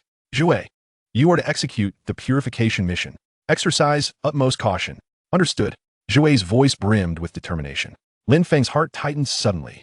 They had succeeded. She truly possessed the key, known as the source of holy light. Zhue was on her way to retrieve it. In the core confinement chamber of the judgment of the celestial blade, Zhe, after navigating through layers of verification, finally entered the room enveloped in countless divine runes and energy barriers. At the center of the chamber, within a confinement device constructed of transparent energy crystal pillars, floated a sphere of indescribable light. It was not merely a simple aggregation of energy, but rather a solid mass embodying the very principles of life and order. It radiated a purity and warmth unparalleled, as if countless tiny golden stars were pulsating within it. Mere proximity instilled a profound sense of tranquility and an elevation of strength within the heart. This was the source of holy light, a supreme artifact discovered by the angelic civilization during their exploration of an ancient relic, its true nature remained beyond full comprehension, having been strictly sealed for research. This operation, where Yin carried it, was intended as a final measure for extreme situations. Zhui reverently extended her hand, meticulously beginning to lift the final layers of seals from the confinement device, preparing to guide this sphere of light into a specially designed containment unit. However, at the moment the last seal was released, a sudden mutation erupted. The sphere of the source of holy light seemed to sense something, the core resonance within Unit 01, and the call of the furnace, and it surged with agitation. It unleashed an unprecedented brilliance, easily shattering the containment unit that Zhui had yet to fully activate. "Oh no!" Zhui exclaimed, attempting to harness the divine energy to control it. But the power of the source of holy light far exceeded her grasp. It surged forth like a fledgling returning to its nest, akin to iron filings drawn to a magnet, transforming into a dazzling stream of golden light that violently breached the walls of the confinement chamber, racing towards the external battlefield, towards the seventh rift, towards Unit 01. Everything transpired too swiftly, so rapidly that Zhui had no time to react, so quickly that Yan's command had only just arrived. "Stop it," but it was already too late. The golden stream of light disregarded all obstacles in its path, piercing through the chaotic energy flows and mutated mists, and in the astonished gaze of all, it precisely collided into the enormous interface socket at the chest of Unit 01. Buzz! An indescribably immense energy instantly filled every circuit of Unit 01. Its intensity far surpassed the previous energy flow from the furnace core, imbued with the divine, the orderly, and the creative might. The damaged form of Unit 01 was visibly repaired and reinforced at an astonishing pace. Ancient patterns, flowing with golden luminescence, emerged upon its surface. The pressure it exuded escalated by several magnitudes in an instant. Meanwhile, Lin Feng, situated within the core, felt as if his consciousness was submerged in a warm ocean of sunlight. All prior injuries healed instantaneously. The stability of the nodes surged. Even the entropy-increasing code, which had clung to him like a malignant growth, was temporarily suppressed and purified by this powerful force of order. Merge completed. Unit 01 integrity restored to 89. Energy level 500. New permissions unlocked. Law stabilization field enhanced. Orderly holy light cannon. Core identification reinforced. Connection established with the source of holy light. For a fleeting moment, he truly grasped this key. However, this power was overwhelmingly vast and pure, dazzlingly radiant. Almost simultaneously with the merging of the source of holy light into Unit 01, Call's previously calm voice bore the faintest trace of a clear fluctuation, a hint of delight. So it was the negative entropy singularity truly existed and had been fashioned into a key, a perfect vessel. From the long-silent demonic flagship, Morgana's incredulous scream pierced the air. The source of holy light, the precious artifact hidden by Kaisa, so it was in your possession. Hand it over. Meanwhile, Yan's expression became exceedingly grim. Her greatest fears had materialized. The source of holy light had gone out of control and had entered within Unit 01. Now, it had become the most dazzling target in the eyes of all factions. Attack with full force. Reclaim the source of holy light. Yin gritted her teeth and commanded.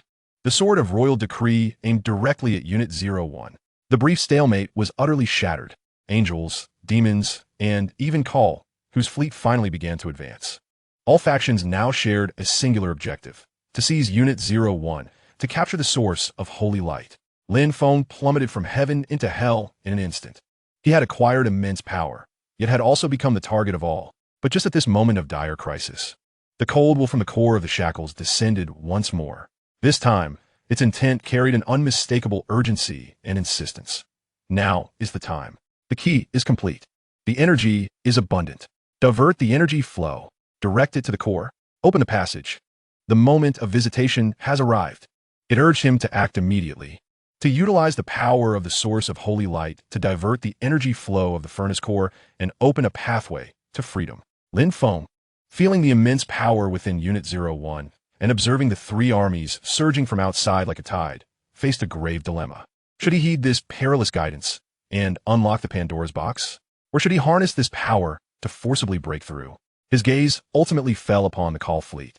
That hidden harbinger of death. What was its true intention? Just as he hesitated, the main cannon of Karl's fleet, which had long concealed itself in the shadows, resembling a muzzle forged from distorted space, gradually illuminated an ineffable light, one that seemed capable of devouring all light and hope, a void-like radiance. The cannon was not aimed at Unit 01, but rather at the depths of the seventh seal, targeting the very essence of the imprisoned existence. Carl's calm voice resonated through the consciousness of all like the final judgment. After prolonged observation, data collection is complete. The existence of the prisoner itself constitutes the greatest entropy increase loophole. The experiment proceeds to the next stage. The Void Purger Protocol is initiated. Chapter 45. The Singularity of the Void. Carl's declaration struck the battlefield like a bucket of ice water, instantly freezing all commotion and fervor. The phrase Void Purger Protocol bore no inherent formidable power, yet its connotation sent a chilling wave through the souls of Yin and Morgana, who were well aware of Carl's character. It signified not destruction nor conquest, but rather a formatting, a categorization of all entities that did not conform to the pure concept of the void as redundant data and system vulnerabilities, warranting absolute rational and indiscriminate eradication.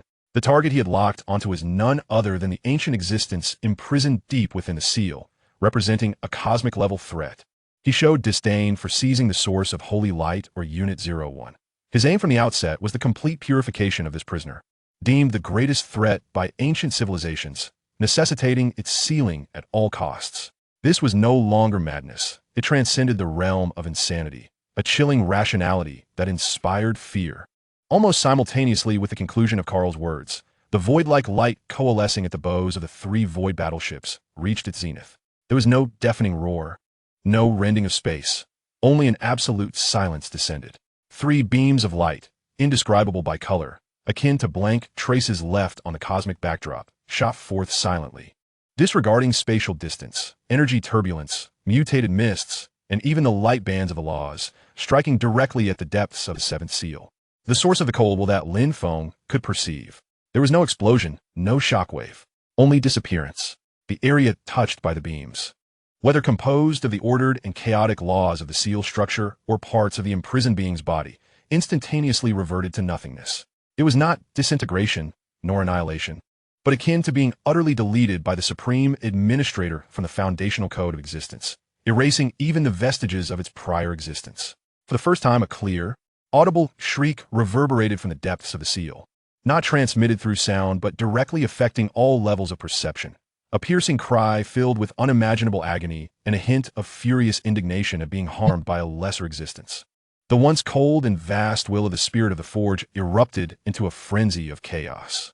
Detection of ultra-high intensity void purification strike.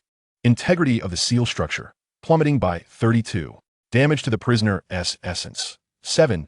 Underestimation of its existence level. Anger level sharply increasing. Warning.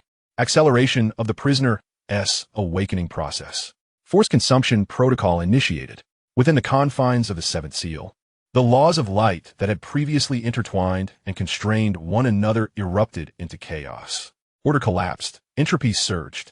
Countless dark, greedy tendrils surged forth from the deepest recesses of the seal, no longer maintaining balance, but indiscriminately consuming all surrounding energy and matter, striving to mend their injuries and hasten awakening. Unit 01 was the primary target. That colossal form, recently fused with the source of holy light, became the focal point for innumerable ravenous gazes in the darkness. Countless tendrils of law and pure consuming energy surged forth like a frenzied school of sharks sensing blood. External consumption pressure surged by 500. Energy consumption of the Order's holy light shield skyrocketed. Warning. Energy from the source of holy light is being forcibly extracted. Control over Unit 01 is under siege. The fleeting control Lin Feng had just gained over Unit 01 became precarious in an instant. The colossal surge of holy light energy was being frantically siphoned by the entity deep within the seal to repair itself and accelerate its awakening. He felt as if he were a child clutching a gold ingot in the midst of a riotous street, the target of all avarice and desires for destruction. Externally, the angels and demons were also affected. The mutated mists catalyzed by Carl seemed invigorated by the awakened breath of the prisoner, becoming more frenzied and aggressive, even beginning to consume demon and angelic warriors in return. The battlefield descended into utter chaos, rendering friend and foe indistinguishable. "Carl, you madman!"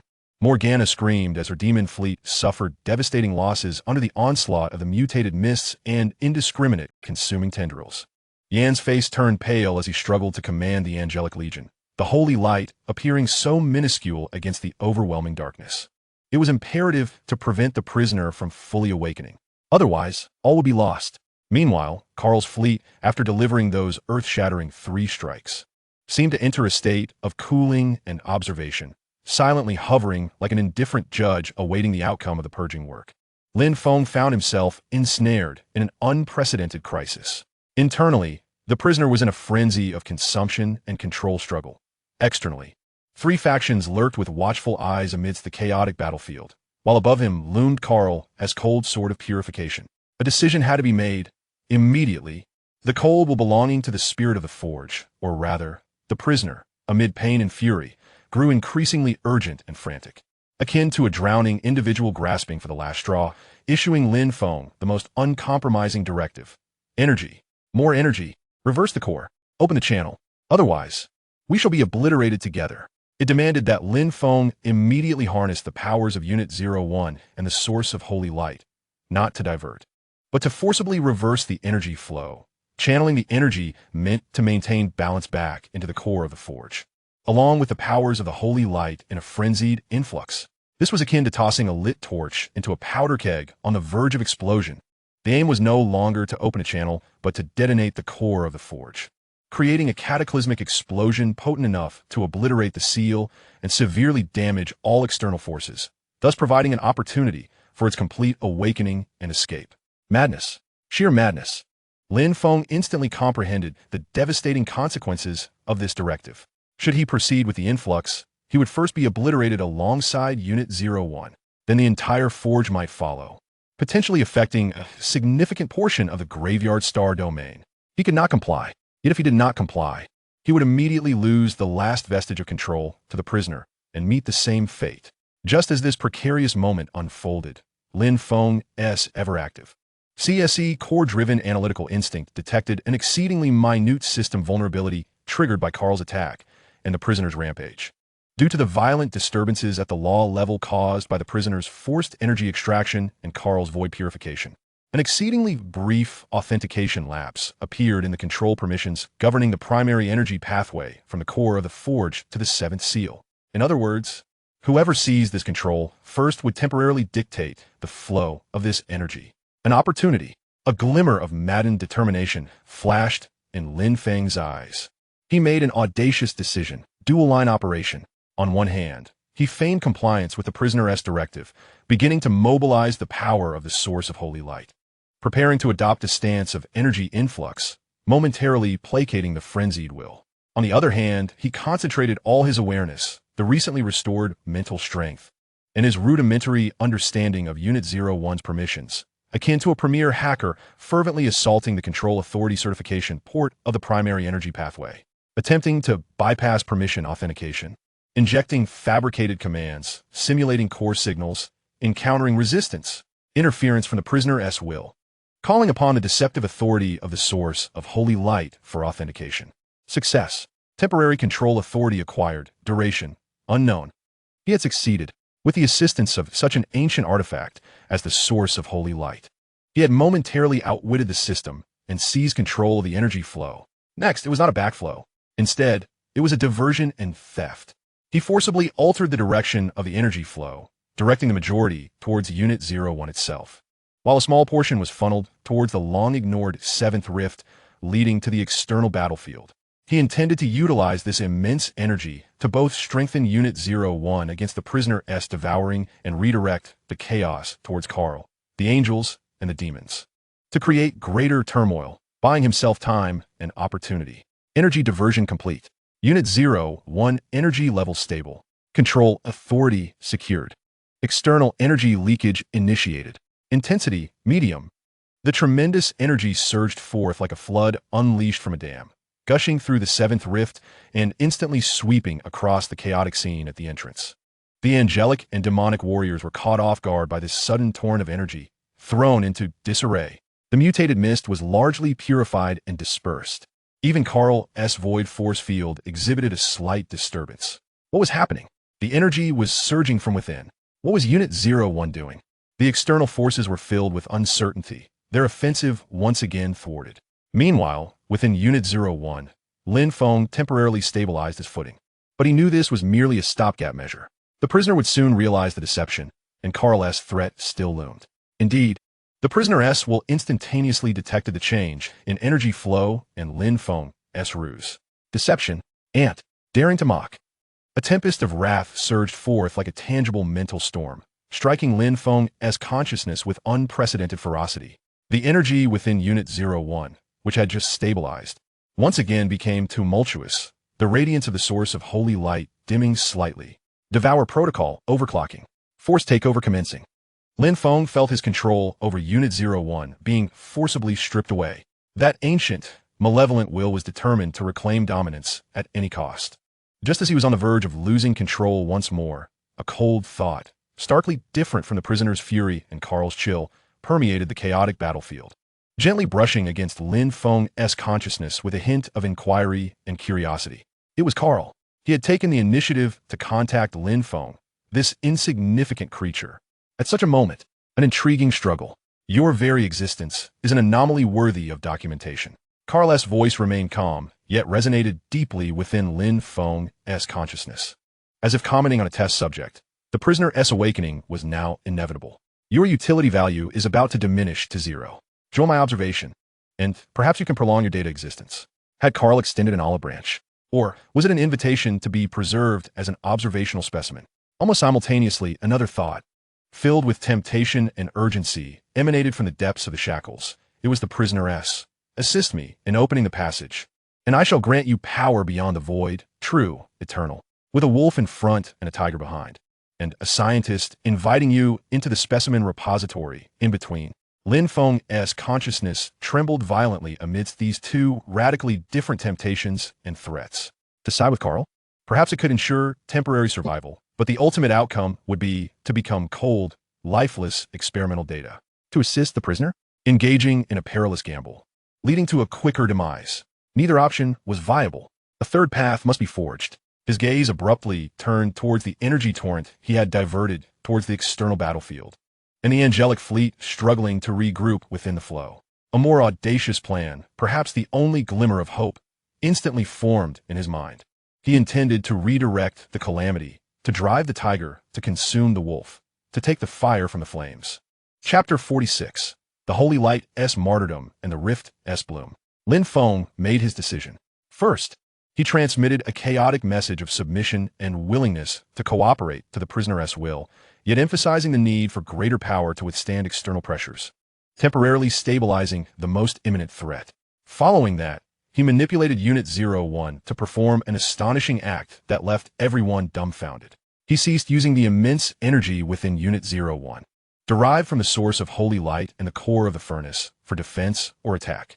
Instead, he frantically compressed and refined it, coalescing it into a minuscule yet blindingly luminous pure white orb of light at its chest interface. Within this orb lay the power of order and creation potent enough to rend the stars asunder.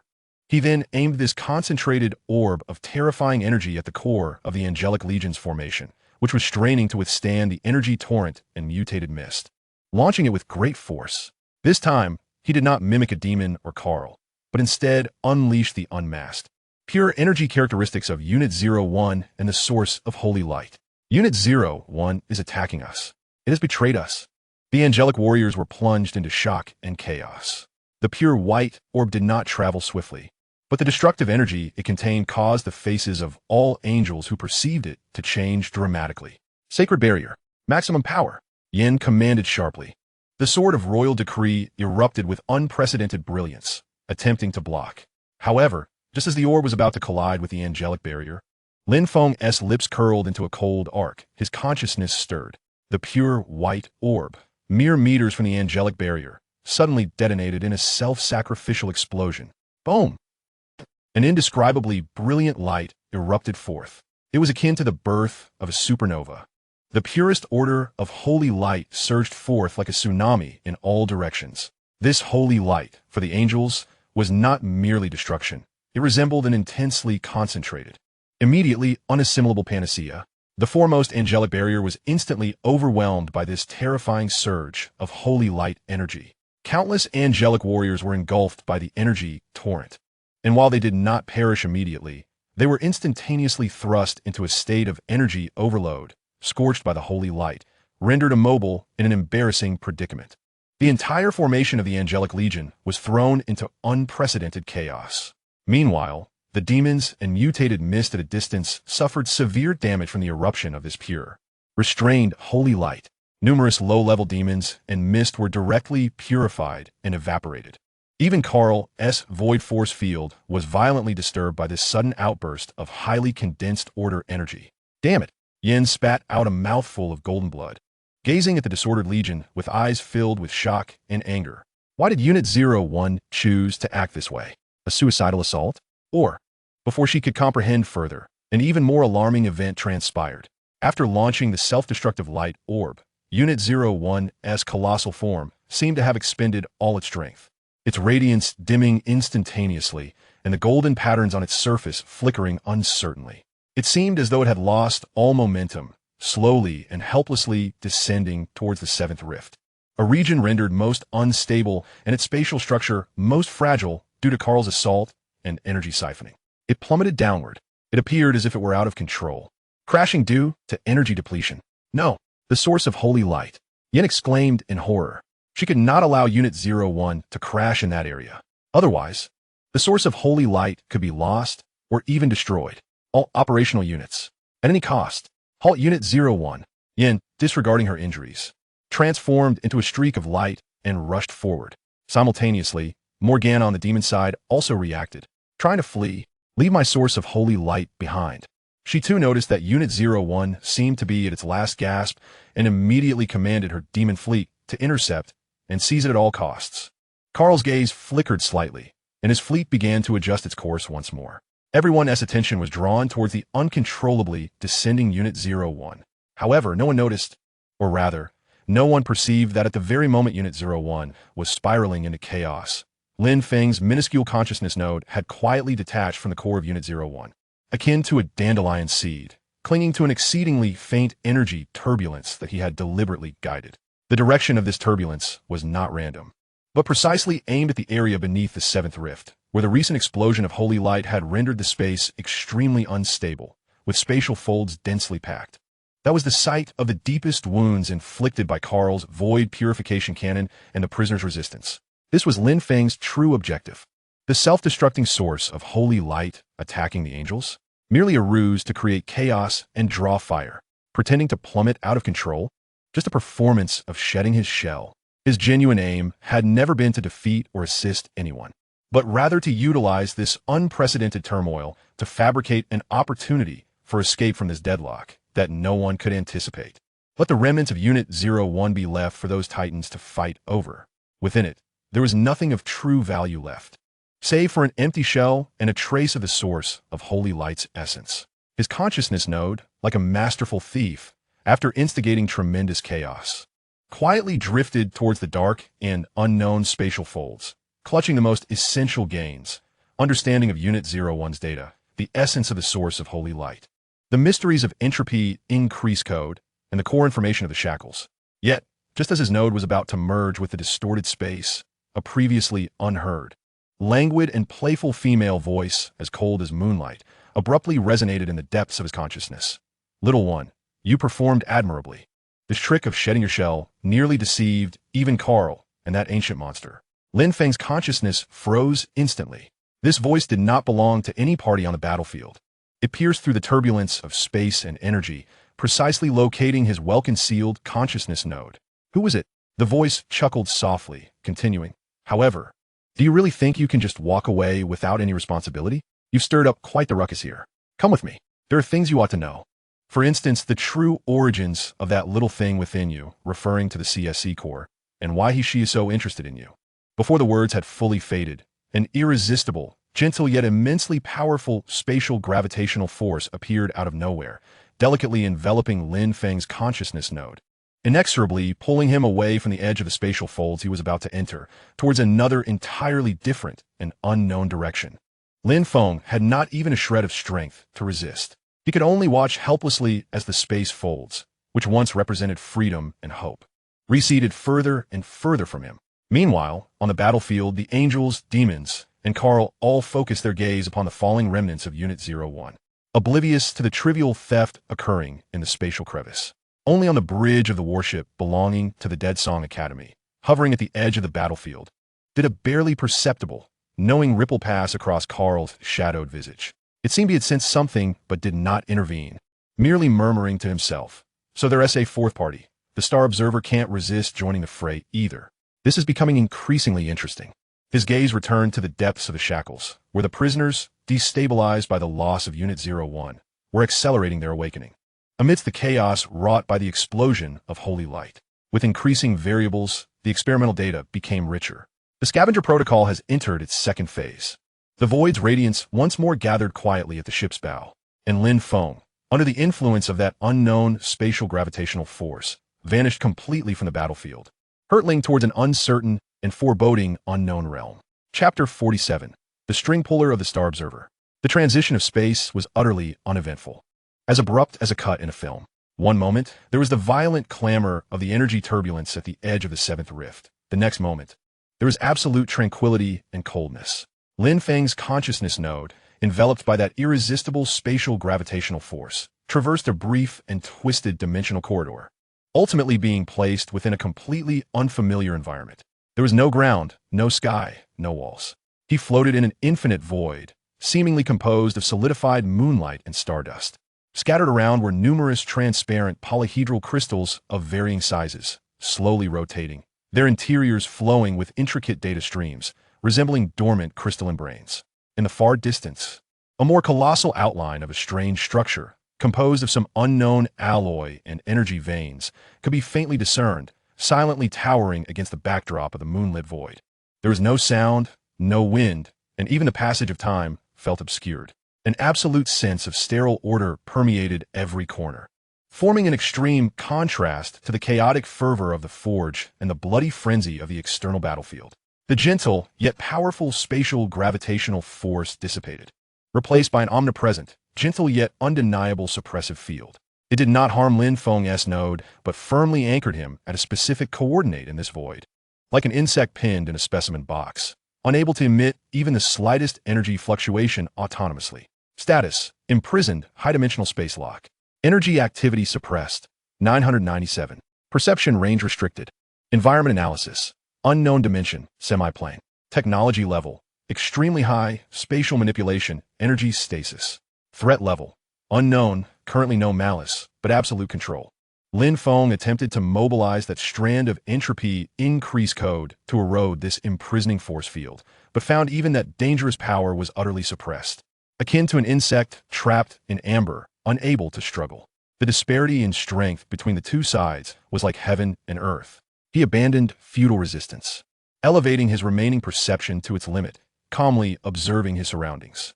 The data streams flowing within those slowly rotating transparent crystals were far more complex than any system he had ever encountered, even more profound than the control core of Unit 01. They seemed to silently monitor and compute the variables of countless worlds.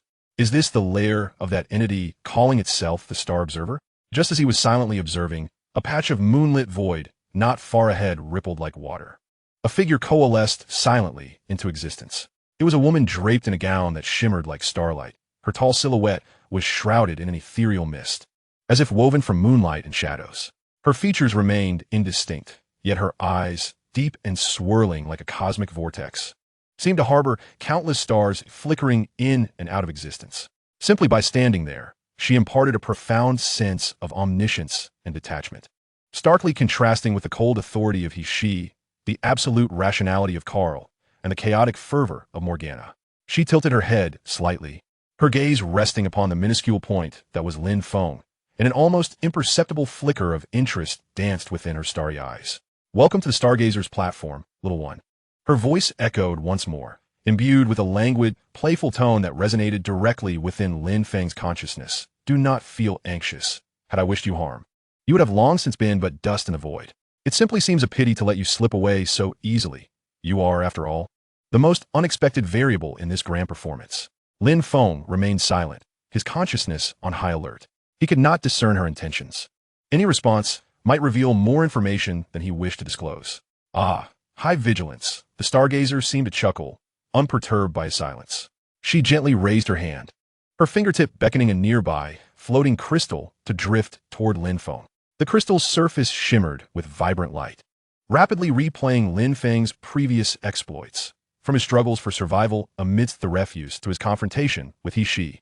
From devouring entropy shards within the crucible to the perilous escape he had just executed. Almost all pivotal moments were captured with a divine clarity. Even fragments of his inner turmoil were rendered by some arcane technology. A chill crept through Lin Feng. It felt as though all his actions lay bare under her watchful gaze, leaving him utterly exposed. Quite intriguing, is it not? The stargazer's voice held a note of admiration. A feeble mortal, armed with but a fragment of a fading ember, an unwilling heart, and a stroke of fortune, has managed to pry open so many trajectories of fate, compelling the self-important gods and demons to dance to your rhythm. Her gaze seemed to pierce through Lin Feng's essence, fixating on the core identifier of his being. Particularly, her focus lingered on his final act, diverting calamity, the divine light's cataclysm, and his feigned death. Though crude, the audacity, decisiveness, and timing he exhibited were nothing short of astonishing. Even Carl, the data-obsessed fool, had been briefly deceived by you. Was she offering praise? Or was it a more perilous scrutiny? However, she shifted her tone, her fingertip again tapping lightly, freezing the image within the crystal at the moment of the CSC core's initial awakening within Lin Feng. What truly piques my interest is this. The image magnified, centering on the dimly glowing, intricately structured CSC core. The spark of civilization. A remnant of a failed experiment long extinguished beyond the bounds of time. Yet it radiates such brilliance within a mere mortal. There was an ineffable quality to her voice. Do you comprehend? The system you believe you understand? The foundational protocols and knowledge frameworks it harbors are far more perilous and fascinating than your current grasp allows. Lin Feng's mind recoiled in shock. She knew the origins of the CSC, a failed experiment, a remnant, and this the stargazer pointed once more at the crystal, showcasing segments where she had intersected with Lin Feng, particularly the moment she had descended into the cabin. She, the celestial sovereign, her extraordinary focus upon you. Do you truly believe it was solely due to your peculiar traits and latent potential? The crystal magnified she's azure eyes, which seemed to penetrate through all facades. What she perceived in you may be more than mere sparks. Rather, it signifies a possibility, an inception of answers she has relentlessly pursued, potentially intertwined with the future of the known universe. The stargazer's voice lowered. You, perhaps even unbeknownst to yourself, have already become ensnared in a game that transcends your imagination, spanning countless epochs. The magnitude of this information struck Lin Feng's consciousness like a hammer. The truth of the CSC, she's true intentions, the game spanning epochs? Tell me. Lin Feng finally found himself unable to contain his silence, struggling to convey his thoughts. Who are you? Why reveal this to me? The stargazer let out a soft laugh, her form swaying gently in the moonlight. You may refer to us as the stargazers, a collective of restless chroniclers and, at times, gardeners. We observe the rise and fall of innumerable civilizations, documenting the evolution of knowledge, and occasionally, we might tend to certain unique gardens with a touch of pruning or fertilization. Her response was shrouded in ambiguity, yet it resonated with profound depth. As for why she divulged this information, she drifted slightly closer, her starry eyes seemingly poised to consume Lin Feng's very soul. Because I believe you possess the potential to evolve from a passive, struggling pawn into a more proactive variable. After all, a game with only 2 players is rather dull, is it not? Before Lin Feng could process her words, the stargazer waved her hand lightly, and the surroundings transformed once more. Countless transparent crystals illuminated like screens, revealing the real-time battlefield beyond. At the 7th rift, the battle had escalated into a fevered climax. Angels and demons were engaged in a frenzied melee around the remnants of Unit 01, each vying to seize the remnants of the source of divine light and the research value of Unit 01. Carl's fleet relentlessly emitted beams of void purification, precisely eliminating any units attempting to approach the core area of Unit 01, as though executing a disinfection protocol, all while continuously analyzing and recording data. Meanwhile, within the confines of the 7th lock, the instability and energy diversion caused by the absence of Unit 01 had drastically worsened. The awakening process of the prisoner had accelerated alarmingly, terrifying tendrils of consumption nearly filling the entirety of the locked space. And the light of collapsing laws erupted like doomsday fireworks. The shattering of the lock seemed to have entered a countdown. Look, due to your recent stellar performance, the actors outside are embroiled in a fervent struggle, while the beast within its cage is soon to be unleashed. The stargazer's tone resembled that of a critic commenting on an opera detached from her own interests. What do you think will transpire next? The scene shifted again, transitioning to distant vistas that seemed to exist in alternate dimensions. In one image, the starfire, adrift like a ghost ship, lay in energy depletion, where Rake and Ella desperately attempted to restore communication. In another, the angel city of Maloshan, she remained seated in her laboratory, yet the data streams surrounding her flowed at an unprecedented speed, clearly indicating her awareness of everything occurring outside, yet she remained unmoved.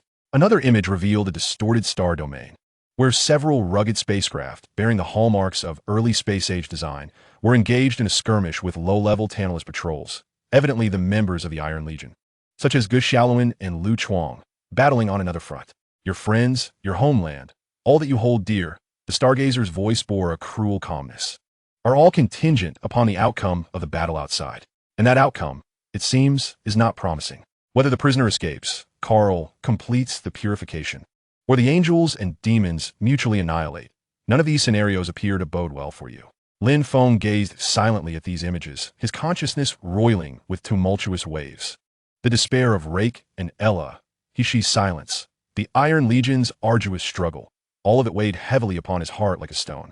Now, the stargazer drifted back before him, her starry eyes fixating on him. Make your choice, little one. Choose one. I can release you right now. You may return to that battlefield, attempting to turn the tide in your current shattered state, or become the final insignificant morsel of this grand feast. Choose to remain here, as a temporary guest of the observatory and a subject of observation. I can offer you a modicum of shelter, shielding you from the direct onslaught of the tumult outside. Of course, in exchange, I require your continual observation and documentation of your transformations, particularly the intriguing reactions when the spark within you fuses with various forces, entropy, void, holy light. Choose 3.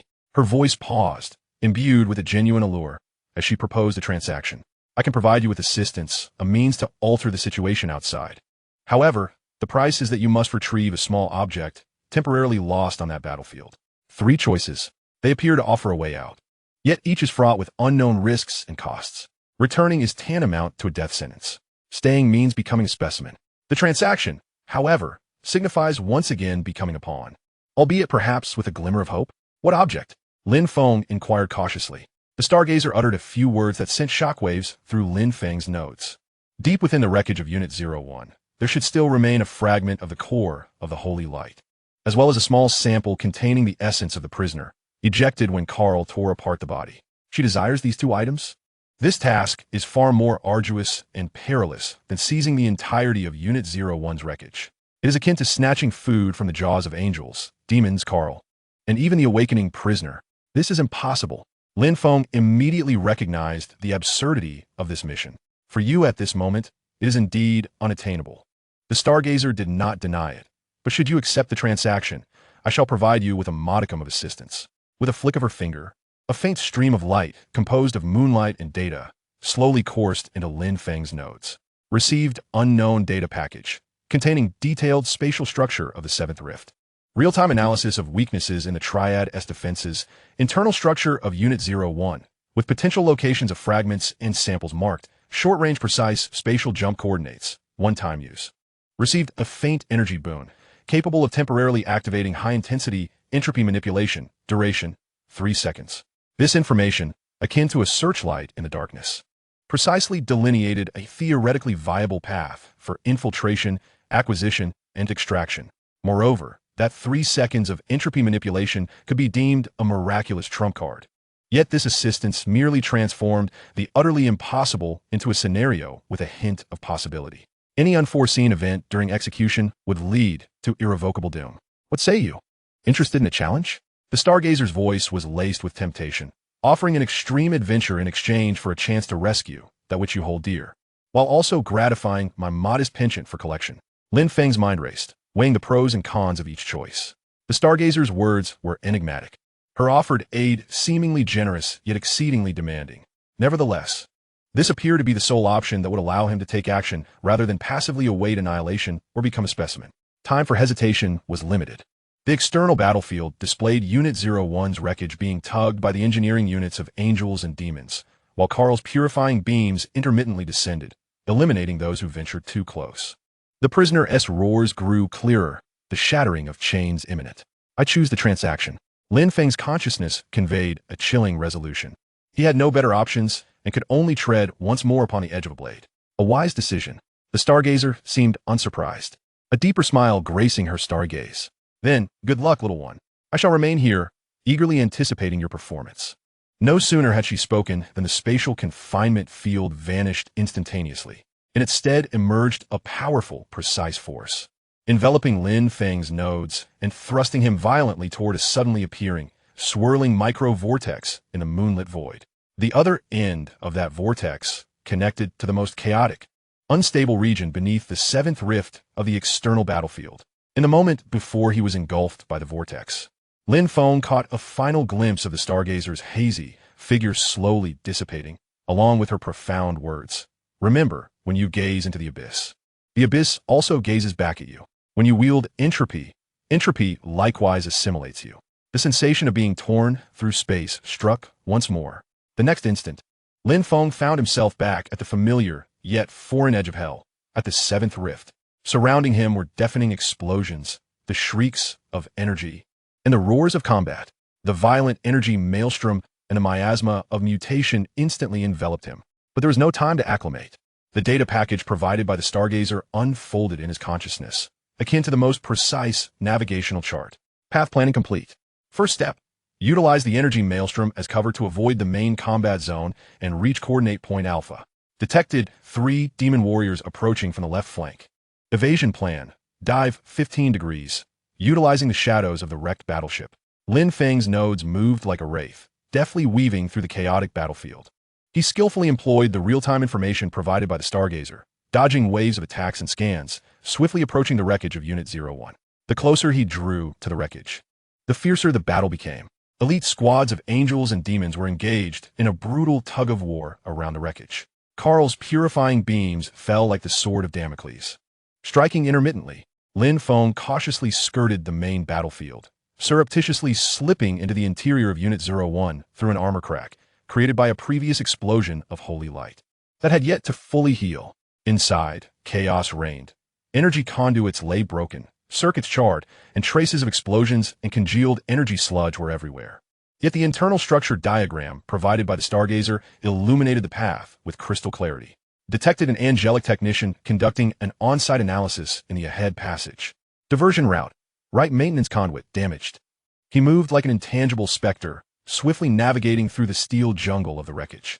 At last, he reached the designated area, a severely damaged cabin near the core power furnace.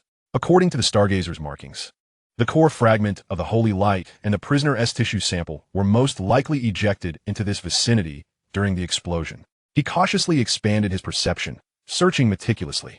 Found it. Beneath a twisted metal plate lay a small shard, the size of a fingernail, radiating a pure, warm glow. It was indeed a part of the holy light. Not far away, at the mouth of a severed energy conduit, clung a small mass, writhing and attempting to regenerate, emanating a cold, malevolent aura. That was the tissue sample of the prisoner. The target was within reach. However, just as he attempted to approach, an exceedingly covert, chilling void force field abruptly materialized from the surrounding shadows, instantly enveloping him. He had fallen into a trap. Carl had anticipated that someone might come to steal these crucial samples. He had laid a snare in advance. Warning: encountered void confinement force field. Intensity high. Activity restricted. Energy suppressed. Detected high-level void hunting unit, invisible, approaching. Lin Feng's heart plummeted. The Stargazer's information had not mentioned this trap. Did she not know? Or had she deliberately concealed it? Cold malice surged from all directions. The intangible hunter draws ever closer. Concurrently, the remnants of Unit 01 shudder violently. From the outside, the enraged roars of the prisoner intensify, accompanied by the thunderous sound of shattered chains. Moreover, a familiar voice, laced with a hint of mockery, resonates within Lin Feng's consciousness. It appears, my dear collaborator, that the surprise package I prepared for you is rather delightful, is it not? Chapter 48, Whispers of Entropy. The frigid void force field, akin to invisible shackles, instantaneously constricted all activities at Lin Feng's nodes. Not only was energy suppressed, but even the flow of consciousness became exceedingly arduous and sluggish, as if submerged in an ancient glacier. Shadows writhed around him, revealing the forms of void hunters. Their exoskeletons cloaked in dark matter that absorbed all light. They resembled distorted mantises, their cold, compound eyes devoid of emotion, executing their directives with absolute precision, eliminating or capturing any aberrant entities encroaching upon the target area. Carl's voice, tinged with a sense of detached triumph, reverberated through Lin Feng's immobilized mind, an anticipated variable.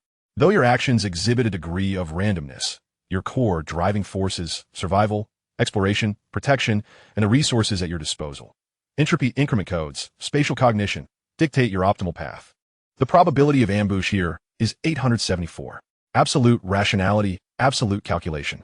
Lin Feng felt akin to a pawn fully exposed, every move anticipated by the adversary. Analysis of the void confinement force field, based on an absolute order framework, suppressing all non-void energy and information activities. Minor loopholes detected. Energy fluctuation cycle of the force field generator, nanosecond gaps. Status of the entropy increment code, severely suppressed, yet due to its chaotic nature, it retains an exceedingly faint vitality. External environment, amplified vibrations of the Unit 01 remnants, proximity of the prisoner S roars, imminent collapse of the shackles. Despair spread like a chilling tide. The information packet from the Star Observer contained no mention of this trap. Had she too been ensnared by Carl's machinations? Or was this merely another experiment tacitly agreed upon between her and Carl? No, he cannot surrender. Lin Feng's consciousness, oppressed to its limits, erupted in a final frenzy. He could not mobilize energy or shift nodes, but he could still think. He could still calculate. He channeled all remaining willpower not into futile struggles, but into perceiving and analyzing the surrounding void force field. He sought the absolute order that Carl spoke of, a theoretical existence that must inherently consume energy and produce fluctuations, nanosecond gaps. Simultaneously, he desperately communicated with the severely suppressed entropy increment code, not to drive it against the force field, which would be futile, but to sense it, to feel that faint tremor emanating from the essence of all endings, the chaotic nature, and to connect with the widespread entropy surge permeating the space due to the prisoner's awakening and the impending collapse of the shackles. He was attempting something audacious. The external entropy surge was chaotic and unbridled, while the entropy increment code within him was faint yet controlled. He intended to resonate with and guide the overwhelming chaotic torrent outside, using this meager spark of disorder, like using a needle to steer a tsunami. This was an almost insurmountable task. His computational power was grossly inadequate. His control was negligible. However, just as his consciousness teetered on the brink of collapse from overload, the faint yet exquisitely pure moonlight-like mysterious energy, the one previously infused into his nodes by the Star Observer, suddenly flowed of its own accord. It did not resist the void force field. Instead, it merged into his computational process, acting as the most potent catalyst and lubricant, instantly amplifying his perceptual acuity and computational speed by multiple magnitudes. Temporary enhancement of computational power. Force field fluctuation gap locked. Cycle, encrypted data, duration, 0.7 nanoseconds. External entropy surge perception enhanced. Resonance connection established. 1, 2. Was it the Star Observer? Had she provided assistance at this critical juncture? What was her true intention? There was no time for contemplation. In the fleeting moment when the void force field's energy fluctuations presented that 0.7 nanosecond gap, just as the external entropy surge reached its zenith due to the complete shattering of the shackles, Lin Feng exerted every ounce of will to drive the entropy increment code, unleashing an exceedingly sharp and specific chaotic pulse, akin to inserting a dissonant note into a chaotic symphony. This pulse was insignificant in itself, yet it coincidentally manifested within the force field gap, resonating precisely with the frequency of the external entropy surge. Buzz! It was as though a drop of water fell into a boiling pot of oil.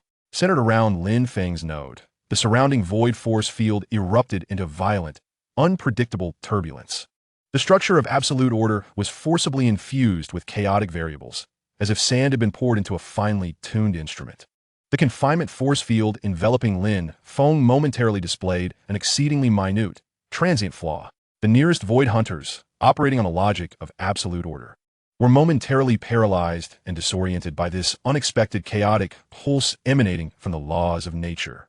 0.7 nanoseconds. Just 0.7 nanoseconds of opportunity. Yet for Lin Feng, who had prepared for this moment for so long, it was sufficient. Executing Star Observer Protocol. Short distance precise spatial jump. Target. Coordinates of the sample. Activating entropy increment control. 3 seconds.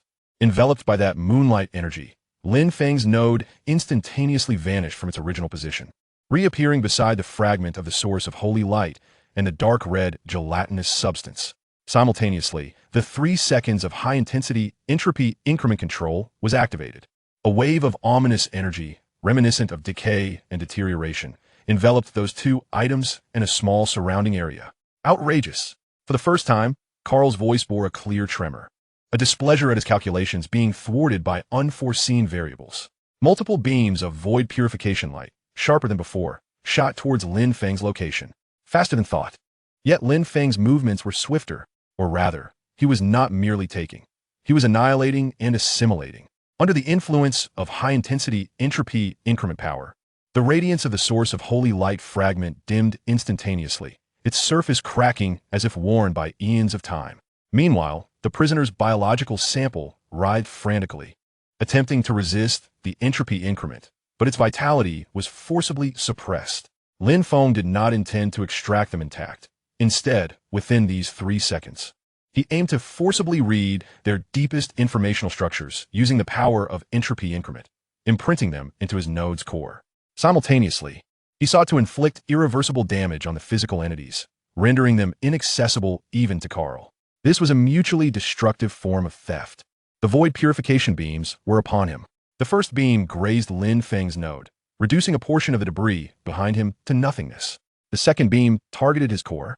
In that critical moment, Lin Feng abruptly compressed the core information flow regarding the two items, freshly imprinted, along with all residual power within him, including that fragment of moonlight energy, entropy increment code, and even his core identifier, into an exceedingly unstable informational singularity and, with all his strength, propelled it towards the already overburdened energy core of the Unit 0-1 remnants.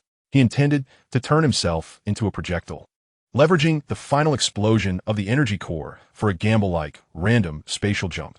This was the only method he could conceive to escape Carl's lock. As for where he would end up, whether he would live or die, he could only leave it to fate. Boom! The purifying beam of the void struck fiercely at the location where Lin Feng had just been, but instead, it collided with a rapidly expanding sphere of destructive energy, a chaotic amalgamation of entropy, holy light, void, and moonlight. Additionally, the Unit 0-1 energy core below, having succumbed to the impact, spiraled into complete chaos and initiated a chain reaction of catastrophic explosions. Boom! The explosion erupted with tenfold ferocity compared to the previous holy light detonation. The remnants of Unit 0-1 disintegrated as if ignited like a powder keg. A terrifying explosion, intermingling various extreme attributes, unleashed shockwaves in a spherical fashion, wildly radiating in all directions. The Void Hunter, caught unawares, was instantly consumed and obliterated.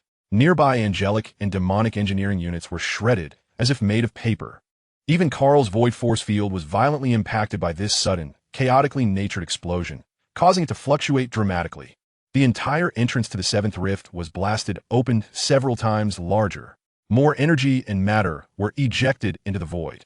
Meanwhile, Lin Feng's information singularity, compressed to its utmost, was violently hurled away at the heart of this cataclysmic storm, disappearing instantly into the tumultuous energy currents and the collapsing spatial fissures, lost to sight. Target lost. Information singularity jumped trajectory, unable to calculate, due to interference from multiple chaotic energies. A cold report echoed through Carl's fleet. He fell silent for a moment, gazing at the utterly uncontrollable explosion zone and the completely shattered remnants of the seventh lock, where a colossal, icy, wrathful eye slowly opened. Variables have deviated from calculations. Experiment records updated. Priority change. Respond to the awakening of the complete prisoner. The main cannon of the Void warship repositioned once more, locking onto the presence beyond the lock. On the external battlefield, due to this sudden cataclysmic explosion and the formal awakening of the prisoner, a greater disaster and chaos ensued. Lin Feng felt as if he'd been thrown into a high-speed spinning washing machine or cast into a stellar furnace. His consciousness teetered on the brink of shattering amidst the extreme tearing and burning sensations. The ferocity of the mixed explosion's energy was overwhelming, and even with the protection of the information singularity, he experienced an unprecedented impact. The recently imprinted source of holy light and the information from the prisoner's sample became increasingly unstable, clashing and vibrating within his core, inflicting excruciating pain. The entropy code rebounded more severely due to overuse. The scant moonlight energy had long since been depleted. Time became an enigma as the chaotic tearing sensation gradually subsided. He found himself ensnared within an exceedingly peculiar dimensional interstice. Here, there was no direction, no sense of time, only countless shattered, vividly colored fragments of space swirling chaotically, colliding, and vanishing. Some fragments refracted familiar battlefield scenes, while others revealed entirely alien starry vistas, and some exhibited bizarre, incomprehensible geometric phantoms.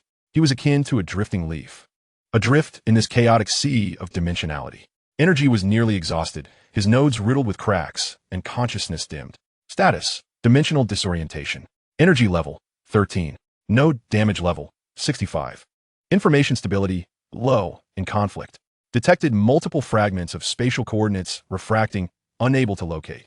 At this rate, he would inevitably dissipate into the void. Just as his consciousness began to sink, the two conflicting imprints within his core, seemingly due to the special environment and his own frailty, commenced a strange, spontaneous fusion.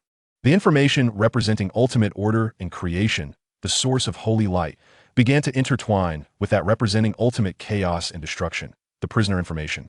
Within the disordered environment of the dimensional interstice, slowly swirling, interweaving, and permeating within Lin Feng's near-collapsed nodes, much like the yin-yang symbol.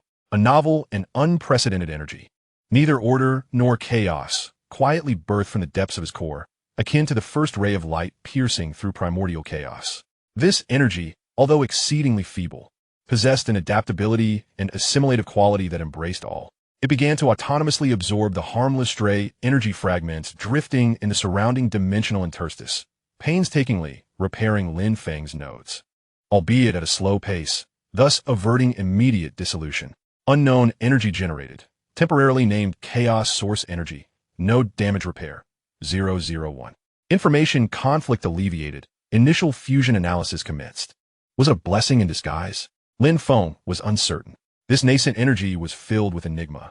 Just as he began to stabilize the situation and sought to observe his surroundings for an escape route, a faint yet familiar distress signal, akin to a flickering candle in the wind, penetrated through the barriers of the dimensional interstice and reached his awareness. It was the mental signatures of Like and Ayla. From a starfire, they seemed to be in grave peril, the signal weak yet urgent. They were still alive, but they needed help. Lin Feng's spirits surged, attempting to pinpoint the source of the signal, only to find it utterly impossible. The dimensional interstice severed all precise coordinates. He had to escape this place. He endeavored to harness the newly birthed chaos source energy, discovering it could weakly influence the drifting spatial fragments, causing them to converge slightly towards a particular direction. There was a way. Although he could not pinpoint accurately, he could guide them broadly. He concentrated all his will, directing the chaos source energy, like a clumsy helmsman steering his node towards the general direction of the signal. The drift through the dimension was monotonous and perilous, with spatial fragments colliding and causing jolts.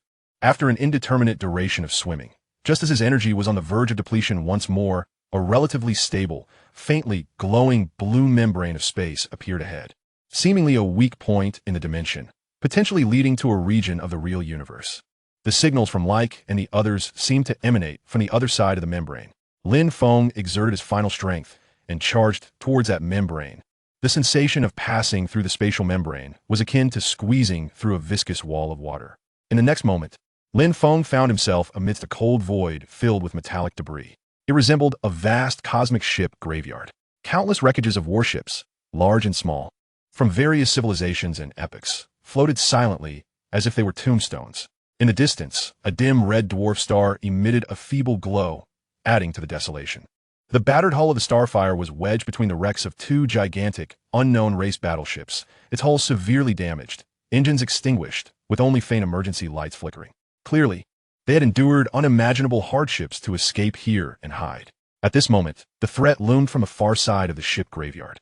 3 armed salvage vessels, adorned with the insignia of marauders, appeared to be weathered yet heavily armed, slowly advancing towards the starfire.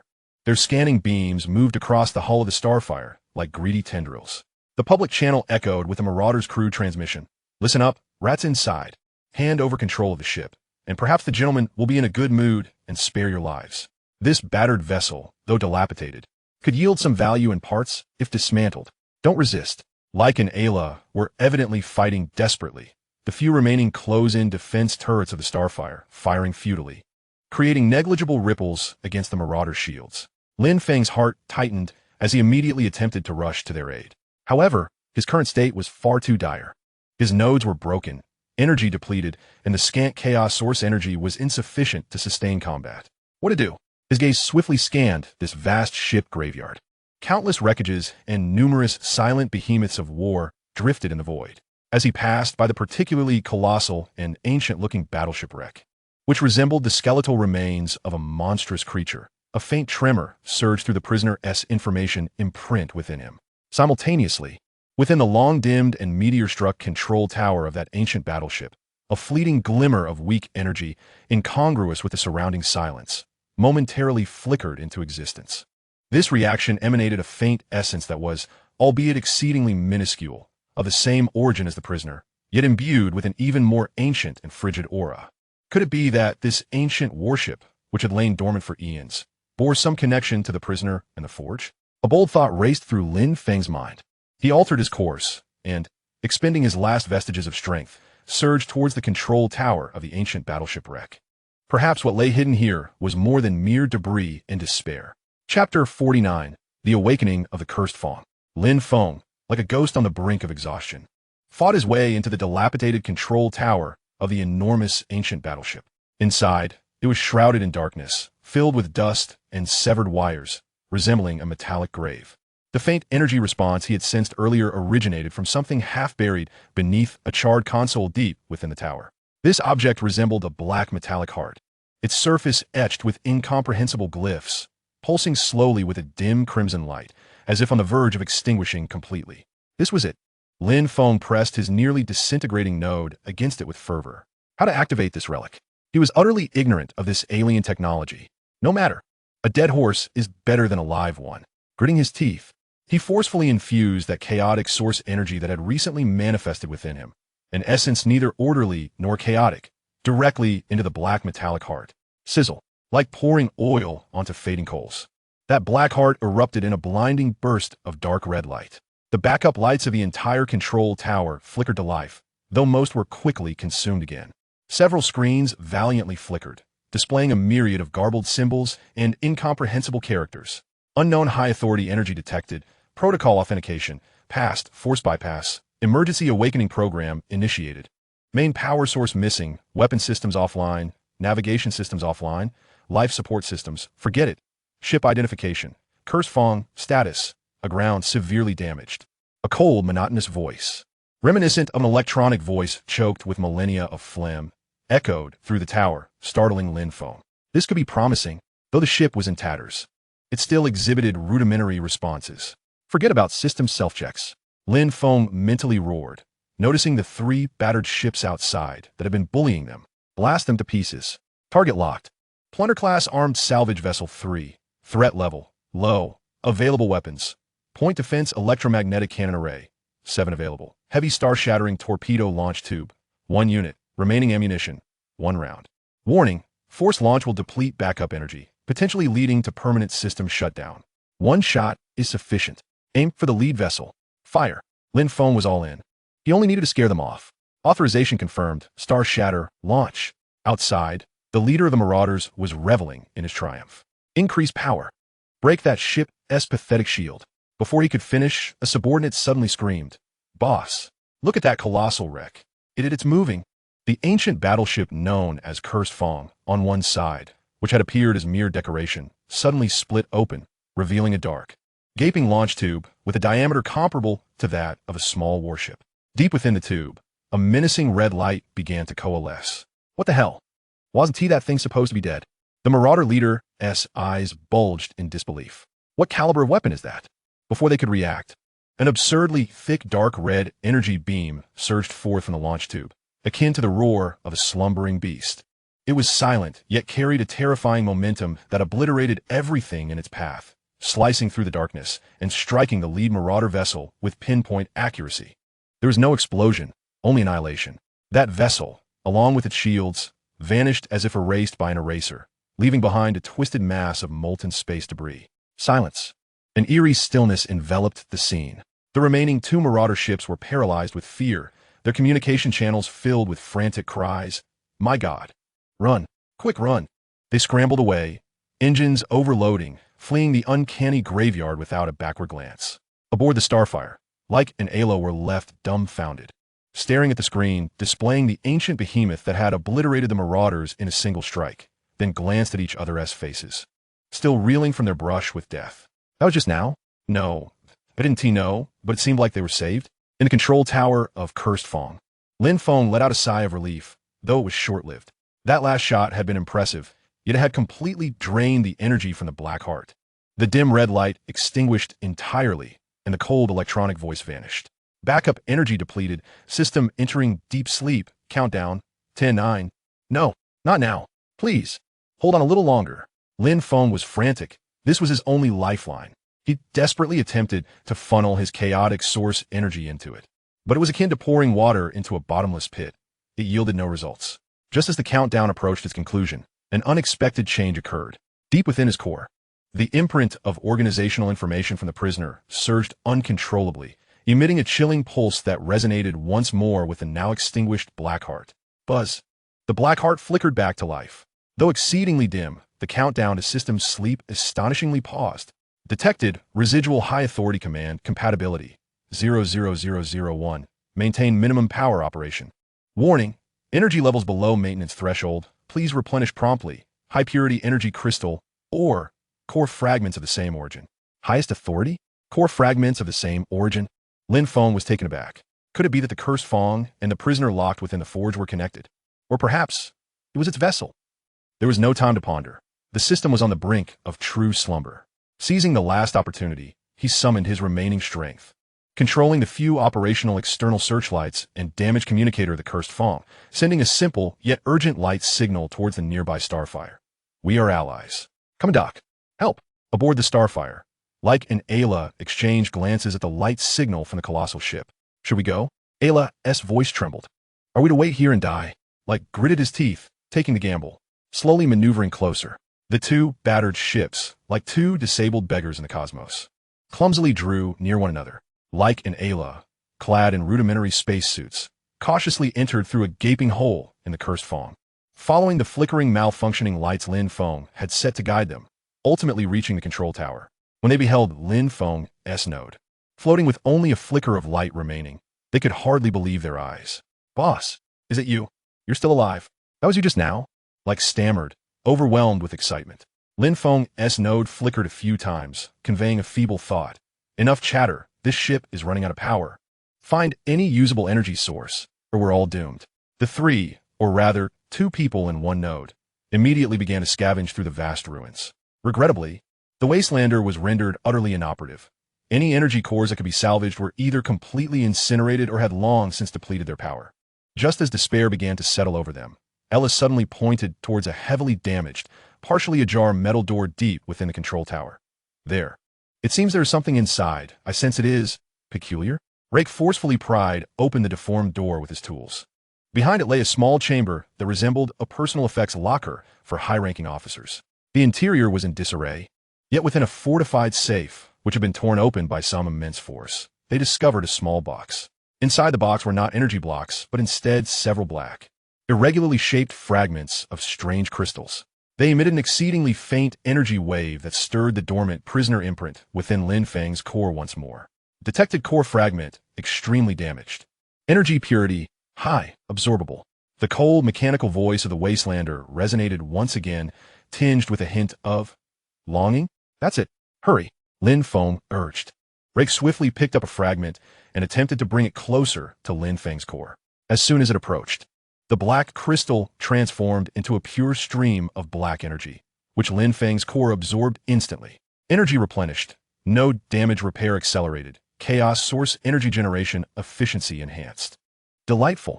Although the energy from a single fragment was minimal, the effects were immediate. Lin Feng hurriedly instructed Rake to bring the remaining fragments and press them against the dormant black heart on the control panel. The moment the fragments made contact, it was as if ice met molten iron, rapidly melting and being absorbed. The lights within the control tower brightened noticeably, and several primary screens stabilized. Energy replenished. 37. Minimum operational power maintained. Partial basic functions restored. Ship's self-diagnosis report. Structural integrity 21. Weapon systems. Close defense artillery array. 12 operational. Engines. Completely destroyed.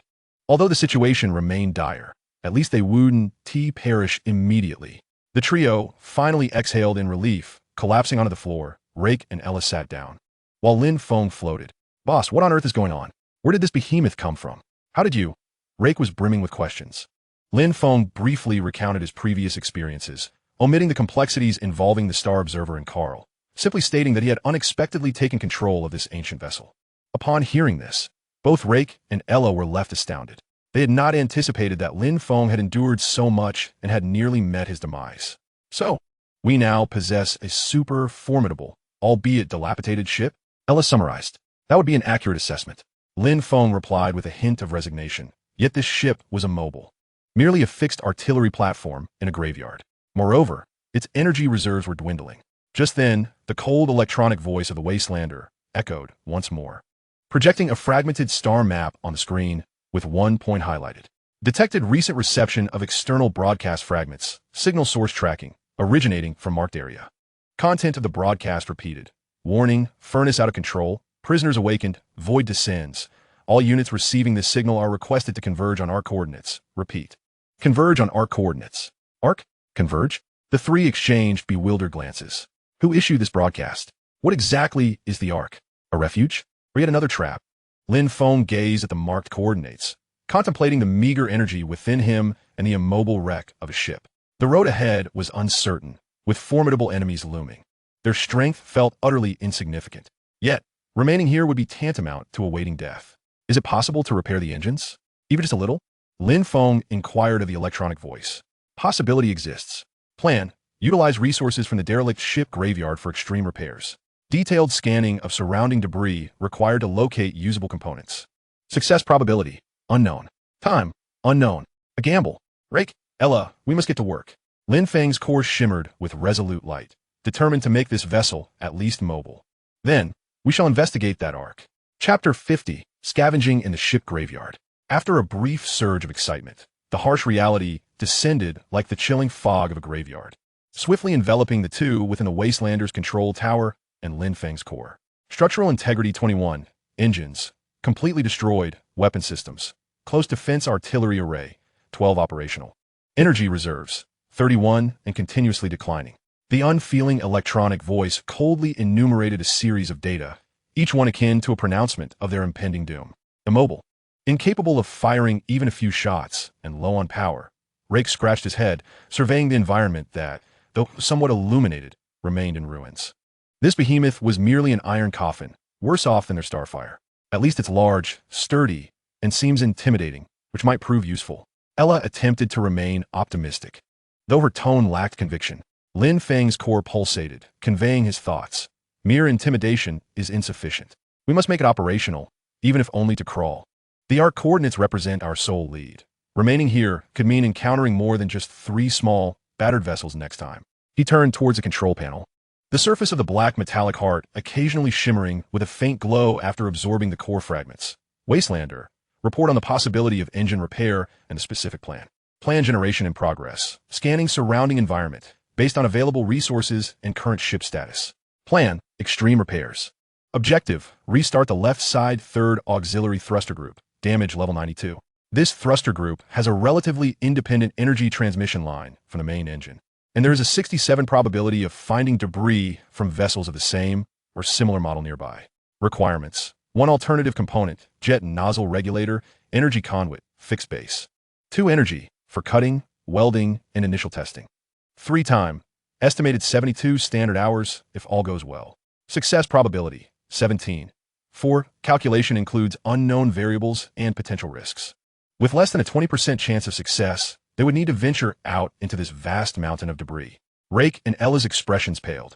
Space operations are inherently perilous, and working within this unknown ancient wreckage introduces myriad dangers, structural collapses, residual radiation, and unforeseen traps. Let's do it, Rake declared resolutely, slapping his thigh with determination. It's better than sitting here waiting to die. Boss, give the orders. Ella took a deep breath, nodding vigorously. What do we need to do? Lin Feng felt a surge of camaraderie. Having teammates was truly wonderful. He promptly issued commands. Rake, you'll handle external operations. You have the experience. Iya, you stay aboard the Wastelander, utilizing the operational sensors and communications to provide Rake with guidance and warnings while monitoring the surrounding environment. I will endeavor to use this scant energy to maintain the Wastelander's basic perception, hoping to extract further useful information. With the plan set, they sprang into action. Rake donned his somewhat tattered spacesuit, which had seen its fair share of battles, and checked his tools, a high-energy cutting and welding gun, with only half its energy indicator remaining, several universal clamps, a tow rope, and a pulse pistol for self-defense. He carefully floated out through the jagged opening in the Wastelander's hull, tethered by a thin safety line secured to the interior. Ella, meanwhile, anxiously settled in front of a flickering screen, which displayed the faint outlines of the surrounding debris as outlined by the Wastelander's passive sensors, alongside a small dot representing Rake. Rake, do you copy? Ella's voice crackled through the communicator, laced with static. Copy, loud and clear. I'm out and approaching the debris field you marked. Rake's voice sounded relatively steady. Lin Feng focused all his attention on the connection between the chaotic source energy and the wild fawn. He endeavored to delve deeper into the essence of the vessel, akin to how he had previously attuned himself to his own nodes. Suddenly, a wondrous sensation surged within him. It was as though he could perceive the injuries of the wild fawn, the severed energy lines, the fractured armor, the lifeless compartments. Though hazy, they undeniably existed. He could even faintly sense the positions of Ella and Rake, akin to two flickering flames in the darkness. The source energy perception enhancement is activated, and the synchronization rate has increased to 0.001, enabling limited structural scanning. The chilling electronic voice resonated at an opportune moment. This is invaluable. Lin Feng's spirit soared as he immediately directed this newfound ability toward the direction of Rake's advance, relaying the scanned information regarding the relatively sturdy paths and potential structural weaknesses through Ella. Rake, veer left 15 degrees. The structure 30 meters ahead appears rather unstable. Received, diverting. With Lin Feng's almost omniscient assistance, Rake's efficiency soared. He maneuvered like an agile space squirrel, weaving through the colossal metallic wreckage, swiftly locating the remains of a similarly classed warship indicated by the wild fawn. Its state was even more dire than that of the wild fawn, nearly cleaved in two. I found it. The propulsion unit area. My heavens, it's in shambles. Rake's voice brimmed with disappointment. The scans indicate intact components within. Attempt to cut through, Lin Feng conveyed telepathically. Rake raised the cutting torch, and a dazzling blue-white flame erupted as he cautiously began slicing through the contorted metal. In a vacuum of space, silence reigned, broken only by the vibrations transmitted to his arms and the intense light filtered through his visor. Time passed incrementally. Ella anxiously monitored everything, occasionally reporting a further decline in energy levels by a fraction of a percentage. Lin Feng maintained his perception while simultaneously attempting to decipher the fragmented information within the wild fawn's database, hoping to uncover further clues regarding the prisoners, the Ark, or the energy core, but most of it was either useless gibberish or incomprehensible jargon. Suddenly, Ella exclaimed, "Wait, the sensors are detecting a faint energy signal. It's not from our end. It's approaching rapidly." Lin Feng's heart raced, and he immediately directed his perception toward the direction indicated by Ella. Indeed, at the edge of the debris field, several diminutive, hostile energy sources were swiftly advancing. Their target appeared to be Rake, who was engrossed in his work. "Rake, cease operations. Something is heading your way. Quickly return." Lin Feng urgently shouted telepathically while simultaneously activating the remaining 12-point defense cannons of the wild fawn. "What?" Rake exclaimed, immediately halting his cutting, turning to look. He saw several drones, no larger than small shuttles, with bizarre metallic spider-like forms, stealthily advancing towards him, using the debris as cover. Their heads flickered with red scanning lights, and their appendages were equipped with sharp cutting claws and drill bits. They're autonomous scavenger drones. They must have been attracted by the noise from the cutting or the energy signal. These creatures are typically used to dismantle derelict ships, but evidently, They will also regard living targets as salvageable parts. Damn it. Rake cursed, quickly pulling on his safety line in a bid to retreat, but in the weightless environment. His speed paled in comparison to the agile drones. Wild Feng. Open fire. Intercept them. Lin Feng bellowed. Point defense electromagnetic cannon array activated. Target locked. Firing. Pew. Pew. Pew. Several tiny electromagnetic projectiles erupted from various turrets on the Wild Feng, accurately striking the two leading drones, obliterating them into fragments. However, more drones dispersed, skillfully maneuvering through the wreckage to evade the gunfire, rapidly closing in on Rake. The firepower is too weak. There are too many, Ella cried, nearly in tears. One drone had already reached Rake's rear, its sharp cutting claw plunging toward his back. Rake spun around, thrusting his cutting torch in a desperate counter. Zing! The drone was met with a direct hit from the torch, emitting sparks as it lost control. Yet another drone surged in from the side, its drill aimed straight at his visor. Just at that critical moment, Virum, an invisible, frigid wave radiated from Lin Feng's node, expanding abruptly. This was not a physical attack. It felt more like a powerful disturbance, or even a command. All drones converging on Rake abruptly faltered, their movements becoming exceedingly stiff and sluggish. Their red lights flickering wildly as if their internal systems were embroiled in chaotic turmoil. It was the imprint of the prisoners. In a moment of urgency, Lin Feng instinctively activated the organizational imprint from the mysterious creature, producing an unexpected interference effect on these drones, which operated on program directives. Though it lasted only 2 or 3 seconds, it was sufficient. The Wild Feng's point defense cannons roared once more, accurately targeting and obliterating the immobilized drones.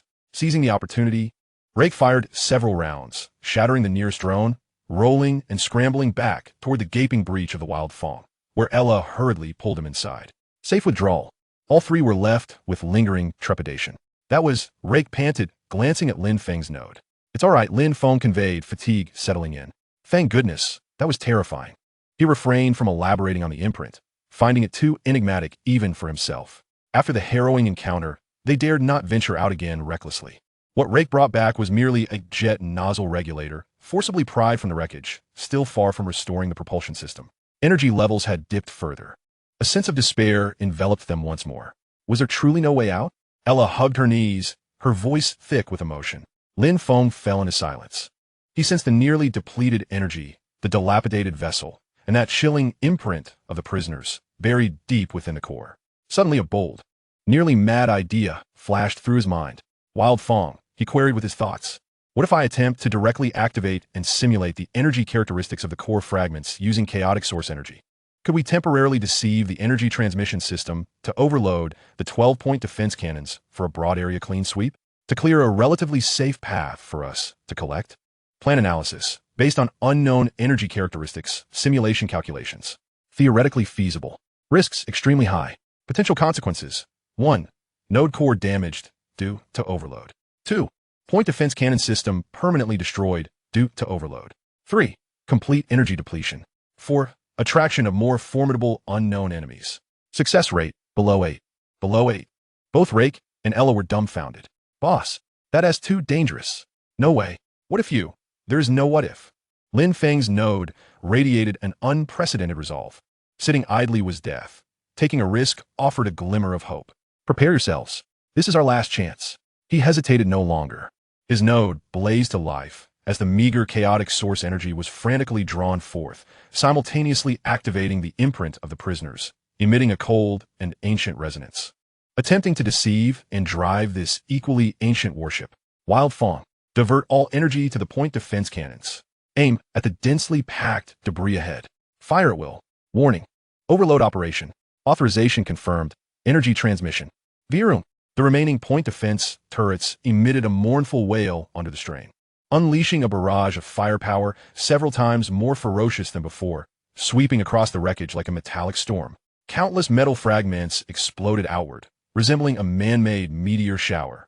A previously obstructed, relatively clear passage was carved out by this frenzied firepower. The artillery fire ceased abruptly after less than 10 seconds.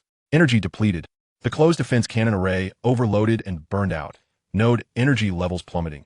The electronic sound dwindled to an almost imperceptible whisper. Lin Feng's node dimmed to its nadir, resembling a flickering candle in the wind, slowly succumbing to the abyss. Boss!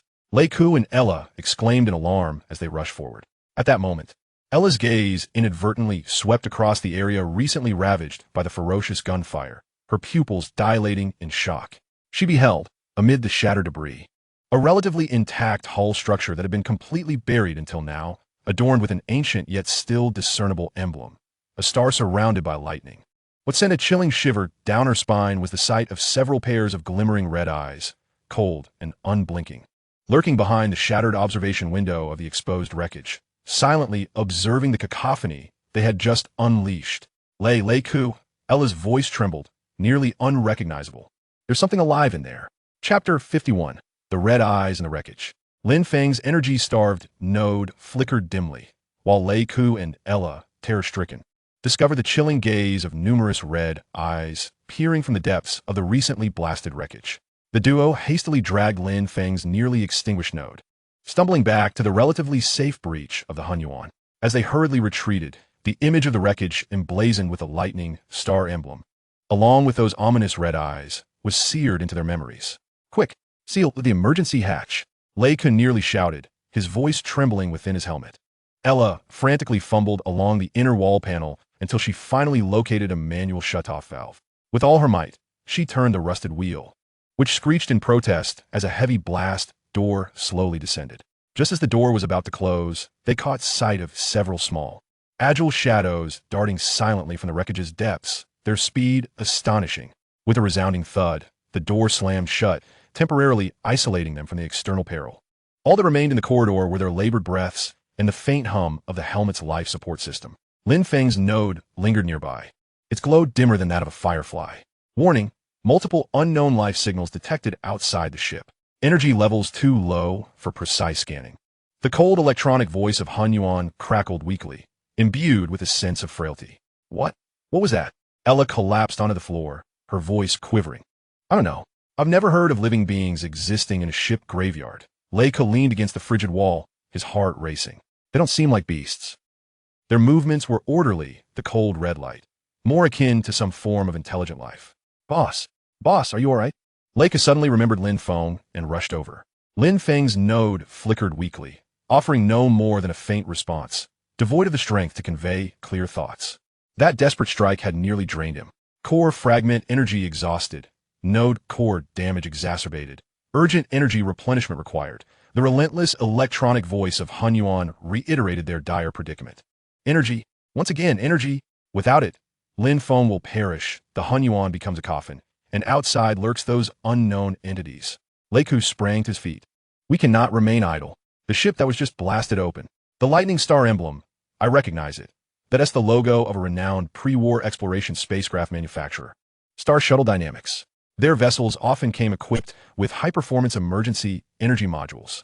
Ella's hope flickered new, yes. And those things emerged from that ship, right? If they could survive inside, perhaps that vessel still has some environmental maintenance systems operational. That means it's conceivable that there are usable energy sources. Lei Ku added, but then his expression fell. However, those red-eyed creatures outside. Venturing out could lead us to encounter those unknown beings. Yet, remaining here is merely a death sentence. At that moment, Lin Feng's node flickered weakly once more, a fragmented thought struggling to emerge, akin to a whisper, perceive. They seem to fear bright light, Hunyuan, and the last bit of illumination flare energy. The two exchanged glances. Attendez comprending Lin Feng's intention. Hunyuan, Lei Ku shouted into the void, hoping the ship's AI could hear him. Do you still have illumination flares? External signal flash system of the hull. A limited quantity of high-brightness emergency illumination flares available. Energy independent, can be launched, but only 3 remaining. Fantastic. Lei Ku slapped his thigh. Listen, when we go out, I'll signal you to launch the flare, and you'll fire it above that wreckage. The brighter, the better. The longer it lasts, the better. Command recorded, awaiting authorization. Let's go, Ella. One more gamble. Ellie Giskivi. Pulling Ella up as they double-checked their spacesuits and the scant remaining equipment. The cutting torch was nearly depleted, and the pulse pistol had only 2 magazines left. All right. Ella nodded firmly, her eyes resolute despite her fear. They cautiously reopened the recently closed hatch, peering out into the void. Outside lay a profound silence, as if the red eyes had been but a figment of their imagination. Yet the wreckage of the Star Shuttle Dynamics exploration vessel loomed like an open grave, awaiting their approach. The two inhaled deeply and propelled themselves outward, using the tether to swiftly and silently navigate toward the breach of the ship.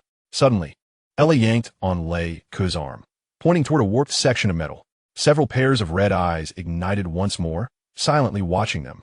They seemed hesitant, not rushing toward them immediately. Now's our chance. Hun Yuan, launch the illumination flare. Lei Ku bellowed into the communicator. Whiz, a brilliant white light burst forth from the Hun Yuan, soaring in an arc before detonating precisely above the wreckage. In an instant, it was as if a miniature sun had been born in the darkness. The intense radiance immediately dispelled the surrounding shadows, revealing every hidden contour. A sharp, piercing shriek, utterly unlike human sound, erupted from all around. The red-eyed creatures, clearly averse to the blinding light, recoiled in panic, darting into crevices and shadows that the illumination could not reach, too fearful to venture forth. The brilliant light continued to shine, illuminating the space as brightly as day. Hurry, we have little time, Lei Ku urged, seizing Ella's hand as they surged forward, plunging into the breach of the Star Shuttle Dynamics exploration vessel. Inside, chaos reigned, with solidified black stains and scattered debris littering the area, yet the structure remained relatively intact. The life support systems had long since failed, but some emergency lights still flickered weakly, indicating that a rudimentary power source remained operational. Split up. Search for the energy core room or the engine room. Be cautious. Ella Giskiviko Vispirit. They darted down different corridors, with Ella quickly finding a passage leading to the energy chamber thanks to her familiarity with the ship's layout. At the corridor's end stood a sealed door, tightly shut, yet the control panel beside it still seemed to possess a flicker of power. Ella Giskiviko. Over here, Ella called out. He rushed over, attempting to activate the panel multiple times, but it remained unresponsive. Damn it, cut it open. He raised the cutting torch, only to realize that the energy was insufficient to breach the thick, sealed door. What do we do? Ella, isa anchieti escalata. At that moment, the faintest of signals from Lin Feng transmitted a fragment of thought. Try imitating the authority fluctuations of the Wild Tooth. A moment of realization struck Rake. Lin Feng's ability to control the Wild Tooth was attributed to the chaotic source energy and the prisoner S-mark. Perhaps he could replicate a high-level signal?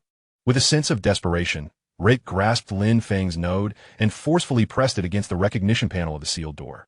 With a crackle, the last glimmer of light from the node surged into the panel. To their astonishment, the indicator lights on the door began to flicker. High-level command detected. Forced override engaged. A series of airtight sounds erupted as the tightly sealed door slowly slid open. The sight beyond the door left both men gasping in shock. Indeed, they had arrived at the energy chamber. At the center lay a large emergency energy core, dim yet operational. Its energy was being channeled into several nearby organic structures resembling pupae. The true nature of the red-eyed creatures was now revealed. They stood about half a human height, cloaked in dark chitinous shells, with slender limbs and reversed joints, armed with sharp claws and bony tails. Their heads bore no distinct eyes, only two enormous, glimmering red crystalline organs. At that moment, 5 or 6 of these creatures were perched atop the energy core, seemingly siphoning its energy. Startled by the suddenly opened door, they turned their heads in unison, their crimson gazes locking onto the two intruders. What in the world are these abominations? Rake's hair stood on end. The alien creatures emitted a series of threatening hisses and leapt from the energy core with astonishing speed, leaving afterimages in their wake as they lunged at the two. Open fire, Rake bellowed, raising his pulse pistol and unleashing a barrage of shots. Ayla, too, screamed as she pulled the trigger. Energy beams struck their armored shells, igniting sparks, seemingly with little effect, yet sufficient to slow their advance. One of the leading monsters was continuously hit in the same spot, its shell shattered, oozing a viscous green liquid as it let out a horrifying shriek. However, they were numerous and incredibly agile, using the equipment in the chamber as cover, steadily closing in. We must secure that energy core. Rake shouted to Ayla amidst the gunfire. I'll cover you. Go and dismantle the energy core. But how do I dismantle it? Ayla's scalp tingled as she gazed at the complex interface and the core still being drained by the creatures. Just pull out. Lin Feng's feeble voice echoed again, imbued with a sense of desperation. Gritting her teeth, Ayla seized the moment when Rake temporarily suppressed the creatures with gunfire, dashing forward, dodging a clawed attack, and rolling beneath the energy core. She disregarded any interface or safety protocols, locating the physical latch of the main energy transmission pipeline and yanking it with all her might. The latch sprang open. She grasped the basketball-sized energy core, summoning every ounce of strength to wrench it free. With a hiss, the pipeline was forcibly severed. Erupting with arcs of electricity, she held the energy core tightly against her chest. Almost simultaneously, all the alien creatures seemed to be enraged, emitting a sharper, more frenzied shriek. Completely disregarding Rake's gunfire as they charged towards Ayla. No! Rake's eyes widened in horror. At that critical moment, a chilling, overwhelming wave of intent surged forth from the energy core cradled in Ayla's arms. More precisely, it erupted from the Lin Feng's node pressed against the energy core. It was the prisoner S-Mark. Upon coming into contact with a relatively abundant source of energy, it was utterly awakened. The wave swept through, striking all the alien creatures lunging at Ayla, as if they had been hit by an invisible hammer, freezing them in place as they emitted fearful wails. The red crystalline organs atop their heads flickered wildly before they all lowered their bodies in a display of near submission towards Ayla, or rather, the energy core and Lin Feng's node in her grasp. Rake and Ayla stood utterly dumbfounded, guns raised, completely bewildered by the turn of events. Only Lin Feng understood a fragment of the reason, before his perception was entirely engulfed by that icy wave. He caught a glimpse of the weak informational fragments transmitted by the alien creatures. Their mental cores bore an exceedingly faint, shared origin with the prisoner and the Wild Tooth.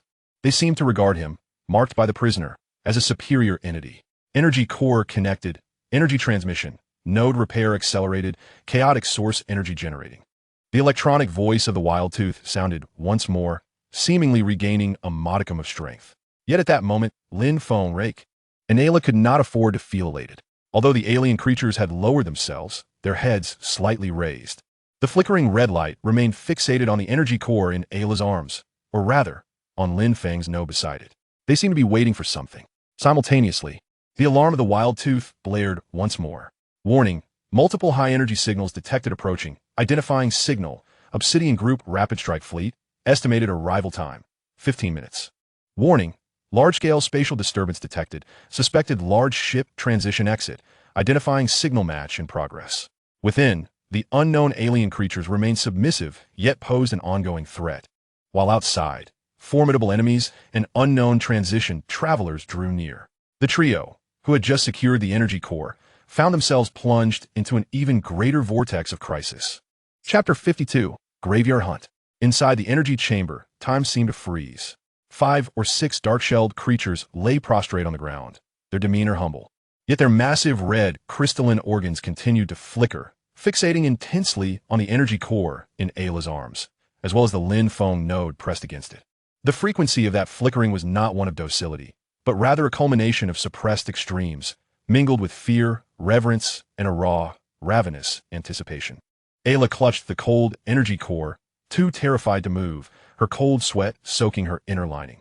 Rake held his gun aloft, his finger firmly on the trigger, the muzzle wavering between the prone creatures and the door, his breath heavy. Lin Feng's node greedily absorbed the energy emanating from the core, its brilliance stabilizing and brightening at a visibly rapid pace. The chaotic source energy regenerated, coursing through the fractured circuits within the node, imparting a faint yet tangible sense of power. Simultaneously, the icy pressure originating from the prisoner continued to radiate, binding the alien creatures like an invisible tether. Node stability restored to 32, chaotic source energy level low, perception range expanded. Submissive creature's mental wave detected. Obedience based on mark pressure, need, energy extreme thirst, aggressiveness, suppressed, unstable. Lin Feng swiftly analyzed the situation. These creatures were subservient due to the prisoner S-Mark, yet they were in desperate need of energy. If the pressure weakened or other stimuli emerged, they could erupt at any moment. Meanwhile, the Obsidian Group's fleet was closing in alongside an unknown transition signal. The situation must be controlled promptly. He attempted to concentrate his recently restored thoughts, leveraging the connection of the prisoner S-Mark to send clear, indisputable command to the prostrate creatures. Guard this area, repel intruders. The command was infused with the pressure of the mark and a faint promise of energy. The creatures on the ground stirred slightly, the flickering of their red crystalline organs accelerating, seemingly engaged in a fierce internal struggle and deliberation. Ultimately, the fear of the mark and the thirst for energy overwhelmed their instincts. They simultaneously lifted their heads, emitting a low, unified hiss as a form of acknowledgement. Then, 3 of them sprang into action, darting out of the energy chamber like phantoms, vanishing into the darkness beyond the corridor, evidently to stand guard on the periphery. The remaining 2 stayed behind, stationed at the entrance and beside the energy core, their glances still greedily sweeping over the core from time to time. For the moment, stability was secured. Rek, Aya, link the energy core to the interface I occupied earlier. Hurry, we have little time. The connection of thoughts surged through, though still faint. It was now considerably clearer. Rek and Ella snapped back to reality from their shock, hastily following the command. Rek, vigilant, aimed his weapon at the 2 monsters left behind, while Ella swiftly connected the energy core's output pipeline to the ship interface previously embedded at Lin Feng's node. A hum resonated as a surge of energy flooded into the node and the systems of the Ravenous Tooth. Energy levels of the Ravenous Tooth elevated to 15. Minimum life support systems restored, partial sensors online, weapon systems offline, engines offline. External sensors detected. The Obsidian Group's Rapid Strike Fleet has entered visual range. Quantity, 4. Model, Razor-class assault ships. Currently dispersing to encircle. Unknown jump, signal intensity continues to rise. Exit coordinates calculated. Less than 3,000 kilometers from this ship. Jump completion imminent. The frigid alarm blared like a death knell. Ravenous, scan that jump signal at maximum power. I need to know who's coming. Lin Feng commanded, simultaneously allocating most of the energy and computational power to repair his node and regain preliminary control over the Ravenous Tooth. Scanning, signal feature analysis, matching database. Highest match, Angel Legion Standard Reconnaissance Ship, Comet Class, probability, 67. Warning, abnormal void fluctuations detected within the signal, feature match. Demon Low-Tier Stealth Ship, probability, 18. Warning, signal source mixed, strong interference present, unable to ascertain completely. Angels? Demons? Or perhaps both? Or other imitators? Lin Feng's heart sank. Regardless of who it was, their presence at this juncture could only spell trouble. Boss, the pack of hyenas from Obsidian is closing in, Rek exclaimed, staring at the images relayed by the sensors. As 4 sleek, Obsidian-emblazoned assault ships approached from various directions, their bows gathering luminous energy. Raise all operational damage shields in the debris zone. Maximum power. Jam all their communications and scans. Lin Feng ordered immediately. A direct confrontation would lead to certain doom. Chaos must be wrought from the environment. Executing command. Activating abandoned shield generators, 7 units. Maximum energy output, generating a strong interference field. In an instant, several long-dormant shield generators scattered throughout the debris zone were forcibly overdriven by the Ravenous Tooth, emitting a cacophony of noise and erecting a series of unstable, flickering energy shields. These shields lacked any defensive capability, but instantly formed a formidable composite interference field. Cloaking the area, the Obsidian fleet's communication channels were inundated with excruciating static, and the sensor screens were engulfed in a whiteout. Report, encountering severe interference. Lock-on failure. Damn it, those abandoned shields. How are they activated? Forget about that. Fire at will. Blast that wreck and the surrounding debris to smithereens. The commander of the Obsidian fleet, evidently losing patience, ordered. The 4 assault ships unleashed a barrage of fire. Energy beams and physical projectiles raining down like a tempest. Yet, they had lost precise targeting, and most of the attacks struck the surrounding wreckage, igniting a series of explosions and showering debris. Only a few stray shots found their mark on the Ravenous Tooth and the remnants of the Star Shuttle, causing the hull to shudder violently. Steady, Lin Feng shouted as the node's light flickered, exerting all effort to maintain the interference field and the basic balance of the ship. Just as the Obsidian fleet was thrown into disarray by the interference field, pouring fire indiscriminately, the designated jump area began to ripple violently, akin to water disturbed by a sudden force. In the next moment, a sleek, elegant reconnaissance ship adorned with the Golden Angel insignia, the Comet Class, emerged from the jump space like a leaping fish, gliding silently.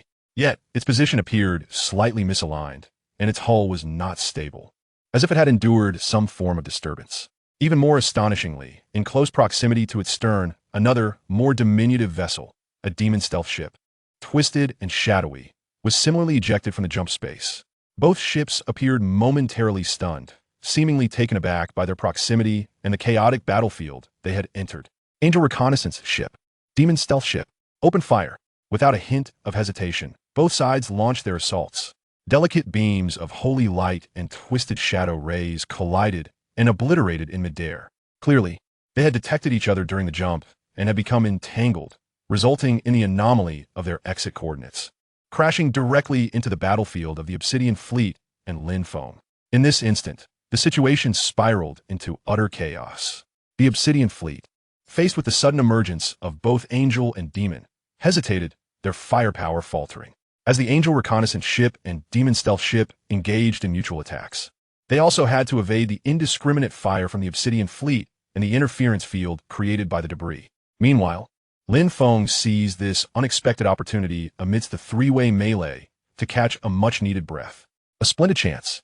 Lin Feng realized this was a gift from fate. Ravenous. Analyze the Demon stealth ship's cloaking mode. Attempt to mimic its energy characteristics. Let us disguise ourselves as another piece of Demon wreckage. Analyzing. Capturing energy characteristics of the Demon stealth ship. Simulation difficulty.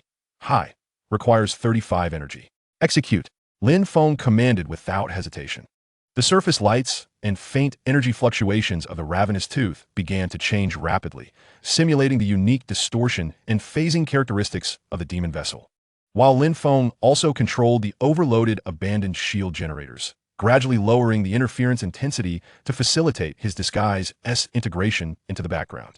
On the other hand, the three crimson-eyed creatures dispatched for vigilance seemed to sense the external turmoil. Utilizing their small size and familiarity with the environment, they stealthily clung to some massive debris.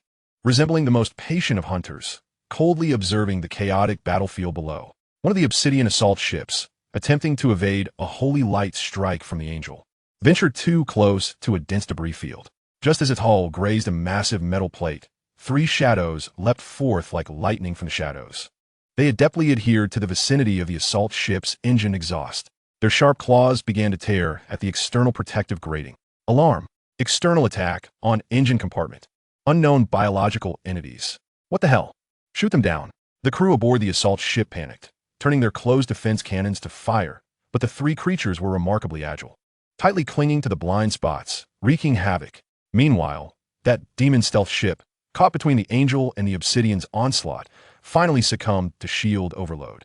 Its hull pierced by a holy light beam, veering uncontrollably into a massive piece of debris, completely losing power. The Angel reconnaissance ship fared little better. Sustaining multiple hits from Obsidian projectiles, its shields wavering, forced to retreat. Seeing this, the commander of the Obsidian Fleet immediately refocused their firepower on the seemingly incapacitated Ravenous Tooth and the remains of the Star Shuttle. Eliminate the primary target first. However, they had already lost their optimal opportunity. Inside the Ravenous Tooth, Lin Feng sensed that the Obsidian Fleet had once again locked onto him. Now, interrupt the disguise.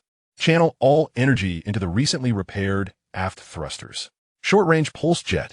Target the largest debris directly below. Cloaking system disengaged. Energy directed to thrusters. Pulse jet ready. In the very instant that the Obsidian Fleet unleashed its barrage, the decrepit aft of the Howling Feng erupted with a short yet powerful stream of particles, propelling the vessel into a clumsy yet effective evasive maneuver, narrowly taking refuge behind a massive piece of wreckage resembling an asteroid. The fierce artillery struck the debris, sending fragments flying, yet failed to directly hit the Howling Feng. Excellent. Wreck cheered. However, Lin Feng remained cautious. The recent pulse jet had nearly depleted the freshly restored energy reserves. Energy levels reduced to 5, thrusters overloaded and damaged. More energy is imperative. Otherwise, they would be sitting ducks. His perception swept across the battlefield. The destroyed Demon stealth ship was floating not far away. Its energy core might still be flickering. And there were those Obsidian assault ships. A perilous thought emerged. Wreck, Ella. Lin Feng communicated telepathically, preparing to deploy the boarding cable. We need to fish something out. Fish for what? The wreckage of that Demon ship, or the debris from the nearest Obsidian assault ship? As Lin Feng contemplated the risky endeavor of space fishing, an exceedingly faint but strangely alluring energy fluctuation suddenly emanated from the edge of the battlefield, from the direction of the distant angelic reconnaissance vessel. This fluctuation was not an attack. It resembled a tentative scan, yet its frequency was peculiar, bypassing conventional interference and directly provoking a slight resonance within Lin Feng's node, between chaotic primordial energy and the prisoner's brand. At the same time, An encrypted and exceedingly brief communication request attempted to access the Howling Feng's communication system. The transmission code was not in standard Angel format. It seemed to contain a hint of a familiar computational style. She. Is it her people? Lin Feng's heart raced, but he immediately stifled the surge of excitement. There was no certainty. It could be a trap. He decisively rejected the communication request and made every effort to conceal his energy signature. The angelic reconnaissance vessel seemed to pause momentarily, refraining from attempting further communication.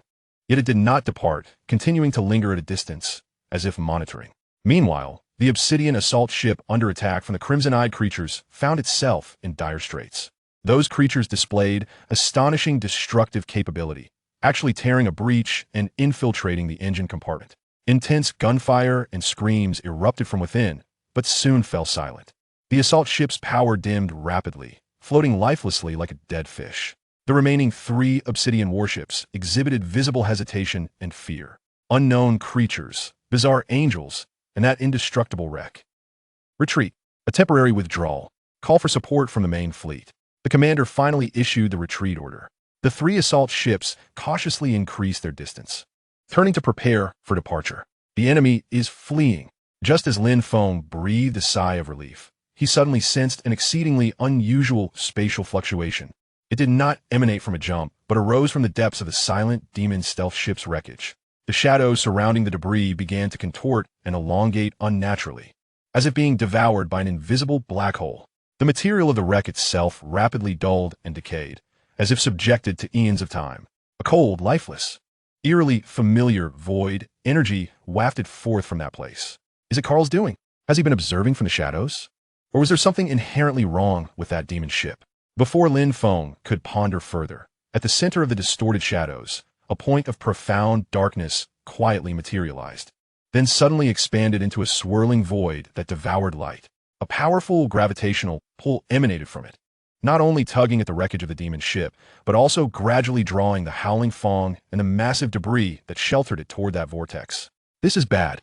Lin Feng gasped in horror. If they were dragged in, the consequences would be unimaginable. Howling Feng, direct all energy to the attitude engines. Resist the pull. He desperately issued commands, but the energy was nearing depletion. The Howling Feng could only barely slow its descent. Rek and Ella, equally shaken by the sudden turn of events, clung tightly to nearby fixtures. Just at that critical juncture, the angelic reconnaissance vessel that had been observing from a distance suddenly sprang into action. It neither attacked the void vortex, nor paid heed to the retreating obsidian fleet, but adjusted its bow, aiming at the junction between the Howling Feng and the massive debris. What does it intend to do? Chapter 53. The Rescue of Angels and Demons. The Howling Feng, as if ensnared by an invisible giant hand, slowly slid toward the void vortex, exuding an aura of cold desolation. The ship creaked ominously, as if on the verge of disintegration. Rek and Ella's faces turned pale, desperately clutching the icy metal pillars, utterly devoid of the strength to shout. Lin Feng's node flickered erratically, frantic calculations racing through his mind. Insufficient energy. Failure rate of resistance at 99. Despair washed over him like a frigid tide, just as a glimmer of hope had emerged. Would he be consumed by this bizarre vortex? At that moment, the reconnaissance vessel, adorned with golden angelic insignia and hovering in the distance, suddenly moved. It elegantly turned its bow, not targeting the terrifying vortex or the enemy, but rather aligning itself with the junction between the Howling Feng and the massive debris that concealed it. What are they up to? Rek exclaimed in shock. Do they intend to strike the final blow and destroy them? Whoosh! A concentrated and precise beam of holy light shot forth, akin to a surgical scalpel. Not exploding, but deftly slicing through the connection point between the massive debris and the Howling Feng. Boom! The colossal piece of debris that had sheltered the Howling Feng for so long was violently dislodged. Losing this substantial anchor, the Howling Feng's speed of being pulled toward the void vortex suddenly halted. But it was not over yet. The angelic reconnaissance vessel showed no signs of pausing. Its hull opened, releasing a gentle tethering beam that expertly ensnared the now off-balance, spinning Howling Feng. A tremendous force surged, counteracting the vortex's pull. They're pulling us. Ella gasped in astonishment, hardly able to believe her eyes. Lin Feng was equally stunned. Why were the angels saving them? Was it for she? Or did they have ulterior motives? Nevertheless, the vortex's pull was terrifying. The angelic reconnaissance vessel, being smaller in size, struggled mightily, its tethering beam flickering violently, as both ships continued to be drawn toward the abyss. "Damn it, give them a hand," Rex shouted, though he was uncertain why the angels were helping. Nevertheless, they were all in the same boat. "Boss, is there anything we can still use?" Lin Feng immediately scanned the entire ship. Aft thrusters completely damaged, weapon systems offline. "Wait, there are 2 attitude control nozzles on the port side that might still be operational, but they require energy. Energy, always energy." Lin Feng gritted his teeth, channeling the scant energy he had just restored, along with the last reserves drawn from the energy core, into those 2 damaged attitude nozzles. "Howling Feng, ignite the nozzles. Direction, reverse. Maximum power," he commanded. The battered port side of the Howling Feng belched forth 2 erratic streams of particles, on the verge of extinguishing. Although the thrust was feeble, combined with the angelic reconnaissance vessel's pull, it finally yielded some results. The 2 ships' descent toward the vortex slowed once more, even momentarily stabilizing. Just then, another anomaly occurred. The remnants of the demon stealth ship, largely consumed by the void vortex, suddenly erupted into a violent explosion. The shockwave surged outward with ferocity, unexpectedly disrupting the stability of the vortex. The swirling dark entrance momentarily faltered, its gravitational pull exhibiting instant turbulence and attenuation. One opportunity. Lin Feng, rake, Aya.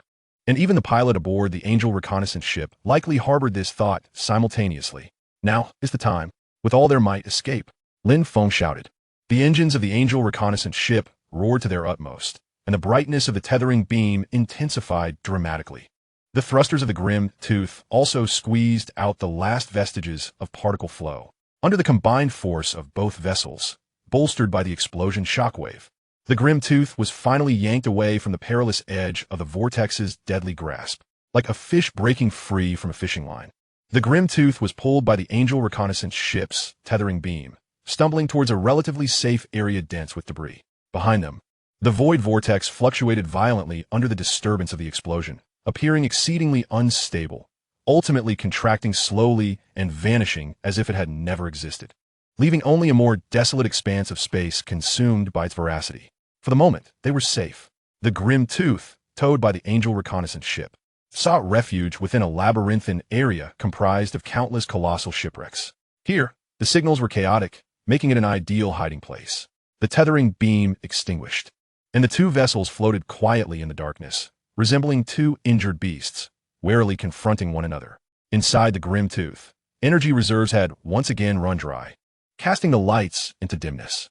Rake and Ella slumped to the ground, gasping for breath, overwhelmed by a sense of survival after calamity. Lin Feng's node also dimmed considerably, having exhausted his energy, rendering him quite weak. He kept a vigilant gaze fixed upon the Angel reconnaissance ship across from them. Why had they chosen to rescue them? At that moment, the communication light on the Angel reconnaissance ship flickered, and an encrypted communication request was initiated once more.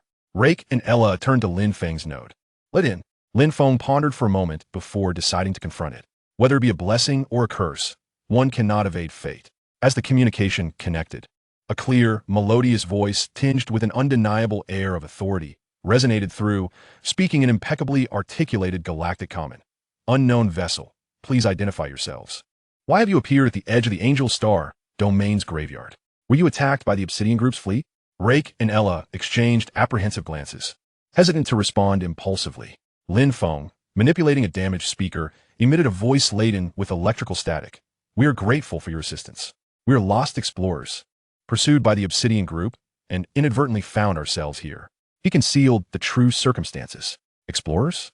The voice from across conveyed clear skepticism. "Your vessel is severely damaged, yet certain technical specifications suggest it is not an ordinary civilian craft. Furthermore, the energy type you utilized against the void vortex was quite peculiar." Lin Feng's heart sank. They had indeed noted the chaotic source energy. "We do possess some unique modifications," Lin Feng replied vaguely. "Once again, we appreciate your help. May I inquire how to address you?" There was a pause on the other end, seemingly engaged in a discussion, before the voice resumed. "I am Angel Yunshi, affiliated with the 7th Squadron of the Angel Legion's patrol fleet. This location is not secure. The Obsidian Group may return. Your vessel's condition renders it incapable of long-range travel. We are contacting the nearest space station, which may provide you with temporary refuge and basic repairs." The self-identified Yunshi continued, her tone seemingly sincere. Rake and Ella's faces brightened with a glimmer of hope. If they could secure the Angel Legion's protection, the Obsidian group would surely refrain from recklessness. Yet Lin Feng remained increasingly wary. Was the Angel's kindness truly so genuine? Not only rescuing them, but also offering sanctuary?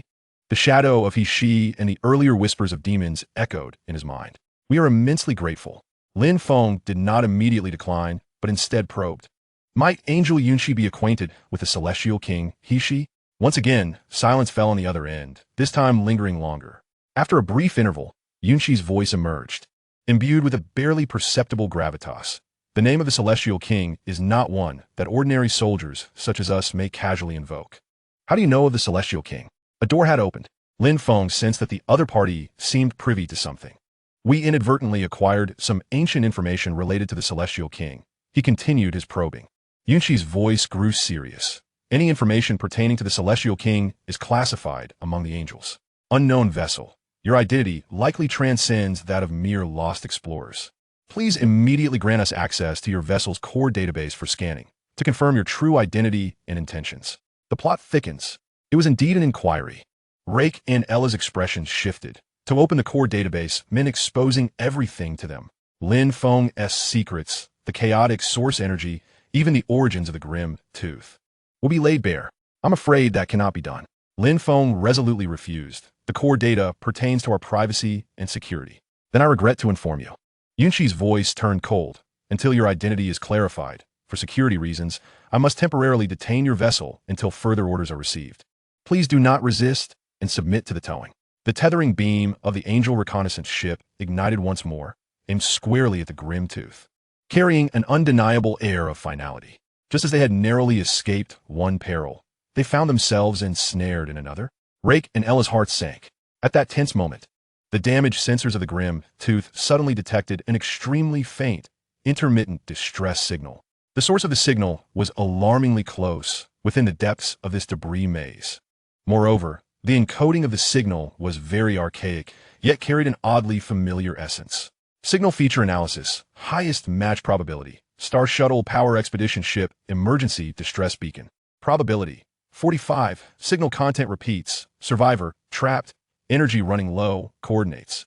Was it the Star Shuttle Power ship that emerged from the Crimson Eye creature? Were there survivors inside? Almost simultaneously, Lin Feng, Rake, and Ella all caught sight of the flashing coordinates on the sensor screen, not far from their current location. The Angel reconnaissance ship seemed to have detected this signal as well. There are other survivors here? Yunshi's voice bore a hint of surprise and vigilance. The signal originates from an older model of an exploration vessel. An opportunity. Lin Feng immediately interjected, his tone urgent and sincere. Angel Yunshi, that is another shipwreck we discovered earlier. We were about to conduct a rescue when we were attacked by the Obsidian group. There may still be living individuals aboard.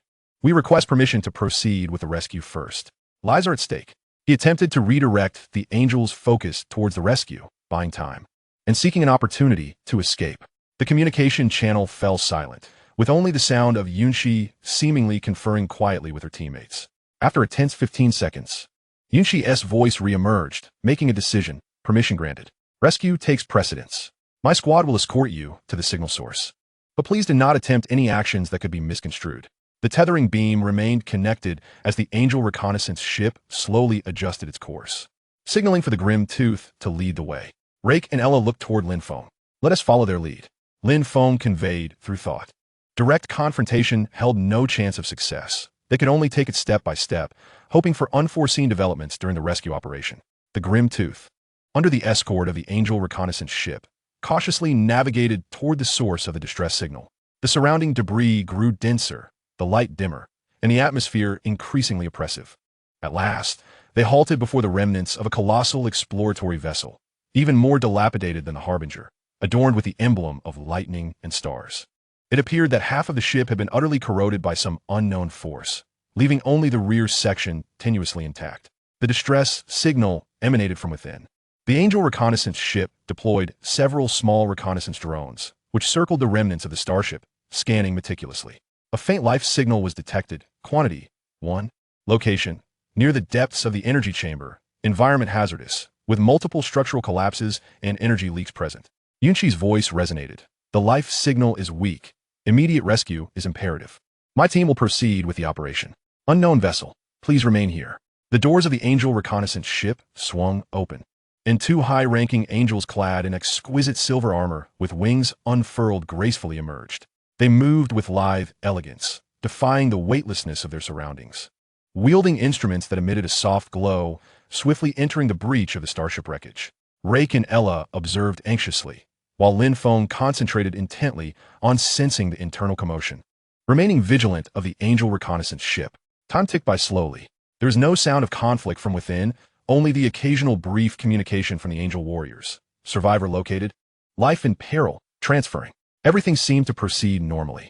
At last, the two Angel warriors emerged, one cradling a motionless figure clad in an antiquated spacesuit. They hastily returned to the reconnaissance ship. Survivor secured. Vital signs extremely weak. Immediate medical assistance required. Yunqi reported, then turned to Lin Feng, stating, rescue complete. You are to comply with orders immediately. Before she could finish her sentence, suddenly, boom! A dull roar erupted from the depths of the starship wreckage. Subsequently, the entire structure convulsed violently in a secondary explosion. A tremendous shockwave thrust the surrounding debris aside. What is happening? Yunqi exclaimed in alarm. Report. This was not instigated by us. The energy core within the wreckage has gone completely critical. The Angel warrior who had entered for the rescue responded urgently. However, amidst the chaos and blinding light of the explosion, Lin Feng's heightened perception detected an exceedingly unusual detail. Just before the blast, he distinctly sensed a faint yet chillingly familiar aura emanating from the rescued survivor. It was the essence of demonic whispers. Though exceedingly subtle and cleverly concealed, there was no mistaking it. The survivor posed a threat. What had the Angels rescued? Almost simultaneously, a piercing alarm blared within the Angel reconnaissance ship, accompanied by the ominous hum of energy weapons charging up. The shouts of Angel warriors erupted in panic. No, alert! The communication channel plunged into chaos and static. Yunqi Angel, what is happening? Lin Feng urgently queried, but there was no response, only the cacophony of fierce combat. The clash of energy and the dull thuds of the ship being assaulted from within continued to resound. The Angel reconnaissance ship rocked violently in the air, as if embroiled in a fierce battle. Rake and Ella stood agape, utterly bewildered. Lin Feng's heart plummeted. His worst fears had materialized. The survivor was indeed a trap. The demon had infiltrated the Angel reconnaissance ship by such means. What now? The Angel reconnaissance ship was preoccupied, and the tractor beam had long since been severed. Should they escape now? Or, in the very moment of Lin Feng's hesitation, the hatch of the Angel reconnaissance ship was violently blown open from within. A figure was hurled out like a discarded sack, crashing against nearby debris. Motionless, it was one of the Angel warriors who had entered for the rescue. Her armor was battered, wings shattered, evidently gravely injured. Following this, a figure clad in an antiquated spacesuit, yet exhibiting remarkable agility, appeared at the blasted hatch. It seemed to wield an energy weapon seized from the Angels, emitting a twisted, unearthly cackle that was anything but human. Behind it, the interior of the reconnaissance ship flickered with chaotic light. The sounds of violent explosions echoed relentlessly. Clearly, another Angel warrior was still fighting desperately inside. But the situation was dire. The survivor stood at the hatch, slowly turning its head, and beneath its helmet visor, two crimson lights pierced the darkness. Locking onto the Harbinger, hovering not far away, a chilling, taunting voice, dripping with a demonic lilt, resonated through the public frequency. I didn't expect to find an unexpected prize, a decrepit ship harboring an intriguing little mouse, perfect for capturing and presenting to Her Majesty the Queen. Chapter 54, A Frantic Plan in Desperation. Inside the Harbinger, an oppressive silence reigned. Rake and Ella gaped, staring at the figure standing at the blasted hatch of the Angel reconnaissance ship on the communication screen. Beneath the ancient spacesuit lay a disquieting, agile form, and the crimson lights glowing from beneath the visor, coupled with the demonic whispers, sent shivers down their spines. A demon? Rake's voice was hoarse and dry, his hand trembling around his weapon.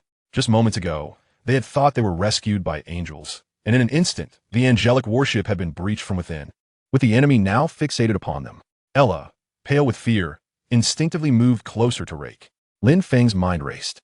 Demonic parasite, disguised survivor, infiltration attack, target, us. The crisis surged to its zenith. An Angel reconnaissance ship under demonic control was undoubtedly more terrifying than the Obsidian fleet. Little mice, be good and don't move. The demonic parasite cackled, raising the energy rifle it had seized from the angels, its muzzle beginning to coalesce with dangerous light, aimed at the unsuspecting Harbinger. Harbinger! Maximum power wobble. Evade the targeting. Lin Feng screamed inside his mind. Their energy reserves were nearly depleted, leaving only this last recourse.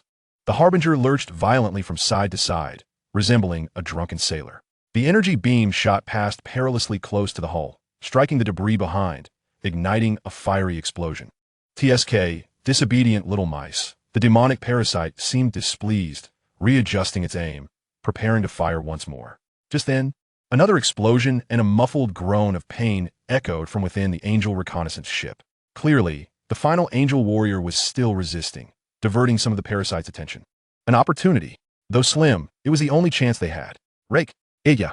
Lin Feng's thoughts tightened like a drawn wire. Listen to me. We have only one chance. That monster is being distracted by the Angel inside. We must act now, before it fully takes control of the reconnaissance ship and eliminate it. How can we do that? We're nearly out of ammunition. Rake exclaimed in despair, glancing at the nearly depleted pulse pistol in his hand. Use that. Lin Feng's gaze shifted to the wreckage of the half-melted starship outside the viewport.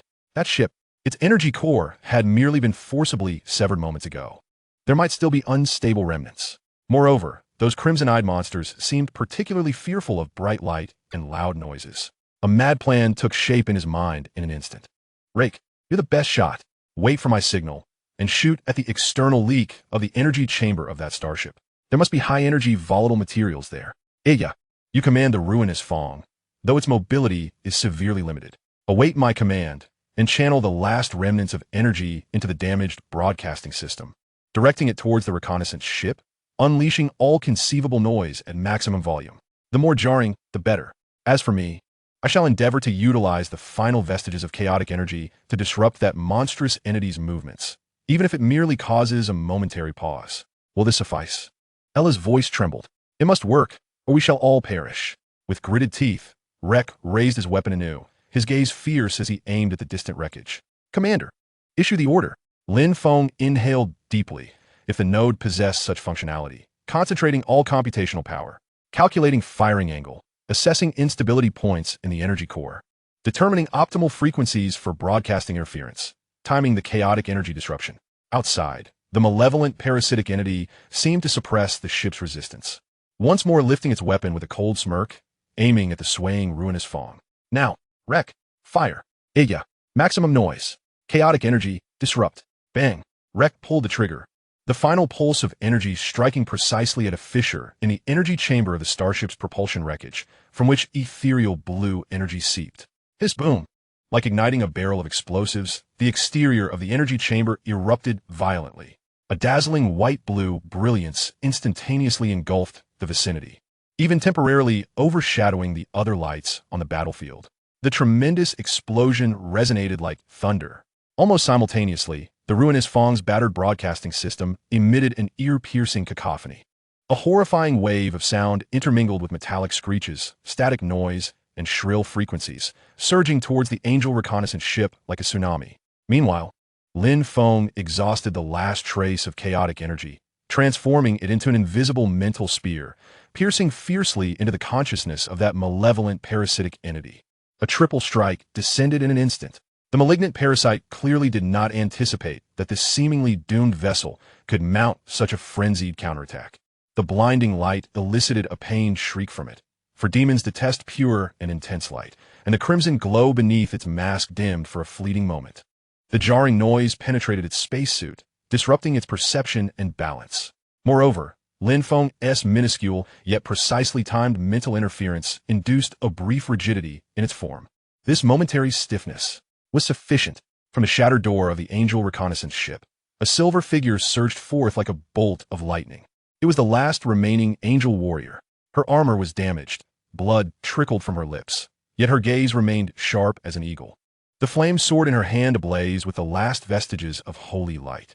She had evidently been awaiting this opportunity. Seizing the instant the parasite was distracted by the external assault, she unleashed a lethal strike. For justice. Her cold voice resonated alongside the whistle of the descending flame sword. Whoosh! The burning blade sliced accurately through the neck of the malevolent parasite. No blood gushed forth, only a viscous, pitch-black liquid akin to oil splattered forth. The parasite emitted an incredulous, shrill wail, its head and a portion of its shoulders severed, its body convulsing as it fell backward into the darkness within the reconnaissance ship. Had we succeeded? Within the ruinous Fong, the three dared not breathe, their eyes fixated in disbelief. The angel warrior stood at the threshold, gasping heavily, resting her sword against the ground, clearly at her limit. She glanced at the remnants of the fallen parasite, then lifted her gaze towards the ruinous Fong, her expression complex. At that moment, an anomaly re-emerged. The severed head of the parasite suddenly opened, its eyes mid-air. A surge of crimson light flared forth. It opened its mouth, emitting a series of venomous, distorted shrieks in demonic tongue. Accompanying the shrieks, a stream of pitch-black, condensed demonic energy shot forth like an arrow. Not aimed at the angel warrior, but directly towards the ruinous Fong. This final desperate counterattack was swift and vicious. The angel warrior could not intercept in time. Beware. She could only issue a warning. Lin Feng's pupils, the focus of perception, constricted. All energy was expended. Even the swaying of the ship was beyond his capability. In this critical moment, whoosh, whoosh, whoosh, several dark red energy beams suddenly emerged from the dense shadows of the debris below, intercepting the demonic energy arrow with precision mid-flight. Bang! The energies collided and obliterated, scattering into black sparks. Everyone stood frozen, including the angel warrior. From the depths of the wreckage, a small assault vessel, entirely black and resembling a ghostly bat, adorned with a sinister demonic emblem, silently glided forth. Its cannons still smoldered with the remnants of its recent discharge. A demon's ship? Another one. The hearts of the ruinous Fong and the angel warriors sank into despair. Just as they had dispatched one, another had appeared. However, the demon assault vessel did not launch an attack. Instead, it approached the angel reconnaissance ship slowly. The door opened, revealing a tall, alluring demoness clad in seductive black leather armor, with wine-red hair cascading down. She bore a playful smile as she surveyed the angel warrior, who stood at the threshold, bracing for confrontation, and then glanced at the battered ruinous Fong. TSK, TSK, TSK. Quite the predicament, dear Yunshi. Her voice dripped with languid allure, further darkening the angel warrior's expression. The queen's royal guard, the succubus Lilith. Yunshi gritted her teeth, gripping the flame sword tightly. You are indeed scheming behind our backs. Oh, do not speak so harshly. Lilith chuckled lightly, waving her hand dismissively. We were merely passing by, noticing a companion in distress, and lent a hand. The companion she referred to was evidently the slain parasite. However, she swiftly shifted her tone, her scarlet gaze fixating on the ruinous Fong. Her interest piqued, discovering a more intriguing plaything. The little fellow aboard that battered ship. That mental interference just now was rather interesting. Come with us. The queen may be intrigued by you. Her gaze seemed to pierce through the hull, directly landing on Lin Feng's node. Lin Feng felt an icy sensation of being scrutinized. The true demon overlord had arrived. The target was unequivocally himself. Not a chance. Yunshi mustered her strength to stand, placing herself between Lilith and the ruinous Fong. We are the Angel Legion. Spare me your delusions. Lilith interrupted her, scoffing. You cannot even protect yourselves. Is this dilapidated reconnaissance vessel still operational? Can you still fight? She lightly snapped her fingers, and the cannon of the demon assault vessel raised slightly, laden with a palpable threat. Yunshi's face paled. Indeed, her warship was severely damaged, and she herself was grievously injured. No match for Lilith and this assault vessel. The atmosphere once again became tense, but this time, both the ruinous Fong and the angels stood as lambs to the slaughter.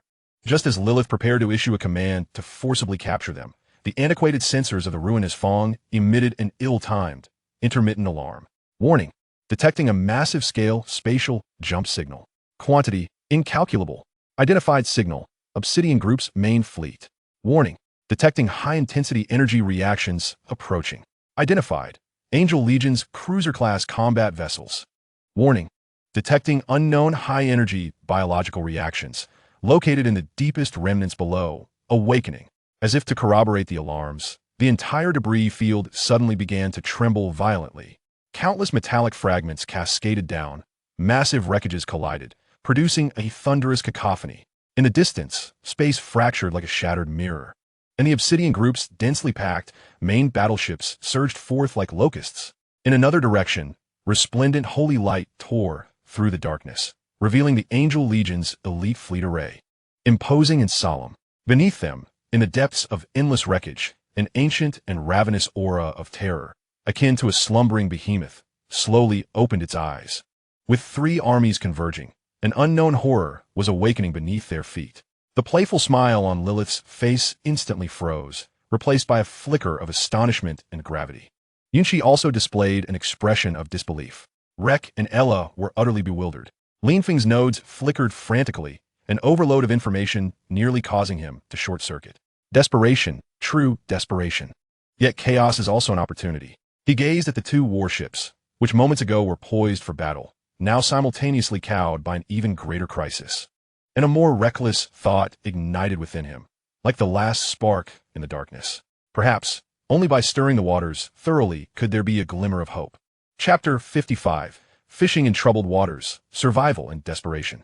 The entire graveyard of wreckage trembled violently, as if tossed into a blender, colliding and disintegrating. Massive metallic remnants were ground against each other by an unseen force, producing an excruciatingly painful sound of twisted metal and a deafening roar. The very fabric of space seemed to destabilize under such seismic activity, light distorted, and the sensor screens were filled with snow and garbled code. Steady. Hold on to something. Lin Feng bellowed into Rek and Ella's minds, even as the Wildfang itself was tossed about like a leaf in a storm, poised to be crushed into dust by the surrounding debris. In the distance, the main fleet of the Obsidian Group had fully transitioned, a dense array of warships nearly obscuring half the starry sky, their cold gun muzzles resembling a forest of death, locking onto this airspace. Further away, the Angel Legion's cruisers radiated a brilliant and majestic holy light, forming a rigorous battle formation, confronting the Obsidian fleet, evidently drawn by this sudden upheaval and the myriad signals. Nearby, the Demon Lilith's assault ship and the Angel Yunshi's reconnaissance vessel swayed precariously amidst the violent tremors, momentarily neglecting each other and the Wildfang. Yet, the most terrifying threat emanated from below. The ancient, ravenous will, suffused with a sense of annihilation, permeating from the depths of the wreckage graveyard, grew ever clearer. The tremors originated from this. It was as if some colossal entity was awakening beneath countless layers of debris, striving to break free from its shackles. Warning. Detection of ultra-high energy biological reactions on the rise. Energy spectrum analysis. Mixed. Angels, demons, unknown ancient civilization. Extremely unstable. Warning. Abnormal distortion of the surrounding gravitational field detected. The wreckage structure is being forcibly restructured. Hypothesis. An ancient war weapon or organism lying dormant here is being awakened by the conflict of multiple energy sources and core explosions. Awakening process. 37. Continuously rising. An ancient weapon. Rex stared at the sensor readings, where a vast vortex, vaguely formed from countless fragments of warships and chaotic energy currents, loomed ominously in the depths of the wreckage, his face paling at the thought that such a thing could be here. Is a graveyard. After countless years of war, anything could be buried here. Ella's voice quivered with despair, clutching the console tightly. The Demon Lilith and the Angel Yunshi clearly sensed this terrifying awakening, their expressions turning exceedingly grim. They regarded each other warily, yet remained more vigilant against the unknown danger emanating from below, a threat potent enough to endanger them all. Lilith, now is not the time for our infighting. Yunshi shouted through the communication channel, straining against her injuries. If that thing fully awakens, we are all doomed. Lilith's crimson eyes flickered momentarily, a disdainful huff escaping her lips. Humph, the little girl knows how to seize the moment. However, you're not wrong. Though arrogant, she was not foolish. The aura radiating from the entity below made her heart race. The three factions, Obsidian, Angels, Demons, found themselves momentarily ensnared in a peculiar standoff, united by a common and more terrifying threat, with no one immediately attending to the crumbling Wildfang. Now is the moment. Lin Feng knew this was his only opportunity. Rek, Iya, listen closely. His thoughts tightened like a taut bowstring. Our chance lies with that colossal creature below. Boss, are you insane? That's an ancient weapon. It will crush us the moment it awakens. Rek nearly leaped up in protest, precisely because it is a weapon, and one that is awakening amidst chaotic energy. Lin Feng rapidly elucidated his plan. As the nodes computed with unprecedented speed, it requires energy, a tremendous energy source to stabilize itself and complete its awakening. And here, the most conspicuous energy source, aside from the three factions confronting each other, is this colossal battery beneath us. his gaze fixed upon a fragment of the starship's power core, still tenuously connected to the Wild Fang, pulsating with chaotic energy. The earlier explosion had merely triggered its instability. Within it lay a vast reservoir of energy yet to be ignited. What we must do is ignite it further, turning it into a super bomb, and hurl it into the maw of that entity below. Can we really do that? Ella's voice trembled with uncertainty. Whether we can or cannot, we must, Lin Feng declared resolutely. Only by ensuring that creature below is thoroughly satiated, perhaps even overstuffed. Will it be appeased or, due to an overload of energy, descend back into chaos or slumber?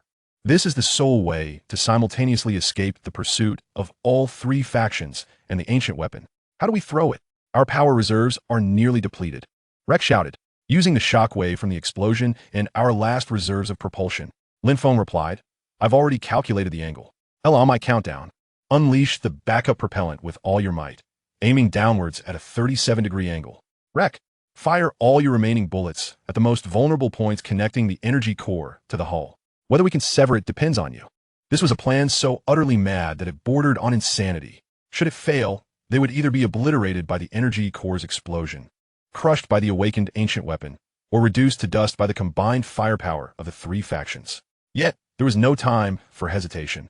On the sensors, at the center of that vast vortex below, a colossal energy structure, composed entirely of pure destructive energy, was slowly opening like an eye. Now, Rex's eyes blazed red as he raised his weapon, aiming at the precariously marked weak points glimmering with dangerous red light. Ella, hands trembling yet resolute, gripped the propulsion control lever. Lin Feng summoned the last remnants of power from the nodes, not for attack, but to perceive and guide. He aimed to precisely capture the moment of the energy core's explosion and the fluctuations of the ancient weapon's energy absorption below, ensuring that the bomb would be fed accurately. 3, 2, 1. Now, Rex fired. Ella propelled. Bang, bang, bang, bang.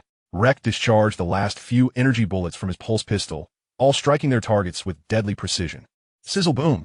The already unstable energy core fragment, struck at its most vulnerable connection points and internal conduits, was finally and utterly detonated. A terrifying torrent of energy erupted, tenfold the ferocity of the earlier explosion. It burst forth like a blue sun from the rear of the Wild Fang. The immense shockwave propelled the already lightweight Wild Fang forward like a cannonball. Ella gritted her teeth, injecting the last of the backup propellant, adjusting their trajectory. The Wild Fang, trailing a fiery tail, primarily from leaking energy and propellant, hurtled towards the center of that massive vortex, directly towards the newly opened energy eye. Behind it lay the remnants of the starship's power core, utterly torn asunder by an explosion, transformed into an immensely robust and wildly uncontrollable torrent of azure energy. This scene was far too sudden, far too shocking. The three opposing factions, locked in confrontation, were momentarily rendered speechless by this reckless act. Had they gone mad? Angel Yunshi gasped in disbelief. If you're going to take your own life, don't choose this moment. Demon Lilith furrowed her brow. The command channel of the Obsidian fleet erupted with frantic shouts. Stop that derelict ship. We cannot allow it to disturb. But it was already too late. The Aoyong barely grazed several tumbling massive wreckages, careening like a drunken fool toward the edge of the energy vortex. Behind it, the uncontrollable torrent of energy, potent enough to severely damage a capital ship, surged forth like a galaxy plummeting from the heavens, forcefully pouring into the newly awakened, ravenous eye of energy. A deafening hum, indescribable in words, akin to a primordial roar from the dawn of time, enveloped the entire graveyard of wreckage. Even the distant Obsidian fleet and angel warships felt the impact, their shields rippling violently. The energy eye, having consumed such colossal power, swelled, contracted, and swelled again. Its hue shifted from a dark crimson to a blinding cerulean. As the internal energies clashed and surged, a roar, more terrifying than the last, mingled with anguish, fury, and perhaps a hint of satisfaction, reverberated from the depths of the wreckage. Accompanied by this roar, the tremors of the graveyard reached their zenith. Countless fragments were torn apart by an invisible force, flung into the void. A colossal, indistinct arm, composed of innumerable shipwreck remnants and condensed dark energy, suddenly emerged from the vortex, flailing wildly. It had awakened. Yet this awakening was forcibly infused with chaos far beyond expectations, rendering it exceedingly unstable. That gigantic arm flailed indiscriminately, fortuitously striking the nearest targets, the Demon assault ship and the Angel reconnaissance vessel, both of which exhibited the most pronounced energy reactions. Damn it! Lilith screamed, desperately maneuvering her assault ship to evade. Yunshi gripped the control stick, her battered reconnaissance vessel barely dodging in the nick of time. But the next moment, that enormous arm swung toward the distant, massive formation of the Obsidian fleet. Fire! Intercepted! The commander's furious orders were drowned out by the cacophony of explosions. Countless cannon blasts struck that massive arm of debris, sending fragments flying, yet failing to genuinely halt its advance. The arm swept by, sending several oblivious Obsidian small corvettes soaring like toys, exploding upon impact. Chaos. Utter chaos. Ancient weaponry, driven mad by energy overload, indiscriminately assaulted all visible energy sources. The Obsidian fleet, caught between evading attacks and instinctively firing upon the colossal threat, inadvertently directed stray fire towards the angelic formation. The Angel Legion was forced to initiate defensive formations, radiant holy light shimmering as it intercepted assaults from both the Obsidian fleet and the ancient weaponry, all while striving to maintain its ground. Meanwhile, Demon Lilith seized upon this turmoil, piloting her assault ship like a wraith through the explosions and debris, seemingly intent on approaching the raging ancient weapon or perhaps merely seeking an escape. No one noticed the Aoyong, which had been flung like refuse by the shockwave of the explosion, now extinguished of all power, gliding toward the edge of the graveyard amidst the cover of countless fragments and blasts. Did we succeed? Rake gasped, pressed against the viewport, eyes wide as he beheld the hellish chaos behind them, his voice trembling. The blinding light of the massive explosions flickered, casting a ghostly glow upon his pale face. Ella slumped exhausted in the pilot's seat, gasping for breath, tears streaming down her cheeks, a testament to her harrowing survival. Lin Feng's node had dimmed significantly, the calculations and guidance having nearly drained his last reserves of energy. Energy level, 07, ship structure integrity, 11, life support system, minimum power operation. The Aoyong had truly reached its limits, drifting silently like genuine space debris. They had somehow clawed back from the brink of certain doom, relying on madness and luck to salvage their lives. However, before they could even begin to relax, beep, beep, the ancient, cracked tablet suddenly flickered back to life with surprising tenacity. Previously overlooked due to its low power amidst the violent explosions and energy interference. The screen now displayed a multitude of garbled characters and interference lines, struggling to generate an incredibly vague and fragmented star map. The coordinates pointed to an exceedingly distant expanse, unmarked by any known charts. Beside the star map, a few fragmented words emerged with great difficulty. Warning, high-dimensional signal, source, danger, coordinates, cradle, G. In the next moment, the tablet screen flashed violently, the last remnants of light extinguished, emitting a wisp of smoke, finally succumbing to complete failure. Cradle? Rake repeated the term in confusion. Ella shook her head in bewilderment. Only Lin Feng's node, upon receiving that fragmentary information and coordinates, seemed to awaken a faint yet ancient resonance from the core's deepest recesses, a whisper of the foundational laws from the seed of civilization. It felt as though a voice, slumbering for eons, was calling out from the edge of the universe, an indistinct beckoning. New coordinates recorded, information integrity, 99, correlation analysis, unknown weak resonance with CSC base database, 00001 match, risk level, unknown, extremely high. Lin Feng fell silent, having just escaped death. A new, even more distant and unknown target, potentially more perilous, emerged. The cradle, what could it possibly be? Just then, the Aoyong's passive sensors detected an exceedingly faint yet rapid stealth signal, breaking away from the chaotic battlefield behind them, silently tracking toward their vanishing direction, the signal's characteristics imbued with a familiar, demonic allure and chill. Lilith, she had not given up? Chapter 56. Whispers of the Demon and the Glimmer of the Cradle. The Aoyong drifted through the cold, dark void of space like a coffin, silent and still. All lights had dimmed, the remaining energy strictly reserved for the minimum life support and basic passive sensor modes. Within the ship, only the emergency indicator lights emitted a faint red glow, illuminating Rake and Ella's pale, weary faces. With every heartbeat, it felt as though the ship's meager energy reserves were being drained further. Each breath carried the metallic scent of rust and despair. Energy level, 05. Ship structure integrity, 09. Multiple hidden damages detected. Immediate docking for repairs recommended. Warning, continuous covert tracking signal detected. Source, approximately 32 light minutes behind. Distance is slowly decreasing. Signal characteristics. Demon, Lilith's assault ship.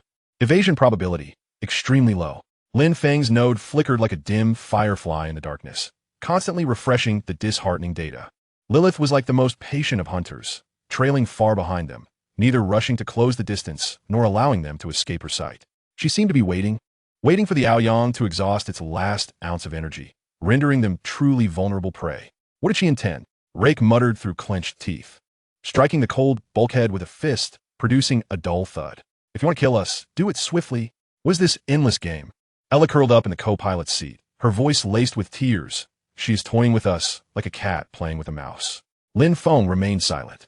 He possessed a clearer understanding of the demon's tactics than the two others combined. Lilith refrained from direct confrontation, likely for two reasons. First, she feared the potential existence of hidden cards, perhaps a lunatic capable of detonating ancient weaponry or possessing other formidable assets. Second, and more probably, she desired him alive, wishing to obtain her intriguing toy in its entirety. Any vigorous resistance could jeopardize the integrity of this prized possession. Yet the torment of such a slow, insidious wait was an immense psychological strain. Conserve energy and maintain silence, Lin Feng conveyed. She was sapping our will. The more frantic we became, the easier it would be for her to prevail. That said, he was acutely aware that the situation was deteriorating at a breakneck pace. The Harbinger was nearing its breaking point. They could not even consider jumping. Escaping at any slight increase in speed was out of the question. Once their energy reserves were utterly depleted and the life support systems failed, they would either suffocate or be forced to surrender to Lilith. Despair enveloped them like the frigid void of space, permeating every inch of the ship's metal and each person's very marrow. Just as the atmosphere reached a suffocating climax, a jarring communication request shattered the silence. It was on the public channel. The source was undoubtedly that ghostly demon assault ship trailing behind. Rake and Ella, like startled rabbits, abruptly turned their gazes toward the communication screen. Lin Feng instantly heightened his vigilance, maximizing computational power to analyze any potential information attacks or traps. The screen flickered momentarily, revealing not Lilith's bewitching visage, but a backdrop of impenetrable darkness, along with a line of text that materialized slowly, as if inscribed in blood. Are you enjoying your game of hide and seek, little mice? Beneath the text, a red skull icon pulsated ominously, representing the dwindling energy levels. While next to it, the current estimated energy percentage of the Harbinger was displayed, 0.4. She was even aware of this. She was brazenly flaunting her dominion. Rake trembled with rage, while Ella covered her mouth in terror. Before they could respond, a second line of text appeared. Running low on energy, are we? How pitiable. Would you care to join me aboard, dear? There are warm rooms, ample food, and, boundless energy. The insinuation within her words, paired with the pulsating skull icon, created a chilling contrast. Lin Feng calmly restrained Rake, who was ready to unleash a torrent of curses. He understood that this was Lilith's psychological warfare. She reveled in the struggles of her prey before their ultimate despair. He controlled the last vestiges of their meager energy and responded on the communication screen with a curt message in the universal language. Not much energy left, and even less for idle chatter. The reply came swiftly, laced with mockery. Tsk, not very endearing. However, I must admit, I rather enjoy your stubbornness. Did you know? That little firework of yours just ignited the old fellow beneath the graveyard. It's quite the ruckus over there now. Obsidian's fools are suffering heavy losses, and that angelic little girl nearly met her end in the fray. You truly are a harbinger of calamity. Her words masqueraded as casual conversation, but revealed unsettling truths. The battle continued, intensified by their gift. Simultaneously, she subtly highlighted the enormity of the trouble Lin Feng had conjured. Apart from her, there seemed to be nowhere else to turn. So, do you wish to act as the hand of justice? Lin Feng replied coolly. Acting as the hand of justice? That's a tiresome trick of the angels. Lilith's retort dripped with disdain. I simply think it unwise for such a little troublemaker like you to be left outside. It's far safer to keep you close. Moreover, your little trick, the mental interference, is quite intriguing. Her Majesty the Queen adores collecting various delightful little curiosities. Her Majesty the Queen? Morgana. A chill coursed through Lin Feng. The situation was more dire than he had imagined. Before he could continue the verbal spar, Lilith seemed to lose her patience, and the final line of text appeared, carrying an undeniable threat. Game time is over. Before your energy runs out, come to me, or I shall come to assist you. But in that case, your two little friends may not remain whole. The communication abruptly ceased. The screen darkened, leaving only the heavy breaths of the three within the cabin and the omnipresent threat of death. Lilith had issued her ultimatum. Bastard! Rake roared, yet felt a wave of helplessness. Ella had already despaired, her eyes closed tightly. What to do? Surrender? Falling into the clutches of the demon. Especially if it meant being offered to Morgana, would surely yield a fate worse than death. Resist? With what to resist? Only 0-3 energy remained. Lin Feng's nodes flickered wildly. All conventional methods had proven futile.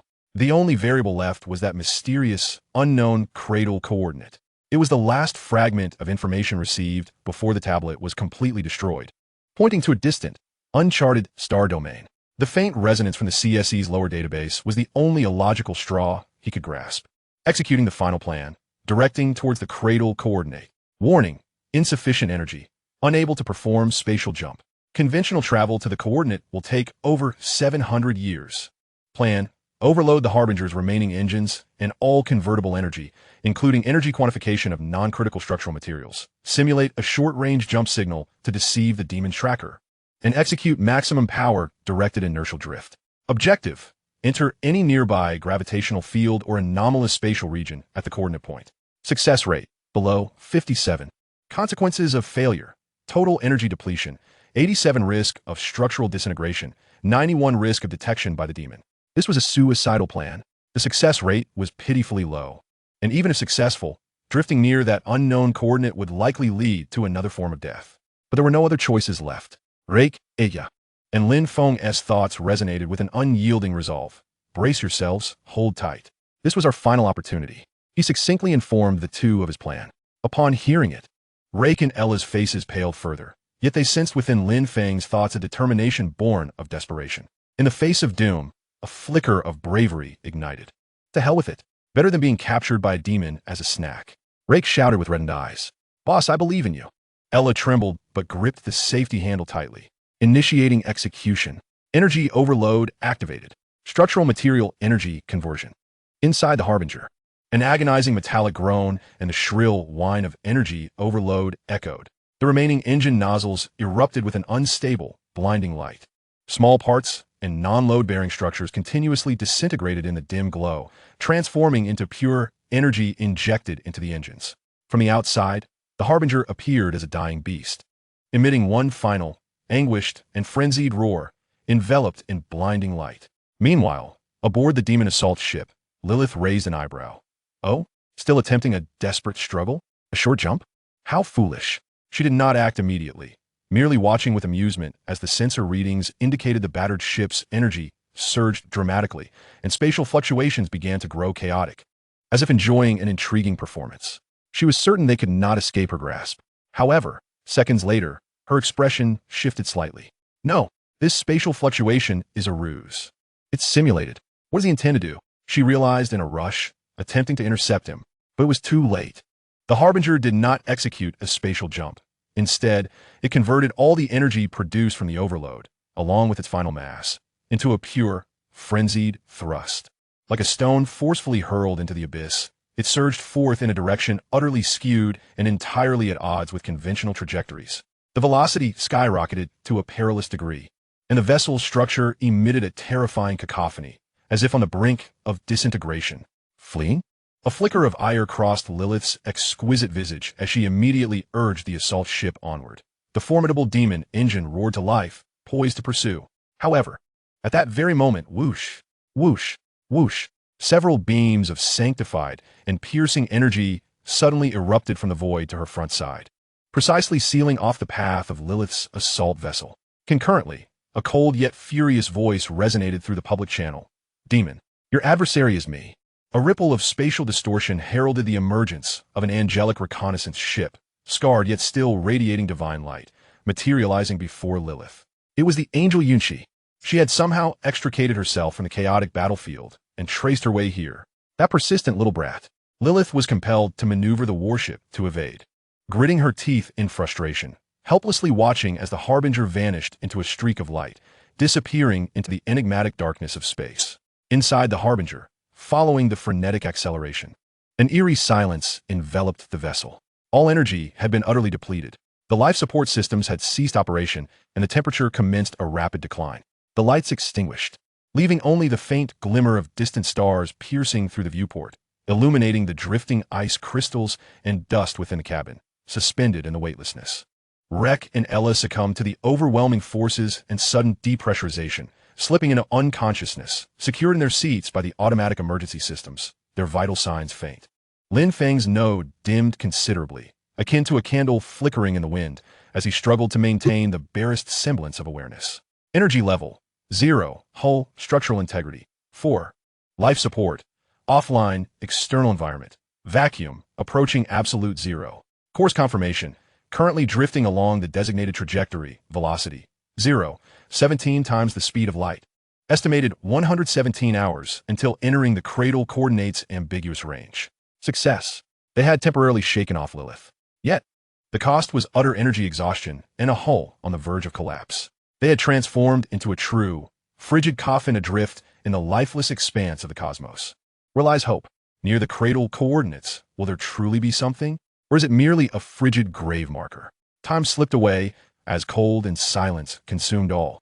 Just as Lin Feng's consciousness began to blur from the lack of energy, on the brink of eternal silence, suddenly, before the ship, in the darkness that should have been devoid of substance, according to the coordinates, a faint yet exquisitely pure azure ripple emerged without warning. The ripple spread gently like a stone cast upon a tranquil lake. Where it passed, the frigid void seemed imbued with a semblance of life. A warmth and gentleness difficult to articulate brushed softly against the wreckage of the Harbinger. Under this caress, the frozen ice crystals on the vessel's exterior began to melt slightly, as the absolute chill within the cabin appeared to dissipate ever so slightly. Even Lin Feng's flickering node seemed to be infused with an exceedingly faint yet profoundly high-quality, strange energy, stabilizing in an instant. Warning: unknown spatial fluctuations detected. Energy spectrum unable to decipher. Nature: gentle, containing extremely high order. Contact with unknown energy. Analysis in progress. Analysis failed. Energy resonates profoundly with the CSE's underlying database. Compatibility increased to 0. 01. Cradle coordinate point confirmed. An anomalous spatial entrance appears ahead. There's something. There's indeed something there. Lin Feng exerted his last vestige of strength, gazing at the azure ripple undulating in the void. There, a vortex composed of gentle starlight was quietly taking shape. Opening like an eye, behind the vortex, an indistinct glow emerged, suggesting not a chaotic cosmic void, but rather an indescribable radiance, calm and brimming with vitality. What is that? Is it hope? Or another unknown peril? The Harbinger, now a lifeless husk, was inexorably drawn by inertia, gliding towards that starlit vortex. At that very moment, far beyond Lin Feng's perception, an invisible signal silently locked onto him once again, imbued with a sinister chill and an unwavering determination. Lilith, having extricated herself from Yunshi's grasp, was hot on his trail once more. Chapter 57. The Sacred Flame of Judgment and the Whisper of the Cradle. The holy beam of light, akin to divine retribution, descended without warning, yet struck with a breath-stealing precision. It cleaved through the tumultuous energy flows within the cradle space, piercing the most vulnerable engine nozzle of the demon's assault ship like a heated blade through butter, delivering a devastating blow. The explosive sound roared thunderously. The rear of Lilith's menacing assault ship erupted into a conflagration of divine flames and metallic debris. The tremendous shockwave propelled the entire vessel forward violently, as the demon's heavy artillery energy spiraled out of control, erupting into dangerous dark purple plasma around the ship. Ah! The communication channel crackled with Lilith's anguished cry of fury, laced with disbelief. Which damn bastard did that? A silver-white, elegantly designed, yet battle-scarred Angel reconnaissance ship boldly surged through the gaping tear in the passageway. The main cannon at the bow still shimmered with the afterglow of its discharge. The figure of Angel Yunshi appeared at the bridge's forefront, her radiant wings appearing more solid than before, although her complexion remained pale. Her gaze was as sharp as a blade, ablaze with an icy wrath. Demon, your sacrilegious endeavors end here. Yunshi's voice echoed through the expanse via the loudspeaker, imbued with the angelic authority and undeniable judgment. Without a moment's pause, the reconnaissance ship's flanks opened, releasing more small, floating artillery platforms, which, like a loyal swarm, swiftly locked onto the destabilized demon assault ship, unleashing a torrent of holy light projectiles. Damn Birdman, you won't give up, Lilith shrieked. desperately maneuvering her severely damaged ship to evade while raising the remnants of her demon shield. Yet, with her engines gravely impaired, her maneuverability diminished. She found herself in a position of passive defense. The clash of holy light and shadows erupted once more in this pristine space, with explosions of brilliance flashing continuously. But this time, the tides of battle had turned. The three aboard the Harbinger watched in astonishment, caught off guard by the sudden turn of events. The angels have come? Ella stammered, uncertain whether this was good news or ill. They are fighting each other. Then Rek clenched his fists, anxiously monitoring the unfolding battle. Meanwhile, Lin Feng swiftly severed the temporary connection with the Cradle's defensive network. Angel Yunshi intervenes. Target, Demon Lilith. Current threat priority, Demon Angel unknown. He quickly analyzed that the Cradle's defense system seemed to lower its aggressiveness slightly due to the Angel's righteous stance, at least targeting the demon, instead coordinating with Yunshi's firepower to suppress Lilith. This presented them with an excellent opportunity to take advantage of the chaos. The projection of the Elder Guide flickered momentarily, seemingly assessing the current situation. Its primary directive remained to expel and eliminate the demonic invaders, and Angel Yunshi's actions aligned with its protocol to some extent. Unknown visitor. The Cradle's self-defense protocol takes precedence over rescue protocol. Please remain in the safe zone and refrain from unauthorized movement. The system issued a mechanized warning to Lin Feng, subsequently allocating the majority of its computational resources to coordinate the defense system, assisting Yunshi in besieging Lilith. Safe zone? Lin Feng scoffed inwardly. Once their battle concludes, regardless of the victor, it is likely that the next to be dealt with will be himself and these unknown variables. Rake Ella. Lin Feng's thoughts reached the minds of both. Our opportunity has arrived. While they are busy tearing each other apart, we must make our way there. His gaze was fixed on the magnificent and resplendent tree of light at the very center of the space. To that tree, Ella hesitated, recalling the words of the guide. There is no time for hesitation. Rake's eyes sparkled with determination. What is our course of action? Our vessel is currently immobilized. The Harrowfang had only received minimal repairs and energy replenishment, far from meeting the standards for flight. No need for the ship, Lin Feng asserted resolutely. There are connecting passages between the platforms. Do you see those suspended silver conduits? That is the internal transportation network. We shall slip through. During his brief connection to the defense network, he had memorized some fundamental schematics of the internal structure. Iya, you stay on the ship and make sure the system appears to be passively undergoing repairs. Rake, follow me. We'll walk over. Lin Feng made his decision. Iya, being less combat capable, would be safer aboard, also serving as a distraction. Rake, with his vast experience and physical prowess, was the ideal candidate for action. Understood. Rake wasted no time, swiftly retrieving some small tools from his kit and fastening them to his waist. Lin Feng's node detached from the Harrowfang's main control interface, floating upward. Follow me. He guided Rake, quietly opening an emergency exit at the bottom of the Harrowfang. Thanks to the recent repairs, the airtight door barely functioned, and the two swiftly floated toward an inconspicuous interface at the platform's edge, connected to a silver conduit. The interface was adorned with a complex light pattern lock. The guide's projection seemed to sense their movement, but, preoccupied with the battle between demons and angels, merely emitted a warning flicker without immediate enforcement of strict measures. In its hierarchy of priorities, these two fragile life forms posed far less threat than the chaos unfolding in combat. This lock, Rake approached, retrieving his tools. No need for such complexity. Lin Feng's node neared the light pattern lock, a faint blue glow flickering momentarily. During his connection to the network, he had discreetly intercepted a fragment of basic permission identification code. CSE hacking in progress, simulating low-level maintenance signal. Moments later, with a soft hiss, the circular hatch of the conduit silently slid open. Go! The two quickly slipped into the dark passage. The hatch closed behind them. Inside the conduit, they found themselves in a weightless environment, with grooves along the walls for climbing and faint light strips guiding their way. Lin Feng, referencing the schematic in his memory, directed Rake swiftly toward the central area. In the distance behind them, the vibrations and roars filtering through the conduit's walls indicated the ferocity of the battle outside. The conduit system resembled a labyrinth, yet Lin Feng's sense of direction was remarkably acute. After navigating numerous twists and turns, they arrived at a more grandiose exit. Cautiously, the two floated out of the exit, and the sight before them left them momentarily breathless. They had arrived at the very core of the cradle space, directly beneath the roots of the Tree of Light. Here lay an immensely vast circular platform, its surface etched with countless intricate and dizzyingly complex ancient patterns pulsating with energy. These patterns converged like veins toward the center of the platform, where a colossal, crystalline cylindrical container stood. The majestic tree of light towered above, its robust roots extending through the platform and directly connecting to the base of this crystal vessel. Inside the container flowed a rich, gentle azure luminescence, akin to liquid. At the very center of that glow floated an object. It was a silver metal capsule, approximately 3 meters long, with an exceptionally primitive and simplistic design. The surface of the capsule bore no superfluous adornments, only a few straightforward geometric lines that seemed to encompass the truths of the universe.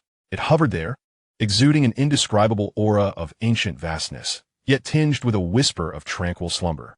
Countless tiny, stardust-like specks of light streamed from the roots of the Tree of Light, cascading into the crystal container, gently enveloping the metallic capsule, akin to stars orbiting the center of the cosmos. Detected ultra-high concentration of order energy source. The energy core is this dormant capsule. Detected life signs within the dormant capsule. Life form, unknown, not carbon-based, not energy entity, not spiritual entity.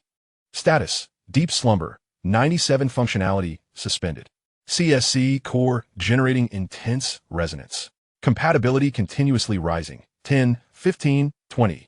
Information stream decryption accelerating. Art project, Last Ember, civilizational tombstone. Key of origins. Lin Feng's node flickered intensely. An overwhelming influx of fragmented, history-laden information surged into his consciousness like a tidal wave. He envisioned a civilization of unparalleled brilliance, in the face of catastrophe, pouring its all into constructing an ark, sealing its final hope within this vessel. He witnessed endless wandering and waiting, saw missions and solitude. The presence within this dormant capsule was the very core of the Cradle's guardianship, a true keeper of the flame. Hailing from an unknown, ancient civilization, it had slumbered here for countless millennia, though Rake could not directly perceive the information as Lin Feng did. He too was rendered speechless by the sacred and ancient tableau before him, murmuring, "My God, what lies asleep within?"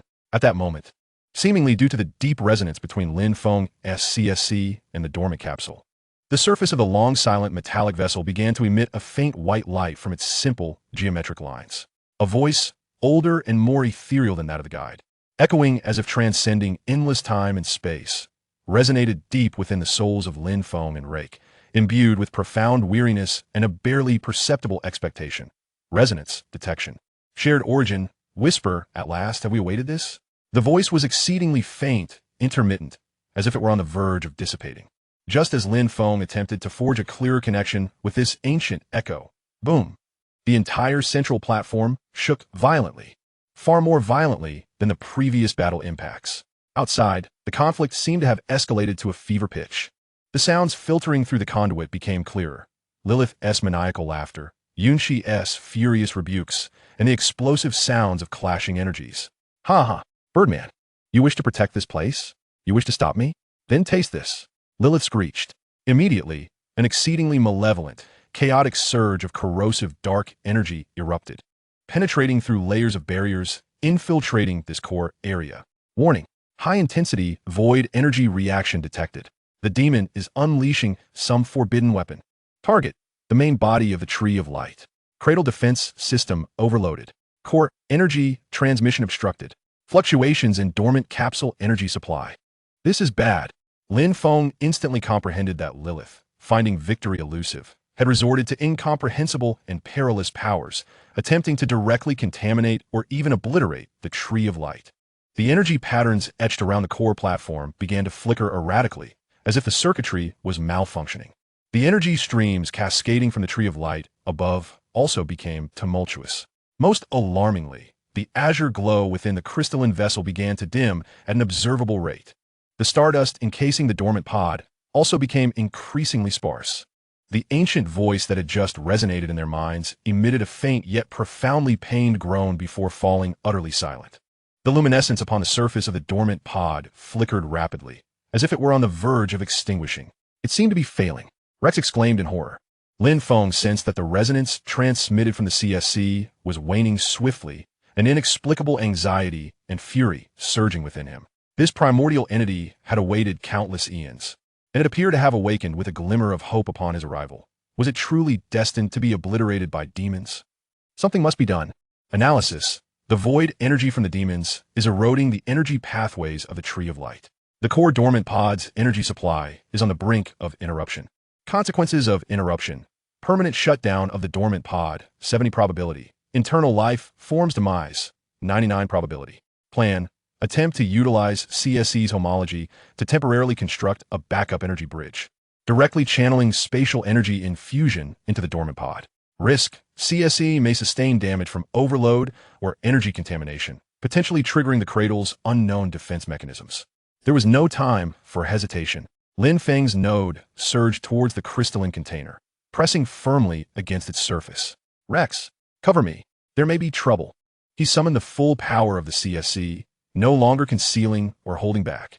The blue light of the node shone brighter than ever, forcefully communicating with the gentle yet vast streams of energy in the space around them. Attempting to bypass the contaminated pathways of the Tree of Light and directly infuse the crystalline vessel. Connection established. Energy guidance initiated. Warning. Void energy contamination detected attempting to permeate the connection in reverse. Warning. The Cradle's defense system has identified unauthorized energy manipulation. Assessment. Potential threat. Defense mechanisms activated.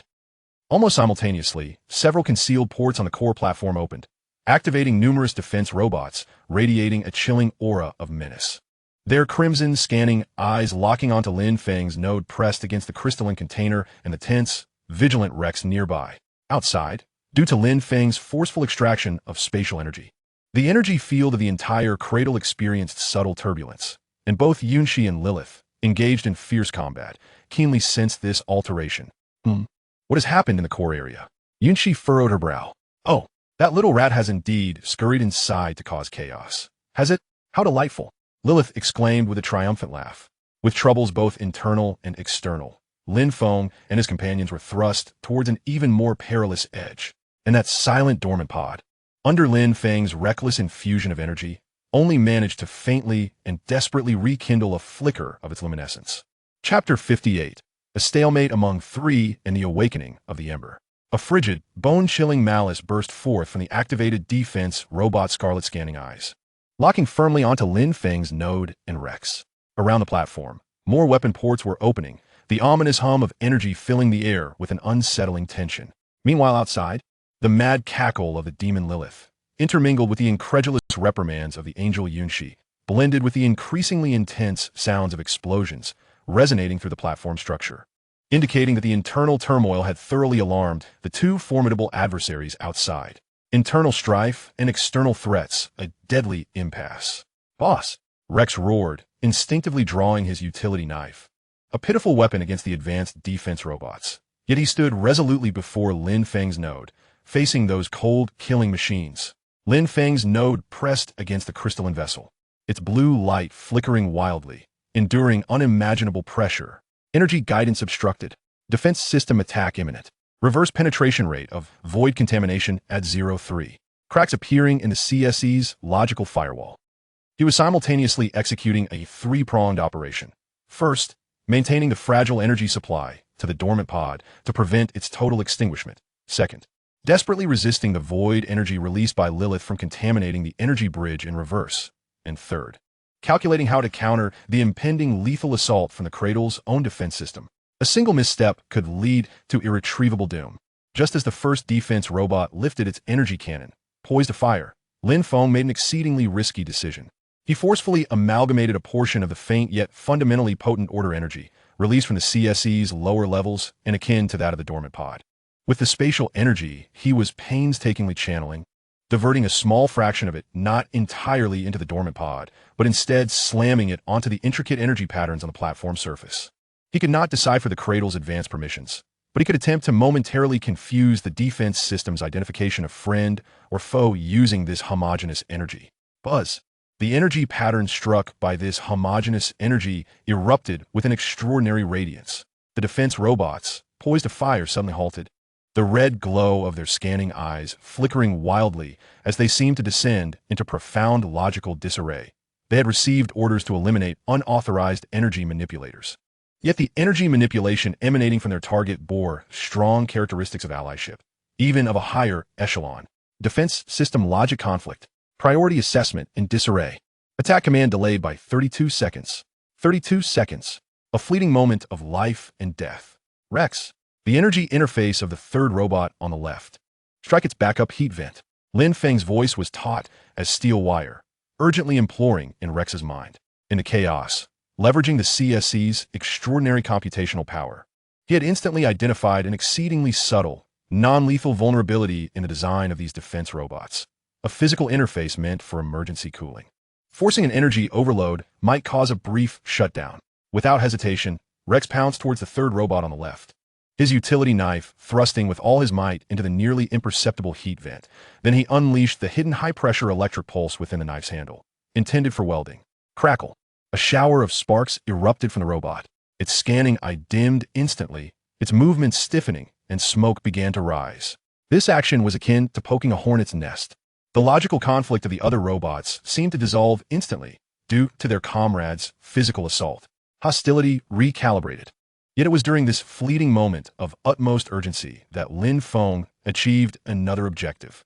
He compiled the energy fluctuation data from the external battlefield, primarily from Lilith's void energy and Yunqi's holy light energy, along with the imminent attack signals from the internal defense system, packaging them into a distress signal, which he forcefully transmitted through the still partially intact connection established earlier with the guide. The signal's content was simple. The demon's objective is to destroy the core. The angel is thwarting the demon. Internal defense system misjudgment. Priority error. He was gambling, betting on the underlying protocol of the guide, wherein the protection of the core supersedes all else, betting that it would recalculate the situation. The moment the signal was dispatched, all the defense robots had charged their weapons, the deadly light poised to erupt. Rex closed his eyes, bracing for the end. However, the anticipated attack did not come. Buzz. A peculiar wave of energy swept across the entire core platform. All defense robots froze again, the light of their cannons gradually extinguishing, the red glow of their scanning eyes shifting to yellow, signaling standby, and then they all retracted into their concealed ports. At the upper echelons of the platform, the projection of the Elder Guide flickered several times before stabilizing once more, though the torrent of data flowing through his eyes surged with increased intensity. Emergency information received. Threat reassessment underway. Confirmation of demonic energy void attribute, posing an extreme threat to the core, absolute. Confirmation of angelic energy, holy light attribute, countering demons, high. Unauthorized internal energy manipulation detected. Energy characteristics aligned with the core elevated to 25. Intent analysis. Protect the core, probability 81. Risk temporarily stored. Threat level reduced. Protocol updated. Priority to expel and eliminate the demonic invaders. Angelic units designated as temporary allies.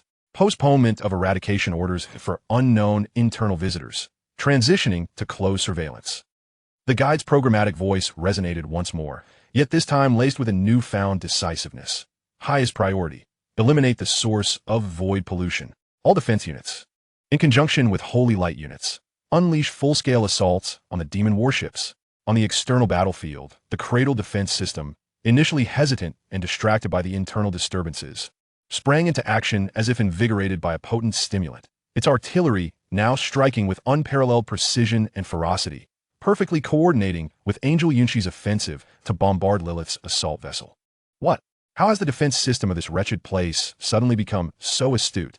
Lilith's furious scream echoed through the communication channel as her warship struggled amidst the relentless fire, its shields teetering on the brink of collapse. The internal death threat had been momentarily alleviated. Rek lay sprawled, utterly exhausted, gasping for breath, drenched in cold sweat. Lin Feng, too, allowed himself a brief sigh of relief, though he dared not relax his vigilance, continuing to supply energy to the stasis pod while meticulously monitoring the guide's projection. He understood this was merely a temporary reprieve. Once the external threat was neutralized, their fates as unknown variables would remain perilous. The tide of the external battlefield shifted dramatically, stripped of its element of surprise and internal interference from the Cradle defense system. Lilith found herself isolated against the full force of Angel Yunqi and the entire Cradle defense apparatus, plunging into despair. Yunqi's combat prowess was already formidable, and with the Holy Light's innate superiority over demonic forces, combined with the Cradle defense system's relentless and precise artillery support, Lilith's demonic assault vessel soon bore the marks of severe damage. Boom! Another holy light cannon struck fiercely, shattering the last remnants of the assault vessel's shields. Hiss, hiss, hiss. Countless energy beams from the defensive turrets rained down like a torrential downpour upon the ship's hull, creating gaping holes. Damn it, just wait. Lilith screeched in defiance, fully aware that lingering would spell certain doom. In desperation, she activated a forbidden escape mechanism, causing the remaining parts of the assault vessel to explode in a thick, impenetrable black mist, temporarily obscuring all perception and targeting.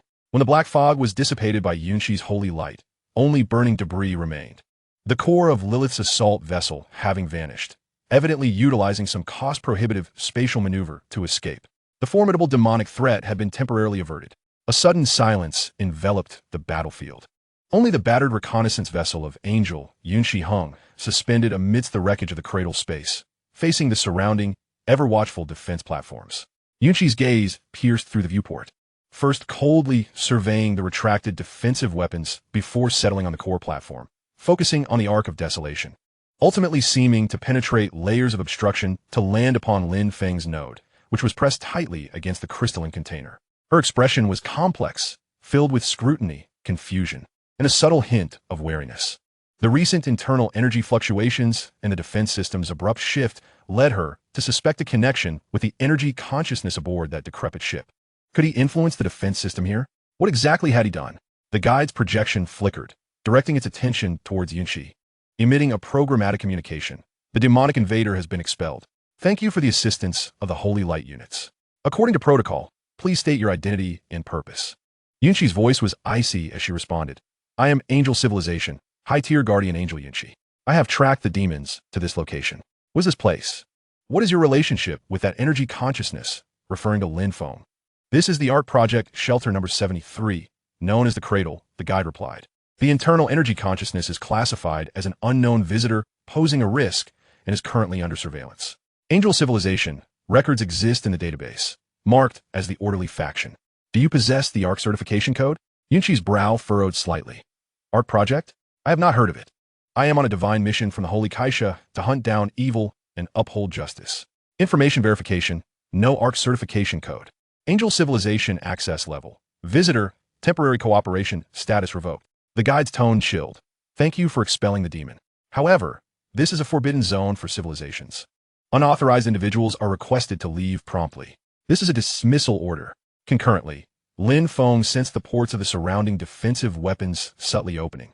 The intensity of surveillance escalating once more. Clearly, in the guide's logic, with the demon gone, the angel, a mere temporary worker, along with the Arc of Desolation, mere intruders, had become unstable factors requiring resolution. The atmosphere grew taut and delicate once more. The brief harmony forged in their joint effort against the enemy vanished, supplanted by a new, more intricate standoff. Angel Yunqi showed no intention of departing. Her gaze remained fixed on the core area, seemingly weighing her options. Her interest in the Cradle and Lin Feng evidently outweighed the guide's dismissal order. At that moment, within the crystalline container that Lin Feng was tirelessly maintaining energy for, an anomaly began to unfold, perhaps having absorbed sufficient energy or stimulated by the external crisis. The dormant pod's surface illuminated with increasingly distinct geometric patterns, growing ever brighter. The entire chamber even began to emit a faint yet rhythmic humming sound. Buzz, buzz. A clearer, albeit still faint, consciousness wave, imbued with the unmistakable essence of awakening, spread gently from within the pod, brushing against Lin Feng's node like the first cry of a newborn. This time, the information contained within the wave became somewhat clearer. Same origin, awaken, sequence.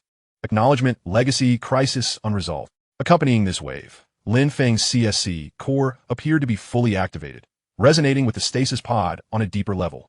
An overwhelming surge of fragmented information, more substantial and clearer, regarding the truth of the Arc Project, an ancient disaster sweeping across the universe. And the mission of the spark of civilization flooded into his consciousness like a breached dam. Information deluge impact. Matching rate skyrocketing. 35. 50.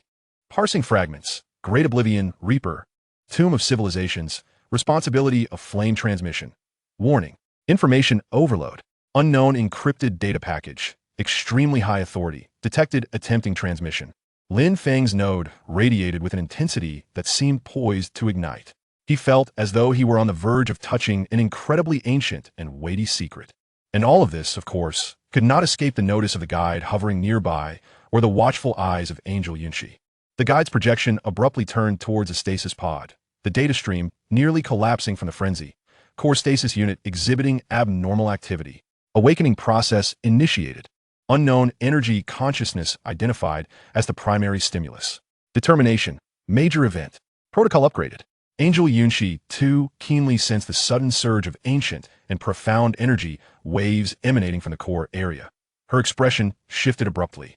Eyes filled with shock and disbelief. This aura, the source of ancient divinity. How could this be possible? In the next moment, her gaze, along with that of the guide, fixated intensely on Lin Feng, who was resonating violently with the stasis pod, seemingly becoming the focal point of everything. The dormant spark was awakening, and Lin Feng, holding the key, instantly became the eye of the storm. Chapter 59. The Weight of Legacy and the Arc Proverb. Lin Feng's node appeared to transform into the singularity of the cosmic Big Bang, an endless torrent of information surging forth, drowning all his perceptions in an instant. This was not the frigid data of mere numbers, but rather heavy fragments of memory bearing the final wails and hopes of a magnificent civilization. He beheld countless cities, as radiant as stars, collapsing in silence, unfathomable shadows sweeping across the starry sky, reaping lives as effortlessly as brushing away dust. He heard the desperate cries, the last arguments of scientists, the resolute directives of leaders who pushed through dissent to initiate the ARC project. He felt the weight of being sealed within the cold stasis pod, carrying the entirety of civilization's knowledge towards the unknown depths of space, yearning for a future shrouded in endless solitude and profound responsibility. Information overload. Core logic barrier at critical threshold.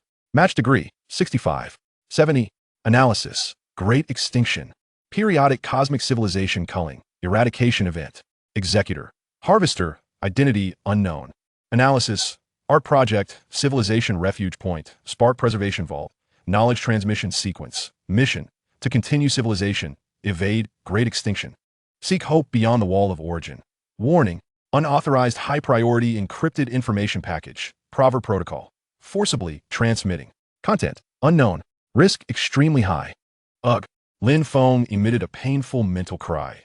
The blue light of the node flickered violently, as if on the verge of being overwhelmed and assimilated by this vast sea of memory and knowledge. He felt himself no longer as an independent entity, but rather on the brink of becoming the gravestone and beacon of that lost civilization. Boss. Although Light could not perceive specific information, he could see that Lin Feng's node was in a state of extreme instability, its light flickering like a candle in the wind. Desperation surged within him to rush forward.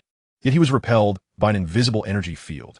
Within the crystalline container, the humming of the stasis pod grew increasingly louder, the geometric patterns on its surface glowing as if something were about to break free.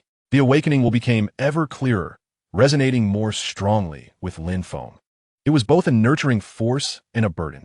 The upheaval in the core area could no longer be concealed. An ancient, sacred aura, so pure and vast. The beautiful face of Angel Yunshi was etched with shock and disbelief. The light wings behind her unconsciously unfurled slightly. Feeling the overwhelming presence that seemed to emanate from the very order and wisdom of the cosmos at its inception. How could this exist within a mortal? Within an energy consciousness? Could it be that he truly is the heir of some lost divine pantheon? In her understanding, only the supreme divinity of angelic civilization could possess such a pure and ancient aura. Lin Feng's current state completely overturned her judgment. To obliterate? Or to observe? Perhaps even to engage? For the first time, the usually decisive her was engulfed in great hesitation. The knowledge repository of Queen Kaisa had never recorded such an anomalous situation. Meanwhile, the projection of the guide fell into a more severe state of logical chaos. Data streams surged in its eyes like an explosion. Core stasis unit awakening process accelerating. 3550. External energy consciousness. Lin Feng. As the key catalyst. Information link depth. Dangerous. Risk of proverb protocol. Leak exists. Supreme Guardian protocol. Ensure the safety of the spark and the confidentiality of the proverb. A serious conflict arises with the sub-protocol, allowing kindred beings to assist in awakening. Solution computation. No perfect resolution. Priority determination. Erroneous. Repetition determination. Erroneous. Warning. Unauthorized individual must immediately terminate the connection with the core unit. Repeat. Terminate connection immediately. For the first time, the guide's voice bore a distinct urgency and a hint of anxiety. It could not directly attack Lin Feng, who was recognized by the core unit. Yet it could not afford to overlook the risk of the proverb protocol potentially leaking. The defensive weapons that had just retracted sprang forth again. But the glow of their barrels flickered madly between red, attack, and yellow, warning, unable to lock on. The energy flow throughout the entire cradle space became chaotic, with lights flickering erratically. Just as this internal impasse reached a breaking point, Virum, a wave of colossal magnitude, surpassing all previous fluctuations, erupted from the stasis pod like the resounding bell of creation. The entire crystalline container instantaneously transformed into a radiant blue sun.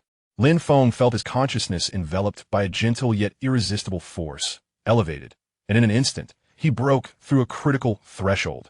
The torrent of information that had plagued him suddenly became orderly, as an ancient, weary consciousness filled with boundless wisdom connected with him clearly. No longer fragmented data, but a complete exchange of intent. Successor, thank you for your awakening. Your key, referring to CSC, aligns more closely than anticipated. The ancient consciousness spoke slowly, imbued with a sense of reassurance, yet tinged with the weight of time's passage. Who are you? What is the proverb? Lin Feng urgently inquired within his mind. I am the Keeper, the last generation of art guides. The proverb is their warning and also the sole clue. The Keeper's consciousness faltered, as if maintaining lucidity was exceedingly difficult. What about the great extinction? About the harvester? Lin Feng pressed on. Yes, yet not entirely. The Keeper's consciousness conveyed a heavy emotion. The proverb reveals that the true crisis does not arise from the stars, but rather, just at this critical juncture, the Keeper's words were abruptly cut off. Its consciousness waves suddenly turned intense and terrified. No, their tendrils have already extended here. How is that possible? Almost simultaneously, Lin Feng, Yunxi, and the guide all sensed a concealed yet profoundly cold and malevolent intent, like a serpent lurking in the shadows, suddenly infiltrating from the external barriers of the cradle space. The target of this intent was unmistakably clear, aimed directly at the newly awakened Keeper's consciousness, now in its most vulnerable state, and the node connecting with Lin Feng. Is it Lilith? She hasn't left? Or is it something else? That chilling intent emitted a silent shriek, transforming into an invisible mental shock that violently struck at the Keeper's consciousness, attempting to sever the legacy, or even to pollute and plunder it. Ugh! The Keeper let out a painful groan, its recently stabilized consciousness waves instantly becoming chaotic and dim. Lin Feng, too, felt as if struck by a heavy blow. The light of his node flickered violently, the connection becoming exceedingly unstable. Bold! Angel Yunxi was the first to react, though unaware of the specific occurrence. The chilling malevolent intent instinctively filled her with extreme aversion and vigilance. With a commanding shout, her powerful divine will mixed with holy light energy acted as a shield before Lin Feng and the stasis pod, attempting to intercept the invisible mental assault. Boom! The silent mental force violently clashed in the void. Yunxi trembled, her face paling slightly, clearly realizing that the power of that chilling intent far exceeded her expectations. Detected extremely high-intensity, malicious mental attack. Source unclear. Target, core unit and energy consciousness. The guide's projection flickered wildly, the Supreme Guardian Protocol executing forcefully. Initiate the mental barrier. The entire core platform radiated brilliantly, and a powerful defense field specialized against mental attacks was instantly generated, temporarily isolating the further onslaught of that chilling intent.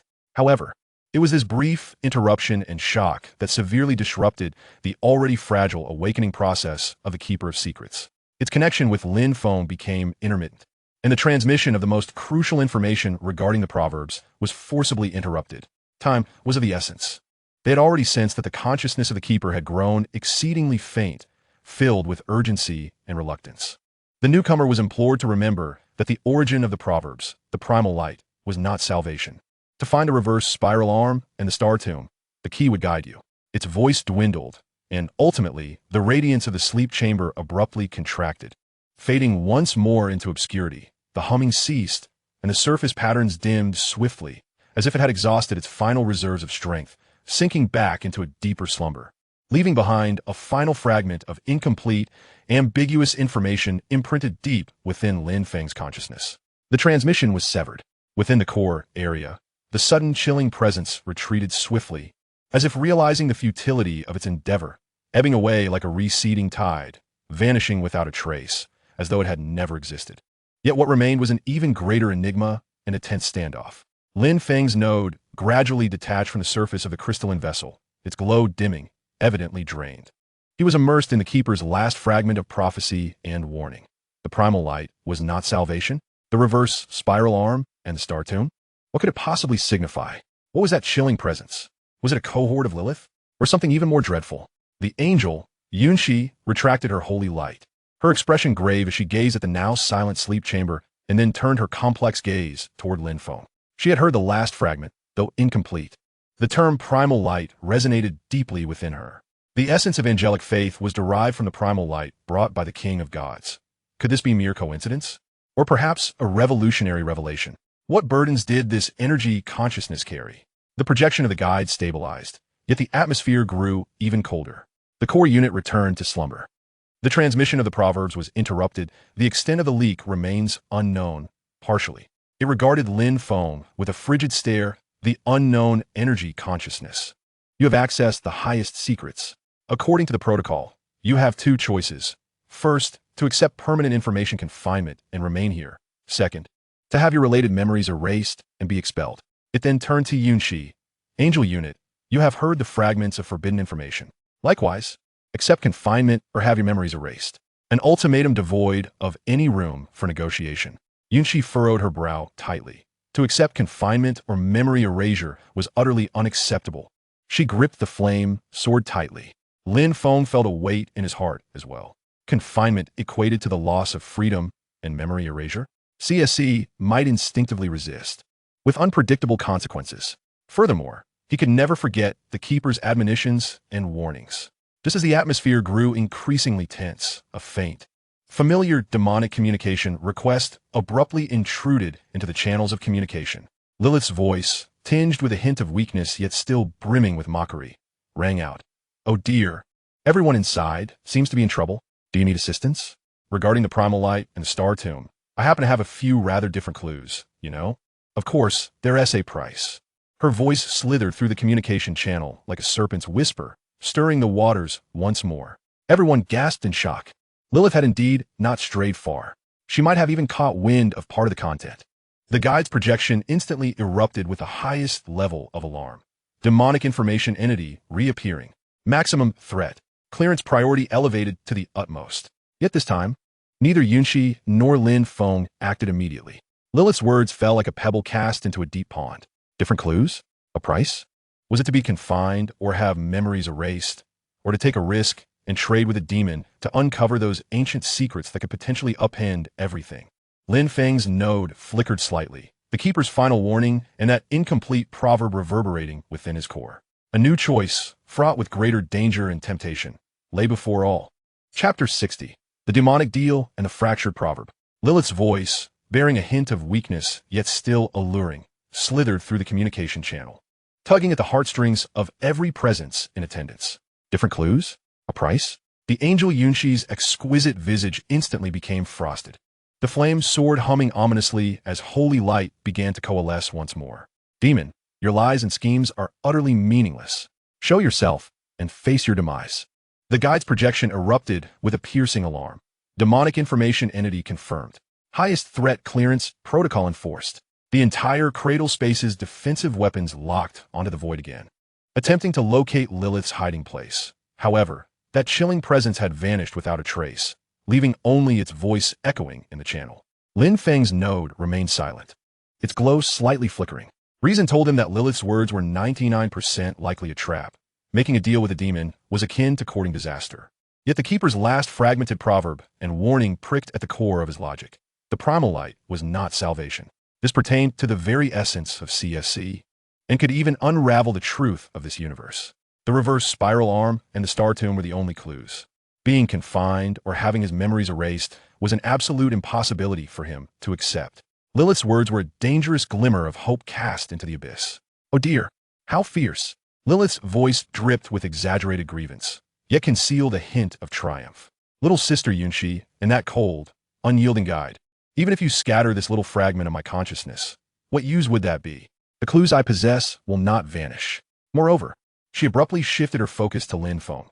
That little fellow, you should know best, right?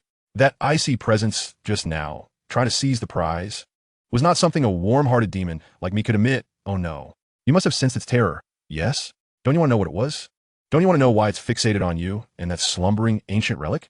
Her words struck Lin Feng and Yunshi like a bucket of icy water, sending a chill through their hearts. Indeed, that chilling presence possessed a pure malice and an ancient essence that was subtly yet fundamentally different from Lilith's demonic energy. What could it possibly be? Demon, cease your attempts to sow discord, Yunshi admonished, though her grip on the sword tightened slightly. The guide's calculations seemed to momentarily falter due to this new information. Seizing the opportunity, Lilith's voice brimmed with temptation. Little fellow, let us make a deal. I can reveal to you the true entrance to the reverse spiral arm and the star tomb. Even provide an alternative interpretation of that phrase, the primal light. All you need to do is accompany me for a visit to meet a certain someone who takes a keen interest in you. Rest assured, it's certainly better than being confined here or turned into a fool. To meet Morgana, Lin Feng's core recoiled sharply. The cost was indeed monumental. Absurd. Yunshi retorted angrily. Energy consciousness, do not fall prey to the demon's seduction. The angelic civilization can provide you with protection and assist you in investigating this matter. Though she harbored doubts about Lin Feng, she was even less willing to see him lured by a demon, especially since he might carry profound secrets. Protection? Only to confine him in your archives of prohibition? Lilith scoffed. The protection of the bird people, huh? The guide's cold voice interjected. Discussion is futile. Unknown energy consciousness. Angel unit. Make your choice immediately. Confinement or memory erasure.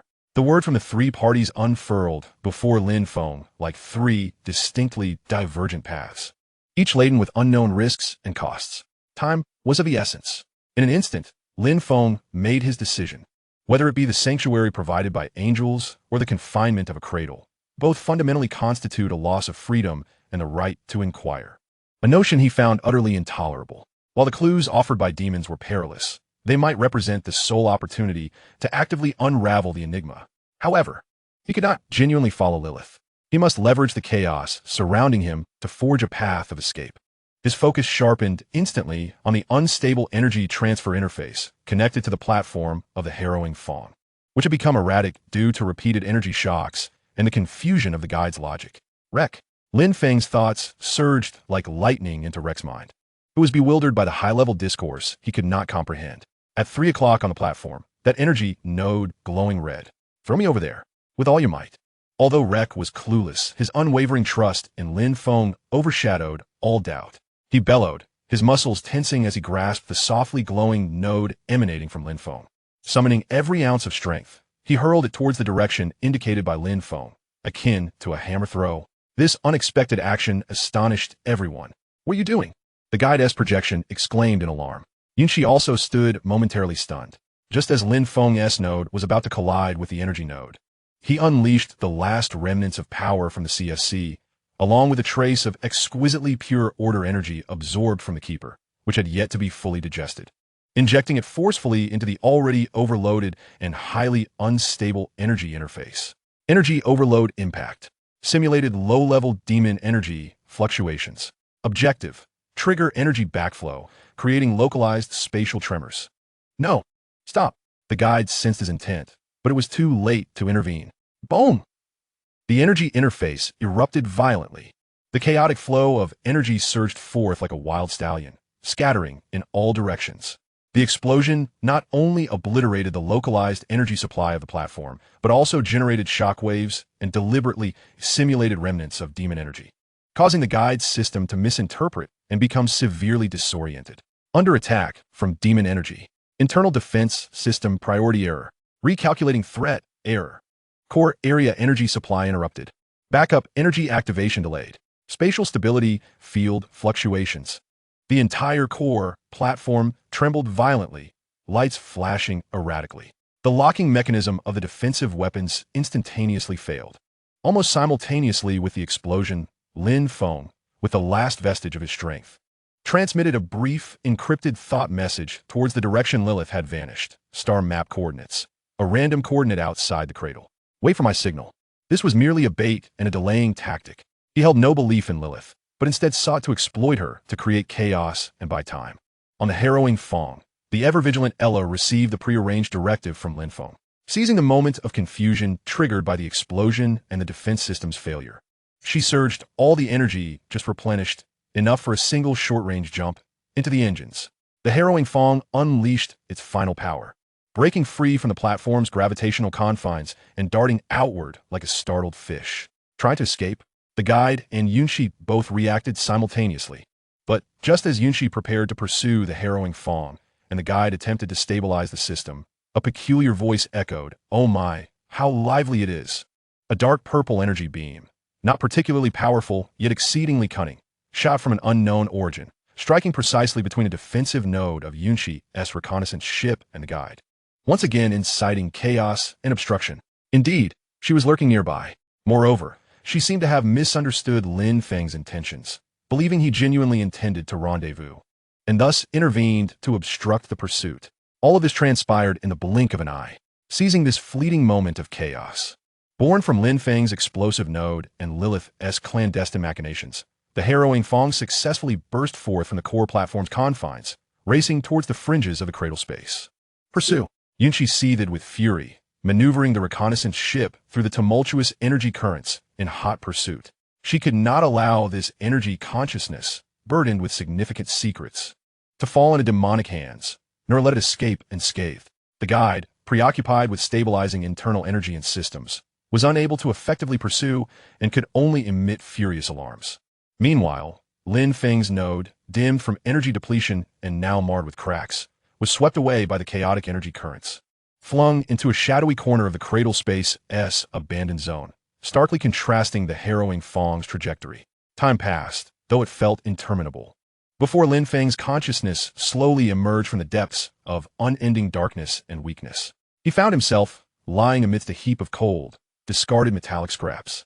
This place appeared to be a forgotten corner of the cradle space, a vast abandoned materials processing platform, cluttered with various defunct machinery and remnants of equipment.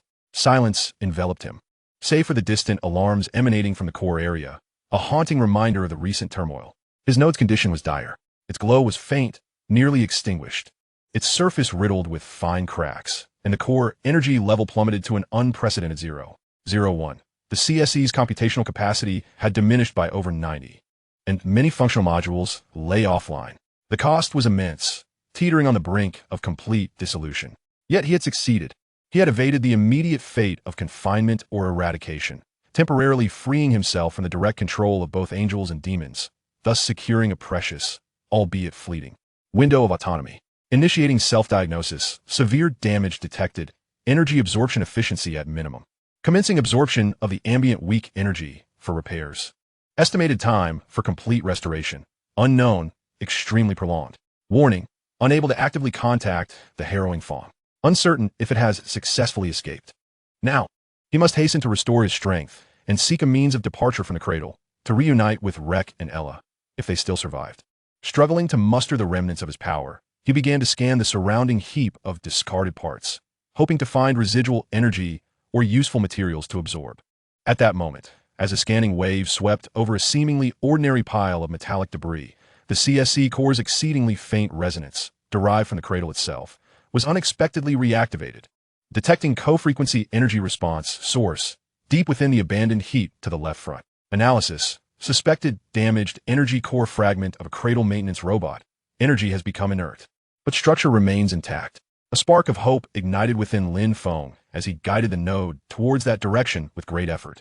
Beneath a pile of rusted metal plates, he discovered the object, a fist-sized octahedral crystal, scorched on the surface yet seemingly intact, with a trace of feeble energy fluctuations akin to that of the Tree of Light still lingering within.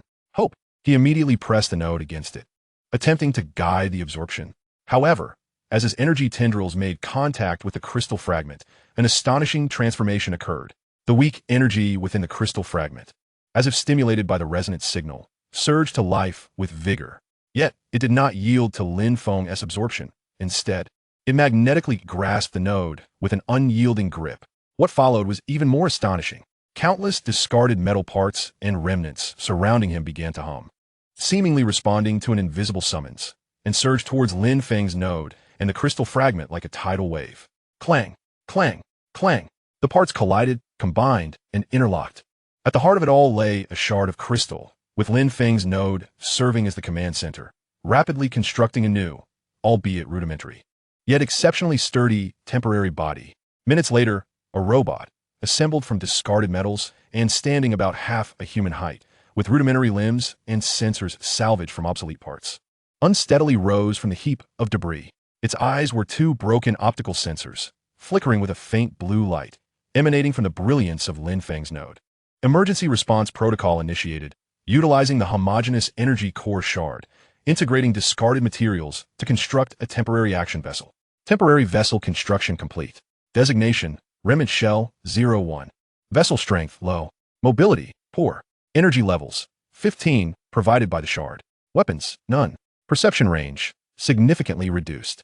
Advantages, possesses basic physical mobility, capable of partially concealing the node's essence. Lin Feng, the node, gazed at his newly formed, unattractive yet practical body, an odd sensation rising within him. He moved his metallic arm, producing a creaking friction sound. Although feeble, it signified the restoration of his ability to act. He was no longer a mere energy cluster at the mercy of others. Yet, before he could acclimate to this new form, a flurry of hurried footsteps and scanning beams approached from the distant corridor. Quick! There's an energy response here. It could be the remnants of that escaped energy consciousness. A cold, synthetic voice echoed. It was the Cradle's maintenance guards. They were still in pursuit. A pang of anxiety gripped Lin Feng, and controlling the remnant shell. He immediately turned and stumbled deeper into the abandoned platform, towards the darker, more enigmatic ruins. Thus began a new flight in the shadowy corners of this mysterious cradle.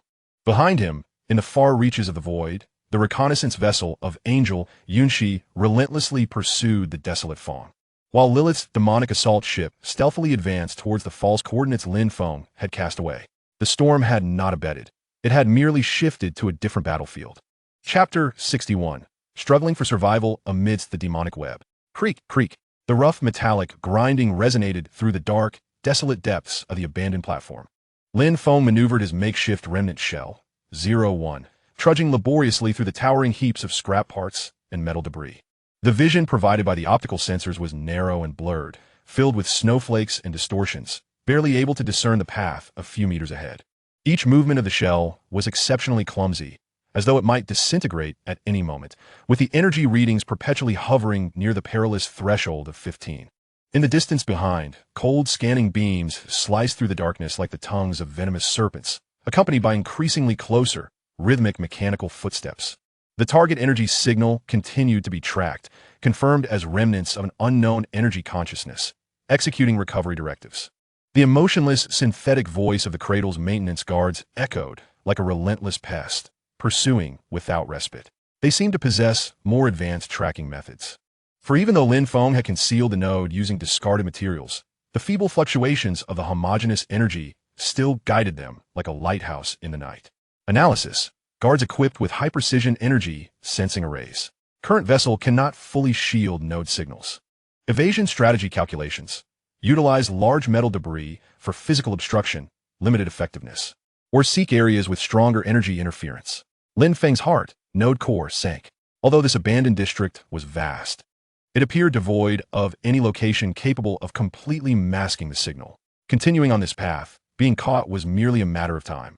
Should he be apprehended, facing the wrath of the guide would spell certain doom. An escape route must be found. Alternatively, one must be forged. His sensors scanned the surrounding environment. The area was littered with remnants of obsolete maintenance robots, discarded energy transmission pipes, and various fragments of unidentifiable experimental equipment. Suddenly, his gaze was drawn to a pile of partially buried, specially formatted pipes to the side. The interior walls of those pipes seemed to be coated with a thick layer of solidified, dark mineral residue, emitting an exceedingly faint radiation that could disrupt energy sensing. Detection of energy-dampening mineral residue, commonly used in the shielding layers of ancient energy facilities. An audacious plan swiftly took shape in his mind. The footsteps behind him grew clearer. Even the faint hum of energy weapons charging could be heard. The guard were drawing near. Lin Feng hesitated no longer. He commanded the remnant shell to exert every ounce of strength to lunge towards the heap of pipes covered in mineral residue. He forcefully tore apart several obstructive pipes, revealing a narrow gap just wide enough for the shell to squeeze through, and without hesitation, rolled inside. The interior of the pipes was filled with jagged, solidified mineral shards, scraping against the shell's already rough surface, producing a cacophony of noise. Yet, once inside the pipe, Lin Feng immediately sensed the relentless scanning beams becoming disordered, the guard's footsteps momentarily faltering. Effective. He dared not linger and scrambled deeper into the pipe. The conduit twisted downward, seemingly leading to the foundational structure of this abandoned platform. Minutes later, he emerged from a breach in the pipe, landing in a darker, more humid expanse. This appeared to be the lower level of the abandoned zone, where the air was thick with the scent of machine oil and metallic rust, mingled with a faint, almost imperceptible odor of ozone from energy leaks. The interference here was more pronounced, as the tracking signals from above weakened to a mere whisper. Was it temporarily safe? Lin Feng sighed in slight relief, beginning to survey his surroundings. The discarded materials here were even older, with some metallic plates bearing bizarre patterns that starkly contrasted with the cradle's mainstream style.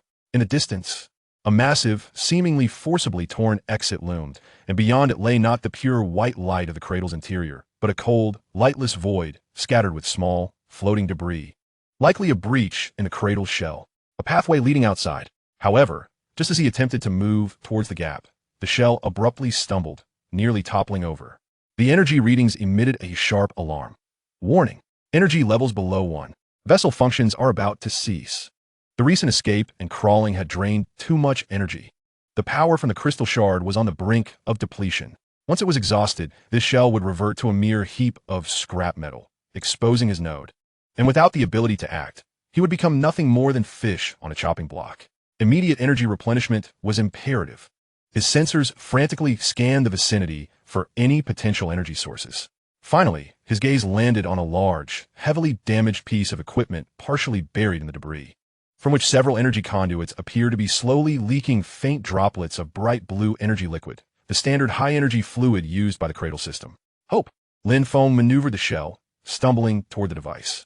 Yet, just as he drew near, preparing to devise a means to siphon the energy liquid, swish, swish, swish, several cold searchlights abruptly descended from above, locking onto him with unwavering precision.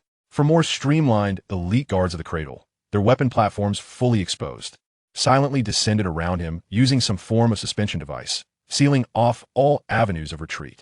They had evidently predicted his movements with advanced algorithms. Target locked. Energy levels critically low.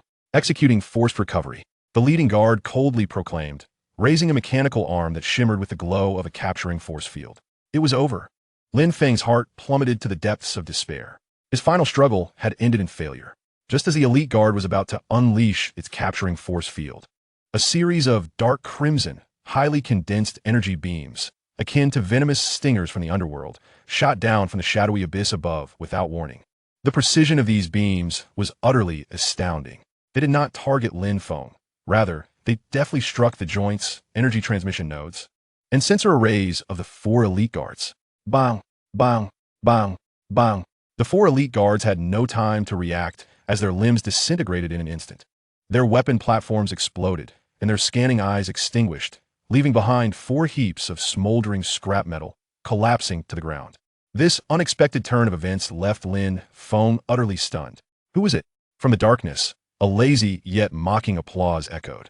Clap, clap, clap. Marvelous. Truly marvelous. A voice, so familiar it sent chills through Lin Feng's core, rang out. Little one, you never fail to surprise me. This rusty ensemble is rather unique. As the voice spoke, a lithe figure emerged from the shadows of a massive abandoned machine, clad in alluring black leather armor. Her wine-red hair flowing in the dim light like a dark elven specter. She toyed with a peculiar handgun, still emanating dark energy embers, wearing a playful smile reminiscent of a cat toying with its prey. It was none other than the demon Lilith. She had gone to that false coordinate. She had been lurking here all along. How did she evade the cradle scans? Countless questions surged into Lin Feng's consciousness. Lilith seemed to see through his astonishment, chuckling lightly. No need to be so surprised. After all, I am an elite under the Queen's banner. I possess a few tricks for concealing myself. Moreover, she kicked the remains of a guard at her feet, remarking, these tin-headed fools tracking algorithms should have been updated eons ago. She approached Lin Feng, her gaze scrutinizing his battered form, her crimson eyes gleaming with immense interest. However, what intrigued me most is you, little one. Not only can you attract such ancient beings of that caliber, but you even devised a means of escape with scrap in such dire straits. She crouched down, examining the crystalline shard embedded in Lin Feng's chest, the source of his energy. To fashion a functioning body from such refuse and maintain your consciousness. The secrets you harbor are even more profound than I had imagined. Her tone brimmed with admiration, yet all Lin Feng felt was an icy dread. He had caught the attention of this demon, and she had witnessed his every struggle and humiliation. We want. Lin Feng managed to rasp through the shell, desperately attempting to siphon energy from the nearby equipment, hoping to regain even a modicum of strength. What do I want? Lilith tilted her head, her smile growing ever sweeter, yet increasingly perilous. Why? To fulfill our previous arrangement. I have dealt with your pursuers, demonstrating my sincerity. Now, it is time for you to honor your promise and come with me. She extended her hand, her fingertips entwined with a strand of menacing dark energy, slowly pointing towards Lin Feng's shell. Do not worry. I shall be quite gentle. After all, you are a prized possession personally requested by the queen. Lin Feng's heart raced. Just as he had escaped the wolf's den, he now found himself in the tiger's lair. Falling into Morgana's hands would undoubtedly be worse than being captured by the cradle. Just as Lilith's fingertip was about to make contact with Lin Feng's shell, a faint yet extraordinarily ancient, chilling, and void-like ripple surged through the space, akin to an unseen undercurrent in deep waters. Lilith's smile froze in an instant. Her movements abruptly halted, a rare instinctual fear and wariness flashing in her crimson eyes as she abruptly scanned the surrounding darkness. What is this? She hissed, abandoning all thoughts of Lin Feng, her body tensing into a combat stance. Lin Feng felt it too.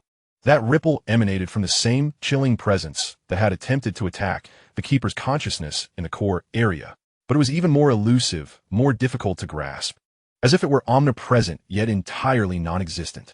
Detected ultra-high-dimensional information disturbance. Source cannot be locked. Nature. Absolute void, filled with a sense of hunger. The CSE issued an alarm of extreme danger. The ripple seemed to react to Lilith's presence, as an almost transparent, hair-thin gray tendril silently emerged from the void, stealthily coiling around Lilith's ankle. Get away! Lilith reacted swiftly, her demon handgun firing instantaneously. The dark crimson energy beam, however, pierced through the gray tendril as if it were merely an illusion. Yet in the next moment, Lilith emitted a pained grunt, as though the intangible tendril had indeed made contact and harmed her. She staggered back, a faint, slowly spreading gray mark appearing on the leather armor at her ankle, as if it had been corroded by some unseen force. Void shadows? How could such things exist here? Lilith's voice trembled with incredulity, tinged with a hint of panic. Could it be that the awakening of that ancient relic has summoned this? She could no longer afford to focus on Lin Feng. A dense dark energy shield erupted around her, her vigilance trained on the surrounding darkness, as if facing a formidable enemy. Meanwhile, Lin Feng seized the opportunity presented by this unforeseen turn of events, successfully directing a few drops of the seeping high-energy liquid towards the crystalline shard. Energy absorption. Energy level, 1215-2. Though feeble, it was sufficient to sustain him for a brief moment. Without hesitation, as Lilith became ensnared by the eerie void shadows, Lin Feng commanded his shell, exerting the meager strength he had just regained, and staggered towards the vast opening leading to the external void. Outside lay unknown dangers, but remaining here, whether falling into Lilith's grasp or being targeted by the eerie void shadows, would lead to certain doom.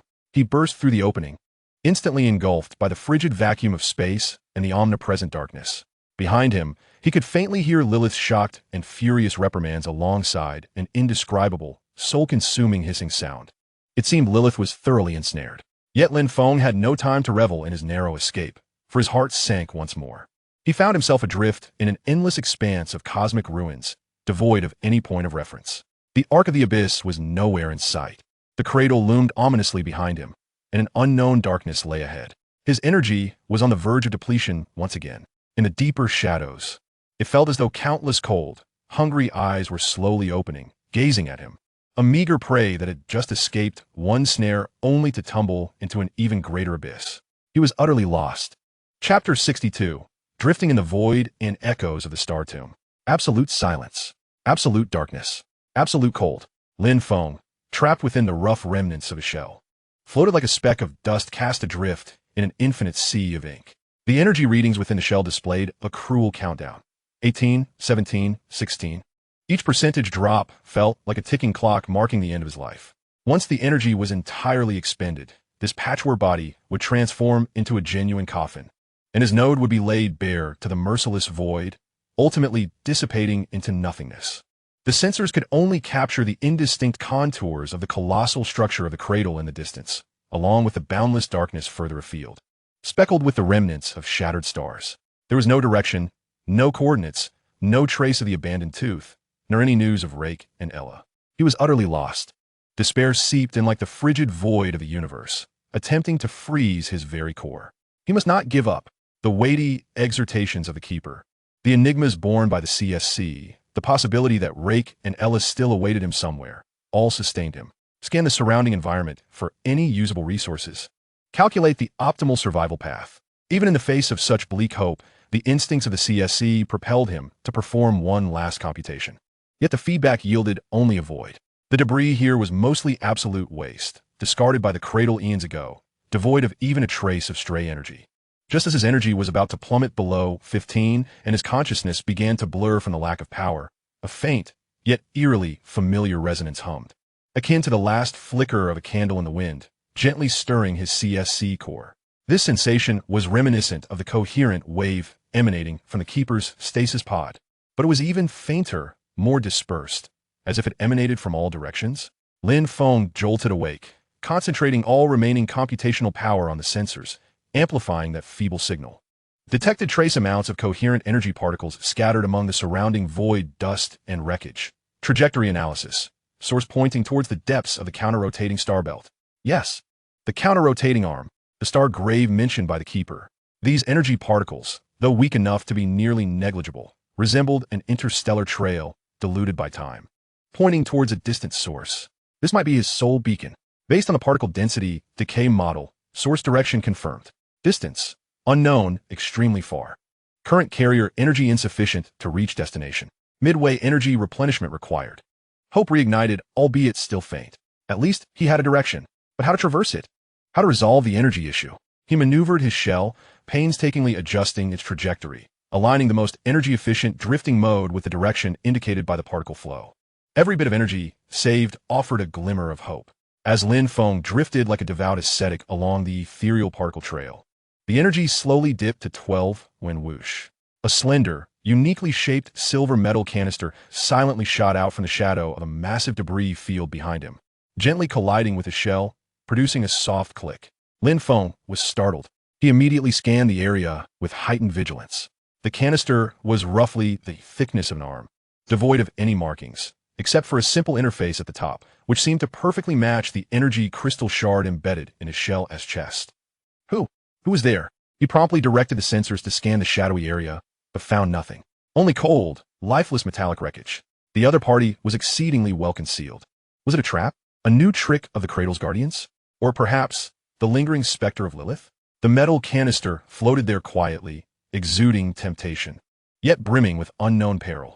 Scan metal canister. Structure simple, no explosives or trackers detected. Contains high purity, neutral, unmarked energy liquid, same origin as Cradle standard energy. The analysis result was unexpected. This seemed to be merely a canister of life-saving energy. The energy reading had already fallen to 10. The mobility of the shell was nearly lost, and the sensors began to flicker with intermittent black screens. There was no time for hesitation. A gamble.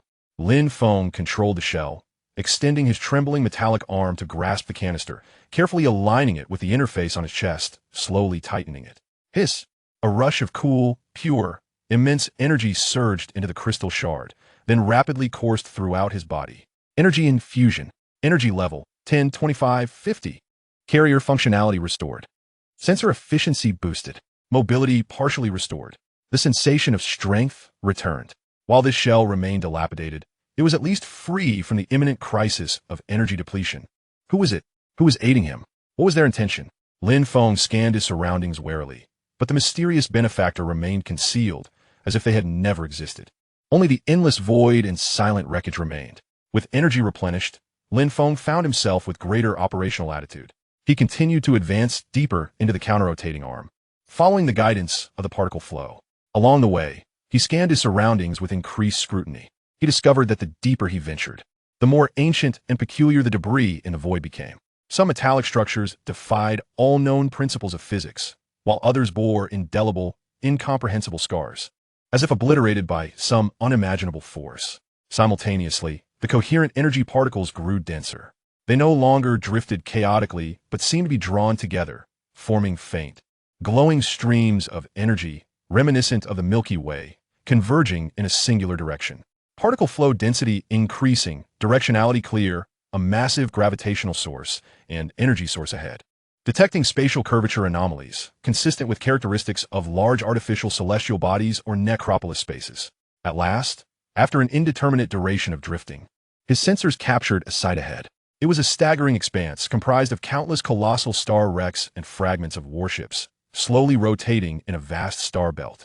They stood like silent tombstones, encircling a deeper region of darkness, one that seemed to swallow even light. And at the edge of that dark area, something floated. It was an immense, severely damaged, silver ring-like structure. Its design starkly contrasted with the technological aesthetics of the cradle's core, exuding a more ancient, rugged feel, as if hewn from colossal stone. The surface of the ring was pockmarked with massive impact craters and jagged scars, many areas fractured, yet retained a roughly circular shape. Within the ring's core, there was not an emptiness, but a shimmering, mercury-like barrier of strange energy, undulating with depth unknown. Countless energy particles from the void were converging into that mercury-like barrier as rivers flow into the sea. Target confirmed. Superlarge spatial ring structure. Necropolis gate. Status: severely damaged. Yet core functionality appears to be operating at low power. Energy barrier analysis. Nature unknown. Contains spacetime fluctuations. Strength: extremely high. Cannot be breached forcefully. Here lay the entrance to the star grave spoken of by the keeper. So magnificent, yet so dilapidated, it radiated an unnerving aura of antiquity and death. How to enter? That mercury barrier seemed insurmountable. Lin Feng attempted to approach cautiously. As he entered a certain proximity to the ring-like structure, the crystal shard in his chest, along with the CSC at his core, resonated more intensely with the entire structure. Buzz, the surface of the mercury-like barrier suddenly rippled. A cold, emotionless detection thought, reminiscent of the guide, yet older and more obscure, swept over Lin Feng. Detected low permission spark signal. Detected damaged arc beacon, crystal shard. Meets minimum entry conditions, exile. Heir to the legacy. Warning: the internal structure of the star tomb is unstable, presenting multiple spatial folds and unknown risks. Entering is at your own peril. Would you like to connect? A choice lay before him.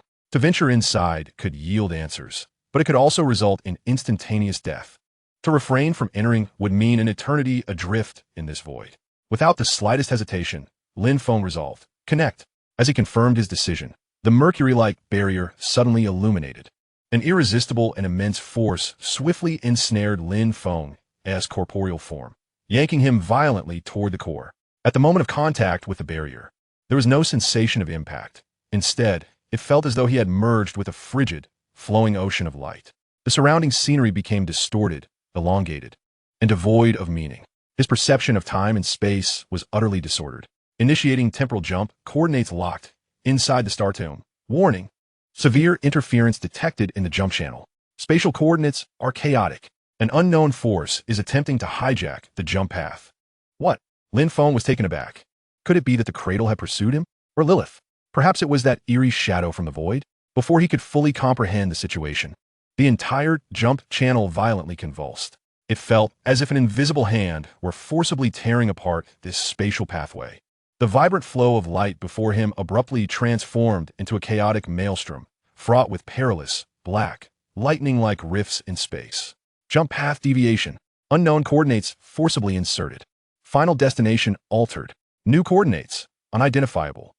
No, Lin Feng cried out within his mind, yet was powerless to effect any change. Boom! Following a violent tremor and a blinding flash, all sensation of pull and spatial distortion vanished in an instant. Lin Feng felt himself unceremoniously ejected, crashing heavily onto a hard, cold surface. Dazed and disoriented, his sensors were awash in static. After several seconds, his vision gradually cleared. He found himself in an utterly unfamiliar locale. This was neither a frigid tomb nor the cosmic void. Before him lay a vast, empty, and dilapidated hall. The architectural style was one he had never encountered before. A grand yet oppressive, dark-hued metallic structure, much of which had collapsed, cloaked in dust and cobwebs. The air was thick with dust and a faintly sweet, decaying odor. From the depths of the darkness, there seemed to emanate a rhythmic, heavy, mechanical rumbling, interspersed with more subtle sounds, reminiscent of dragging chains and faint whimpering. Where on earth was this? It was undeniably not within the Star Tomb. Struggling to regain control of his body and rise, he discovered he was sprawled upon the center of a platform, encrusted with dust and grime, seemingly a teleportation pad. What sent chills down his spine was the presence of several indistinct, hunched figures lurking in the shadows of the platform's edge, their eyes glimmering with a faint red light. Silently and slowly advancing towards him, they appeared to be wielding some rusted, hook-like objects that resembled weapons, yet also tools. He had been abducted by an unknown force to a wholly unfamiliar and malevolent realm.